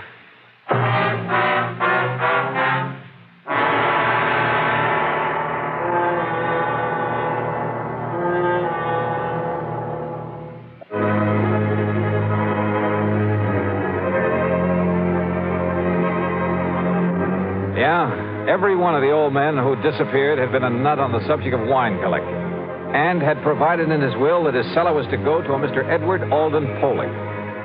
You know something? When I talked to Poley at his home in the old Germantown section of Philadelphia, I decided he was the biggest nut of all, and possibly a dangerous one. It was an old house and a big one. It must have been one of the original Philadelphia mansions. As for Poley himself, well, I'd say he was a man of about 50. He was short and heavy-set, and his face... Well, his face reminded me of a bird of prey. Very thin, with a long, aquiline nose. His eyes were far apart and almost beady. In spite of his shortness, he seemed to almost hover over things, including me. As he led me into the library, his eyes kept glancing at the package I carried, and there was a kind of inner glow in them. I could think of only one thing. Madness. Dollar, did you say? That's right. Johnny Dollar. I see. Oh? I mean, it's a very unusual name. I, can't help but admire this library, Mr. Poley. Only the best. I must have only the best, Mr. Dollar. Yes, it looks so. Nothing, no one must stand in the way of my having the rarest, the finest of everything. Sometimes it takes years, Mr. Dollar, but sooner or later I get what I want. I notice you have a lot of the works of Edgar Allan Poe. The greatest writer who ever lived. I am fortunate to bear the same initials. What? Oh, yeah. Look there. First copies of his works. And look there. The manuscript of one of them. Of the... Well, it has to do with a certain wine. Yeah, I see. Which brings us to what you have there. Well, it's a famous old Medoc, Mr. Poley, a de Grave. Its age, the vintage. Let me see. What? Well, sure. Yes. Look at it. Well, I only brought it here for your opinion. Huh? Oh, but I must have this. I must have... I'm afraid that's impossible. Oh. We shall see. Perhaps we'll make an exchange. I have in my vaults an old, a rare, a priceless Amontillado. Come, Mr. Dollar. The Casque of Amontillado, huh? What was that? Nothing, sir. Lead the way. He did. Yeah, he sure did. Through a hidden door behind a panel in the wall. Instead of using a flashlight, he took along a sort of torch, a flambeau, I think you call it, that gave off an evil, oily smell that stained the passageway with smoke. He led me down a long, winding staircase between the walls. Then finally we came to the vast wine vaults deep underground. This was really something out of Edgar Allan Poe. It was cool and damp with great drops of water slipping down the old stone walls. On one of them was a motto. Nemo me impune lacessit. I'm afraid my Latin is a little rusty. No one dare seek to best me with impunity. Yeah. But now the Amontillado. A little further. Are you a mason? A mason? A little joke, Mr. Dollar. You see, I am. He pulled a small trowel out of the inner pocket of his coat, then laughed strangely. Sure. The Casque of Amontillado, just like in the story by Edgar Allan Poe. The dark, damp wine vaults, that motto on the wall, the trowel. And this madman was living the part. No wonder his friends had disappeared, because each of them had had some priceless wine that he wouldn't part with. That is, until... The next vault, Mr. Dollar. A large crypt with niches in the wall, some of them blocked in, others empty, waiting.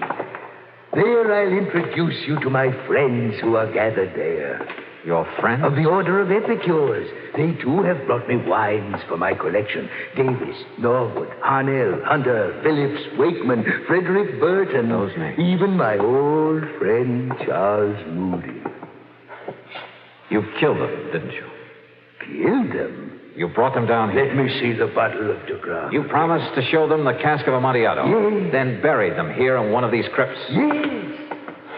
But, Mr. Dollar, you must not keep our friends waiting. Yeah. There's the mortar and the bricks. And the Amontillado? In the niche behind you. The mortar box. A hole for mixing in that shovel. Yes, the shovel. And with it, you'll join my friends.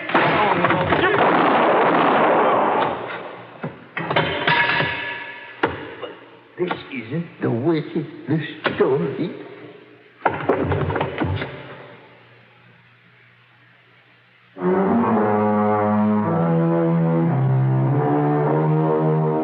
The 8 men who disappeared, yeah, they were all buried behind the bricks and mortar that walled up 8 of the niches in that deep underground vault. Funny, I completely forgot to look to see if there was a Casque of Amontillado in that cellar. Edward Alden Poley, when the courts get through with his case, I'm sure he'll be committed to an institution for the rest of his life. Yeah, I told you in the beginning, this was the weirdest case I ever tackled. Expense account total, including incidentals and the trip back to Hartford, $101.20. Yours truly, Johnny Dollar.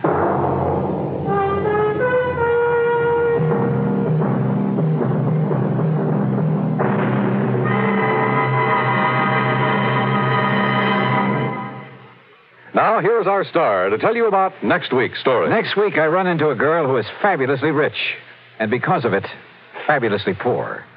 Join us, won't you? Yours truly, Johnny Dollar.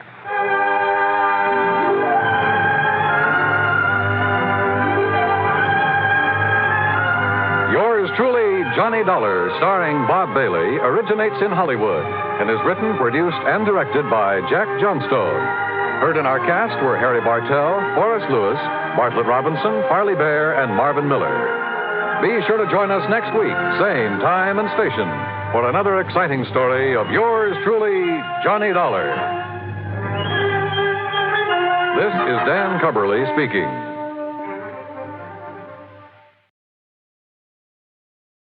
From Hollywood, it's time now for... Johnny Dollar. Johnny, this is Byron Kay at Intercoastal Maritime and Life in Boston. Hello, boy. Remember Hurricane Audrey? Back in the latter part of June, sure. Must have hit your company pretty hard. Yes. But if anybody ever needed help, it was those people down in Louisiana and neighboring states. Yeah. So we've paid up the claims just as fast as they've come in. Except for one. Oh, what's that? One we received only a couple of days ago. Okay, bye. Give me the dope and I'll head for Louisiana on the first plane. Wrong direction, Johnny. Huh? Texas? No. Oklahoma? Arkansas? Buffalo, New York. What?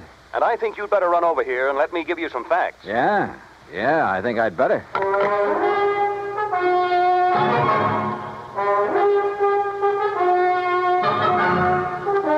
Bob Bailey in the exciting adventures of the man with the action-packed expense account. America's fabulous freelance insurance investigator. Yours truly, Johnny Dollar.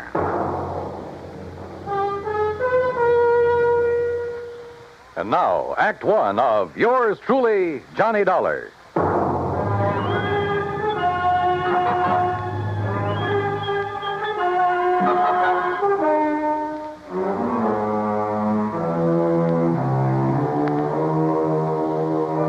Expense account submitted by Special Investigator Johnny Dollar to the Intercoastal Maritime and Life Insurance Company, Boston, Massachusetts.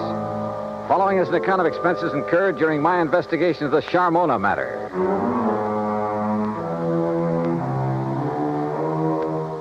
Expense account item 1, 1845. Plane fare and incidentals, Hartford to Boston, and a cab to Byron Kay's office in the Little Building. Glad to see you, Johnny. Hi. I'm glad you can take this on for me. Sit down. Okay, thanks. Ever hear of Charles Francis Keeley? Keeley? A very much reformed man, Johnny, who was apparently making a valiant try to live down some of the things he did earlier in his life. Like what? Well, he was I guess you'd call him a promoter, stock manipulator, that sort of thing. The point is, he made himself a lot of money a few years back until the authorities, the Securities Exchange Commission and so forth, put a stop to his fancy dealing. Sounds like a real nice guy. In any event, he had enough money by the time he quit to live pretty well. Nice home, beautiful wife, 62-foot cruiser, and that, by the way, is our biggest problem. Oh, I wish my biggest problem was a 62-foot cruiser. It is, Johnny. Now. Then tell me all. Yes. Early in June, he took his boat across Lake Erie to Detroit to have some work done on it at the Detroit Yacht Basin. Then, a couple of days before the end of the month, he started back for Buffalo. Oh, yeah, that hurricane was moving north about then, wasn't it? Yes, it was. And his failure to appear in Buffalo within a reasonable time didn't worry his wife a bit. Often before making that same trip, he'd stopped off in Cleveland to visit some of his old cronies. Uh-huh. But by July 20th, she began to get worried. She called the friends in Cleveland. They hadn't seen him. Then she called the Coast Guard. No word. A few days later, a couple of the life preservers from his boat washed up on the south shore of Erie near the little town of Lindsay. That enough for you, Johnny? How much insurance did he carry? On himself, $35,000. On the boat, $106,000. I see. Okay, bye. I'm on my way. Expense account item 2, transportation to Buffalo, where I signed in at the Statler Hotel. Item 3, $520 for dinner. Then taxi, that's item 4, to the Keeley home north of Delaware Park on Colvin Avenue. I don't know just what I'd expected Keeley's wife to look like. Suffice it to say, I was pleasantly surprised. She was young, tall, blonde, and beautiful, with eager, sparkling eyes and none of the signs of grief I'd anticipated. I don't know why you registered at a hotel, Johnny. May I call you, Johnny? Why, sure. Please call me Mona. May I pour you another drink? No, thanks.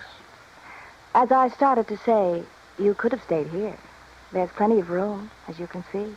Yes. This is a very beautiful house, Mona. Yes, but so empty now.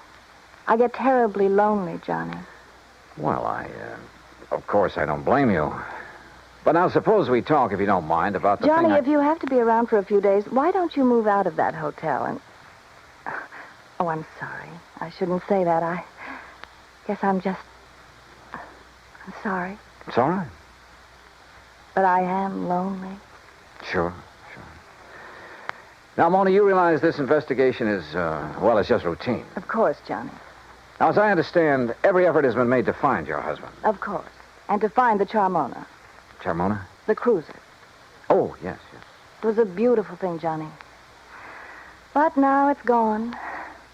And Paul. Paul? Yes. Paul Matthews was the pilot. Only he was more than that. He was very nice. Yeah. Well, now, as I... Oh, excuse me. Every time that phone rings, I hope it's some word, some news that perhaps... Well, you know. I'm not sure that I do. What? But by all means, answer it. Yes. Yes, excuse me.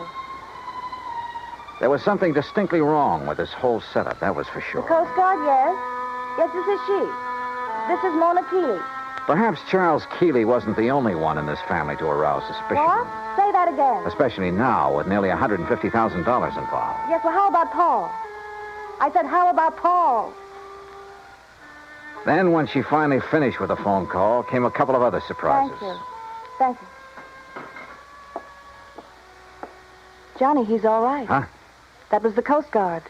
They found him. He's all right. Isn't it wonderful? That was the real surprise. Not what she said. Isn't it wonderful? Or even the way she said it. But something deep back in her eyes that gave her away, that told me beyond the shadow of a doubt that she was lying through her teeth.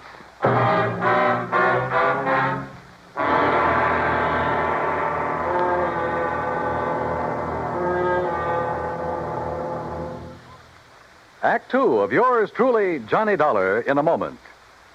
It is a rare event when a young man decides to leave civilization behind and hide himself away in the steaming jungle, just so he can help his fellow humans in a remote corner of the world. The late Dr. Tom Dooley did just that when he left the United States to help the sick and starving jungle people in the little kingdom of Laos in Southeast Asia. Dr. Dooley's story is well known to nearly everyone. And all over the world, people talk of his little jungle hospital on stilts. That's where he treated the dread diseases of the jungle and trained native medical technicians so that they might help their own people. Dr. Dooley wrote and lectured to many people so that the work of his medical assistance program, Medico, might go on. It was not easy for someone so young and so talented to give up the bright lights of the city and plant himself down in an unknown jungle just for the purpose of helping unfortunate people he didn't even know. But through Medico, Dr. Tom Dooley wanted to help people. He wanted to help people to help themselves. Today, the work of Medico is going forward in a number of countries besides Laos. Young men are being sent to the United States to be schooled in medicine with the idea of returning to their own countries to help their own people. Hundreds of thousands of dollars worth of medical supplies have been donated by American businessmen and pharmaceutical companies. Today, Dr. Tom Dooley's work is being continued for him. It is helping to create better understanding. It is an injection of the spirit of freedom. The right of all men everywhere. And now, Act two of yours truly, Johnny Dollar, and the Charmona Matter.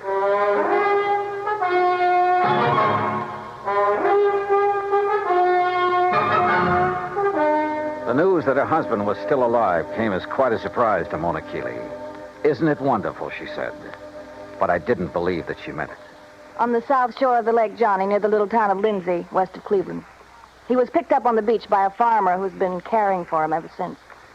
Isn't it kind of funny that you haven't heard from him before? That hurricane was a couple of months ago. Well, he was out of his mind from the shock of what happened to him. Did the Coast Guard say anything about the yacht? No, Johnny. I'm afraid that Charmona is at the bottom of Lake Erie. Well, where is he now? In Cleveland, in a small private hospital. Well, hadn't you better go over there and get him, bring him back here? I told the Coast Guard we would. Mona, you're not really glad that he's been found, that he's still alive, are you? No, I'm not. I guess I never really loved Charles. I'm not sure he really loved me. He was a big shot, always out in the town, doing a lot of entertaining, that sort of thing. I was very pretty then. Kind of a business asset for him. When were you and Charles married, Mona? 9 years ago. It looks as though he's done pretty well by you. I never had any reason to complain. About that, I mean. But the things he did to make his money, it was... Well, I guess it was legal, but it wasn't right. It was almost like stealing, the way he promoted a lot of worthless inventions, penny stocks, worthless real estate, that sort of thing. But he always did all right. And you? Well, who worries about conscience when things are going well? A lot of people, Mona. But then they made him stop the things he was doing. And Charles became very strange. He took up religion like a fanatic. Oh? Kept giving his money away to a lot of crazy charities, money I could have used. And he got moody. He'd go off alone for weeks at a time, pay no attention to me.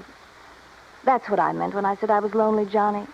Not just since the accident that lost the boat and Paul. Paul again, huh? Don't you understand? These crazy things have been going on for over a year now. That's why I'm not jumping with joy that Charles is alive.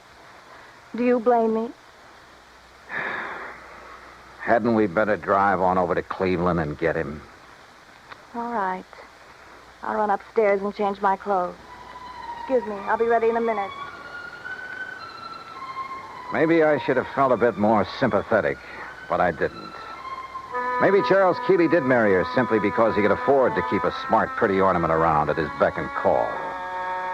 Yeah, but the chances were she'd married him solely for the things his money could buy her. She took a long time changing her clothes, which didn't surprise me, so I poured myself a drink. I glanced over some of the magazines on the coffee table.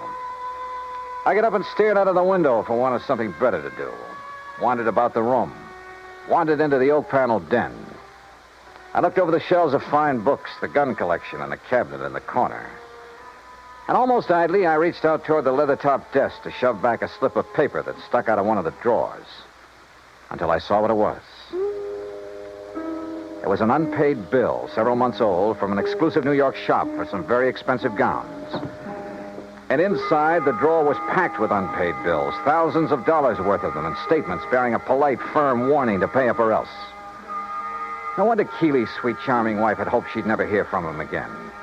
Gone, he was worth $35,000 to her, and the yacht $106,000. Perhaps somehow Mona Keeley had even had a hand in the wrecking of that yacht. I wondered. And I decided I didn't care much for people like this. But my meditations were suddenly interrupted by a sound from the doorway. And there she stood. A pretty little pearl-handled .25 caliber Colt in a dainty gloved hand. I'm ready, Johnny. Are you? So I see. Ready for what, Mona? I guess that depends, doesn't it?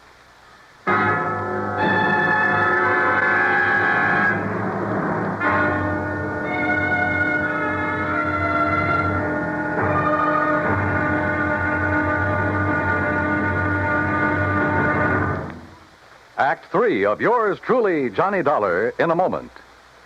Our flag now numbers 50 stars, and behind each star there stands yet another flag representing one of the 50 states.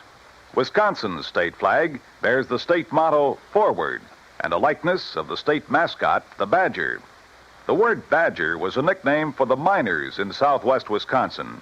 During the mining boom just prior to 1830, the people who came from Illinois mined only during the good season and left during the bad. They were called suckers, just like the fish in the streams. But the busy Wisconsinites, with either too little time to leave or to build a house, moved into abandoned mine shafts to live as badgers. The Wisconsin banner pays tribute to these industrious natives. Wisconsin's state flag, the flag of the 30th state to enter the Union, was adopted on April 26, 1913. And now, Act 3 of yours truly, Johnny Dollar, and the Charmona Matter. Mona Keeley stood there in the door of the den, a .25 caliber Colt in her hand. For she'd caught me going through the drawer of a desk, through papers that showed only too clearly why the loss in a storm of a $100,000 yacht might well have been carefully planned. Why she wished that her husband had gone down with it. You shouldn't have done it, Johnny. You shouldn't have looked in that desk. Pretty good proof, isn't it, Mona, that the wreck of the Charmona was no accident. I don't know how your husband worked it and still managed to get back to shore alive. You don't know what you're talking about. But he almost didn't make it, if what you've told me is the truth. Maybe that's because he didn't anticipate that the storms from Hurricane Audrey would hit Lake Erie. Maybe it's because... Well, we'll soon find out. Will you? Yes, when we drive over to the hospital in Cleveland and talk with him, if he's really there. Oh, he's there, all right. And you and I are going for a drive, but not to Cleveland. All right, now. Oh, put that thing down, Mona. Sorry, sweetheart. That little thing in your hand is about as accurate as a slingshot. Now, why don't you... No, don't move. I still don't get it, though. Oh? What? And I'm sure you must have been in with your husband on his deliberate sinking of the yacht. If you think Charles sank it deliberately, Johnny, you're all wrong. Then I certainly don't get it. Because if... Oh, now, wait a minute. You've made a couple of cracks about... What was his name? Paul? Do you want to know the truth? Paul was the pilot for Charles, and there's been no word about him. So he must have gone down with the Charmona. That's why I'm lonely and feel the way I do. Mona, this whole thing smells worse to me every minute. He was young, and he was kind, and he loved me. I was glad when they found that Charmona had gone down, because the money for it would be mine. And I could get free of Charles, and Paul and I could... That's why I hoped Charles was gone. Yeah, another $35,000 for you. You're about the crummiest lot I've ever run into. Look at this, Mona, here on the desk. What? This solid gold table lamp. What about And it? there beside you, that expensive mirror. What are you talking about? Well, look. Why did you do that? To get this gun away from you. No, you... Oh, you... A lot of good this would have done you with the safety on. I'll kill you for this, Johnny. No, I don't think so. And I don't think the police would like it if you tried. Oh, no. Do you think they'd blame me for trying to stop you from going through the papers in my desk? For shooting you? No.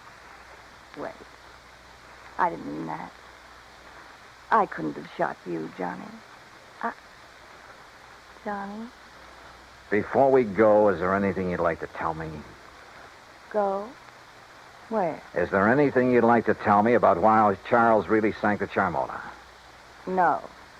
And I don't think you'll ever know how and why the Charmona went down. Want to bet?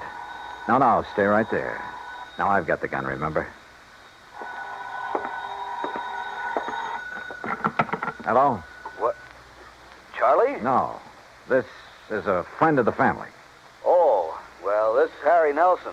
You gave me a real start. I thought Charlie'd come back from his watery grave. He has, Mr. Nelson. What? Yes, he's in a Cleveland hospital. He's okay. Oh. Well, then I'll talk to him when he gets back. You see, I'm the man who was going to give him $98,000 for the Charmona when he got her back from Detroit. Oh? Oh, yeah, sure. But since the Coast Guard tells me she was a complete loss, well, naturally, I think I ought to have my deposit back. I'm sure you'll get it, Mr. Nelson. Yeah, okay, Mr. What did you say your name is? Bye. Who was that? Someone who threw some very interesting light on this whole matter. Come on. Where? Our little drive, remember? To Cleveland. During the 5-hour drive to Grace Hospital on the outskirts of Cleveland, I questioned her, using every trick I could, but she refused to talk. The theory that Charles Keeley had deliberately sunk his yacht had gone up in smoke. If he had a buyer for it, he wouldn't need to try to collect the insurance on it. But I still knew the whole case was anything but lily white, and hoped that Keeley could explain a few things. When we arrived at the hospital, there was a police lieutenant in Keeley's room and a stenographer. When she saw them, Mona gasped slightly and sank into a chair, to which the lieutenant promptly handcuffed her. As Charles Keeley talked, the whole case became crystal clear, and at the same time about as sordid as anything I'd ever heard. I should have realized what was up when Paul Matthews suddenly refused to make the trip back to Buffalo with me. He was my pilot, Lieutenant. I phoned the Coast Guard about him as soon as... Yes, sir. It was on the Coast Guard's tip that we ordered Paul Matthews picked up. Picked up. Then he's all right. Shut her up, Lieutenant, or get her out of here. As I started to say, they not only picked him up, but found where he bought the various parts for the little device he used. Good. Device? What are you talking about, Lieutenant? Let me tell him. Sure, go ahead, Mr. Keeley. Then this stenographer will have it all down on the record. I should have known what was up when Paul suddenly decided not to go back with me just before sailing time. You see, I've suspected for some months that he and my wife behind my back... Charles. Shut up, you rotten little... Go on, Mr. Keeley. I should have known then, but I had to get the cruiser back to Buffalo to a friend who'd offered me cash for it. Harry Nelson. Yes. Enough to get me back on my feet again. And I didn't know why Paul had left me to make the trip alone until the explosion about 5 hours out. What? Yes, Mr. Dollar, up forward, where there couldn't possibly have been anything explosive. A bomb of some sort? What else, Dollar? It was luck, sheer luck, that I was sailing in close, that I'd put on a life preserver because of the storm. That was the tail end of the hurricane down south, you understand? Yes, and it was luck that she went down right off Palace Rock. Yeah, that's exactly where the Coast Guard divers found her early this morning. A hole as big as a house blown out of her front end. Yes, that storm, that hurricane may have taken a lot of lives, but it saved mine.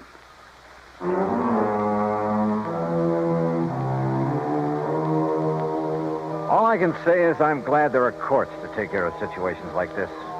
I myself would hate to have to dirty my hands any further. Yeah, it probably does take all kinds to make a world. But believe me, the world would be a lot better off without some of those kinds. The claim on the yacht, sure, it'll have to be paid. And to a man I honestly think is trying to live a decent life for a change. Expense account total, including incidentals, and the trip back to Hartford, $103.80. Yours truly, Johnny Dollar.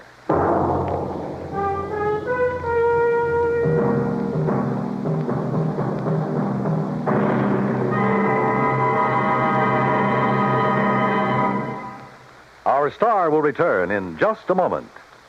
An old English proverb states that a friend in need is a friend indeed. We've all heard it before, but how many of us have realized the full import of its meaning? When Jose Lara Valverde, an 8-year-old Spanish boy, was in need, he found out what real friendship could be. Stricken by a rare glandular disease, little Jose began to lose his fight for survival when his vital supply of drugs ran out. In a desperate call for help, an amateur radio operator named Conte broadcast a weak signal over the European airwaves. The plea was picked up by a ham operator, Hans Ketterle, in Germany, who relayed the urgent message to a nearby United States Air Force unit. The American airmen quickly dug up the only available drugs of the kind needed. They flew the Mercy package by jet to Madrid. From there, an ambulance screamed its urgent way 190 miles to Andújar, Jose's hometown. The medicine saved his life, but only temporarily. Another source had to be found, and it was, again, in Germany. The two rare drugs were again rushed by American jet fighter pilots, by helicopter, and by Air Force staff car through high winds and thunderstorms to the bedside of the stricken boy. The medicine was given to Jose, and again he responded. This same life and death drama was repeated elsewhere in Spain when men of the United States Air Force came to the rescue of another young Spanish boy in need of another rare drug. People-to-people giving is more than a program. It is an act of friendship. It is a fight for freedom, the right of all men, everywhere.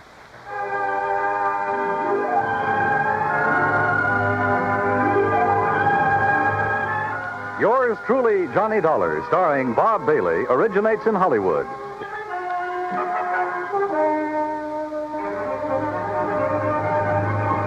This is Dan Cumberly speaking.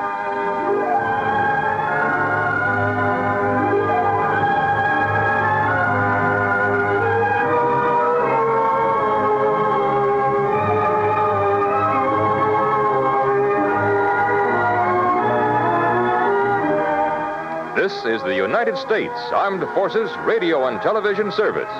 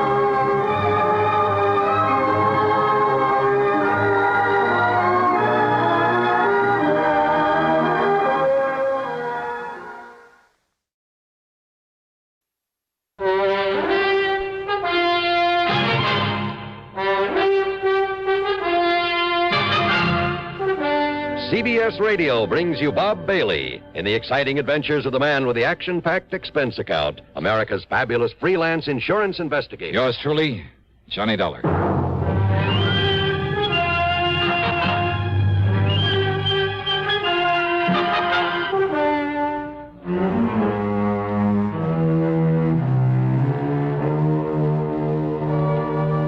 Expense account submitted by Special Investigator Johnny Dollar to the Mono Guarantee Insurance Company, Little Rock office. Following is an account of expenses incurred during my investigation of the Double Deal matter. Expense account item 1, $14.10, plane ticket from Hartford to Philadelphia, PA. Item 2, $6.25, taxi and tip for the ride into Eastern Trust and Insurance on Walnut Street. Hiya, Ted. Mighty glad you could make it, Johnny. How are you? So they made you the big wheel in this office, huh? Made me the goat is more like it. Sit down. Yeah, sure. Now, what's this about Mickey the Hood? Michael Jonathan O'Banion. Oh, it's a nice, respectable-sounding name, but... Oh, brother, what a character. Bootlegger, among other things, wasn't he? Rum runner, gun runner, smuggler, jewel thief. Probably a killer, too, back there in the 20s. Only they could never pin it on him. Yeah, a real nice boy. Well, after he served his term, in order to fill out his parole, he worked for one of the drug companies here in town. Oh? And then about, 2 years ago, he opened a little importing company. Probably just a front. Importing? Yeah, drug imports, mostly from the Far East. And that's when Bruce Terwilliger sold him all his insurance. Terwilliger? Yeah, my predecessor in this job. Oh. That's when he sold Mickey all his insurance. Nearly $500,000 coverage on his business. I'm sure it's not worth a tenth of that. And over $250,000 on his life. Sounds as though he's still in the rackets. Sure. And wants plenty of coverage in case he gets bumped off. And he should have been, long time ago. All right, who's his beneficiary? Oh, hold your hat, Johnny. Mary Toodles Baker. Toodles? Yeah. She's a cheap stripper, right out of the saloon circuit. So you want to take him off your books, huh? Well, he's a bad risk. He's constantly behind in his premium payments, and Well, I just don't want him as a client of this office. Well, I can't say I blame you. But this dear old saintly conservative company won't let me cancel his policies until I can get some legal proof. Prove he's still in the rackets, huh? Yeah. And, Johnny, that's your job. Oh, now, wait, Ted. Yeah? That's not for me. That's a police job. Yeah, but they haven't got a thing on him, Johnny. So far as they're concerned, he's behaving himself, staying out of trouble, and just running his drug business. Yeah, but you think differently. Well, I bet my bottom dollar on it. And Johnny, if you can prove it for look, me... Ted, what am I supposed to do? Stick my neck out to a punk like Mickey just because you have a hunch about him? Hunch? No, thanks, Ted. If a guy like that happens to be involved in fraud against the company, something like that, you call on me and I'm stuck with him. But to try to frame him for you when there's no real evidence against him... Frame him? Now, wait, I didn't say that. Just show him up for a wrong guy. Look, when he commits some offense against the company, okay. But until then... Look, Johnny... No, sorry, Ted, but it's no go. No, you mess around a character like that without legitimate reason, I'd end up with a hide full of lead. No, so Johnny, thanks a lot. I want nothing to do with him. But, Johnny... Sorry, Ted. Okay. I suppose all I can do is wait until it's too late. And we have to pay him a lot of money on some fraudulent claim or on his rotten carcass. Afraid so. Oh, Johnny, if you'd only... Oh, excuse me. Ted Plainer. Well, that's all you wanted me for. Dollar? Hmm? Why, yeah. But what did you... Look, talk a little slower, will you? Well, yeah, he's right here. What's that? Here, look, you talk to him. Here, Johnny, it's for you. For me? Oh, some crazy... He said he traced you here through your call service back in Hartford. Okay, let me have it. Ask me the guy's off his rocker. $20. Hello? Evan only knows what might happen. Hello? Well? John Dollar? Yeah, that's right. John, you must come to see me at once. Who's that? The most terrible thing has happened. Oh, yes. Yes, what? This is Harry Branson at Philadelphia Mutual Liability and Casualty. Oh, I might have known. What? Nothing. What seems to be the trouble, Harry? Disaster, John, disaster. Can you see me at once? What about? The famous Canary diamonds. Listen, John. Oh, now, wait, Harry. I brought those things back from France some months ago. I know, but now they've been stolen again. They what? Yes. John? Okay, Harry, I'll be right over. Now, who the devil was he? Well, now that insurance man wants to hand me a case that I can really do something with. Oh? And he'll pay me a pile of dough if I can solve this theft for him. Theft? Yeah. Hey, wouldn't it be nice if I could sort of tie Mickey the Hood in on it? Johnny, are you serious? You really think you could? Ted. Yeah, Johnny. Fat chance.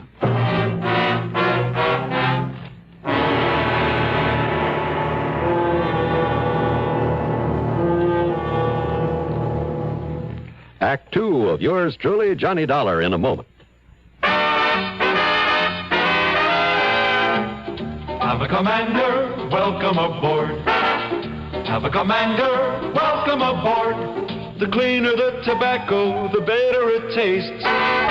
Have a commander and see. The cleaner the tobacco, the better it tastes. And in Commander, the tobacco is vacuum cleaned. Have a commander, welcome aboard. Treat yourself to a pack of new king-size Philip Morris Commanders made on a new machine, the Mark 8, that takes rich, full-flavored Philip Morris tobacco and gently vacuum cleans it. And the cleaner the tobacco, the better it tastes. Yes, the cleaner the tobacco, the better it tastes. Noticeably better. Have a commander, welcome aboard.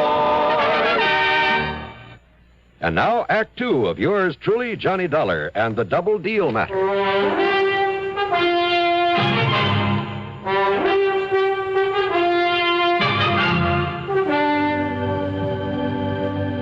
I found Harry Branson pacing the floor, wringing his hands. John, thank heaven. So the Canary diamonds have been stolen again. Terrible, huh? Terrible. But I thought they were insured by you. They got so much publicity when you recovered them from that smuggler over in France that one of our important clients, Mrs. Arthur Pierpont Galloway, just had to have them. So she bought them and then insured them with us. How much, Harry? $515,000. Wowee. She received a phone call that one of the national magazines wanted pictures of them there at her home. The call was a phony? She thought her chauffeur and butler would be protection enough, but when the man came, well, he tricked her into being alone with him, and, well, he just walked off with the diamonds. Well, they must have a description of him. Of course they have, but a rather confusing one. They were all so excited. So, what about the police? Oh, dear, the police have showed Mrs. Galloway and the chauffeur and the butler so many pictures of criminals, they just don't know which is which. Oh, fine. But the police seem to think that they have some ideas about who this terrible thief might be. What about fingerprints, that sort of thing? Oh, he was far too clever for anything like that. I suppose so. Hey, I wonder if the chauffeur or the butler could be in cahoots with this man. Absolutely not.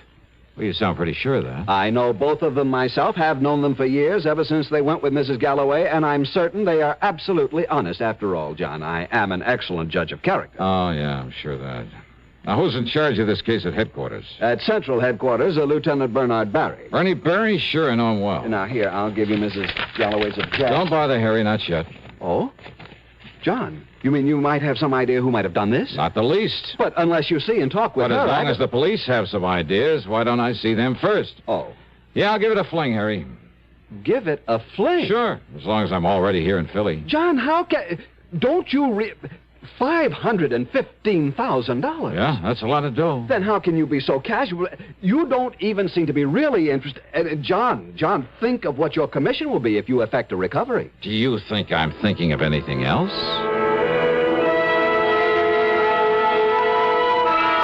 I walked on over to Central Police Headquarters and talked to Lieutenant Bernard Barry.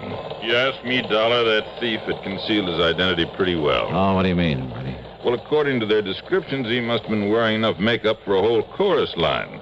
But why Mrs. Galloway and her servants didn't realize that right in the beginning and throw him out, I'll never know. That's why they couldn't pick him out of the mug file, huh? Except for one thing the chauffeur noticed about him. What was that? He'd apparently tried to cover a scar on his face. Oh? From the outer edge of his left eye down his cheek. Wait a minute. Yeah? Maybe 5 feet 8 or 9. Very heavy, say a couple of 100 pounds. Yeah, darling, I'm way ahead of you. And say about 51 or 2 years old? Well, with all that makeup, it was hard to tell. But... Black hair, bushy eyebrows, maybe? We'd powdered his hair to make it look gray. We found traces of the powder. But... Mickey the Hood. Mickey O'Banion. So we've had a tail on him every minute since the robbery was reported. And? Nothing, darling, nothing at all. And, of course, he had an airtight alibi. Oh, sure he would have. And, of course, so would any other crook smart enough to pull a job like that. Just the same, Bernie. But until we can trip him up, or, more important, find out how he'll try to dispose of those stones... I know how to get him out of the country. Hey, but wait, his drug importing business. Yeah, importing, dollar, not exporting. But he must ship stuff around in this country. And any shipments he makes will be gone over with a fine-tooth comb. Unknown to him, of course. Yeah? What do you mean by that? Well, if he did take these stones, he'll know everything you're doing. Maybe. You're thinking, of course, about how they were gotten out of the country before, in those cases of canned goods you found in Paris. Yes. I'm also thinking how impossible it would be to dispose of them here in the U.S.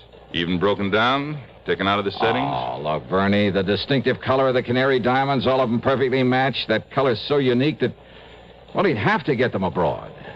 But where and how? Dollar, all we can do is keep an eye on him.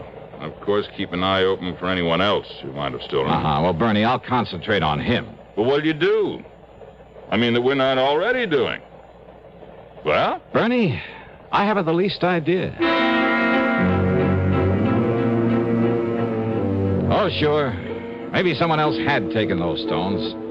But I've played my hunches before, and somehow they've usually paid off. And sure, if Mickey did steal them, why, maybe he was smart enough to simply sit tight for a while until things cooled down. I looked up the address in the phone book, then spent item 3, $1 even for a cab to a small building on South 23rd Street marked O'Banion Drug Imports. It was a small kind of store building with a combination office and sales room in the front. Much to my surprise, there was only one person there. That's right, Michael J. O'Banion. Well, sir, my name is Russell. Peter Russell. Mr. Russell? Yes, sir, I own a small chain of drugstores in the South. And we get a lot of calls for anything unusual down there. Our customers seem to go for unusual, exotic-type drugs and medicines. Oh, so I understand. So when I saw your ad in the Yellow Pages, I thought I might take a look at your stock. Oh, fine. Everything we catalog is right here on these display shelves. All right, sir. Yeah, pick out whatever items you like. I'll be glad to ship them to you. Everything from dried seahorses and kelp, the Oriental people go over those things, to rare items like oil of rhodium, lovage, musk. Yes, sir. I see y'all import a lot of things from China, Japan. Well, I have contacts in Hong Kong and Kowloon that furnish me with many unusual items. Excuse me, Mr. O'Banion. Yes, I'll be with you in a moment, madam. Mrs. Peterson. Yes, that's right. Yeah, we met at the travel office, and you promised me some... Yes, of course, Mrs. Peterson. I have the bottle of nerve pills I promised you right here. Oh, I'm so glad. And how much do I owe you for them? Oh, not a thing. Not a cent. Well, glad to have been able to make them up for you. Well, here you are. Aren't you nice? Such a big bottle, too. Oh, it's my pleasure, Mrs. Peterson. Well, have a nice trip. I hope I can swallow such big pills. Yeah, well, you just chew them like candy. Well, they don't taste bad. Just like sugar pills. Oh, well, how nice. And remember, keep them in this bottle with its special seal and take only one each day. Goodbye. My goodness, there's so many of them. Yes, I'm sure they'll... You're so nice to have gotten them for me. Yes, that's perfectly all right, I'm just sure I'll have no nerves at all on this tour. Well, that's good. Now, if you'll just excuse... I'll tell you. I'll send you a postcard when we get to Hong Kong and let you know how that's not necessary at all. And goodbye, Mrs. Peterson. Well, I certainly thank you. Well, it's my pleasure. Goodbye. Well, now we can get back to business. Are you always so nice to your customers, O'Banion? Just a minute. Yeah? Forgot your phony accent, didn't you? My, That voice. I'd know that voice anywhere from the radio. The radio? Johnny Dollar. So? I should have known it when you talked about a non-existent ad in the Yellow Page. So I pulled a boo-boo. Listen, Dollar. If the police sent you around here, if you think I had anything to do with those Canary diamonds... Well... Neither you nor anybody else can prove it. So, Dollar, if you know what's good for you... Oh, now that's a corny line. If you want to stay alive, just leave me alone. Make this Thanksgiving something special. How? By taking lots and lots of pictures. Just think of all the wonderful moments you can capture forever. Mom in the kitchen making dressing. That big moment when Dad starts slicing the turkey. The look on the kids' faces when they select their pie. Dad snoozing in his favorite chair after dinner. Yes, pictures are the best way to make those moments last forever. But only with Flash can you capture all the fun and color of those moments at their best. Anytime, anywhere.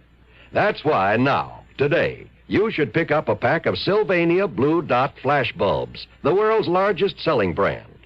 Sylvania Blue Dots work with any film, with any camera, and you can always be sure they'll work. Simply look at the little blue dot. Sylvania puts it there as your assurance that it will fire. If by some rare chance it has turned pink, then return the bulb to your dealer. He'll make good on it. But hurry, Thanksgiving is this Thursday. Get your Sylvania Blue Dot flash bulbs today. And now, Act 3 of yours truly, Johnny Dollar. There in Mickey O'Banion's phony import office, things began to add up. Before he recognized me, he'd said something about contacts in Hong Kong and Kowloon, great smuggling country. And the little old lady, Mrs. Peterson, to whom he'd given the nerve pills. She said she'd met him in a travel office. Was he making arrangements for a trip out of the country? Yeah, another thing, that bottle of pills. He'd made them up, he said. Big pills, remember that. Take only one of them a day, he told her. Well, by the time she got to Hong Kong, she could only use a few of them off the top of that bottle. It must have held a couple of hundred of them. And once in Hong Kong, one of his contacts? Or would he himself be there by then? Yeah, but I needed proof. And I certainly couldn't trick an old hand like Mickey into a confession. Far from it. You think I don't know the cops are watching me every minute, going through every package I try to ship out of here? All right, now listen, Mickey. Do you think I'd be fool enough to touch those stones in the first place? Fool enough or smart enough? Oh, I'm smart enough, darling. Don't you forget it. And until you can show some kind of proof I know anything about it. Okay, All right, now go on, get out of here. And you stay away from me before I... Before you what? All right, go on, get out.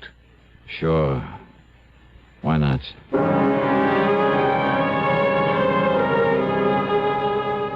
If only I'd had sense enough to follow that Mrs. Peterson. While I was standing there talking to Mickey, she could be on her way to a plane, a train, or steamship. Item 4, $1.30 in a phone booth, calling every travel agency, airline, steamship, company, railroad I could find listed until I got the one who'd arranged her round-the-world tour. That was due to leave in a few hours. Better still, they told me she'd been staying at the Bellevue Stratford. Item 5 is $1.25 taxi fare to the Bellevue. Just a minute, bellboy. Well, Mrs. Just a minute. All packed now, bellboy, and you... Oh. Mrs. Peterson. Why, you're the young man I saw a little while ago. I want that bottle of pills you got from Mr. O'Banion. Now, look here. Where are they? I'm a very nervous woman. All right, my name is Dollar, special investigator. Investigator? That's right. That's like a detective. That's right. Now, please, those nerve pills. I haven't done anything wrong. You will if I don't stop you. What? No, you're a robber. A burglar or something. Oh, look, and listen to I'm me, will you so please? nervous. Then why don't you take one of those pills? Yeah, go ahead. Yes. Yes, I will. While I dig out some credentials to prove I'm telling you the truth. Here. Now, here they are. All right, here are my credentials. And let me have this bottle. Johnny Dollar, freelance. But you're spelling them. Now, they can't all be loaded with... Let me have one of those pills so I can... Here, now... All right, that one you took may be from the bottom of the bottle because of the way they fell on the table when I spilled them out. What possible difference could... Oh. Huh? Oh, my dear, I've broken a tooth. No, you haven't. All right, spit it out into my hand. I certainly will. Come on. All right. Here. Broken tooth, huh? What? Ever see a more perfect yellow diamond than this? Diamond? Over a carat, I'd say.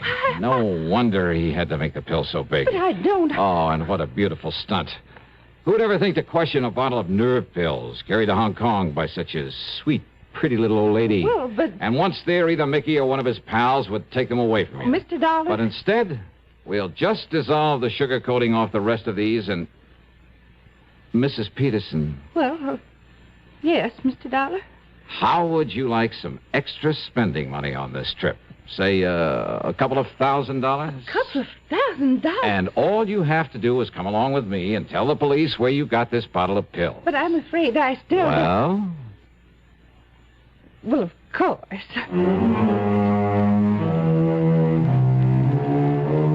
Proof? That was all Lieutenant Berry needed. The Canary diamonds are home again. And that'll save Philly Mutual from having to pay off a big claim.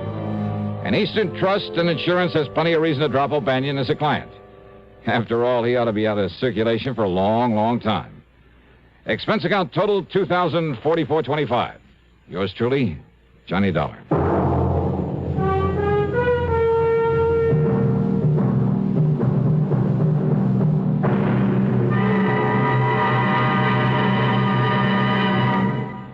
Our star will return in just a moment.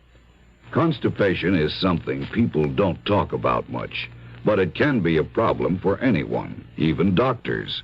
And when constipation occurs, it's interesting to see just what doctors consider important about a laxative they might use or recommend. Well, a majority of the doctors we heard from had this to say. A laxative should be effective, gentle, close to natural acting. A medicine that can be used with complete confidence.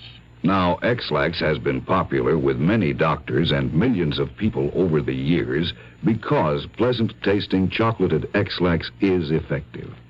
Overnight, it helps you toward your normal regularity.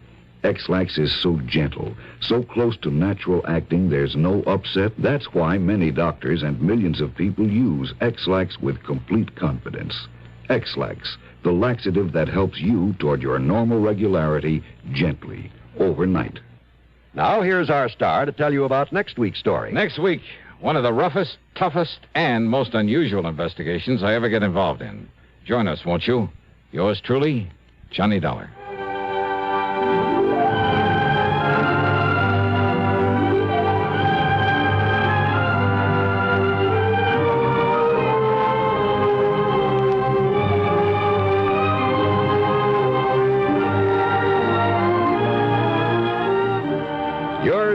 Johnny Dollar, starring Bob Bailey, originates in Hollywood and is written, produced, and directed by Jack Johnstone.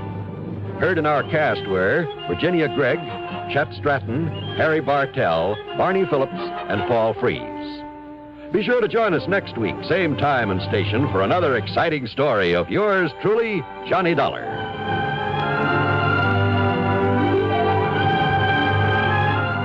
This is John Wall speaking.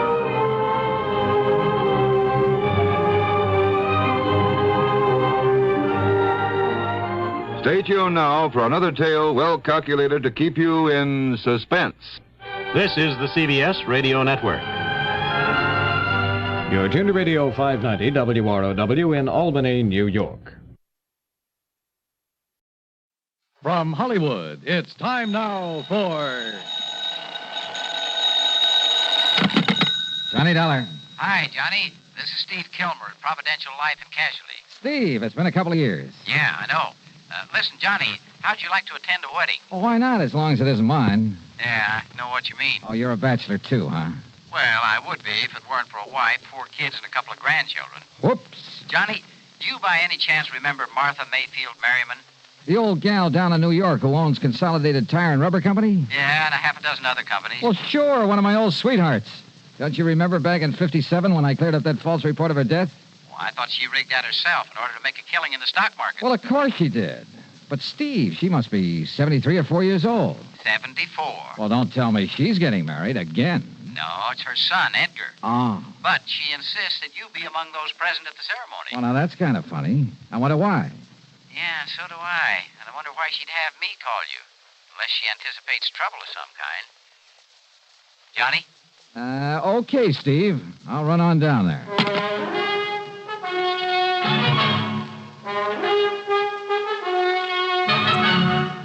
Bob Bailey in the exciting adventures of the man with the action-packed expense account. America's fabulous freelance insurance investigator. Yours truly, Johnny Dollar.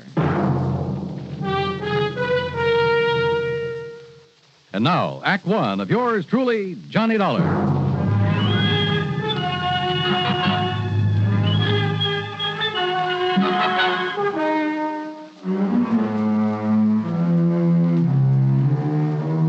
Expense account submitted by Special Investigator Johnny Dollar to the Providential Life and Casualty Insurance Company Home Office, Hartford, Connecticut. Following is an account of expenses incurred during my investigation of the Shankar diamond matter. Expense account item 1, 780, train to New York and a cab to the Brownstone House on Sutton Place. Martha Mayfield Merriman, who looks more like somebody's cute little grandmother than a clever stock market operator, but who thinks and sounds like... Well, judge for yourself. Can you dig that, Johnny? That sprout of mine is finally taking the leap. The sucker. Well, after all, Martha. Say, how about you, Johnny? How about what about me? You know, marriage. Well? Let's change the subject, huh? Turn me down, huh?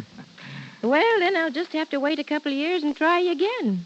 Or has that Betty Lewis been making time with you behind my back? Oh, do you know Betty? No, but I heard the broadcast of that case where she kept you from getting knocked off by that gangster, that Curly Waters. Yeah, Martha, she saved my life. And then didn't have sense enough to get her hooks in you, huh? Johnny, the dames nowadays are really slipping. Just don't you forget, though, that I've got a lead on all of them, because I've already proposed to you. Martha, you are a doll. Sure I am. And if I was a couple of years younger, Johnny, I'd run you ragged. Well, what do you mean if you were a couple of years younger? Have you forgotten our night on the town after I handled that other case for you? Hey, we really had a ball, didn't we? Oh, boy, it took me nearly a week to recover. Well, then we'll just have to do it again after this wedding's over with. Speaking of which, how would you like a little snort? Larkin! Well, don't you think maybe we'd better... Oh, of course you would. Larkin! Larkin! You called, madam? Fine thing, snooping around outside the door, eh? Trying to find out what Johnny Dollar's doing here. Oh, certainly not, madam. Of course you were. Now bring us a couple of drinks. Scotch on the rocks okay, Johnny? Sure, anything. Well, hop to it, Larkin. Oh, and crack the wall safe and bring me the ring. The ring. Very good, madam. No, good old Larkin. He's leaving me, you know, and I'm really going to miss him. Hey, wait a minute, Martha. Larkin has the combination to your wall safe? No, why not? What would he ever do with the junk I keep stashed away in it? Well, what kind of junk? Just some odds and ends and necklaces and brooches and rings, mostly. A couple of bracelets. And what's the ring? A Shankar diamond. What? Isn't that the one I've read about?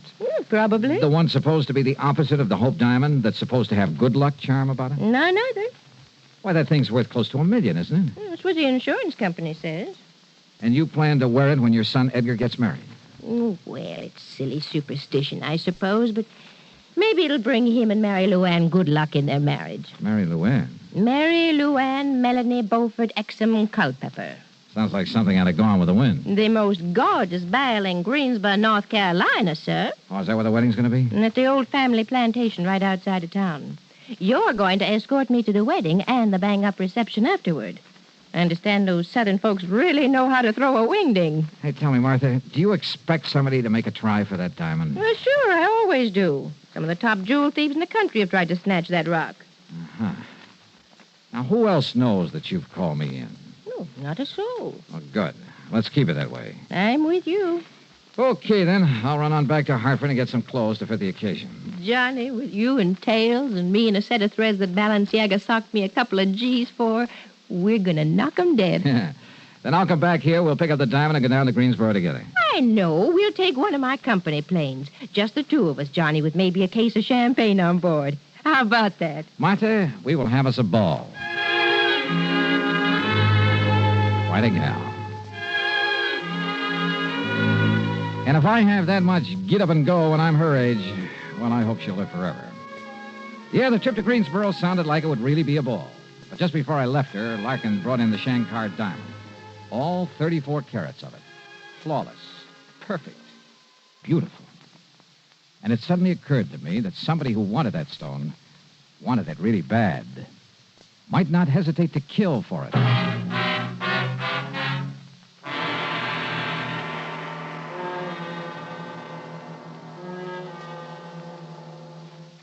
Act two of yours truly, Johnny Dollar, in a moment. And now for another episode in the life of Sergeant Donald Bellwether, my husband.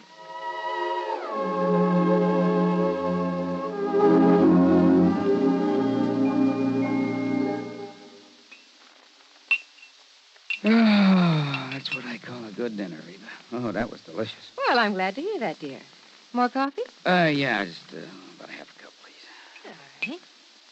There you are. Thank you. Now, tell me all about your safety class. Did the boys enjoy your speech? Oh, yeah, they sure did. Thanks to you, I did quite well. My lieutenant complimented me afterwards. Well, good. Yeah, but that same lieutenant threw me a curve, too. How, dear? Well, after I gave my talk, he asked the men if there were any questions. Well, that did it. But one of the guys stood up and said, look, Sarge, you claim there were over 95,000 deaths and over 9.5 million people injured in accidents in the U.S. last year. Looks to me like all those safety campaigns and slogans are doing no good at all. Well, how did you answer it? I didn't. I couldn't think of an answer. I got out of it by saying I'd have more facts and figures at the next meeting. All right, let's see now. Oh, yeah, here it is. Now, first, Sergeant Bellwether, you start off by telling the boys that since 1913, the accidental death rate has been reduced 35%. Mm-hmm.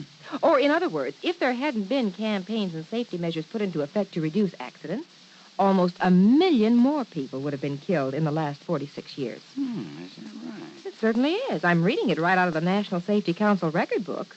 Oh, and another thing. Accidents in the farming areas are much higher than in the cities. Now, do you know why? Why?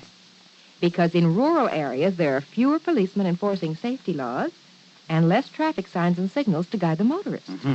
You know, many more cars travel the city streets, and yet the per capita rate of accidents is much higher in the rural areas. Of course, the reason is obvious. In the city, more safety measures are instituted and obeyed. Reba, you are wonderful. That's a good, logical answer. I don't know what I'd do without it. Oh, that's my Donald. That's my doll.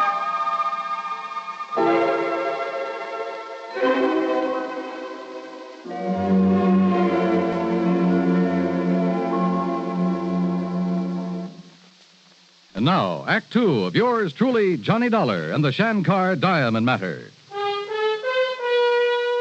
Expense account item 2, $16.50, the trip to Hartford for my formal clothes, then back to New York in the home of Martha Mayfield Merriman. By the time I arrived, she was packed for the trip to Greensboro, North Carolina, and the wedding of her son Edgar. Her chauffeur drove us to the airport and then, much to my surprise, took over as pilot of the huge private 2-engine plane that was waiting for us. Within a few minutes, we were airborne and on our way. And in my pocket was the ring, the Shankar Diamond. What are you looking so glum about, Johnny? You, Martha. Oh, what are you talking about? I'm the one who ought to have the sourpuss. I proposed to you. You turned me down. Martha, I don't think you really level with me. You think I wouldn't marry you? You're good-looking. No. I mean about this diamond. Well, now, Johnny, I don't dig you. Well, if there'd been some real serious attempts to steal it before, I would have been warned by the insurance company. Well, so they forgot to tell you, is all. Is it? Or do you have reason to think that somebody's going to try to get it now, while you're away from your usual police protection? Yeah, I thought so. Okay, Martha. Who? Did you get a look at my chauffeur, Johnny? The laddie who's steering this crate? Well, I could hardly help it. If you mean to say... Yes. Yes, Johnny, I think the only reason Eric ever took a job with me was to get his hands on that diamond. Eric who? Eric Melvin Chatterley. Chatterley? Yes, he's a distant cousin of Larkin, my butler. And Larkin's leaving you shortly. To spend his last days in his beloved England. Did Larkin recommend him to you? No. Actually, he didn't even know much about Eric, in spite of their being related. Well, how long has Larkin been with you? Oh, years. And this Eric? 5 or 6 months. Martha, why do you suspect him? Well, now, 2 reasons. In checking up on him after I hired him, I found out that his old man, Byron Chatterley, is still serving time in an English prison. What for? He was a jewel thief. Sure. I remember reading about him. He was a real expert, painstaking and patient. Spent over 3 years working on a plan to get hold of the crown jewel. But he didn't plan long enough, and that's when they nabbed him. And if some of the head shrinkers are right, if crime is in Eric's blood, well... What was your second reason? Well, about a week ago, I found Eric alone in the study. And I think he was casing the wall safe. But you're not sure? He had a dust cloth, and he started flicking it around, muttering something about giving Larkin a hand, which is highly unlikely. You didn't accuse him? No. I just made it known that I was going to take the diamond with me to the wedding, and I sent for you. But if he knows who I am, what my business is... I don't see how he can. I beg your pardon, madam. Wait, Johnny, is there any way he could have been hearing us up there in the pilot's compartment? No, I don't see how. Yes, Eric? We'll land in Greensboro in about 5 minutes, madam. Thank you, Eric. We'll be ready. Well, Johnny? Martha, the only time you'll have this diamond is at the wedding. And the reception. After all, that's the only chance us old biddies will have to show off our furs and jewelry. Okay, and the reception. The rest of the time, it'll be right here with me. But nobody's to know that. Martha could be wrong, of course. About Eric, I mean. The fact remained that within a few hours, everybody in Greensboro knew about her being there with the Shankar diamond. The Culpeppers made us comfortable in the old mansion. The suite they gave to Martha was big enough to house a family of 12. During the next 24 hours, the place was Well, I'd call it a kind of dignified madhouse, what with all the preparations for the wedding. There were house guests by the dozens. Some were obviously very wealthy, but some had just as obviously seen better days. And I couldn't help wondering if a couple of them might have designs on that $1 million diamond. I stayed as close to Martha as possible and at the same time kept a constant watch on Eric. The police who'd been hired for the occasion appointed him as a special guard. Darn fools.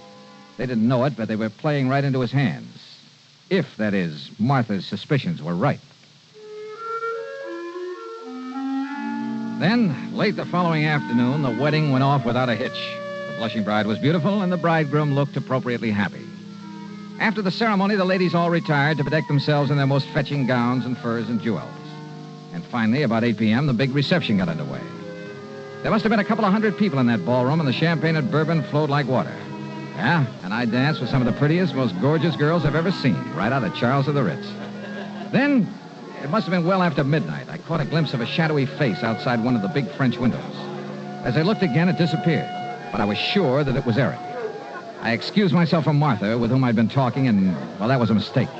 As I reached the window, all the lights suddenly went out, and behind me I heard a scream. It was Martha, no question of it. By the time I fought my way back through the crowd to where I'd left her, the lights came up again.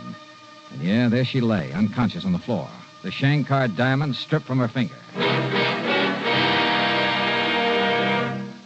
Act 3 of yours truly, Johnny Dollar, in a moment.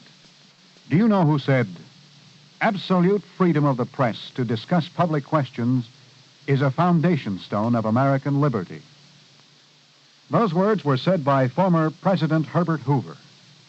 Mr. Hoover was well aware of the important role that freedom of the press had played in the creation and growth of the United States of America. He realized that without freedom of the press, no democratic form of government could exist. One of the first steps in the path toward totalitarianism is the creation of a controlled press. A free press hampers the work of a potential dictator. When the press is free, the people of a country are free. When the press is not free, the people of a country are in danger of slavery. Remember the words of Herbert Hoover. They are part of your American heritage.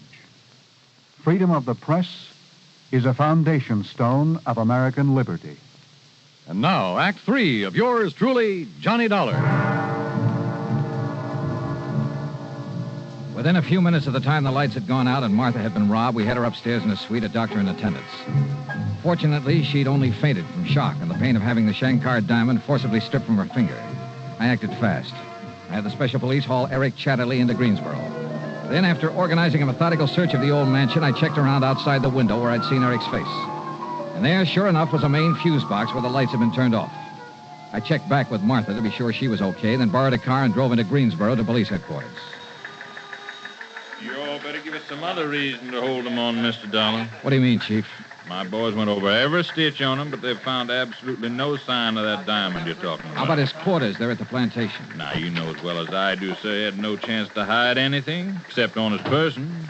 Hey. No, sir, unless you can prove me wrong, we got no reason to hold him. Wait. Where's the nearest hospital? Hospital? Yes. And, Chief, I give you odds I can find that diamond on Eric Chatterley. The X-ray of Chatterley's midsection took a few minutes. Development of the film, a few minutes more. Careful examination of it, only a few seconds. Great day, Mr. Dollar. You were right, sir. Yeah? Was I? Look for yourself. He must have taken it out of the ring. But the important thing, the diamond is sitting right there in the middle of his stomach. The outline of that stone is just as clear. And that's just the trouble, Chief.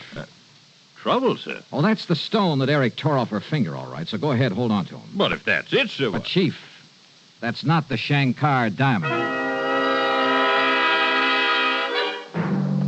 All right, Governor, all right. You caught me with the ready goods on me, so I'll take the rap for it. And it won't be the first time.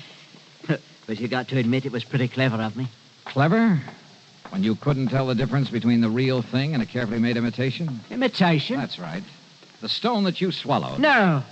He told me she had the real thing. When he got me the job with her. Who, Eric? At least when he wrote me I should come over from England and apply for the... Who, Eric? I've said enough. Yeah, I think you have at that.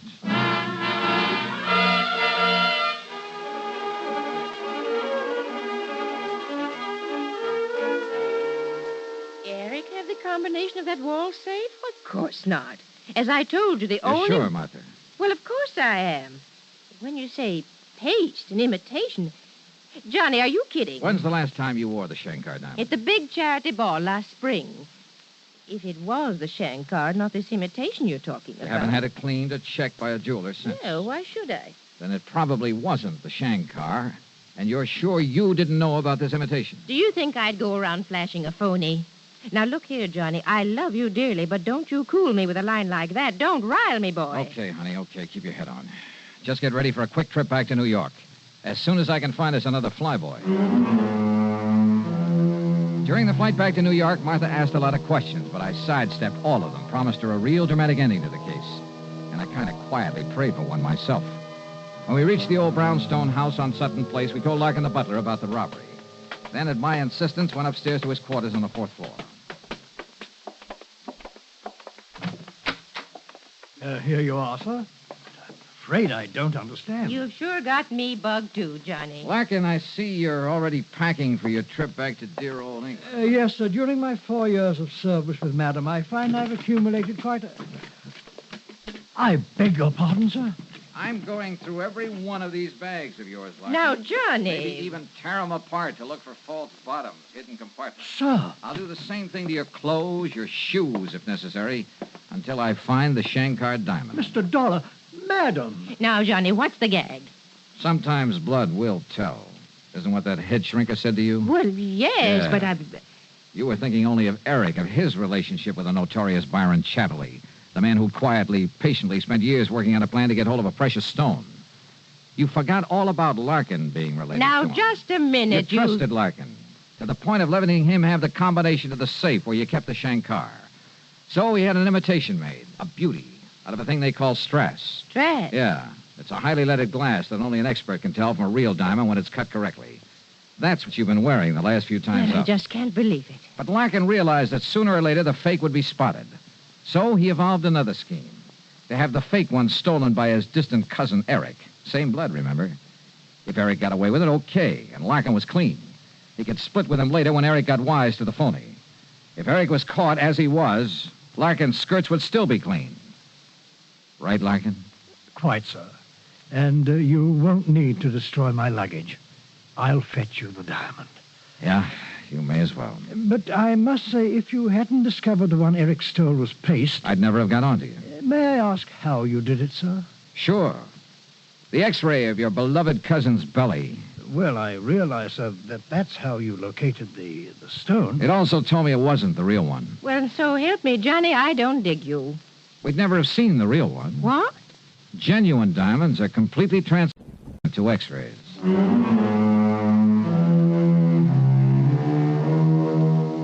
So, the diamond's safe and sound, and Larkin and his dearly beloved cousin are in the clink. Martha was a bit upset over what Larkin had done, but, well, she'll get over it. Yeah, and I sure hope I get over this headache. That brawl she threw for me by way of celebration was a dilly. Expense account total, including incidentals and the trip back to Hartford, call her $50. Yours truly, Johnny Dollar.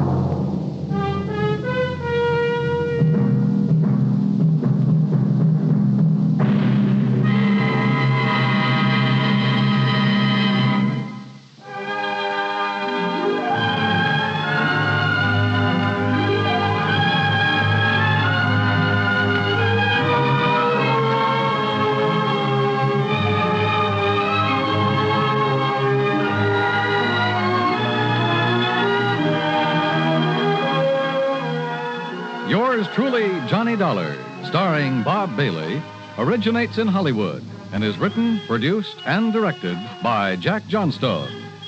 Heard in our cast were Lillian Bayef, Jack Edwards, Barney Phillips, Forrest Lewis, and Eric Snowden. Be sure to join us next week, same time and station, for another exciting story of yours truly, Johnny Dollar.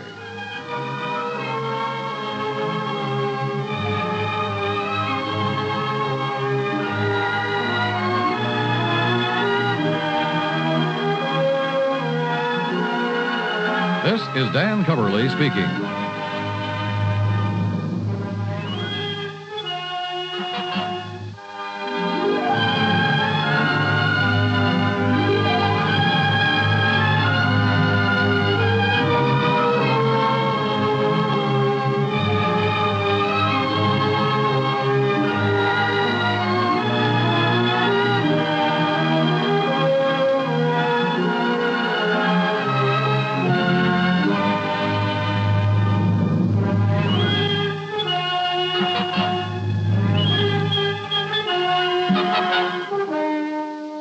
Johnny Dollar has come to you through the worldwide facilities of the United States Armed Forces Radio and Television Service.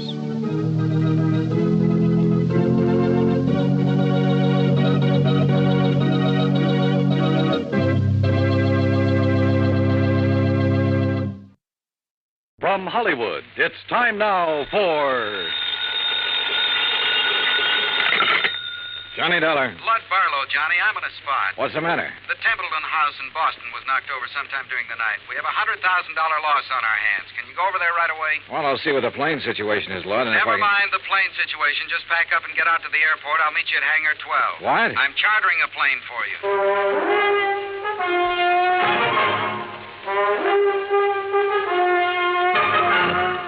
Bob Bailey in the exciting adventures of the man with the action-packed expense account. America's fabulous freelance insurance investigator. Yours truly, Johnny Dollar.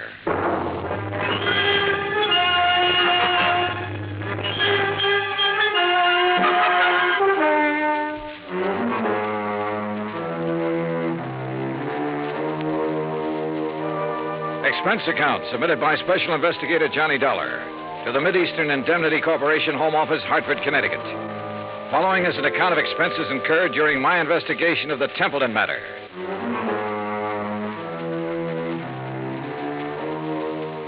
Expense account item 1, $5 even, cab fare from my apartment to Hangar 12 at the airport. A twin-engine Bonanza had been rolled out and a fueling truck was pulled up alongside. A man in a sheepskin seemed to be supervising things. The man who seemed to be supervising him was Lud Barlow. When he saw me, he waved his briefcase. Hey, Johnny. Hi. Hi, you all set? Well, I'm here. That's what you mean, Lud. That all your luggage? Yeah, this is it. This is Tommy Clark, Johnny, your pilot. How are you? Hi, Tom. I'll stow this gear for you. Oh, thanks. The faster we move on this, the better off we are. You know that. I know. This is the blanket policy. This is the itemized list. This is the itemized list broken down. You'll have to check the itemized against the sales. Your authorization procedure. And a description of stock records, including shipments received by Templeton House up to and including the first day of last week. Okay? Swell. Now maybe you'll tell me what this is all about. And when you get there... What? What it's all about.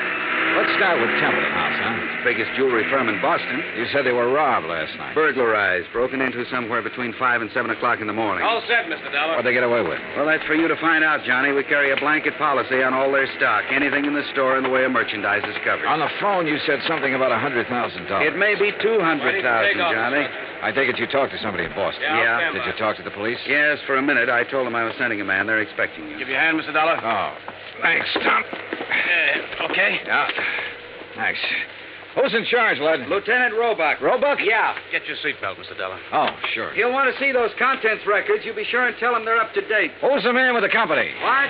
The man at the company. Templeton. Stand clear, Mr. Barlow. Remember, Johnny, a client can face a thing like this a lot better if the man from the insurance company standing by. I'll try to remember that. Good luck and keep me informed.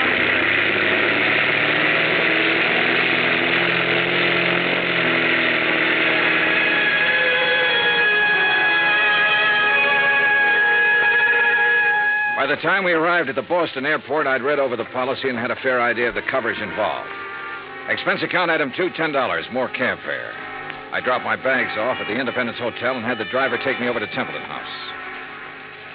2 police cars were parked in front of the building, and 2 uniformed police officers were parked in the doorway. I'm sorry, mister. The store's not open today. Well, I'm from the insurance company. Oh. Lieutenant Roebuck's in the back. Go ahead. At the back of the store, a white-coated intern and an ambulance attendant were working over a blanket-wrapped figure laid out on the stretcher. One of them was operating a plasma tube. The other was checking the pulse. A group of men, some in uniform, were watching closely. The tall, thin one seemed to be in charge of things. Roebuck? Yeah. Johnny Dollar, Mideastern Indemnity. Oh, didn't take you long. This Sergeant Younger, Sergeant Toohey, this is Mr. Dollar from the insurance company. Hi, man. What's this? Oh, this man was a special patrolman working the area. He must have walked right into the middle of it and got himself shot. They've been giving him transfusions ever since they found him. Uh-huh. Said anything yet?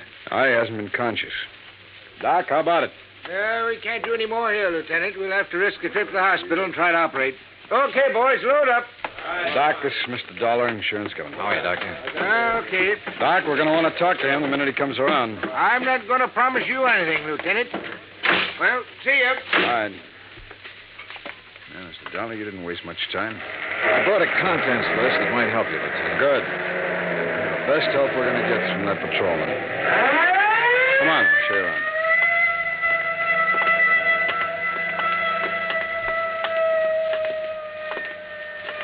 This is where they got in. Jimmy, huh? Yeah, most likely. There's marks there on the door jam. But near as we can tell right now, they only took important stuff. Easy to move. Easy to break down and unload, you mean? Yeah. Yeah, you can see where they snipped the alarms, grounded the wires. Mm-hmm. Showcases aren't touched. No, they went straight for the safe, Dollar. Well, we really got something on our hands, huh? You don't just break into a store and open one of these things very easy. Someone did.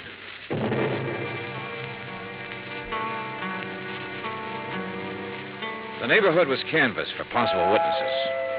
I spent the rest of the morning with Dorian Templeton, the owner of the company. By noon, we had taken an inventory of the missing stock and drawn up a tentative list. As far as I know, that about does it, Mr. Dollar. Now, what's the next step? I'll check this against the merchandise received reports, Mr. Templeton. It'll take a while. As soon as I have that finished, you can check it over again and file a formal claim. And then? The company will reimburse you in cash. Well, what are the chances for recovery in a case like this? Well, I could quote the actuaries, Mr. Templeton, but I won't. Why not? Whoever broke in here last night knew what they were about. They opened your vault the way you'd open your front door. They took what they wanted and got out very quickly. No alarm, no witnesses. The chances are they planned the rest of it just as well. They probably scattered. The police aren't sure how many men were involved. They know it was at least 2 men, possibly 3. How do they arrive at that? 1 man working on the safe, another man looking out, possibly 2. The point is, the more men who are involved, the harder it'll be for them to take the jewelry, break it down, sell it, and stay out of sight. They're going to get away with it? I didn't say that. Well, nothing seems to have gone wrong with their plan so far. One thing went wrong. That special patrolman surprised them. True, he didn't have time to draw his gun or sound the alarm, but they had to shoot him. And if something hadn't gone wrong, they'd have been satisfied to knock him on the head. Yes. Well, what happens now? Well, that's up to the police. I can tell you their investigation will take some time. Burglary is the toughest kind of thing to work on. Why? No witnesses. I never thought of that. Dollar, you all cleaned up? Well, we got a tentative list. As soon as I check it, I'll give it to you. Okay. Mr. Templeton, I'd like to have you come with me now. Now? Yes, we'll want your statement, sir, and there's quite a bit of work to do with the employees. All right. Dollar, as soon as you get the list up, give me a ring, will you? Yeah, okay. Any news about the policeman? Yeah. It's a murder case now. Expense account item 3, $25, stenographic fees. The public stenographer at the hotel helped me make a comprehensive list of the stolen items, which was verified by Templeton. The amount of loss was set at $100,000. By late afternoon, clerks, stenographers, accountants, designers, salespeople, stonecutters, all in Templeton's employ had made statements to Lieutenant Roebuck. The statements were in the process of being checked. A general roundup of known safecrackers and burglary suspects had begun. Expense account item 4, $3.75 dinner. Lieutenant Roebuck and myself. Well, it's going to be a long night. Yeah. Any luck on the employees? Oh, it's hard to say yet. One of them has a record. Hmm? Yeah, a fellow named Tabor, one of the janitors there. He's a 2-time loser. I had him tucked away in a cell until we clear some of this other stuff away. Has he said anything? Oh, he denies all knowledge. As far as time incident goes, he was home sleeping when all this happened, but that doesn't rule him out of somehow getting that safe combination and passing it on to a friend. Yeah. Man with a record's apt to have that kind of friends who'd be interested in just that kind of thing. Hey, how much do you want me around? You're a free agent, Dollar. If you have any ideas, I'll listen. It's a tough baby, any way you look at it. Let me talk to Tabor. There might be a shortcut. Why not?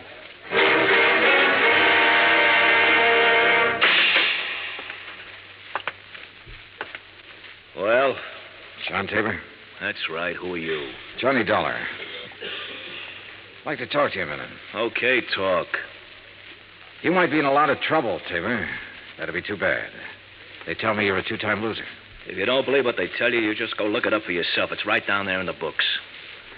How did you get that job at Templeton's? I asked for it. They know about your record? No. You keep it from them? I didn't broadcast it, would you? No. Okay, what other dumb questions have you got? Do you have any ideas about this? I've got a lot of ideas. Do you know anything about it? No. Need anything? What? Cigarettes, anything? I'm all set. Okay. My company faces a big loss in this case. We'd like to avoid that loss. There's a standard offer I'm authorized to make in some instances. I'm going to make it to you. If you have any knowledge of this crime and can furnish any information that will lead to the arrest of the persons involved and recovery of the merchandise, my company will guarantee you the best possible legal assistance in the event that information should incriminate you. That's pretty generous. Well, I have to say it to you. You can use your own judgment. Hey, guard. It's a pretty good offer when you think about it, Tabor. You have a record. The police can't pass you up without a lot of scrutiny. You know that. That record makes me a real hot one. I swiped a couple of cars, and now they think I might have opened that vault. No, they don't think that. But they have to find out if you might have contact with somebody who did open it. I don't know anything about it. In that case, you'll be released. Oh, sure. Sure, I'll be released when every cop in town had a go at me twice. I'll be released when the guys who did the job walk into the station and say we didn't mean it, we want to give it back. They've always got to have somebody to throw to the newspapers. Maybe. You know it and I know it. Nothing better than to throw some old ex-con in a can and hold him for questioning.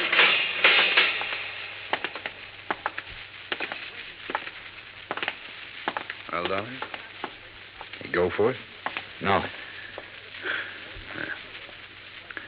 Any more ideas? Turn him loose, Lieutenant. See whom he talks to and whom he meets. John Tabor was released without bail, and a 24-hour watch was put on his residence. By 10 o'clock the next morning, the police had located 3 witnesses to the shots that had killed the special patrolman.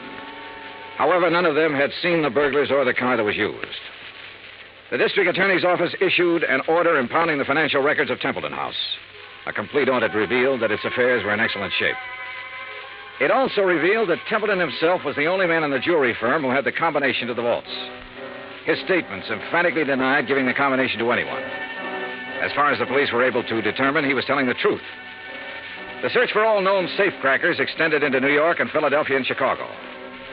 On the morning of the 3rd day, a claims adjuster arrived from Hartford with a check for $100,000, full payment on the claim. 2 hours later, we had the first break on the case. Hey! Caller, hey! What? Oh, hello, Lieutenant. Come on, get in. What's up? Well, the Harbor Division found a body down by the docks early this morning, all weighted down with 38 slugs. They were fired from the same gun that killed that special patrolman. They match, huh? Like the dimples on your knee.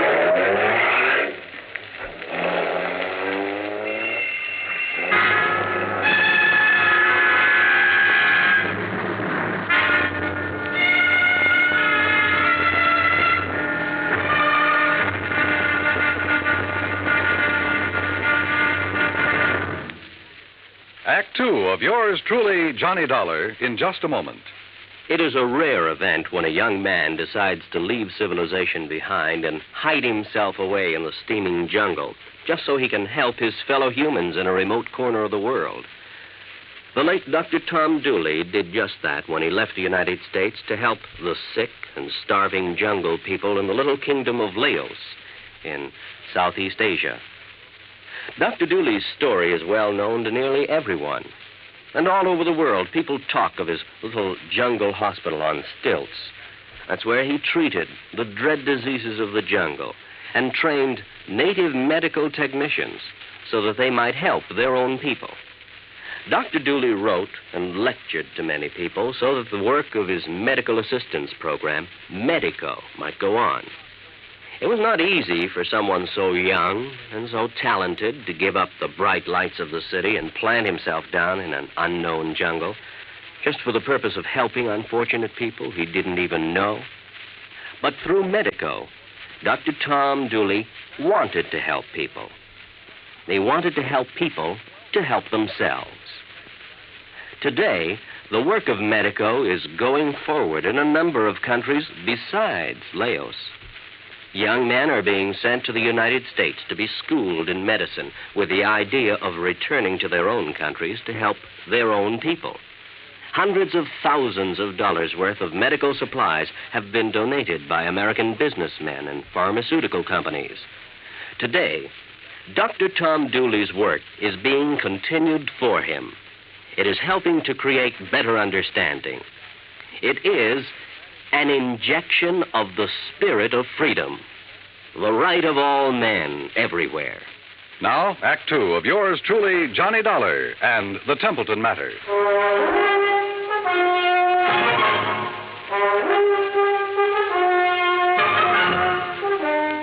I spent the rest of the day with Lieutenant Roebuck at the morgue. The body that had been found in the harbor was a man about 35 to 40 years old, slim build, dark hair. The labels had been cut out of his clothes and the laundry marks torn off. His fingerprints didn't check with anything in the local files. Roebuck put them on the wire to Washington and requested an urgent identification. Johnny Dollar. Blood Barlow, Johnny. What's this in the paper? Well, the special patrolman and the unidentified man were killed by the same gun. As soon as we get an identification, we can go to work. Well, how about that ex-con that turned up working at Templeton's? Tabor? Well, they're still watching him.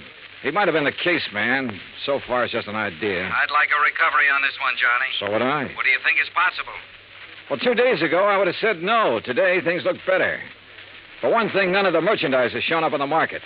For another thing, there has to be some kind of connection with this unidentified man. I just read your report on Templeton himself. He's out of the question as a suspect? So far, yeah. He's the only one who had the combination to the safe. There's no apparent motive for him to rob himself. But he's the only one Don't who start yelling at me, lad. I know what you're thinking. Find a motive. Well, give us time, boy. Give us time on everything. Lad? Oh, I guess I hate to pay off big claims. You may get it back. Keep your pants on. Expense account item 5, $50 deposit for rented car. That afternoon, I drove from Boston to Creeksdale, the home of the Grantland Safe Company, where I met a man who looked as formidable as the product he manufactured. I am Grantland, sir. I found him standing inside a shiny new vault, ready for shipment. Beautiful thing, eh? On its way to South America tonight. Well, I never thought of a safe exactly that way, Mr. Grantland. Ah, beauty, strength. Think for a moment, sir, the treasures it will someday hold. But I bore you, sir, with my enthusiasm. Now then, you say you are here on a matter of vaults? One vault, Mr. Grantland. No. The one your company sold and installed at the Templeton house in Boston 17 years ago. Yes. Have you read about the burglary? No, sir, I have not. Templeton house? Yes. The vault was opened. Blasted? Opened. Someone had a combination. I'm bewildered, sir. Indeed I am. You'll want a thorough accounting from my organization, of course. Well, that's up to the police, Mr. Grantland. Right now, for my own information, I wonder if you could tell me who might have the combination to that vault. Well, in answer to your question, I would first have to inspect our records. Well, I brought the serial numbers. Oh, well, let me see. That's as good as... the K series. Mr. Keating set the final combination. Mr. Keating? Yes, my chief engineer for years. And who else? Myself, sir. I'd have a record of the combination in my own file. And who are those available to? Myself, sir. I keep them in my own vault. I see. Anyone else? No one here. The people in proper authority at Templeton's. I'd like to meet Mr. Keating if I could. Impossible, Mr. Dollar. Why? Mr. Keating has been dead these 6 years.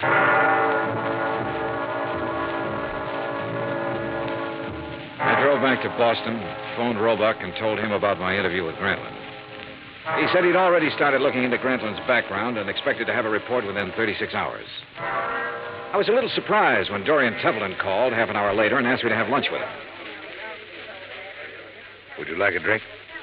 No, not now, thanks, no.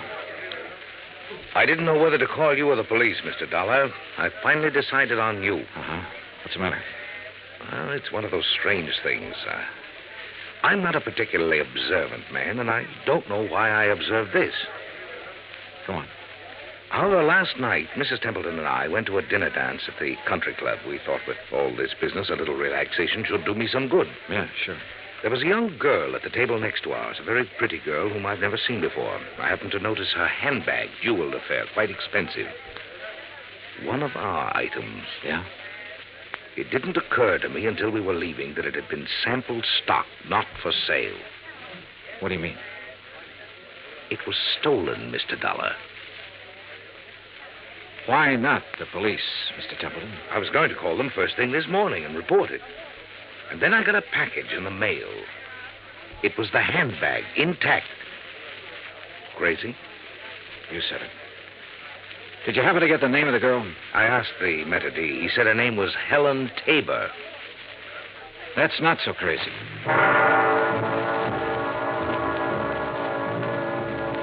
Expense account item 6, 10 cents, one phone call to Lieutenant Roebuck to see if John Tabor was still being watched.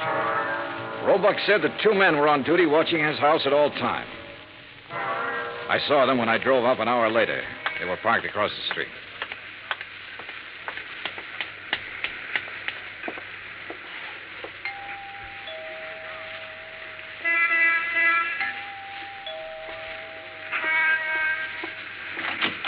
Yes? Miss Tabor? Yes, who are you? Johnny Dollar, is your father in? He's sleeping right now. May I help you? I don't know. Didn't I see you at the country club last night? Why, yes, were you there? Couldn't keep my eyes off of you. Or your handbag. Oh. I'll talk to him, honey. Dad, is anything wrong? Nothing I can't handle. Go ahead, fix up a pot of coffee. All right, Dad. Nice girl, Tabor. Yeah. Templeton was at the country club last night. He saw her. You can talk to me or you can talk to the police.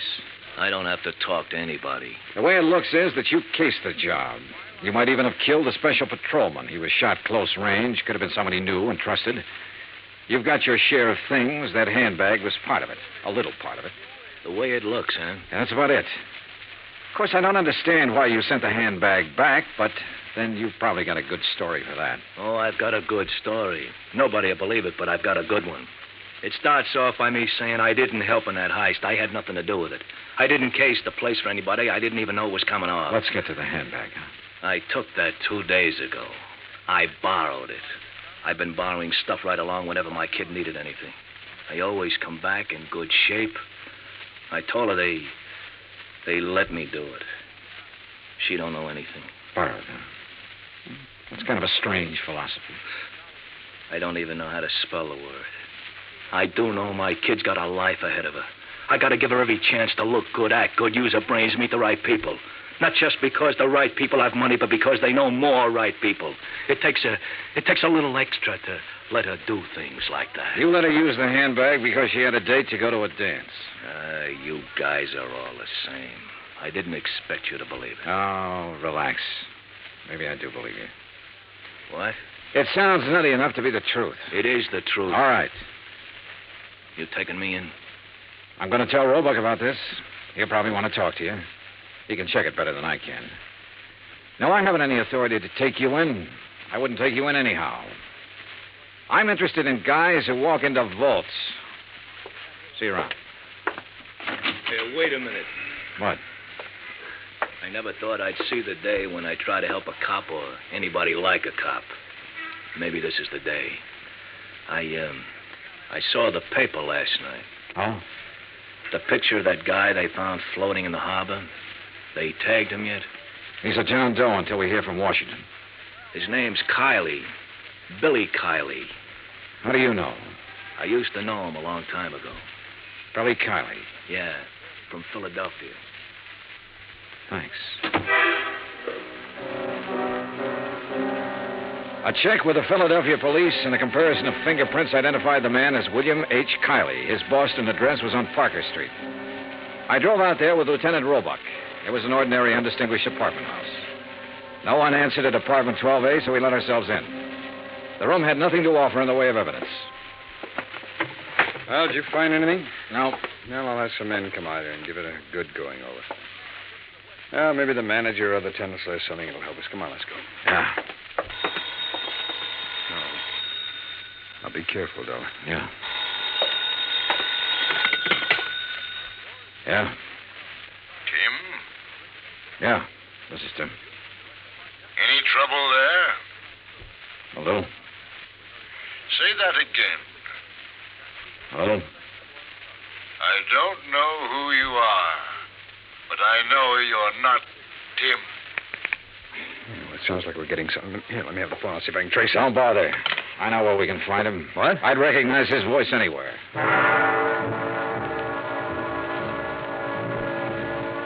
It was dark by the time we got to the Grantland Safe Company factory in Creeksdale.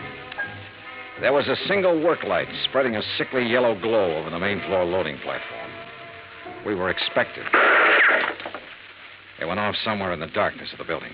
You okay? Yeah, I'm okay. All right, let's try for that stair railing. Right.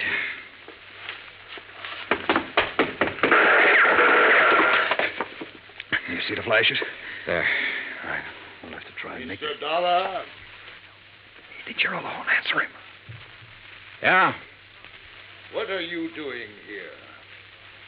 Looking for $100,000 worth of jewelry and the answer to a couple of murders. Funny? You're very foolhardy, but you're courageous.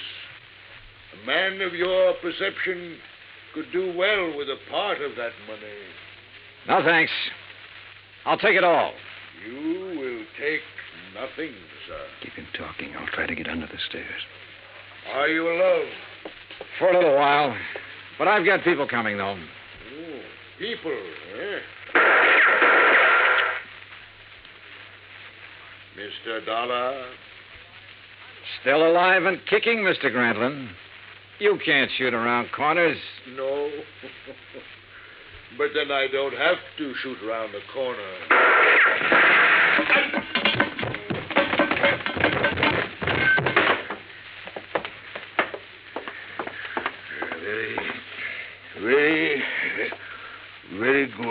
Very good shooting, sir. Grantland, I want a statement. No statement. No statement.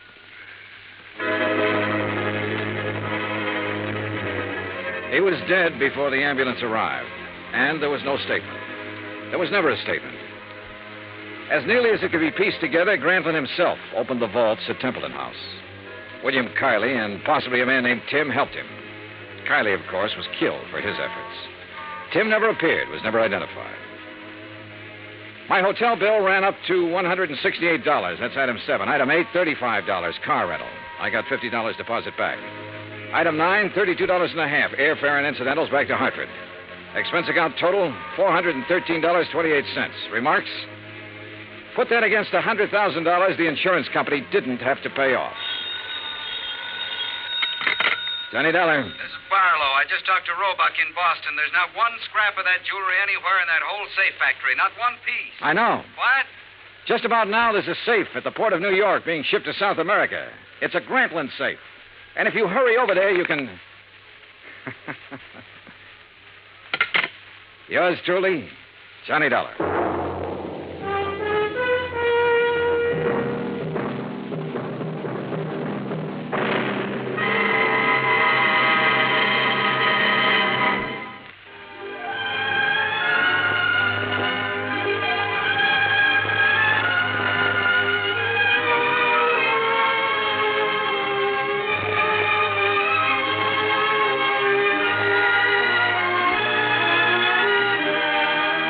Johnny Dollar has come to you through the worldwide facilities of the United States Armed Forces Radio and Television Service.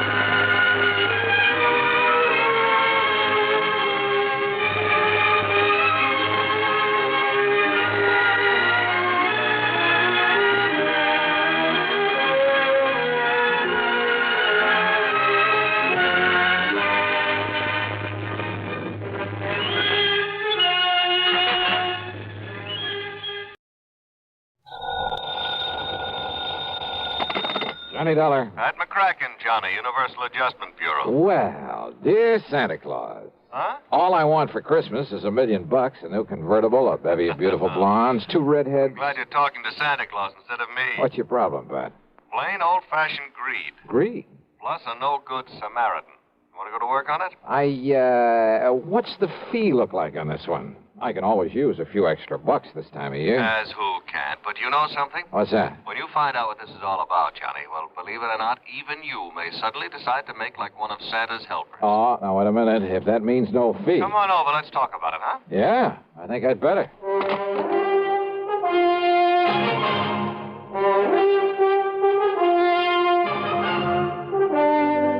CBS Radio brings you Bob Bailey in the exciting adventures of the man with the action-packed expense account, America's fabulous freelance insurance investigator. Yours truly, Johnny Dollar.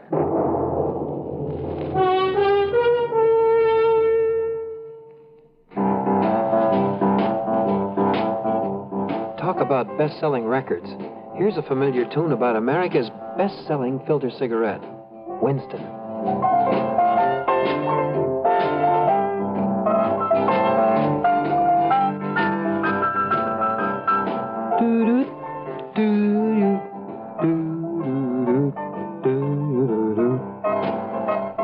Winston gives you real flavor, full, rich tobacco flavor. And you know, that's because only Winston has filter blend up front. Choice, flavorful tobaccos, specially selected and specially processed for filter smoking.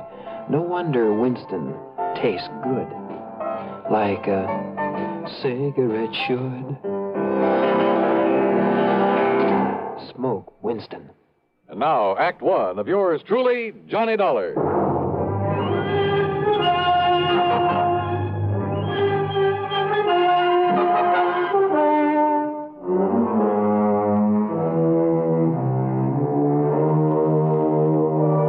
Expense account submitted by Special Investigator Johnny Dollar to the Universal Adjustment Bureau, Home Office, Hartford, Connecticut. Following is an account of expenses incurred during my investigation of the sudden wealth matter.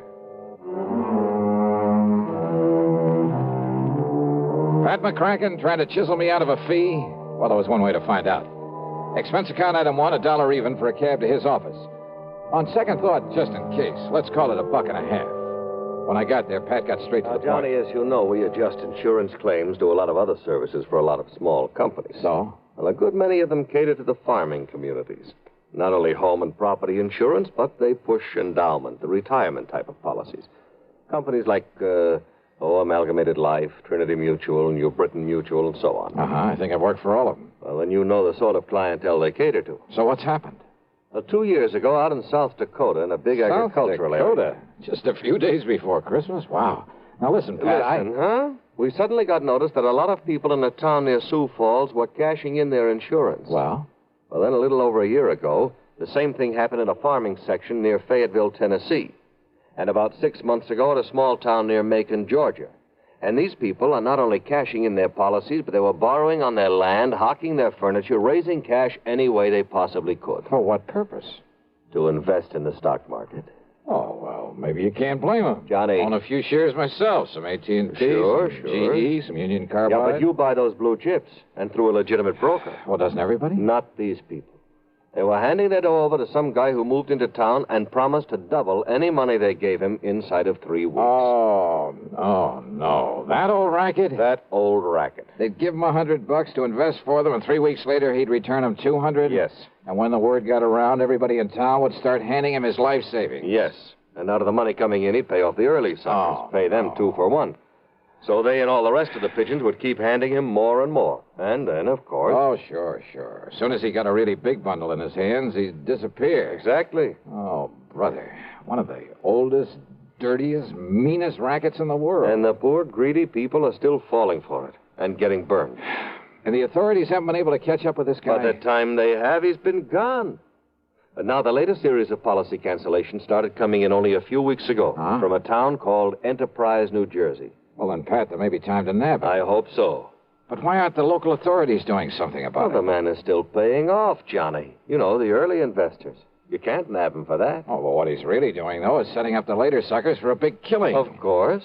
But isn't anybody wise to what he's up to? Who knows? Maybe there are a few who are smart enough to get in at the beginning during the big build-up. Yeah, but they'll get their money back. Why, sure, doubled. But then, when he gets enough new money...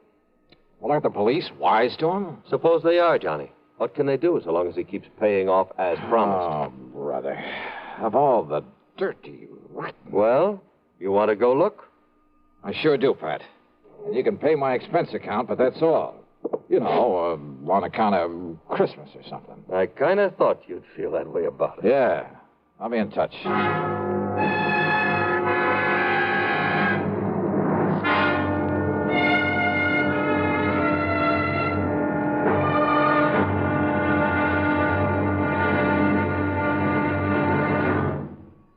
Take your teenagers, give them a Stereo One portable by Columbia, and there's a new sound of pleasure in your home and a brand new kind of fun. Only Columbia gives you a big six-speaker stereo portable phonograph with all the rich tone and range of big console models, and it's only $139.95. Columbia has a wide selection of portable phonographs, and they're all flawlessly engineered by CBS Electronics. They all play any and all records, 45s, 78s, and the new LP and stereo records, and play them better with true big sound. You just can't buy a better portable than a Stereo One portable phonograph by Columbia. You can't find a better buy either. Portable prices start as low as $39.95. Christmas is the time to give your youngsters a gift they'll get fun and pleasure from all through the year. Time to give them a Stereo One portable phonograph by Columbia, #1 in the wonderful world of sound. And now, Act 2 of yours truly, Johnny Dollar and the Sudden Wealth Matter. Expense account item 26250. And it includes a plane to Philadelphia, and there in the city of brotherly love, a $50 deposit on a rental car. I drove south on 47 into the farm country, through Vineland, then Millville, and finally to the little town of Enterprise. It had a main street a few blocks long that looked a bit run down at the seams. There was a food, clothing, and a variety store, a drugstore, a movie, and a couple of gas stations. There was a railroad station for shipping out the farm produce, but the lot around it was overgrown with weeds. A block east of the station was it was an old, somewhat nondescript sort of building, but over the front door was a weathered wooden sign that told the world it was the city hall. Inside, at the end of a corridor, I found a door that bore the legend Police Headquarters. Police Headquarters? That's right, son. I'm the chief of police, Chief Walters. What'd you say your name is? Well, I didn't, but it's Johnny Dollar. Well, pull up a chair and sit, Mr. Dollar. Okay, thanks. Yeah. Now, what can I do for you? Chief Walters, I'm an insurance investigator. Huh? Oh, sure, Johnny. Sure, I know all about you. I hear all about them cases you investigate on the radio. Yeah, I catch it on WCAU in Philadelphia. Good. Well, now listen, I hope you didn't bother coming down here just on account of I took some cash out of my policy. You did? Well, tell you the truth, Johnny, a lot of people did. Oh, you know how it is. Something special comes along, you can use some extra cash. Oh, but now don't you give it a second thought. Oh, why do you say that? Well, a few more weeks from now, the folks in this town will be buying up more insurance than ever. They'll be buying more of everything. Uh-huh. You mind telling me why? Well, because we'll all have a lot more money, that's why. In spite of what Mr. Lowry says. Oh, it's Mr. Lowry? Oh, he runs that piddling paper. You know, the Gazette. What he says about what, Chief? Well, I'll tell you this, Johnny. He puts any of them things that he says about Mr. Morgan in his paper, the folks won't buy it anymore. Morgan? John D. Morgan. Yeah, he's the man that's putting this town on its feet again, now that the farmer's dropped off. John D. Morgan. One of his grandpappy's relatives on his mother's side was a Rockefeller, and another one was a Morgan.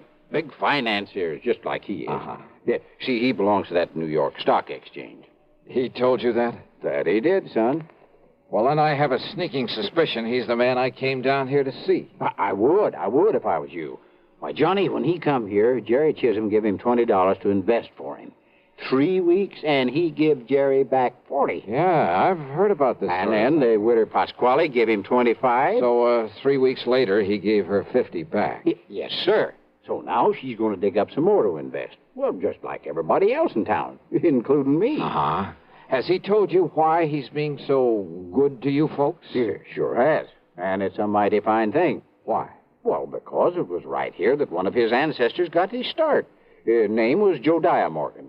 Josiah Morgan? Yes, sir. Back in 1800 something. I see. So he's come here to show his gratitude for the town that gave his family a start. That's what. Oh, yeah. So, Johnny, you just invest everything you can with him, and you'll be glad you did. Where'll I find this John D. Morgan? Over at the Parker house.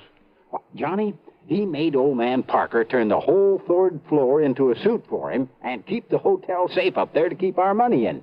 Yeah, and you know what he spends for that suite of rooms? No.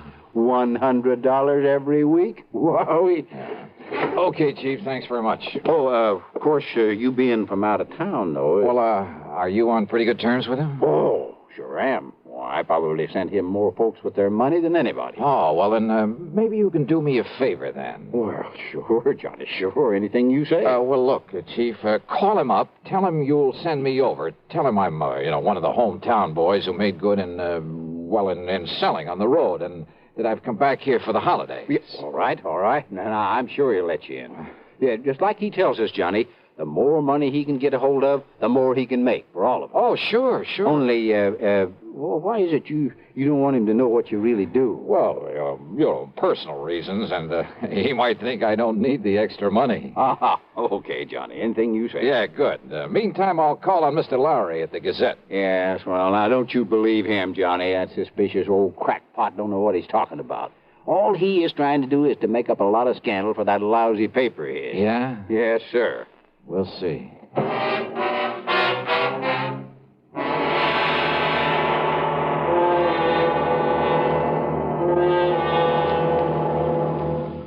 Act 3 of yours truly, Johnny Dollar, in a moment. Meet star Stuart Irwin.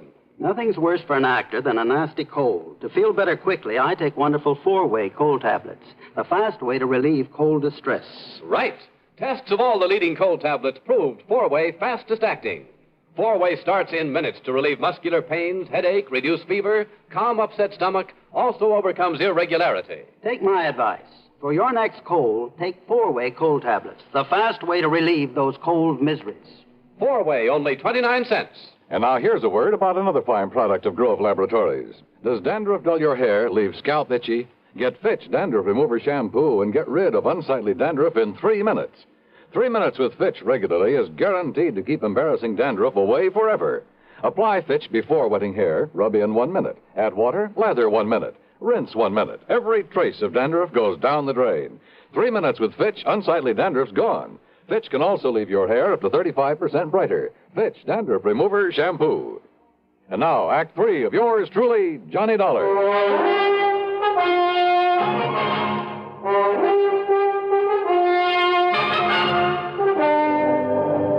Believe me, I've tried to pound some sense into their heads, Mr. Dollar, but they won't listen to me. If I print something about that shyster in my paper, they won't buy it. It's unbelievable. All they do is keep handing over more of their hard-earned money to us. Oh, sure, but they're getting it back, aren't they, Mr. Lowry, plus a handsome profit? Sure they are, those who gave him money over 3 weeks ago. So what do they do then? They go out and beg and borrow some more and give that to him. You just can't raise it. So he keeps taking in more than he's paying out? 10 times as much, every day.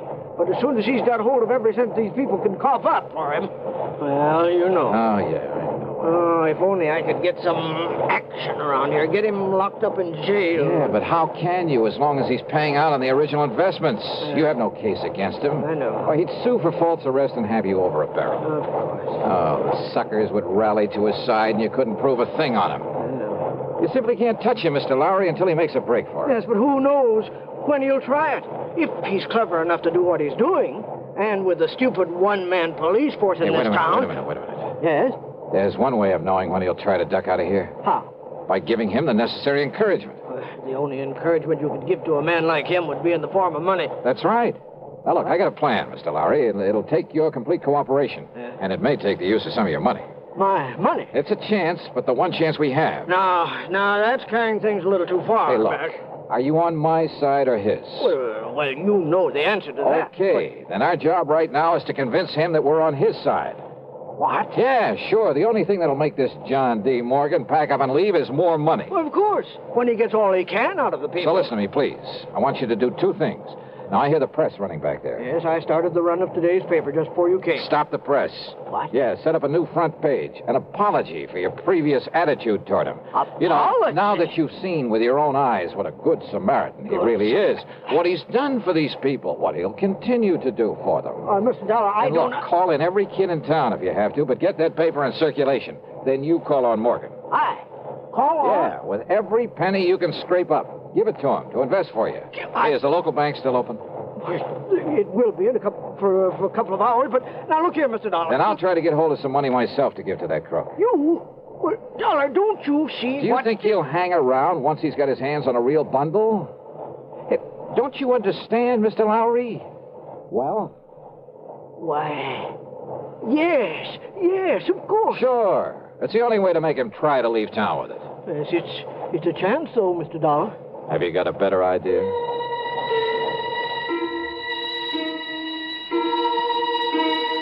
While Mr. Lowry set up a new front page and got the paper back in the press, I went over to the city hall.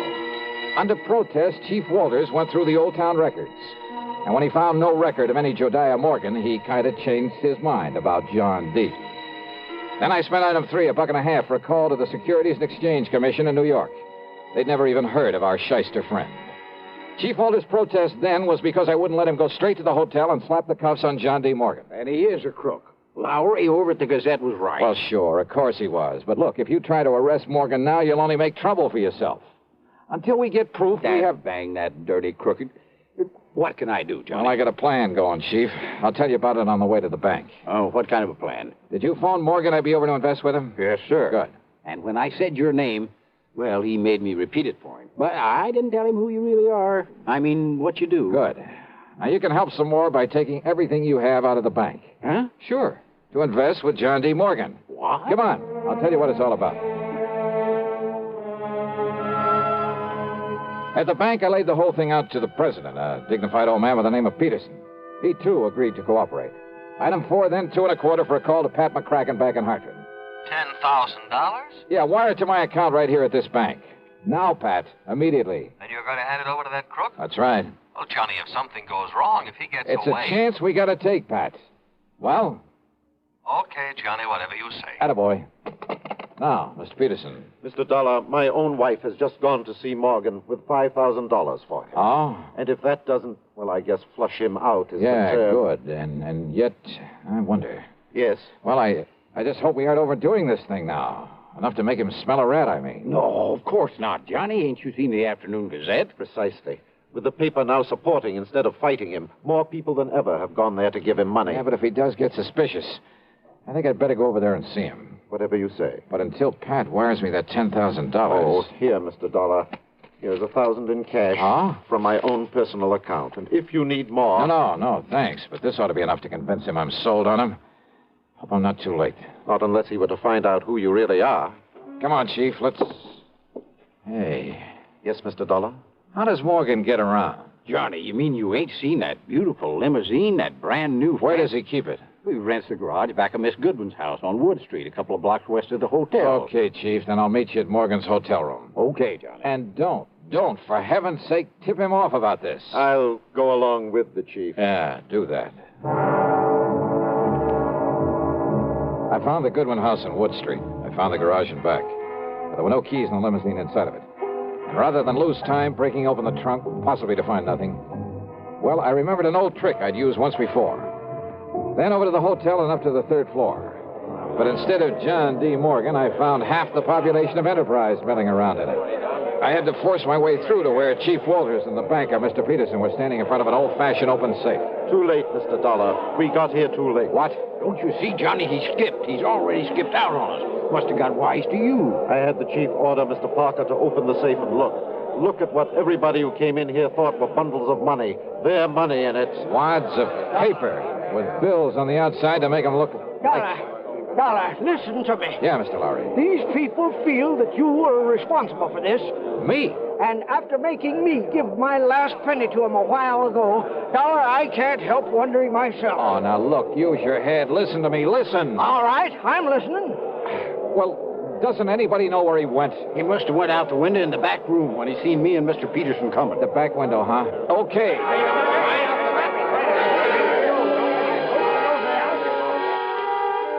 The very eagerness of that crowd to stop me was the only thing that let me get away and safely down the fire escape. For they jammed so tightly into that back room, into the window itself, that it was a long, precious second before the slow, clumsy old police chief could start down after me. I tore on over to the garage again. And there, sitting in the car, was John D. Morgan. One hand on the starter key, the other with a Colt 38 leveled at my head. You, huh? I might have known you'd done something to my car when I saw you leaving this garage for the hotel a few minutes ago, Dollar. Yeah, that's right, Morgan. I took the rotor off the distributor. Then put it back quickly, or so help me, Dollar. Sorry, old man. It stays right here in my pocket. And you give me no choice. I'll have to kill you and take it away. All right, wait a minute, Morgan. Look out there on the street. Oh, those people. Yeah, that's right. And I don't think they like you anymore. You see their faces? Not very pleasant looking, are they? Oh, no, let me... Oh, help me. They'll kill me. Maybe. You had that money for him? Oh, yes, it's in the trunk of this car, all of it. Then you'd better open it up and be ready to give it back to them. Yes, tell them I will. I'll give it all back, all of it. After you let me have that gun. What? Come on. I'd hate to think of what they might do if they saw you waving that thing around. Oh, here, take it, please. Okay. Now get out and open up that trunk for him.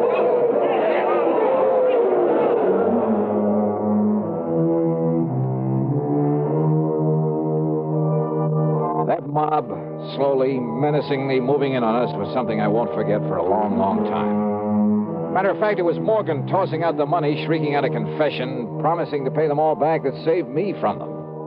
And now, of course, he'll be taken care of by the courts. Yeah, plenty. Expense account total less the $50 deposit on my rental car, $38.25. Yours truly, Johnny Dollar.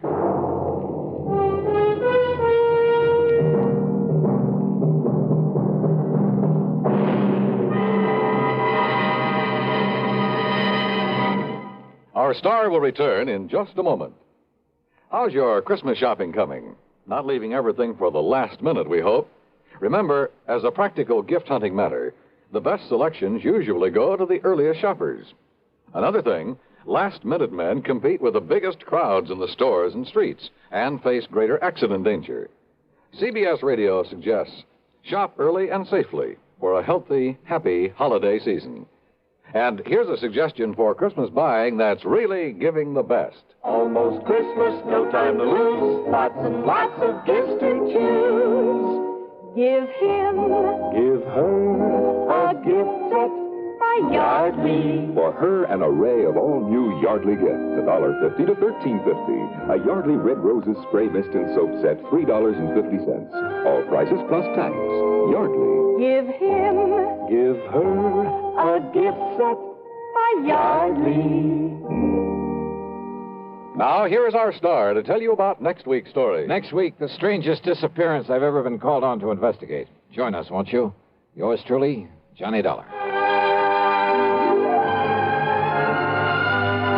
Yours truly, Johnny Dollar, starring Bob Bailey, originates in Hollywood and is written, produced, and directed by Jack Johnstone. Heard in our cast were Lawrence Dobkin, Forrest Lewis, Junius Matthews, Edgar Barrier, and Russell Thorson. Be sure to join us next week, same time and station, for another exciting story of yours truly, Johnny Dollar. This is Dan Cubberly speaking. Time once again for another tale of suspense as this popular weekly drama follows on the CBS Radio Network.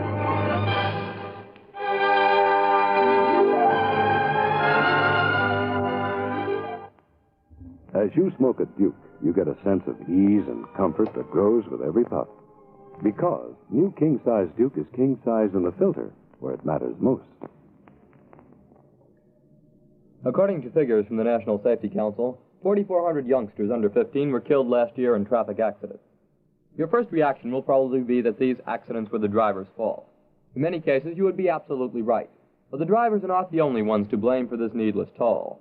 Parents, too, have a great responsibility to see that their children don't get into situations that could result in tragedy. Parents have perhaps the greatest responsibility and the greatest loss when they don't live up to those responsibilities. Do you, as a parent, know precisely where your child is at this very moment? Is he fully aware of the dangers of playing near traffic? Is he of school age? And do you know the route he takes to school? Is it the safest route? When you walk with him, do you yourself use the same safety rules you hope he follows when you're not around? These are important questions. Ask yourself. Radio 59 WROW, first on the dial. From Hollywood, it's time now for... Johnny Dollar. Marty Bruce, Johnny, at Worldwide Mutual. Oh, hi, Marty. How are you? Did you ever hear of the Mei-Ling Buddha? Nope, I'm afraid I never. It's probably the most valuable piece of jade there is. A little statue not more than 3.5 inches high. Made during the Mei-Ling dynasty. And you've insured it? Yes. For how much? $40,000. So what's happened to it? I don't know. I don't know if anything's happened to it. Well, if nothing's happened to it. I'm not even sure of that. Huh? That nothing's happened to it. Come on over here and let's talk about it, huh? Yeah, I think I'd better.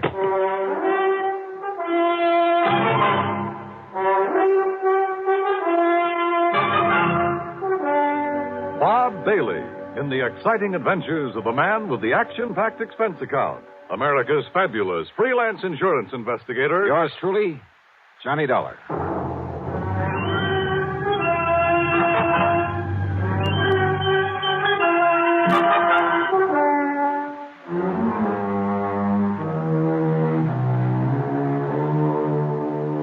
Expense account submitted by Special Investigator Johnny Dollar to the Worldwide Mutual Insurance Company, Home Office, Hartford, Connecticut. Following is an account of expenses incurred during my investigation of the Mei-Ling Buddha matter.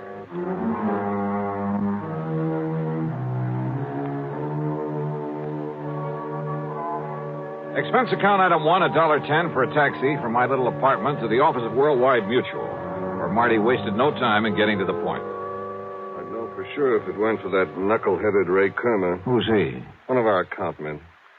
Got back from a European vacation just this morning. For being so stupid, I ought to fire him. He knew we'd insured that jade Buddha. And when he saw it over there in Paris a couple of weeks ago, he should have looked into it. Found out what it was doing there. Doing just exactly where, Marty? In a dingy little antique shop, somewhere on the Rue de la something or other. He didn't even have sense enough to get the address or the name of the place. Oh, where was it supposed to be? Locked up in the home of the late Darrell Harcourt up in Boston. And of course it isn't. Well, that's the point. I don't know. There's been no report of a theft. Well, if somebody's seen it in Paris... Is that Buddha pretty well known among collectors and so on? I told you. It's probably the most valuable piece of jade in the whole world. Then let me use your phone. Sure, here. But if we don't even know what shop or where it is in all of Paris... Just leave it to me. My phone call was to a slimy little character whose name is de Marsac, but who calls himself the Chat Gris, the gray cat, who knows the Paris underworld like the back of his hand. He'd been a lot of help to me some months before in locating a painting that was stolen from my good friend and the actor and art collector Vincent Price. Certainement, Monsieur Dollar. If you are willing to pay me well. If you can dig up the information I want, I'll mail you a check for $100 American immediately. Oh, no, Johnny. Only 200? What you call bucks for my inestimable services? Oh, Monsieur. Okay, 200. Now listen. There's a little idol, the Mei-Ling Buddha. Yes, I know it well. Oh? I saw it only this morning, here in Paris. Where? At the shop of Monsieur Dubuisson on the Rue des Pas de l'Amour. Yes, it was smuggled in only a few weeks ago. And the price on it? Well, for such a rare and exquisite piece, most reasonable. How much? 32 million francs. That's around $80,000, so it must be the McCoy. You wish me to, shall we say, obtain it for you? You mean steal it? But of course, monsieur. But for a price. No, thanks. I'll send you a check. You're giving him $200 just for that? A lot cheaper than my flying over there. Well, yes. So now I'd better check at the home of this, what'd you say the name is? Darrell Harcourt in Boston. I'll put down the address for you. Died about 2 years ago. Home's in charge of his old housekeeper, a Mrs. Mary Pascoe. And I take it his property hasn't been disposed of yet. His fine old tapestries and furniture, yes, will to various museums here. Thanks. Everything but the contents of Mrs. Haskell's room and the study. The latter he willed to a nephew, Charles Curtis, to be given to him the day he finishes at Harvard. Well, that's a funny sort of arrangement. Harcourt was a funny man. The Buddha was the only thing of real value in that room. And he figured it was enough to get his nephew started in a business of some kind. I see. This Curtis boy get the house, too? No. That goes to Mrs. Haskell after Curtis gets the contents of that one room. Well, looks as though I'd better hie myself up to Boston and make sure that Buddha's really gone.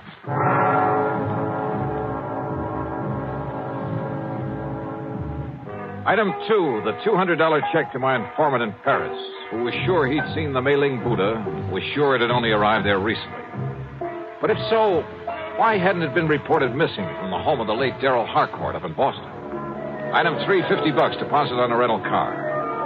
When I reached Boston, I headed west on Beacon Street, a couple of miles beyond Kenmore Square, and there on a little side street found the Harcourt home. It wasn't much of a place anymore. The lawn and garden had been neglected, and the building itself was in need of repair.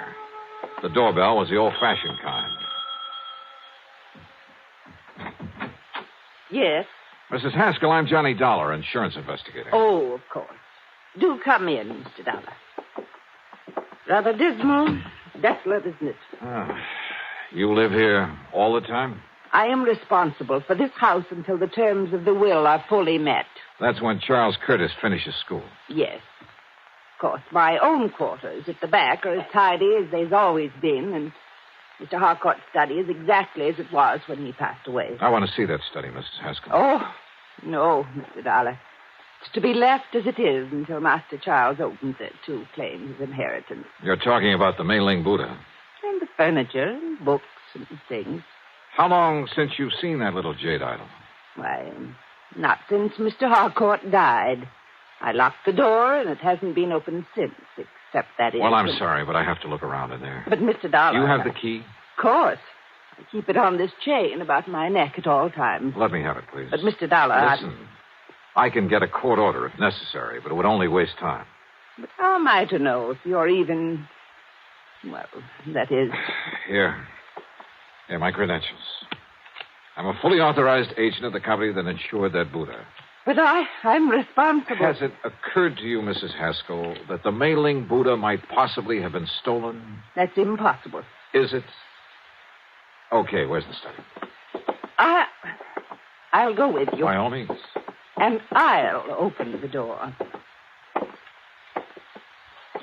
Here, now. This door looks a couple of inches thick. Just like the one to the library, where Mr. Harcourt kept all his lovely tapestries. Oh, dear, look at all that dust. Dust is right. It was on everything, the accumulation of a couple of years. On the desk, the chairs, the oaken floor, bookshelves, and tables. The room was dark and gloomy. Yes, it looks just the same, except for all this horrible dust. But as I told you, Mr. Dollar, this is the first time the door has been opened. Yeah. Now, where is the... Oops. Oh, I hope you didn't hurt yourself. No, I just didn't see it. But he always insisted on keeping the electric fan on that little table next to the door. Yeah. Now, where's the Buddha? In the little wooden casket on the desk. Now, let's see.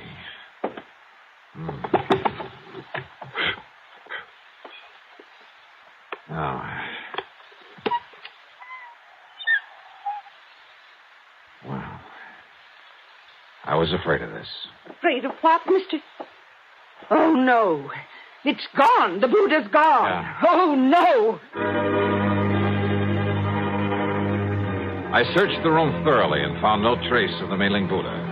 Somehow, someone had got in that locked room and stolen it. It must have happened recently. A piece as valuable as that wouldn't be allowed to lie around for long. Dvorak had told me it arrived in Paris only a few weeks ago, and I had no reason to doubt it. But how could anyone possibly have got in there without leaving marks in the dust that swirled about our feet every time we moved? That showed a clear imprint of every step we made. That left a mark on everything I touched. Oh, dear, Mr. Dollar, this is terrible. You're sure you have the only key to this room, Mrs. Haskell? Yes, it was entrusted to me to prevent this very thing. Oh, dear. What about the nephew, Charles Curtis? No, I'm sure he's never had one. You think he could have got hold of yours and had a copy made? No, impossible, Mr. Dollar. Oh, dear. Where is he? At school at Harvard. I think I'd better see that boy. Well, certainly you can't think that Master Charles did this. I don't know what to think yet. Tell me, you're absolutely sure you've let no one in here since Mr. Harcourt died? You can tell by the dust over everything that no one has been in here. Not for years. You're sure of that? Absolutely. Well, except for the federal tax man, of course, the appraiser for the estate. Oh? When was that? A month or so after Mr. Harcourt passed away. And yet the piece showed up in Paris only a few... I was with him, Mr. Dollar, and so was the attorney. Who is the attorney? Mr. Howard Bancroft in town. Do you have his address? His office is just off Copley Square. Uh-huh. Then I've got two people to see, Charles Curtis and Howard Bancroft. Mr. Dollar, about Master Charles. He's a good boy. Oh, yeah, I'm sure. You simply can't think that he... And anyhow, no one could have gotten here without leaving a trail. Mr. Dollar... Now, look, I want you to close up this room again and leave it closed. I'll be back. Please, Mr. Dollar. About Charles, listen to me. Maybe later, Mrs. Haskell. Later? Yeah. After I've talked to him.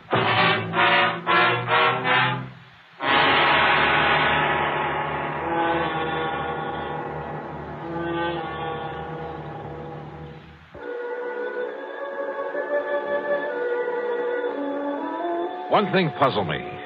If young Charles Curtis did steal the Buddha, why did he do it? After a few months more at Harvard, he'd get it anyway. And he'd be able to sell it on the legitimate market for a lot more than it would ever bring on the Paris black market. On the way in to look him up, I stopped at the office of the lawyer, Howard Bancroft. I can't believe it, Mr. Dollar. Well, the fact remains, Mr. Bancroft, that the Buddha's not only missing from the Harcourt home, but has turned up in Paris. But the only person who had access to that room was Mrs. Haskell, in accordance with Mr. Harcourt's wishes. That room hasn't been entered for years, until today. And yet, if the Buddha has shown up only recently... I'm afraid I don't follow you, sir. Mr. Harcourt willed it to his nephew, didn't he? That's right. Charles Curtis, when he finishes school. And he willed the house to Mrs. Haskell, didn't he? Yes. And it will be little enough reward for her years of service to him. How do you mean? Mr. Harcourt paid her very little during all those years. She, and I too, quite frankly, felt she was entitled to a great deal more. You see, his really valuable things, the collection of tapestries, he willed to various museums. So I understood. They were kept in an hermetically sealed room, the library. Hermetically sealed? Practically. Didn't you notice the tremendous doors on the study and library, the sealed windows? Then how could any dust... What? About Charles Curtis, Mr. Bancroft. Admirable young man. In addition to the money his uncle always gave him, his own family is very wealthy, you know. No, I didn't know. Yes. They've given him everything he wants, and it hasn't spoiled him a bit. Even during college? He's an excellent, hard-working student. He's going to be a lawyer, Mr. Dollar, and he'll be a good one. And maybe my thinking about him has been wrong. Oh, definitely. Why, Mr. Dollar, he's planned to donate the Mei-Ling Buddha to a museum when it comes into his possession. So you see... It's just that after handling more or less straight insurance cases for so many years, I almost instinctively suspect anyone close to the problem at hand. In this case, young Charles Curtis. Even Mrs. Haskell. Maybe even you. I beg your pardon. But I guess I'd better just shake the dust out of my brain and tackle this as a plain, ordinary... Wait a minute. Dust. Eh? It's a little matter of dust that really has me stopped. It makes it impossible for that room to have been entered since... Tapestries, you said. I mentioned them. Of course. How blind can I be? Eh? Look, you better get ready for some legal action on behalf of your client, the late Mr. Darrell Harcourt. What? I'm going to play a hunch, Mr. Bancroft. Maybe it's all wrong. Maybe it's crazy. But I'm going to play it to the hilt.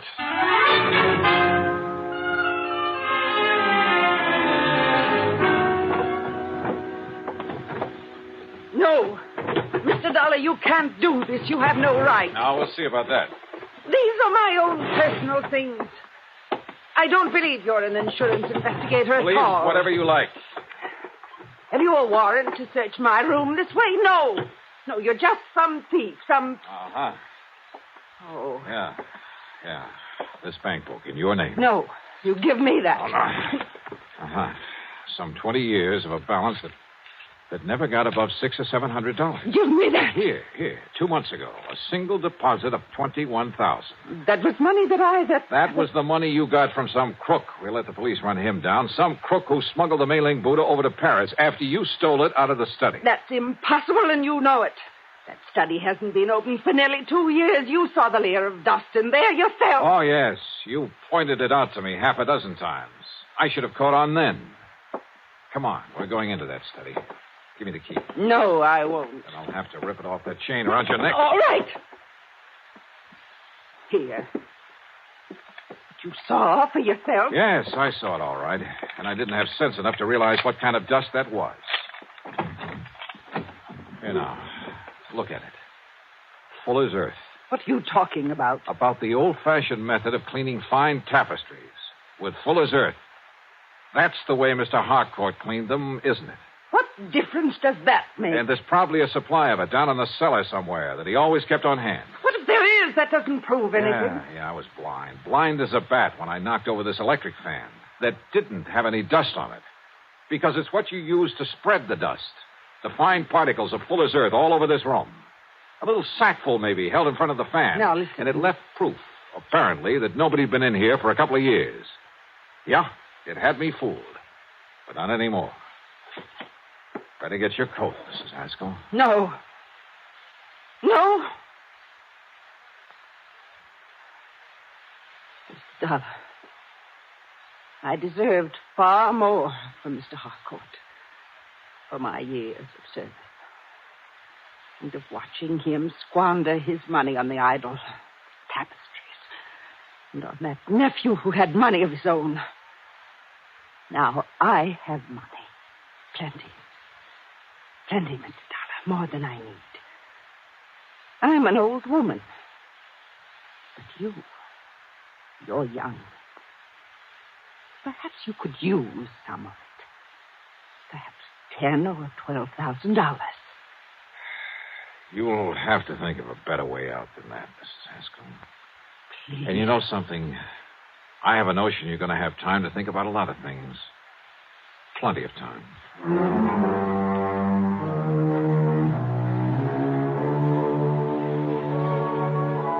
Yeah, I know. The Mei-Ling Buddha still has to be brought back from Paris. Maybe I'll get the assignment.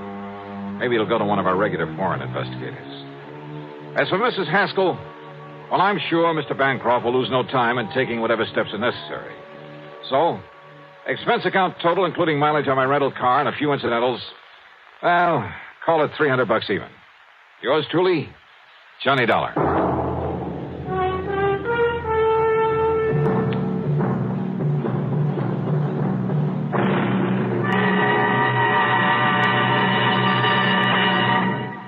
Now, here is our star to tell you about next week's story. Next week?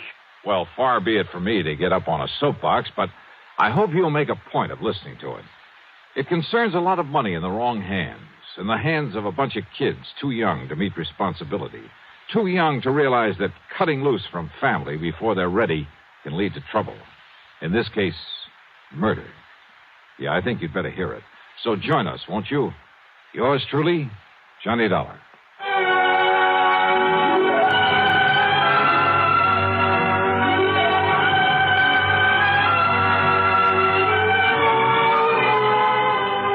Yours truly, Johnny Dollar, starring Bob Bailey, originates in Hollywood and is written, produced, and directed by Jack Johnstone. Heard in our cast were Virginia Gregg, Paul Duboff, Will Wright, and Forrest Lewis. Be sure to join us next week, same time and station, for another exciting story of yours truly, Johnny Dollar. From Hollywood, it's time now for Johnny Dollar. This is Long Distance.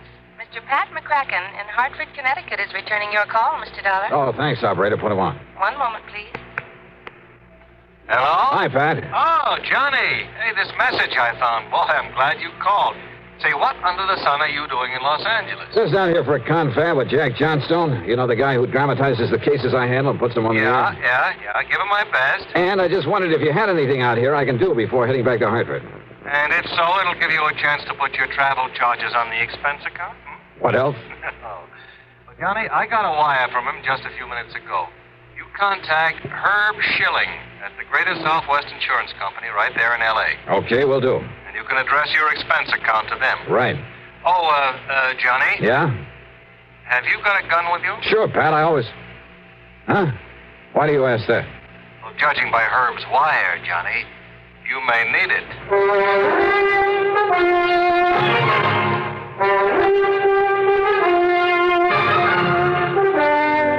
Bob Bailey in the exciting adventures of the man with the action-packed expense account.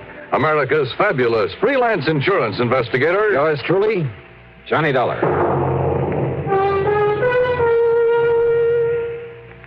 A young lady by the name of Scheherazade kept her audience of one enthralled for 1,001 nights with one of the longest stories in history. That's a long time to devote to one chronicle, but some of CBS Radio's winning 7 weekday dramas have put that record in the shade, entertaining audiences in the millions with many times 1,001 days of continuing dramatic serials. Each weekday on the CBS Radio Network, there's a wealth of daytime drama, including such outstanding serials as The Romance of Helen Trent, The Couple Next Door, Ma Perkins, Whispering Streets, The Right to Happiness, The Second Mrs. Burton, and Young Dr. Malone. Monday through Friday, follow these absorbing, true-to-life stories. Only CBS Radio brings you the winning 7 combination of top daytime dramas. Another important reason for the different sound of this CBS radio station. And now, Act One of yours truly, Johnny Dollar.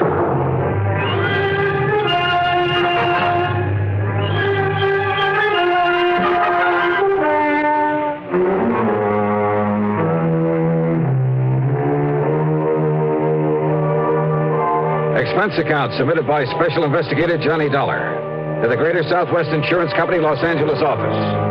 Following is an account of expenses incurred during my investigation of the Winsome widow matter.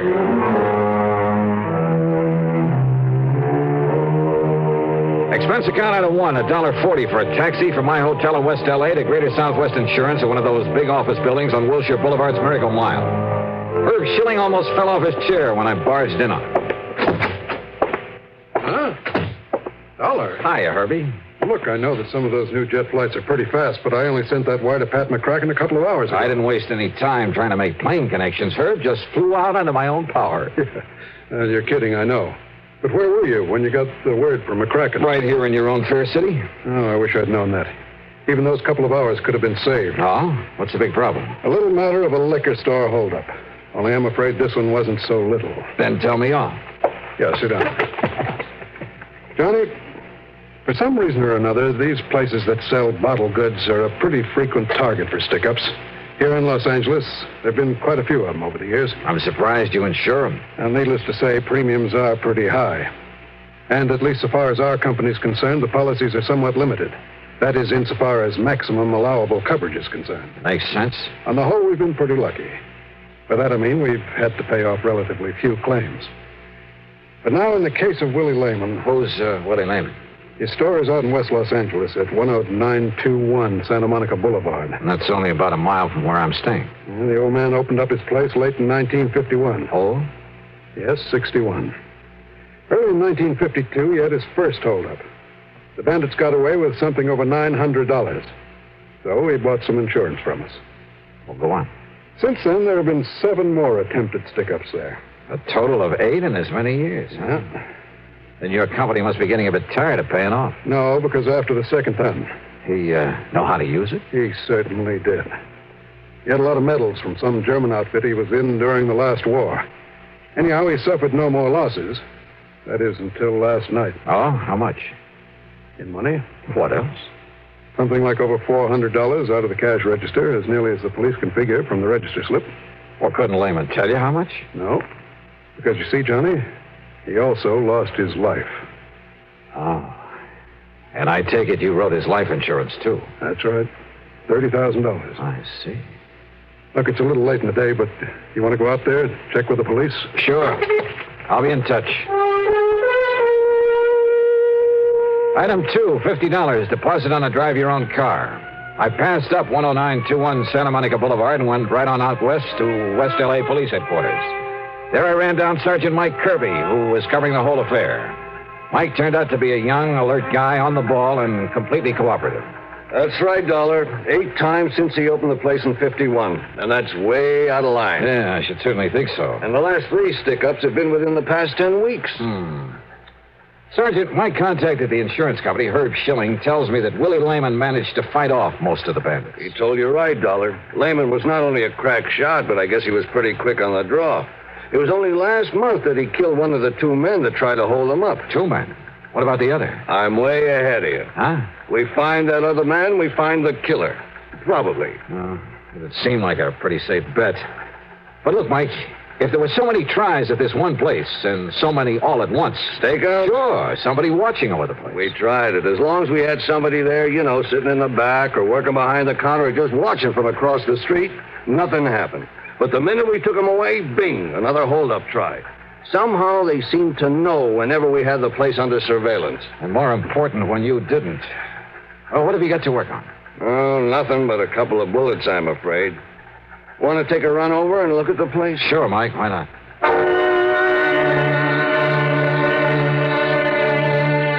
The liquor store was closed, but there were lights on in the living quarters above it. We knocked a couple of times, but got no answer, so Mike used the key that he had. He and his men had been careful to leave things as they'd been at the time of the killing. He was lying right there, Dollar, as though he'd come around the end of the counter. Uh-huh. Near that door to the back room, huh? Yeah. That door also leads upstairs to the apartment. He must have taken a couple of shots at the bandit. You see where the bottles were broken over on the shelf? Yeah. No bloodstains or anything. I guess he missed for once. But not the bandit. Caught him right in the heart, Johnny. Bullet went in at the right shoulder, then down through his heart and stopped against the lower left rib. Of course, until you get a lab report on that bullet. Huh? Well, it must be his wife. The wife, she didn't answer when we knocked on the door. Good evening, Mrs. Lehman. Oh, no. Are you here again? Gee, Sergeant, do you have to come around at all hours? Oops. Hold everything. Lehman had been 61. But his wife, Gloria, couldn't have been more than 30. Tall, dark, she was obviously very proud of her highly commendable figure. Yeah, and she was pretty. That is, almost. Maybe it was just a little too much makeup, especially around the eyes that she knew how to use so well. A little bell had rung in the back of my head.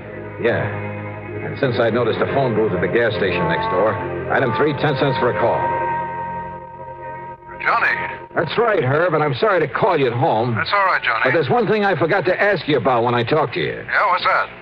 Who's the beneficiary of old man Lehman's life insurance? Why, his wife, Gloria, Johnny. Thank you, Herb Schilling.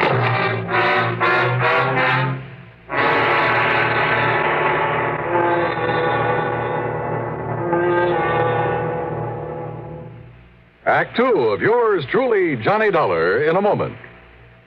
When Fidel Castro was biding his time in a remote fastness in Cuba, only a network like the CBS Radio Network had the equipment and manpower to go in and bring out the background of his revolutionary movement, his own words on what was to come and how it would come about.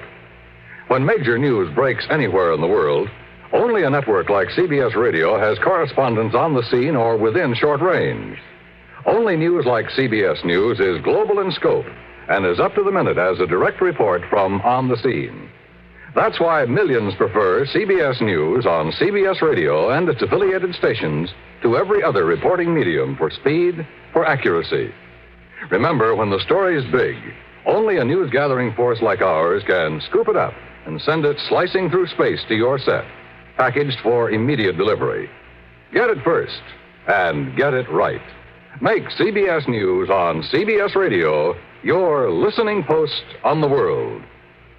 And now, Act 2 of yours truly, Johnny Dollar and the Winsome Widow Matter.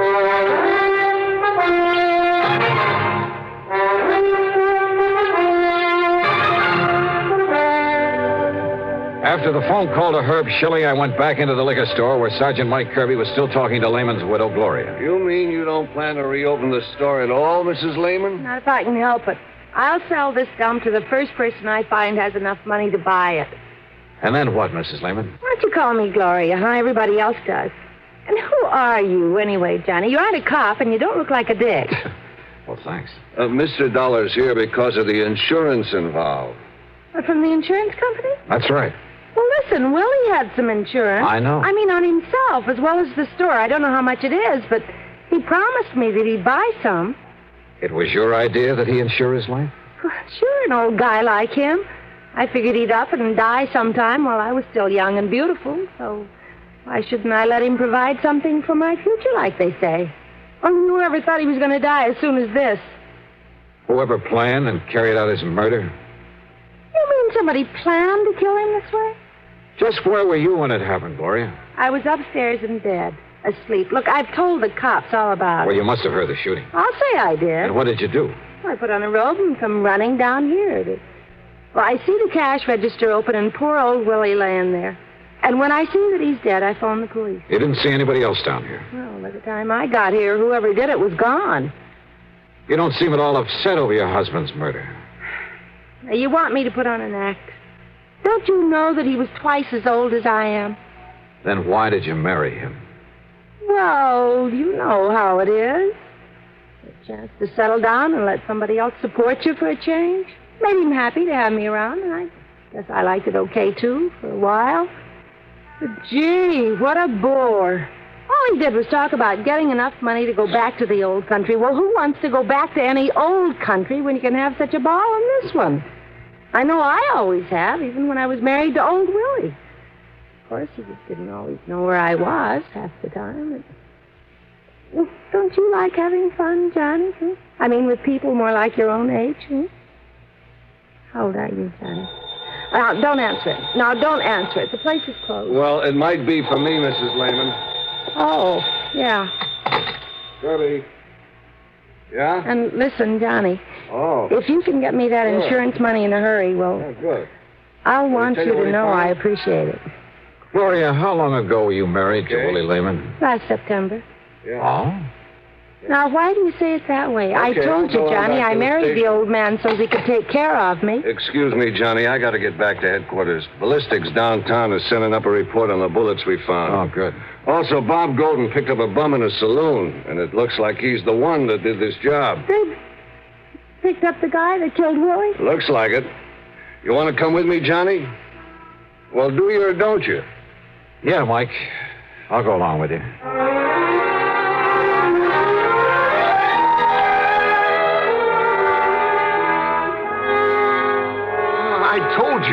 I told all those other cops. I'm the guy that heisted the dough out of Lehman's Liquors last night. Then you shot and killed him, Benny. Oh, no.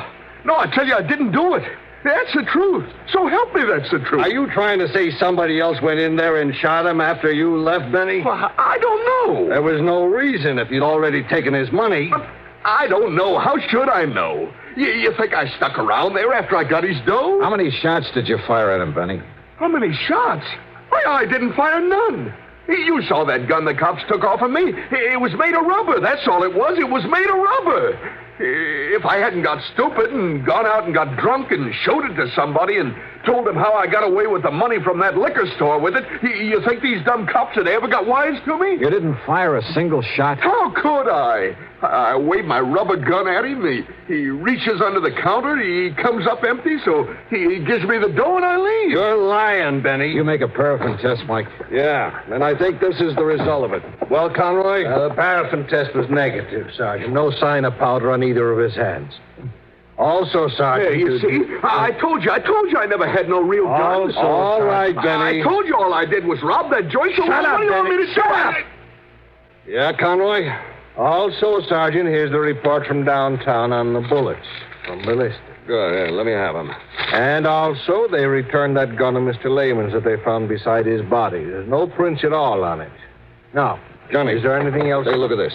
Yeah? Conroy? Yes. Get this bum out of here. Lock him up upstairs. Yes, sir. Come on, Benny. You wise guys can't pin no murder rap on me. You wait till I get a lawyer. Oh, yeah, we'll wait. What's it say, Mike? Listen. The bullet that killed Willie Lehman and the bullets we pulled out of the wall of that store. Well? Johnny, they all came from Lehman's own gun. Well, how about that? In other words, with the help of that phony rubber pistol, Benny somehow got Lehman's gun away from him. Maybe Lehman had already pulled off a couple of shots and missed, but the one that killed him... Oh, yeah. The paraffin test showed no powder on Benny's hands. Then he must have worn gloves. He must have killed Lehman. You want to bet? Then who did? Well, first, I think I'd better get some proof. Act 3 of yours truly, Johnny Dollar, in a moment. Be sociable, look smart, keep up to date with Pepsi, drink light, refreshing Pepsi, stay young and fair and debonair, be sociable, have a Pepsi. When friends drop in, let your hospitality show you're sociable in the modern manner. Pepsi, you know, is the favorite of the smart and young at heart. Be sociable, look smart, keep up to date with Pepsi, drink light, refreshing Pepsi, stay young and fair and debonair, be sociable. Have you tried a Pepsi lately? Now, Act 3 of yours truly, Johnny Dollar.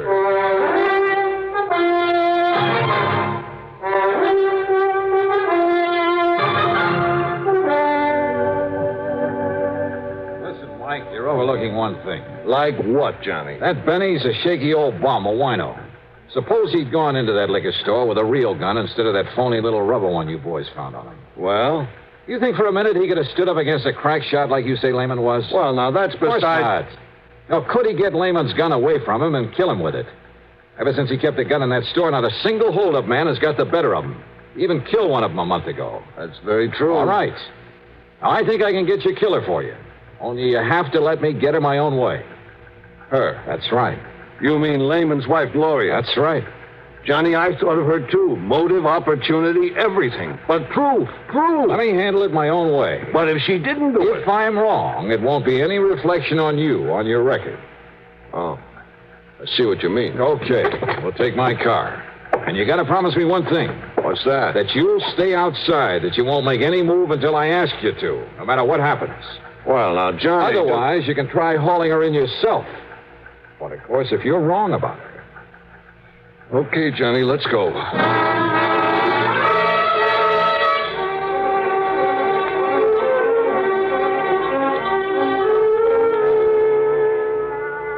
I'm glad you came along, Johnny. I'm getting awful tired of having all those cops around here.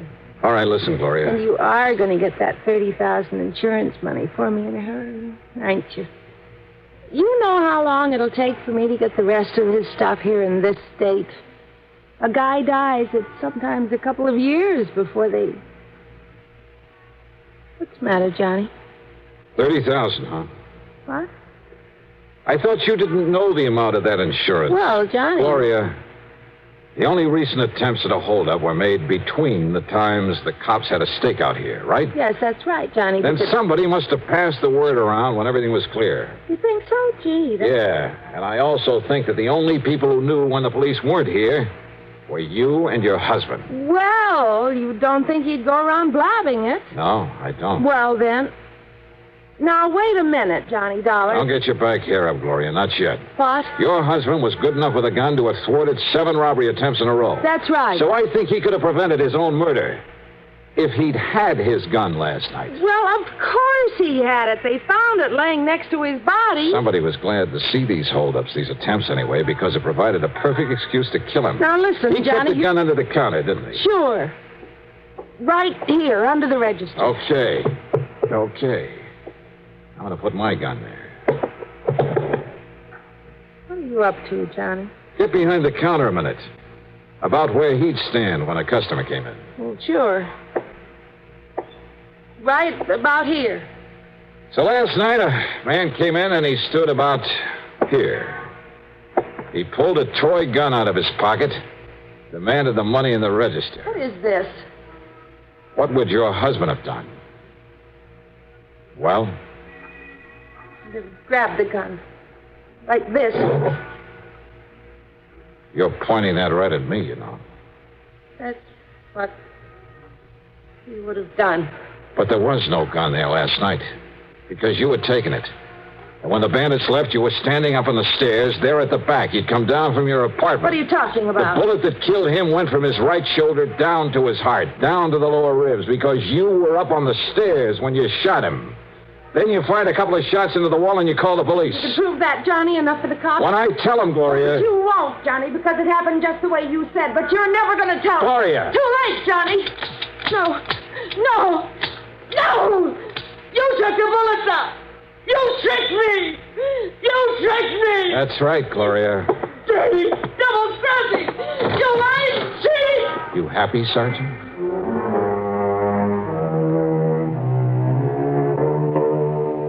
Pretty obvious, I guess, right from the beginning. But as I said, getting proof, or in this case, a confession, isn't always so easy. Anyhow, expense account total, including mileage on the rental car and the trip back to Hartford, I'll call it $250 even. Okay? Yours truly, Johnny Dollar.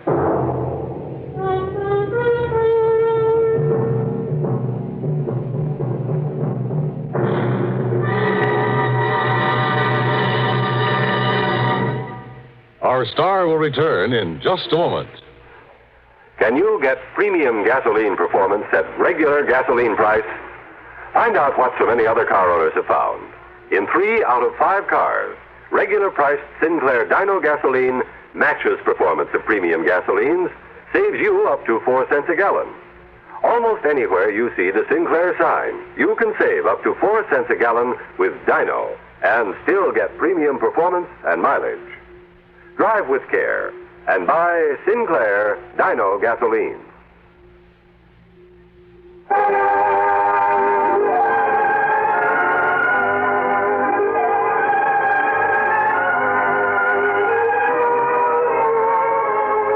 Yours truly, Johnny Dollar, is written by Jack Johnstone, produced and directed by Fred Hendrickson. Johnny Dollar is played by Mandel Kramer. Also featured in our cast were Jackson Beck, Joseph Julian, Jack Grimes, Bob Maxwell, and Peter Fernandez. Music supervision by Ethel Huber. Sound patterns by Walter Otto. Tomorrow begins a new week's hilarity with Arthur Godfrey Time on the CBS Radio Network. Johnny Dollar. Johnny, this is Don Boomhauer down here in Sarasota, Florida. Don, how are you? Oh, great. Yeah? Now, what's the matter? Well, the last time I called you, I mentioned that pal of yours, Earl Foreman. Yeah? Told you he was out in California and that he'd left me holding down the local office of Tri-State Life and Casualty for him. Oh, yeah. So what's he gone and done? Moved on out there to sunny, smoggy Southern California, bag and back. Yeah, I heard from him a few Which is to say, I'm still running the Tri-State office here in Sarasota. That's bad? Be fine if it didn't take so much of my time away from my real estate business. But what I called you about, Johnny... Yeah, trouble, Don? Yes, well, no, not exactly. Well, which is it? I mean, not exactly the kind you might expect. Looks like one of our clients, an old man by the name of William Trasker, is dying. Old Bill Trasker, the fishing guy? That's the one. Yeah. Earl and I went fishing with him several times out in the Gulf. Oh, so that's how he knows about you. Well, what's he dying of, Don? I can't imagine anybody having it in for old Bill and trying to knock him off. No, it's some rare type of kidney ailment, the doctor says. Oh. Nothing suspicious about it, nothing whatsoever. Oh, well, then The amount of insurance he carries is so small as to be almost negligible. How much, then? $2,500. Huh? I know, Johnny. It would hardly seem to justify the cost of your coming down. And if there's nothing suspicious about the circumstances... Nothing at all. It'll be death from natural causes. Well, Don, I'm afraid I don't see any During reason... his periods of consciousness, he's in a coma most of the time, he keeps asking for you. Oh? What? Well, I don't know. Not for sure, that is. But what he keeps saying, or trying to say, and it's hard to understand him, well, Johnny, it sounds like he's trying to give us the clue to a murder. Murder? That's right. Don, I'm on my way.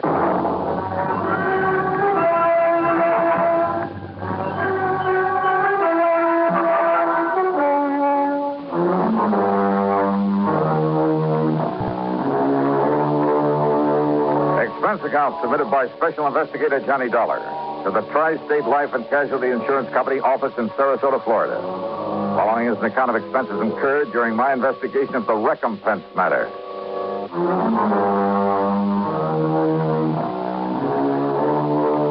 Expense account item 1, $79.70, taxi and a plane from Hartford to New York, then another one to Florida. At the International Airport in Tampa, Don Boomhauer was waiting for me. We piled into his air-conditioned car and headed south on the Tamiami Trail down towards Sarasota. That's right, Johnny. Old Bill Trasker. Dying of some kidney disease, huh? And according to Dr. Crutcher, nothing short of a miracle would save him. Just too bad. He seemed like a mighty nice old man, a real gentleman. Well-educated, well-spoken. Yeah, you'd expect to find him running a big business instead of a broken-down outboard rig to take out fishing parties. So I understand. But frankly, Johnny, I've never even seen old Bill until the doctor called me. Said he was dying and that he wanted to see you. Then I looked up his policy. Yeah, $2,500, you said. Yes, to be spent in giving him a modest but decent burial. And to pay any bills he might leave outstanding. Apparently, then, Bill won't be leaving much of an estate. And you'll understand why when you see the little kind of shack he lives in. But now, over the phone, you said something about a murder. Well, Johnny, it was so difficult trying to understand what he was trying to say. Even when he seemed completely conscious, he was very vague, except perhaps when he was asking for you. When he told us he had to see you before he goes. Well, now, Don, why? He never said the actual word murder, Johnny. But he, well, listen, there was a name he kept trying to tell us. It sounded like Jerry or Gerald something. Last name we couldn't get at all. Well, have you checked over his relatives? When we asked him about relatives, he just turned his face away and shook his head. But now, if he was talking about a murder... Johnny, it's just that... Well, Doc and I agreed that from what he said, and, well, his knowing you and your work and wanting to see you, and, well, you know how deathbed confessions are. You're not making much sense. Look, Doc will be waiting for us, and if Bill is conscious enough to make sense when he talks to you, well, let's just wait and see what you can get out of him. Whatever you say, now.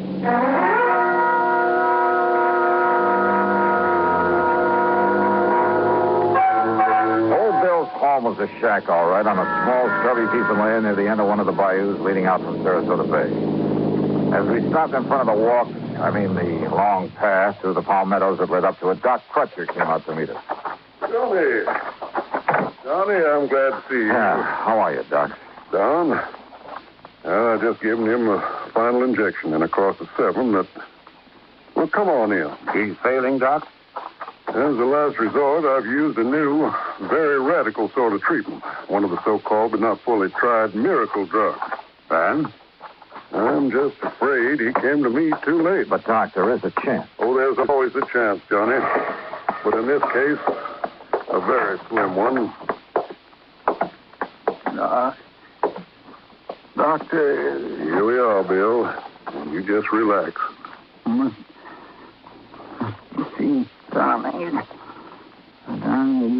Yeah.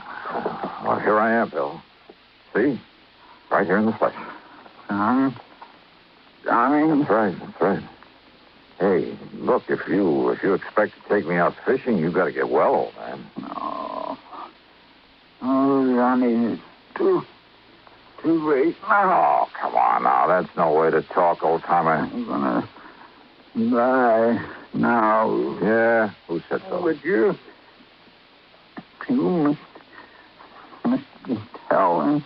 Tell who, Bill? Tell police.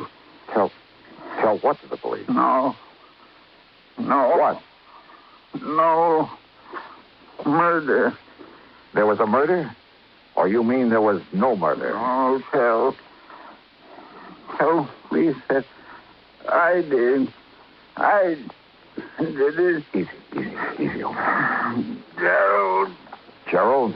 Yes, I'm Gerald. Gerald who, Bill? Gerald. Yeah. Thornley. Gerald Thornley. Yes. He was murdered? Gerald Thornley. Yeah. So, please, I did it. I did it, Johnny. Tell you. Tell. Doctor. Yeah. Yes, I'll see if he's...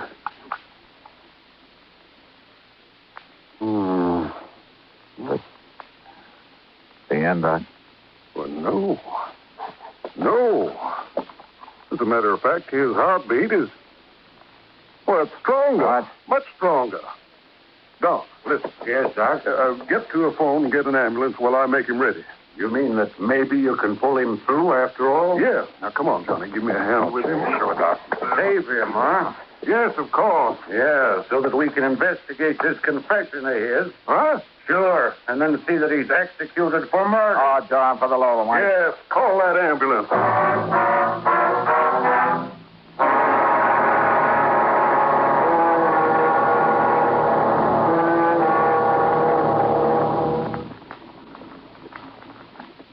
Great scientific achievements usually are made through the combined efforts of many men. Such is the story of the Atlantic Cable, one of the outstanding milestones of the 19th century. But today, the name of one man remains to remind us of that venture. The organizer and director, Cyrus W. Field, a retired paper merchant who risked his fortune, sanity, and integrity in an awesome adventure that lasted 12 long years. Field first was approached in regard to a short underwater cable to Newfoundland in 1854.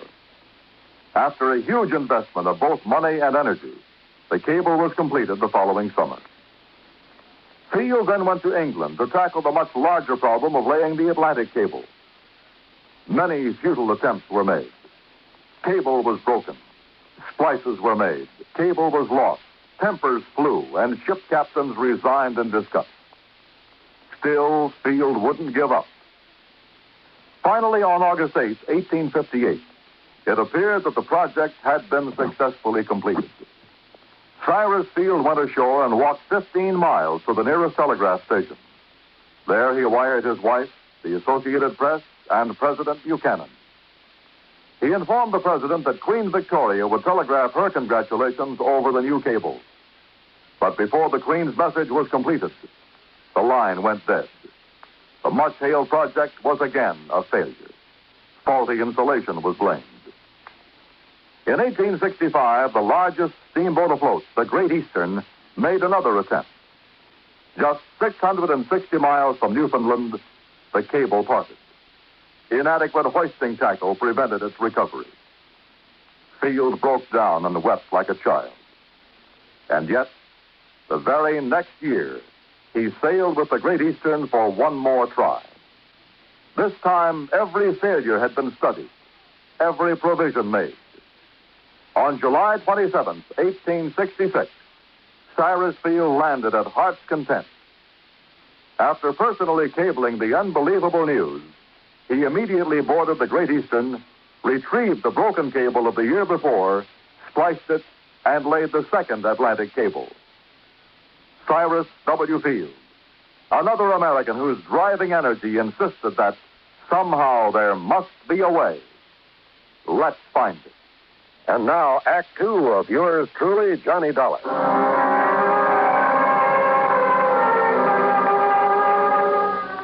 We carefully laid Old Bill in the back seat of Don Boomhauer's car and drove him to the hospital ourselves. And then we could only wait to see if the drug that Dr. Crutcher had given him would really do its work. And yet, if it did, if by some modern miracle the old man should recover. Well, Don had said it there at the shack, and he said it again that evening as we sat in the comfortable den of his home, trying to console ourselves with a couple of scotch and sodas. No, it's wrong, Johnny. There's something very wrong about it.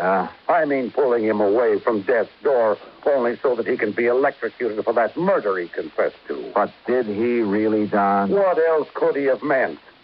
So you've got to investigate, Johnny. Even Doc Crutcher has to report that confession to the police. Maybe. And so do I. We've no way out of it. None of us. Earl Thornton. Yes, the name of his victim, the man he murdered. Did he? Is that what he tried to tell us? Well, what else could he have possibly meant?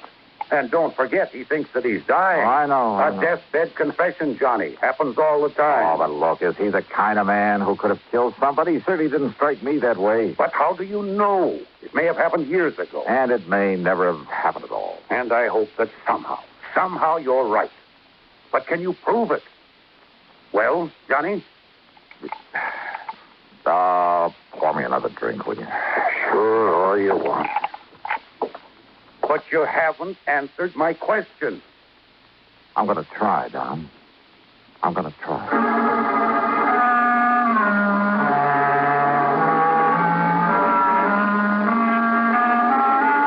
At about midnight, Doc Crutcher phoned to say that we should keep our fingers crossed and maybe pray a bit. As it now looks as though Bill Trasker might have a 50-50 chance to live. Then, unexpectedly, a call from Lieutenant Barney Phillips of the police department. Yes, Mr. Dollar. Doc Crutcher told me all about it. I would appreciate any help you may want to give us on this. Well, do you know anything about this Bill Thornley? No, sir. Never heard of him. But we'll find out who he was. Don't you worry about that. Lieutenant, how well do you know old Bill? Well, that's the thing that puzzled me, Dollar. Old Bill is one of the nicest, one of the most kindliest old men I've ever known. Oh? Ever since he came here to Sarasota, that's about 7 years ago, seems he just went out of his way all the time trying to be nice and helpful to folks. Didn't have much to give to anybody, money I mean, but whatever he had or he could do for somebody, he never would hesitate a minute. I see. But that doesn't keep us from having to do our duty, get the goods on him, see that justice is done. The law is the law, and it's our duty to uphold it. Old Bill came here 7 years ago? That's right. From where? Well, now, if we knew that, we'd know where to look for information on this man Thornley that he killed. Yes, he did. What's that? I'll talk to you later, Lieutenant. Oh, fine, Mr. Dolan. If you have any connections anywhere that can help us find out who Gerald Thornley was and why old Bill killed him. Or if I can find out that he didn't kill any such man or anybody else. Now, Mr. Dolan. I'll be in touch. Why are you so sure he didn't murder someone, Johnny? Did I say that, Don? You didn't need to. Don, I want no part of this thing. Donnie, I know this is no ordinary sort of investigation, but as a company, we have to go through with it. Why? If you can prove that Bill didn't do it, which I doubt, well, it's the least we can do for a client, or something. Yeah. And if you end up proving he did, well, it's a public service by the company, or something. Or something. Let someone else handle it. I want to play with it. Why did old Bill ask for you? Well? Oh, well, I think it's because of...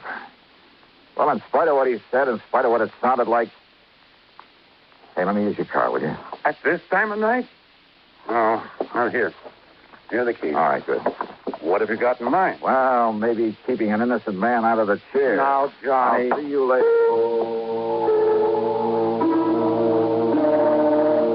Obviously, the key to this whole matter lay in finding out about Bill's supposed victim, Gerald Thornley. Who he was, where he was, or where he had been. And then if Bill had ever been there. So I drove over to the shack again and went through Bill's clothes, hoping that some of them might be old enough to show where he'd been before he moved to Sarasota.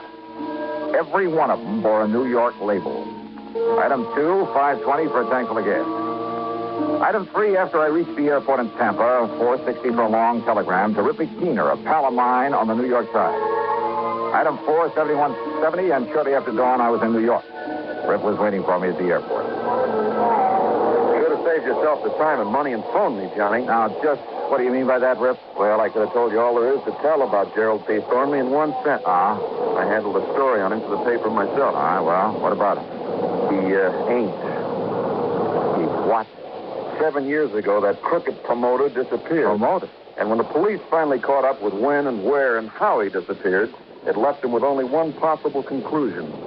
Thornley was murdered. Nevertheless... No, Johnny. Stop trying to act like a Pollyanna and get on back to Sarasota and nail that old guy for murder.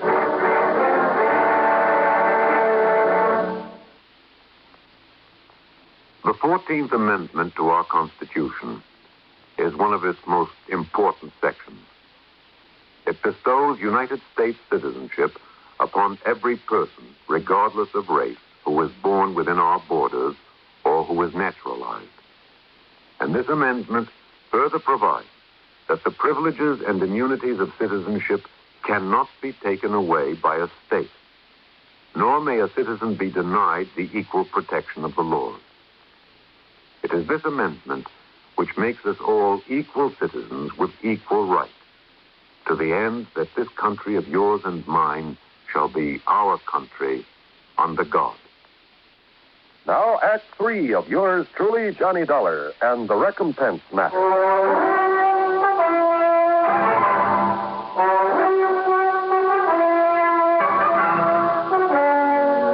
Breakfast there at Idlewild Airport, Rip Keener told me more about Gerald P. Thornley. Not that Thornley didn't deserve to have somebody knock him off. Now, just what does that mean? When he got through with all his phony real estate promotions, he left more innocent people broke and hungry than you can shake it. Well, Johnny, that man made millions on his crooked real estate deals. And who suffered? Wealthy people who could afford to lose a few thousand here and there? Oh, no. No, sir. It was poor people who fell for his pitch and then suffered for it. But the law, the authorities, they never got on to him. He was too smart. Every deal he made was perfectly legal at the time. I'll tell you this, Johnny. A lot of the real estate laws got rewritten as a result of him. I mean, in spite of the way it finally turned out, the switcherooning. What? Sure. That gave me material for that feature I hoped was going to win me a Pulitzer Prize. Just what are you talking about, Rip? Back there in 53, after the coroner's jury said it was murder, they went through his papers and bank accounts. They found he left enough dough and instructions for it to pay back every cent he'd taken from the poor suckers. You are kidding. A bit, Johnny. I told you it was a twist. And, Johnny, that's what makes his killer all the more wrong. So get on back there to Sarasota and nail him down. Yeah, Rip, I guess it's all I can... Wait a minute. Huh? Handle this right, and maybe your next feature will get you a Pulitzer Prize. Huh?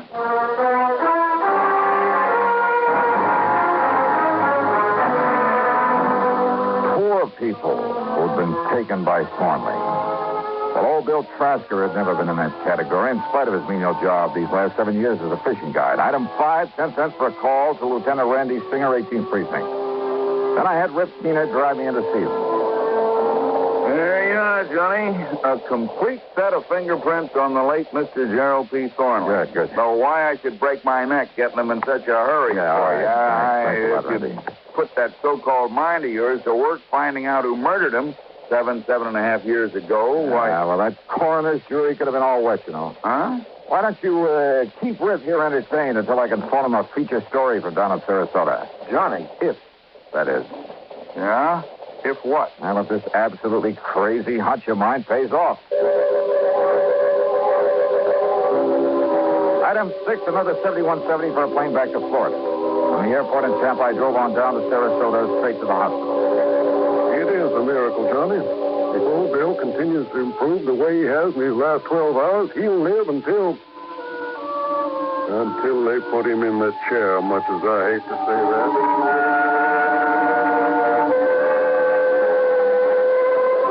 Bill was much better. It almost was a miracle. He let me take a set of his fingerprints, and then he broke down and told me his story. Then at police headquarters, when one of the lab men compared the prints with a set I brought down from New York, Lieutenant Barney Phillips nearly flipped. Oh, no. Look, Al, I can't believe this. According to these prints, old Bill is Gerald P. Thornley. That's right. But I don't understand. But why, Dollar? Well, his dirty real estate promotions were perfectly legal at the time. But he was ruining more innocent people, causing more heartbreak and suffering. But he hadn't thought about that in his lust for money. All he cared about was getting more and more of it, regardless of whom he was hurting. Until one day this kidney thing hit him, and it scared him.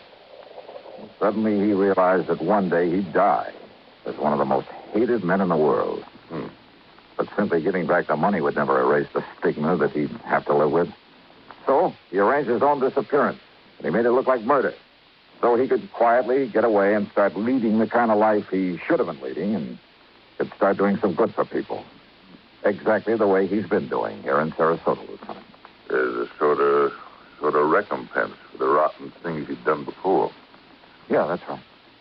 And without having folks point him out as the crook he'd been. That's right. And don't forget, the people he'd hurt up north were all paid off. But Dollar, when he thought he was dying, he told you murder. He said no murder. Doc and Don misunderstood. He said to tell the police that he did it. That's all. And now we know what he did. Dollar, I hate to say this, but he's still in trouble. Oldville Trasker? Gerald P. Thornley. Not anymore, Lieutenant. What's it? Thornley is dead. Legally dead. Well, I know it's only... Well, I guess you're right, Mr. Johnny. Well, you say you're right. Yeah.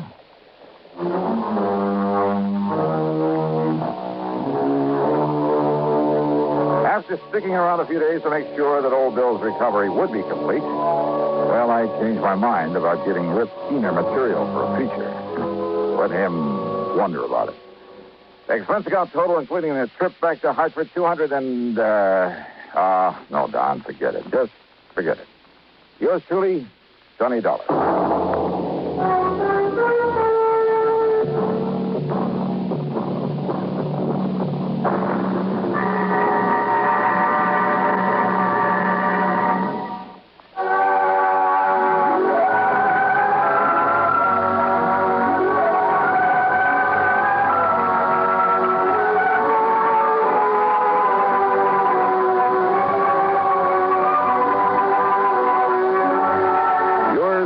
Johnny Dollar, starring Bob Bailey, originates in Hollywood and is written, produced, and directed by Jack Johnstone.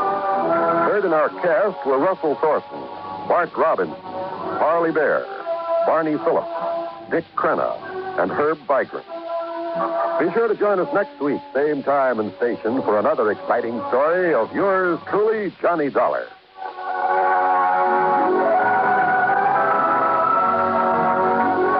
This is John Wall speaking. Johnny Dollar has come to you through the worldwide facilities of the United States Armed Forces Radio and Television Service.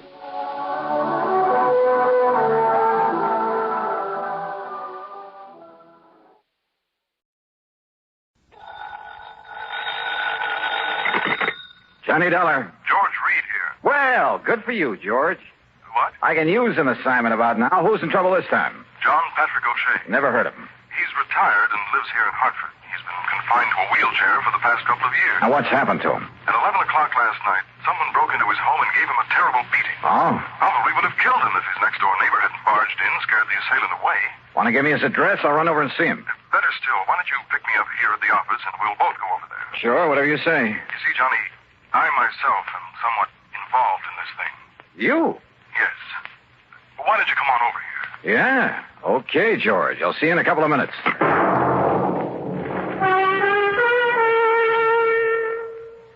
And now, Act One of yours truly, Johnny Dollar.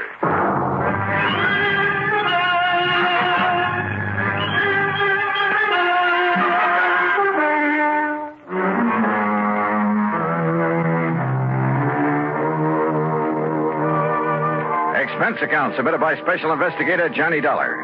To Floyd's of England, North American Office, Hartford, Connecticut. Following is an account of expenses incurred during my investigation of the Wrong Man matter. George Reed, somehow involved in the beating up of a helpless old man? Hard to believe. But I grabbed a taxi, that's item one, $1.20, and met him at his office. Then, using his car, we drove east on Maple Drive. Yes, Harry Marshall. He's the young male nurse who's been taking care of Mr. O'Shea these past couple of years, Johnny, ever since the old man lost the use of his legs and started living in a wheelchair. I see. Last night, Mr. O'Shea sent Marshall over to see me regarding a change in his life insurance policy. What kind of a change, George? Well, O'Shea's nearest relative is a ne'er-do-well nephew. A boy of 25 or so, lives up in Boston. Beneficiary of the old man's policy? No. You see, Mr. O'Shea doesn't have much money, only a small pension and the residue of whatever he was able to collect on the accident to his legs. So? Just what he's been paying Marshall for taking care of him, I don't know. But I doubt if it's very much. Nevertheless, Marshall has devoted himself entirely and unselfishly to the old man. So to make up for the lack of fancy wages, Mr. O'Shea bought some insurance and named Harry Marshall as the beneficiary. Exactly. But Marshall felt that O'Shea ought to make some provision for his nephew, whether he liked him or not. After all, his only living relative. Well, this Marshall sounds like a pretty unusual fellow. He is. He's a very fine chap, Johnny.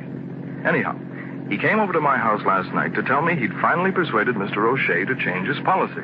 To cut in this worthless nephew? Yes. What time did he get there and tell you this? He didn't. That is, the poor fellow must have waited for a couple of hours. What do you mean? Well, my wife and I were out. We'd gone to the movies.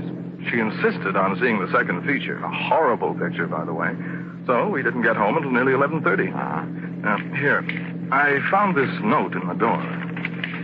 Mr. Reed, sorry to have missed you, but it's after 11 now, so I think I'd better get back to Mr. O'Shea. Please call me in the morning. I believe I have convinced him that he should name Walter in his insurance. That refers to Walter Berry, the nephew. Hope you and Mrs. Reed enjoyed the movie. Respectfully, Harry Marshall. So, by the time Marshall got back home, the old man had been attacked and his neighbor had called in the police. First thing this morning, Marshall phoned me. Now, here we are, Johnny.